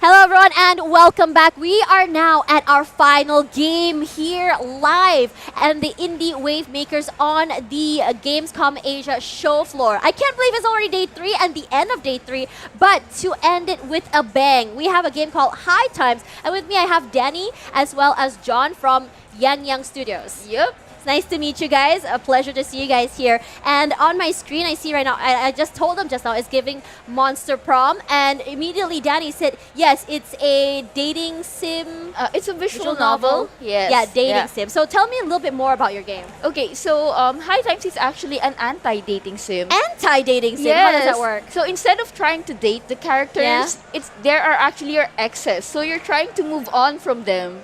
So in this game, they kind of don't like you because of what you did to them what in the did they past. do? Why are we a toxic ex? Yes, exactly. So the theme of the story is, finding closure and healing and being friends with your exes again. Why would you be friends with your exes? This is not the right way. We should block them. Just kidding. Let's No move worries, on. yeah. Okay. And then if your messy love life is not enough, you also run a donut shop. So it's also a donut baking simulator. Okay. So you make donuts that are laced with mood enhancers. Yeah, I can see that. Yeah. Yeah. And then, it's laced with mood enhancers and they affect the mood of your customers. So depending on the flavor that you serve, the mood of your customers actually change. So for example, vanilla cheers them up. Okay. Yeah, blueberry makes them more vulnerable or honest about what they feel. Mm-hmm. And strawberry, invokes a feeling of nostalgia and longingness. So your customers, they typically go to you with a problem in their life, and then it's your job to sort of like figure out what type of flavor or mood would best suit their needs. So wait a second. Not only do we have a horrible love life track record, people come to us for to learn about your love life for advice? Yes, you are their donut therapist, essentially. There's a lot of red flags going on, but you know what? We ball. Let's go. Let's get into the game. I'm excited. But anyways, let's talk a little bit about your studio, Yang Studios, Yang Mobile, rather. Where are you guys based, actually? Oh, so we're based in the Philippines. The Philippines! Yes. My first Filipino interview. I get excited because I have too many friends in the Philippines. So yeah, mabuhay, my friends. Or is it kamusta better? I don't remember. They're both acceptable. Yeah. Awesome. Okay, so going into this game, I can see that. Are we the girl or the guy? Do we swing both ways? Okay, so in this version, you're gonna be called John Doe with a generic male face. But in the final version, you can actually customize your player character. Yes. You can name it. You can swap their skin color. Yes. Their hairstyles, you can make it look like you for a more personal experience. No, thank you. But anyways, I would love to be someone who dates everyone. That will be great. Okay. Yep, and that's what I want to be. But for now, John Doe will have to do. And let's talk a little bit more about like the inspiration behind this game. How did you guys come up with this? Okay, so we love donuts. We can start it, by the way. Okay, I'll just try. While we talk, yeah. Okay. Yeah. So we love donuts. Well, Yeah. actually, we love pizza the most. But there are already games about pizza. Yeah. So we settled for our next favorite, which are donuts. Yes. Yeah, and then I think that's mainly the inspiration without getting too much into the controversial territory Yeah. of drug references because we're in Singapore. It's true. Yeah. So yeah, I think that's what inspired us to make the game. I Yeah. love that idea. It's kind of like, when you go to the Netherlands and you go to a cafe. Yep. The same idea, but with donuts. Yes. So coming into this, so they are aware that there are things in the donuts as they go up to the store, right? Yep. Yeah. They So are there for that. Yeah. Right. So now, so I kind of get the idea why the store looks like this at first, because it does look like a pizza store, which I'm guessing that you guys swapped it out after. We actually wanted to make it how do I say it? Because the game is heavily referenced in California. So that's why it looks like that. Yeah, it's a fictional. It's like a diner style. Yes, it's a diner style. Yeah. Okay, I like that. So, Yeah. so this is the one of the people. Can we date our customers? There are choices in the story that would Okay. affect the ending of the game. So you can get back together with your exes, but for the rest of the customers, you cannot date them. Okay, that's fine. We have boundaries set here, but clearly Yeah. not for our exes. This is just too funny. But coming into this game, I guess so it's kind of like a visual novel, as you mentioned. Are there like when you talk about Monster Prom? So sorry, I don't want to make comparisons with the Yep. game, but it's the only kind of game that I know. It's kind of like when you play Monster Prom, you have activities, you have choices in dialogue as well when it comes to that kind of stuff. Can we see some of those like the same thing? Yes, the only activity in this game though is that you're making donuts, but we Right. do have choices presented throughout the story, Yeah. and the choices affect your relationship with the characters and ultimately affect the ending that you're going to get with that character. Right. So how many X's do we have actually? Okay, so there are 5 X's, but in total, the characters that you're going to be meeting in the game are around 15 to 20. 15 to 20. So Yes. those are like just the side characters. The side characters, And the the random customers. The customers. Okay, Yes. that's not too bad. So 5 X's. I don't know how to ask this, but so what time, like how do we kind of navigate between your X's as well as the customers? Do your X's come into your store? Yes, the X's also come into your so store. this is basically the only setting that you Yup. have. Mhm. Okay. So now you've already served your customer. I'm guessing you get the story now. Yes, yup. Oh, actually, this kind of gives me. I don't know if you know Tokyo Productions. They have Coffee Talk. Yep. Yeah. So we don't in Coffee Talk. You don't have a lot of choices. Kind of like just a novel per se. But this one does have some gameplay. Yes, yup. Yeah. It's in a similar vein as Coffee Talk and even Valhalla, Cyberpunk, Bartender Action. Yeah, my friend loves that game way too much. She talks too much about it. Yeah. Yep. So it's in a similar vein, but we added our personal Yang Yang mobile touch to it to make it a little bit different. Right. Yeah. So where's the X? Oh, the X's will come in day 2. Right now we're in day 1. God dang it, Connor! You're not an X. I don't Yep. want to see you. Oh, so that's the him just kind of venting here. Oh, this is actually the player character's best friend. Oh, Yeah. okay. So that's what you talked about in terms like of like a side character. Yes. So tell me a little bit more about this game. Like, what can we expect to see? What's the appeal of it? What's your favorite part about it? Okay, so right now we're still in the early version of the game. So the reason why we actually came here to Gamescom Asia is to gather feedback to players to see what else we could improve. Yeah. But I'm personally excited about this game having full voice acting when it gets released. Yes. I think that it's just gonna elevate it much, I better. support it 100% and give the hottest guy the hottest voice, Of the hottest girl course. the hottest voice, Of course. and there will be like a special character. You know what? We're They are gonna give really hot. Yeah, we're just gonna give everyone a hot voice actor, Yes, okay? for Yeah. real. I agree with this notion. I'm way too excited about this. No, this sounds bad. This sounds bad. Okay, so coming into this game, you can choose all of this. So coming, how far into development are you for this game? John, would you like to answer that? The game have been developed for like more than a year already since Yeah. the start of it.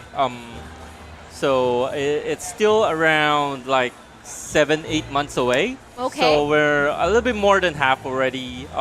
We're trying our best to finish it mid next year. Mid next year. If there are no delays. Yeah. I mean, games classic delays are gonna happen, but I'm pretty sure a lot of people are already excited about this. So what's the feedback like from everyone who tried it here? Okay, so they were actually, quite surprised that, we're exhibiting this kind of game here in Singapore. And, I had to tell them all of the hoops that we have to go through to even be here. Right. But apart from that, they really love it. If you read it, it's, really comedic and, it's really heartwarming to see a lot of people chuckling whenever they read the dialogues. So. Right. You must have really talented writers, and that reminds me, like, how many people do you have working with you guys for this game right now? Okay, so our studio in the Philippines has around 15 to 20 people. That's quite a big studio. Yeah, but not all of them are working on High Time. Some of them are working on another project. But I see. Yeah, but I think most of us are, are really deep diving into High Times. Yeah, it's something that I can tell that there's a lot of love and a lot of passion put in it already, just by how you talk about it and how you kind of like smile when you talk about the game. But so right now, I'm guessing because it's only the first game, the first day you get only one flavor so far. Yep. Yeah. I think I'm not sure what version of demo this is, but in the con that we presented, it has around 7 days. 7 days. Yep. And you're gonna unlock toppings, more donut making mechanics as it goes on. Can I make my own like decorations for the donuts? Yep. So if I don't like someone, I can give them an ugly donut? Yep, you can do that. Oh, for real? Yes, and they will react to it. Oh, for real? Yes, they're gonna get mad, but you can try. Oh, for real? Yeah. Okay, because like for coffee talk, I sometimes make like really nice art, but like it doesn't really affect the story, right? So how does the game know if an art is ugly or not? What if my art is actually so pretty, but the game thinks it's ugly? Okay, so without being... Whoa! Hello! Okay, sorry about that. No worries. So without getting too technical about it, actually, John, I think this is developer territory. Should I be technical about it? Probably not. I'm just gonna... just try to explain how it works. Yeah, okay. So there will be some rules set on specific whatever you put on it, it's gonna rate it as a score depending on certain type of algorithm that kind of try to approximate if it looks good or not. I'm sorry. Yeah, and that would be it really. It's not too complicated, but there's some technical stuff about it. You know what? I don't care about the cheerleader anymore. She's my bae. What an intro. What an intro, man. She's your ex. Are you warming up to her now? She's my ex? Yeah, she's one of your ex. Yeah. Yeah, I have a lot of feelings right now. But anyways, our John Doe doesn't look that good. I have a feeling that we got dumped, and I support that. I support that, MJ. Right. So coming into this as well, I mean, I'm quite surprised that you guys went into like a anti-dating sim. What gave you the idea to do exes instead of potential lovers? We just thought that it might, bring a potential twist to the game. Yeah. And because, we're dealing kind of like with mood enhancers here, we thought that, it might also send the right message through the story as well. If we go for an anti-dating route rather than, a dating route. Right. Yeah. So this time around today, I think I noticed there's rainbow sprinkles. Yep. It's a new feature that you unlock because you met MJ and she's requesting for her usual favorite donut, which has sprinkles on it. Make it super sprinkly. Okay, but... Extra sprinkly for the lady. Okay, so every time you use up an ingredient, actually, your money runs out. But I guess that's one way to run a business. Yes, that's enough. We're out of money. We're out of money. We need some profit today. I don't think we're getting profit today because of that sprinkle. Yeah, you know what? That's probably why we broke up with her. She keeps asking us for way too much frosting and way too much sprinkles. I think so. Yeah, and we are a pushover. We just give it to her. Exactly. Yeah. This is exactly why this happened. Yep. Yeah, MJ, you're out. I love you. You're cute as heck, but you gotta cut back on the sprinkles, lady. Oh man, I can see myself just playing this already with my own narration, of course. Sometimes it's fun doing that, we just ignore all the red flags for other red flags, which is kind of fun. Yep. Yeah, so let's talk a little bit more about each character. How did you create each personality, each character? Was it hard to write that? Okay, so I think our writers are actually the best people to answer this, but because they're not here, I'll do my best to answer. Yeah. So from what I know is that they really take into consideration the character design that the artist makes. Yeah. And then they take that into when they're making their personality, they base it on the art, and then they also take references from other media, other characters that they think might set apart their personality from one another. Right. So it's important for each character to have nuance so that it's not redundant. Like each of them are their own character. They're very different. Yep, they're very different. So that means John Doe doesn't have a type. I guess so. Yeah, because John Doe did RXs with a lot of different people. Different people. Yeah. You can say that he's very he's very flexible. Yeah. adventurous. Yeah, willing to try new things. Yep. Very fun. So tell me, which is your favorite aspect about this game, and which character is your favorite? Okay, so my favorite character is actually not in the demo. Yeah. But it's a chicken girl. It's a girl in a chicken suit. Yeah. A girl Yup. in a chicken suit. Yup, you will get to meet her when the game is out. She was actually in the main menu screen. Yeah, she was in the main menu screen. Dang, I want to date chicken girl. Yup. I'm tired of hot girls. Give me the nerdy girls. Give me the weird girls. Yeah. Like give me that stuff.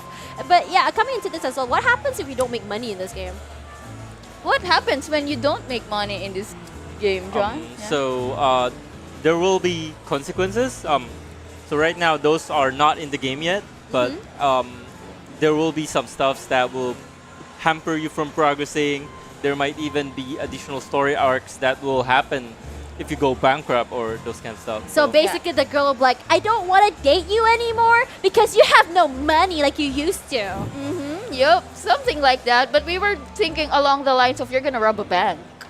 That was actually up in the drawing board with the writing Spoiler team. alert. Yeah, spoiler alert. But Dang it. I like the idea of a girl saying, like, you know what? I deserve better. You have no money. Take care of me. Sorry. It's kind of like drama, you know? You know what? We'll consider that for you. Yes! Or one of the considerations on not having money is that you come home and your cat looks at you hungry. Oh, I think that's gonna break a lot of hearts. Exactly. And that Oh will make people make more my donuts God. and save more money. You know what? That totally makes sense. Although, cruel, but makes sense. Exactly. Yeah. Is this our ex? No, it's a random customer.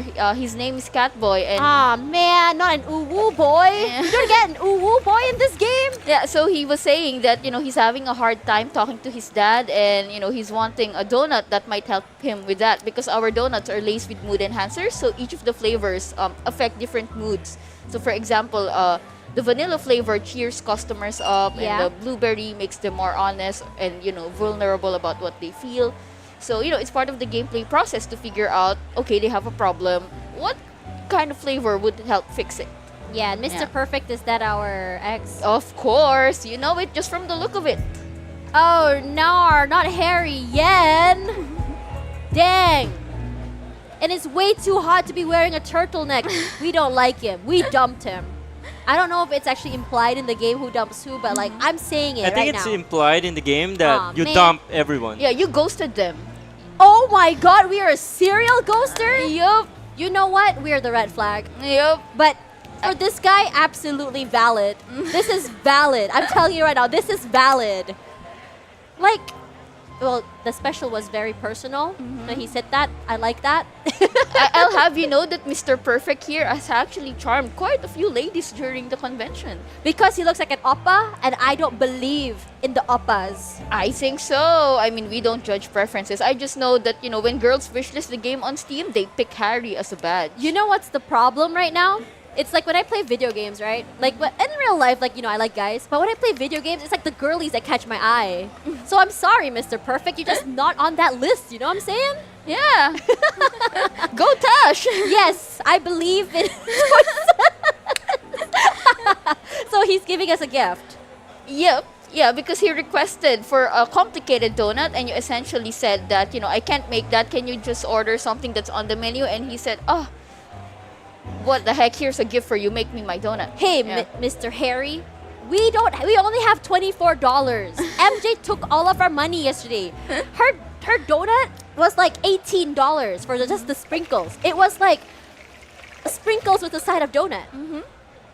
Okay. Oh, he wants the round one. Yup, he gave us the round mold, and Man, I know exactly what to do, but like, I can't do it here in public. You know what I'm talking about. There's a couple of people that did it in the con. Whatever you're talking about. So, you know what? That will be for him because we don't like him. Yup. Oh my god, I'm getting too invested in this. And it's just a demo. So how long is this demo actually? Oh, okay. So I think if this is the correct demo, it should last for 7 days. So depending on your reading speed, probably 30 minutes to 1 hour. 30 minutes to 1 hour. And is this already, the demo is already on Steam? No, actually, this is like a private demo just for this convention. This is so heartbreaking. I wanted to go home and play it. So like, when is this demo gonna come out? Okay, so publicly we're estimating around November, but for you, Tash, I'll send you a special link. Wink, wink. Yes! This is the best day of my life. I'm really excited for it. I hope that I get to, stream it as well, just to give an idea. And send us a screenshot of the donut you give to Harry. Okay? Oh yes, absolutely. I will take a picture of it. I'll frame it just for you guys, and I hope it goes up in your studio wall. So like, okay, 7 days for this game. And what about like? I know that you guys say you guys have another 7 months, 8 months, about what? Maybe like mid next year for this game, if there's no delays. So I'm sure that this game, because I think it's not really just more about the delays or about technicality. It's more about trying to get the story right, trying to get the animations right, the characters right. So like, are you guys open to like fans coming in and say, hey, we want this kind of story? I mean, here's a suggestion. This story will be really good. Like, are you guys open to that communication that you have with the fans? Yeah, of course. So actually, we're planning to also put the game up on Kickstarter, and that's the time when we usually ask for feedback and then just try to improve on it. Yeah. Based on what the backers think, as we share the development updates to them. All right. Yeah. So that's something that we've been doing even on our past games, and to gather community feedback, and we can't accommodate all of the requests, right? Of But course. we do our best. Yeah, you guys listen. You guys can just pick and choose based on like what works and what doesn't, which is something always very exciting, because that's why I think that what makes indie games so great is that they're so open to feedback, and it kind of really elevates like their initial ideas into something even greater at the end. And I think I have a feeling like these characters probably looked so different in the initial sketches all the way till now. Yep. I think some of them, like supposed to be Harry is not even a part of the main X. It's supposed to be all of the X's are gonna be girls, but then Harry was added later on. So it was because to accommodate that audiences might have different preferences, and we might be limiting it if the pool of X's are all girls. So we added a guy. Right. Yeah. I like that as well. I mean, is Harry the only guy so far? In the X's pool, yes. Okay, Yeah. I'm guessing that there might be more in the future as well, just to give a bit more variety, perhaps. Yep. It might be depending on how well the Kickstarter goes, and if we have enough funds to further develop them. But yeah, so far it's just gonna be the 5 X's, and Harry being the only guy. I hope there's another guy. You call it the gamer guy, who just neglects the girlfriend for playing I don't know whatever game he plays. We have a gamer girl. Doesn't count. She just doesn't shower. It's different than a guy. Like, gamer girls don't ignore their You know what, boyfriends. Tash? You have a lot of interesting ideas to the game. Maybe you can send me a list, and then Oh we'll yeah, talk about let's it. do that. Let's do that. So thank you so much for sharing your game with me. I am too into it right now. I feel like if I keep talking, we'll go into 2 hours and we'll never leave. And I don't want to do that to you guys. So yeah, right now, where can your fans reach you? Okay, so we have our social media at Yang Yang Mobile. We have on Facebook, Twitter, and the game is also, we also have a Steam page. So Yeah. if you could kindly wishlist it, that would really, really help us. There we go. Yeah. The wish list is definitely going to be something that would really help them, just to give them a little bit of an idea of what interest this game may generate. And also follow them on their social medias as well. Why are the NPCs even hot? That is not fair, man. I'm gonna want This NPC, our inspiration for her is Avril Lavigne. Oh yeah, she does look like Avril Yup, Lavigne. You're yeah. right. You're right. I love this. This is very, very coffee talk, very, very monster prom. I love it so much. I don't know why I have such a preference for this type of games, but thank you so much for creating this. And I don't know, I just know already like what kind of narratives are going to come out. So yeah, guys, if you guys are at home, is there anything you want to say to your fans as well as the people who are so excited like me about this game?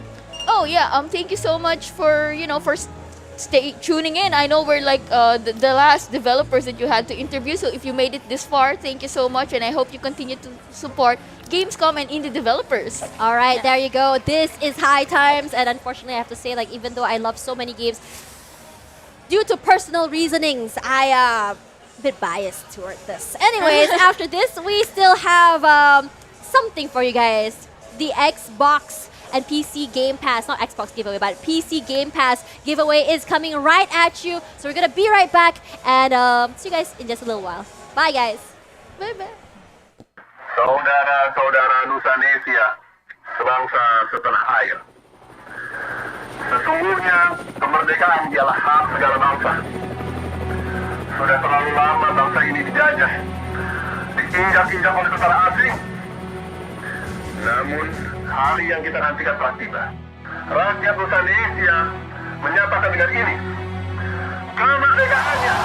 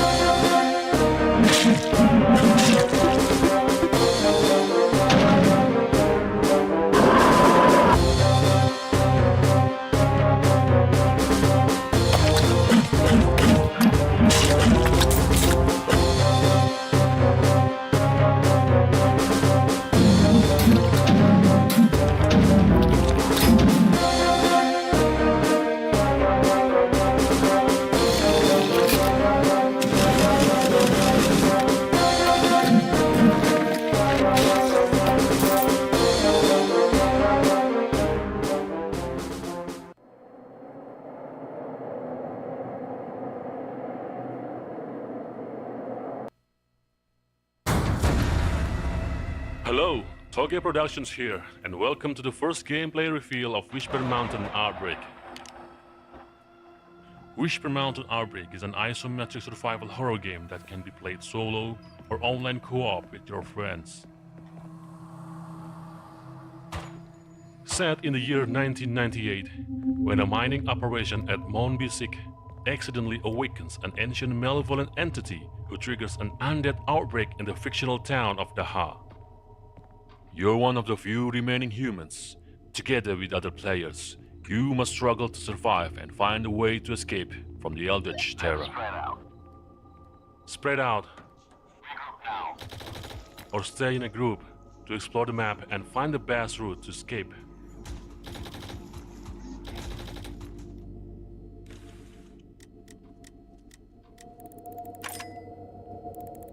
Your exploration may be restricted by locked doors or blocked paths, so locating key items and solving puzzles or using lockpicks becomes crucial for advancing the mission. The stage is filled with numerous surprises. Enemy encounter is but one of them. Stay alert and equip your best weapon when combat is inevitable.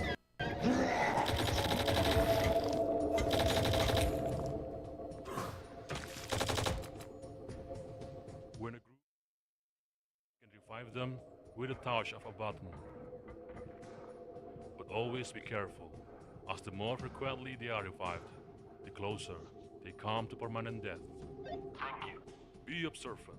Essential resources like healing items and ammos are concealed within intractable objects or unexpected spots.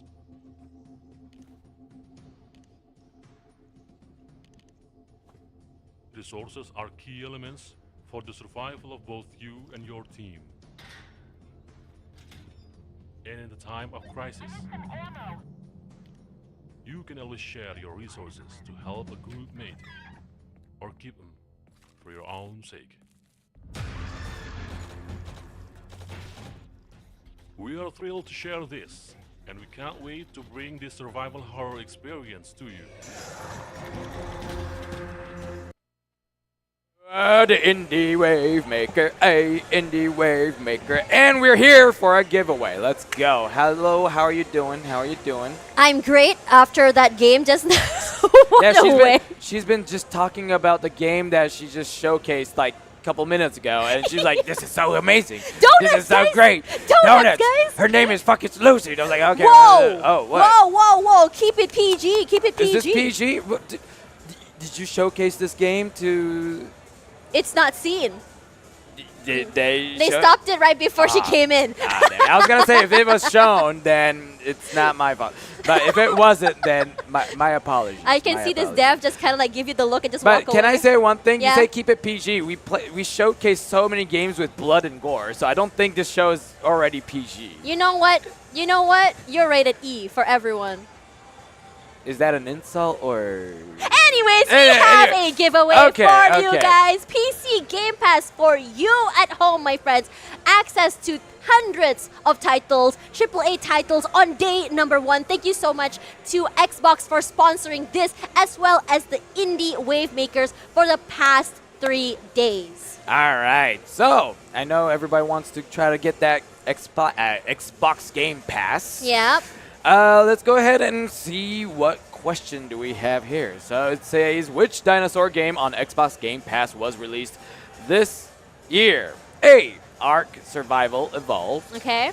B. Exo Primal. Right. C. Jurassic World Evolution Right. 2. D. Monster Hunter Rise.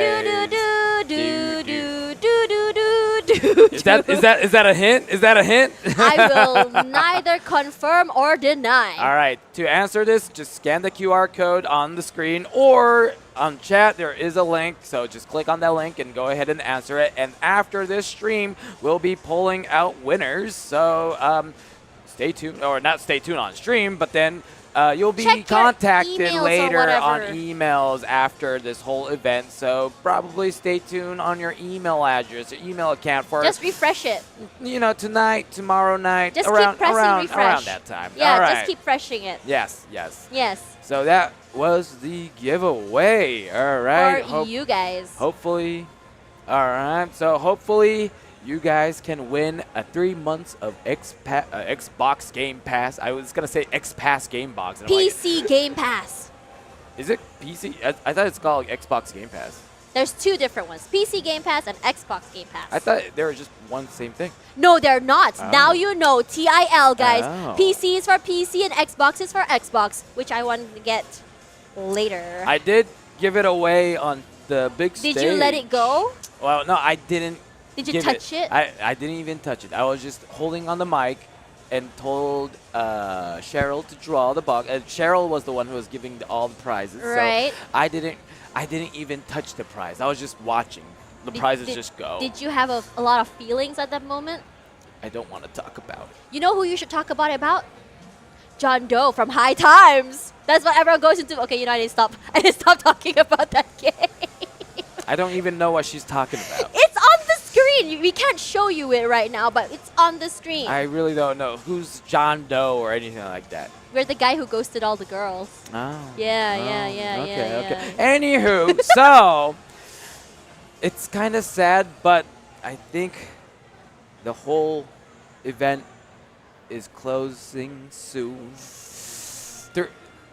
3 days of amazing indie games for us, and pretty much Gamescom Asia. It had amazing tournaments going on. Amazing Everybody showcasing their games. We got amazing to play games. Monster Hunter on stage. Yes, we had. That was great Yes, too. and also him getting sat on and stepped on the other side because he keeps hiding underneath the beanbags. I wasn't hiding. hiding. I was just resting with a blanket on, and for some reason that camouflage. I was with a black blanket. The only thing and peeking out was is his my bald head.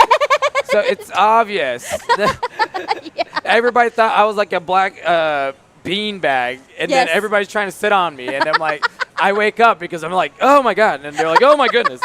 It was interesting. It was definitely interesting. It was fun. Yeah, Thankfully, that wasn't me. But yeah, it was nice meeting you. Nice to work with you. Yes, Hi, it was. It was. Thank you Awesome, very awesome. much, Tash. So I think we gotta say goodbye. But first of all, thank you very much again for Xbox for sponsoring this Indie Wave Maker, because it was a great, and also hopefully we get to do this next year. Oh, yeah, for Hopefully sure. we can see you guys next year, but we'll see what happens. Hey guys, just tell everybody feedback. Oh my God, We love Hi Guy and Tash, so much. Indie Wavemaker was freaking amazing. Yeah, they should definitely bring them back next year. Definitely. Yeah. Let's go. Gamescom Asia 2024. Let's go. Yeah. All right, with that, this is Tash Buddy and Hi Guys signing out, and hopefully see you guys next year. All Bye, right. guys. Bye.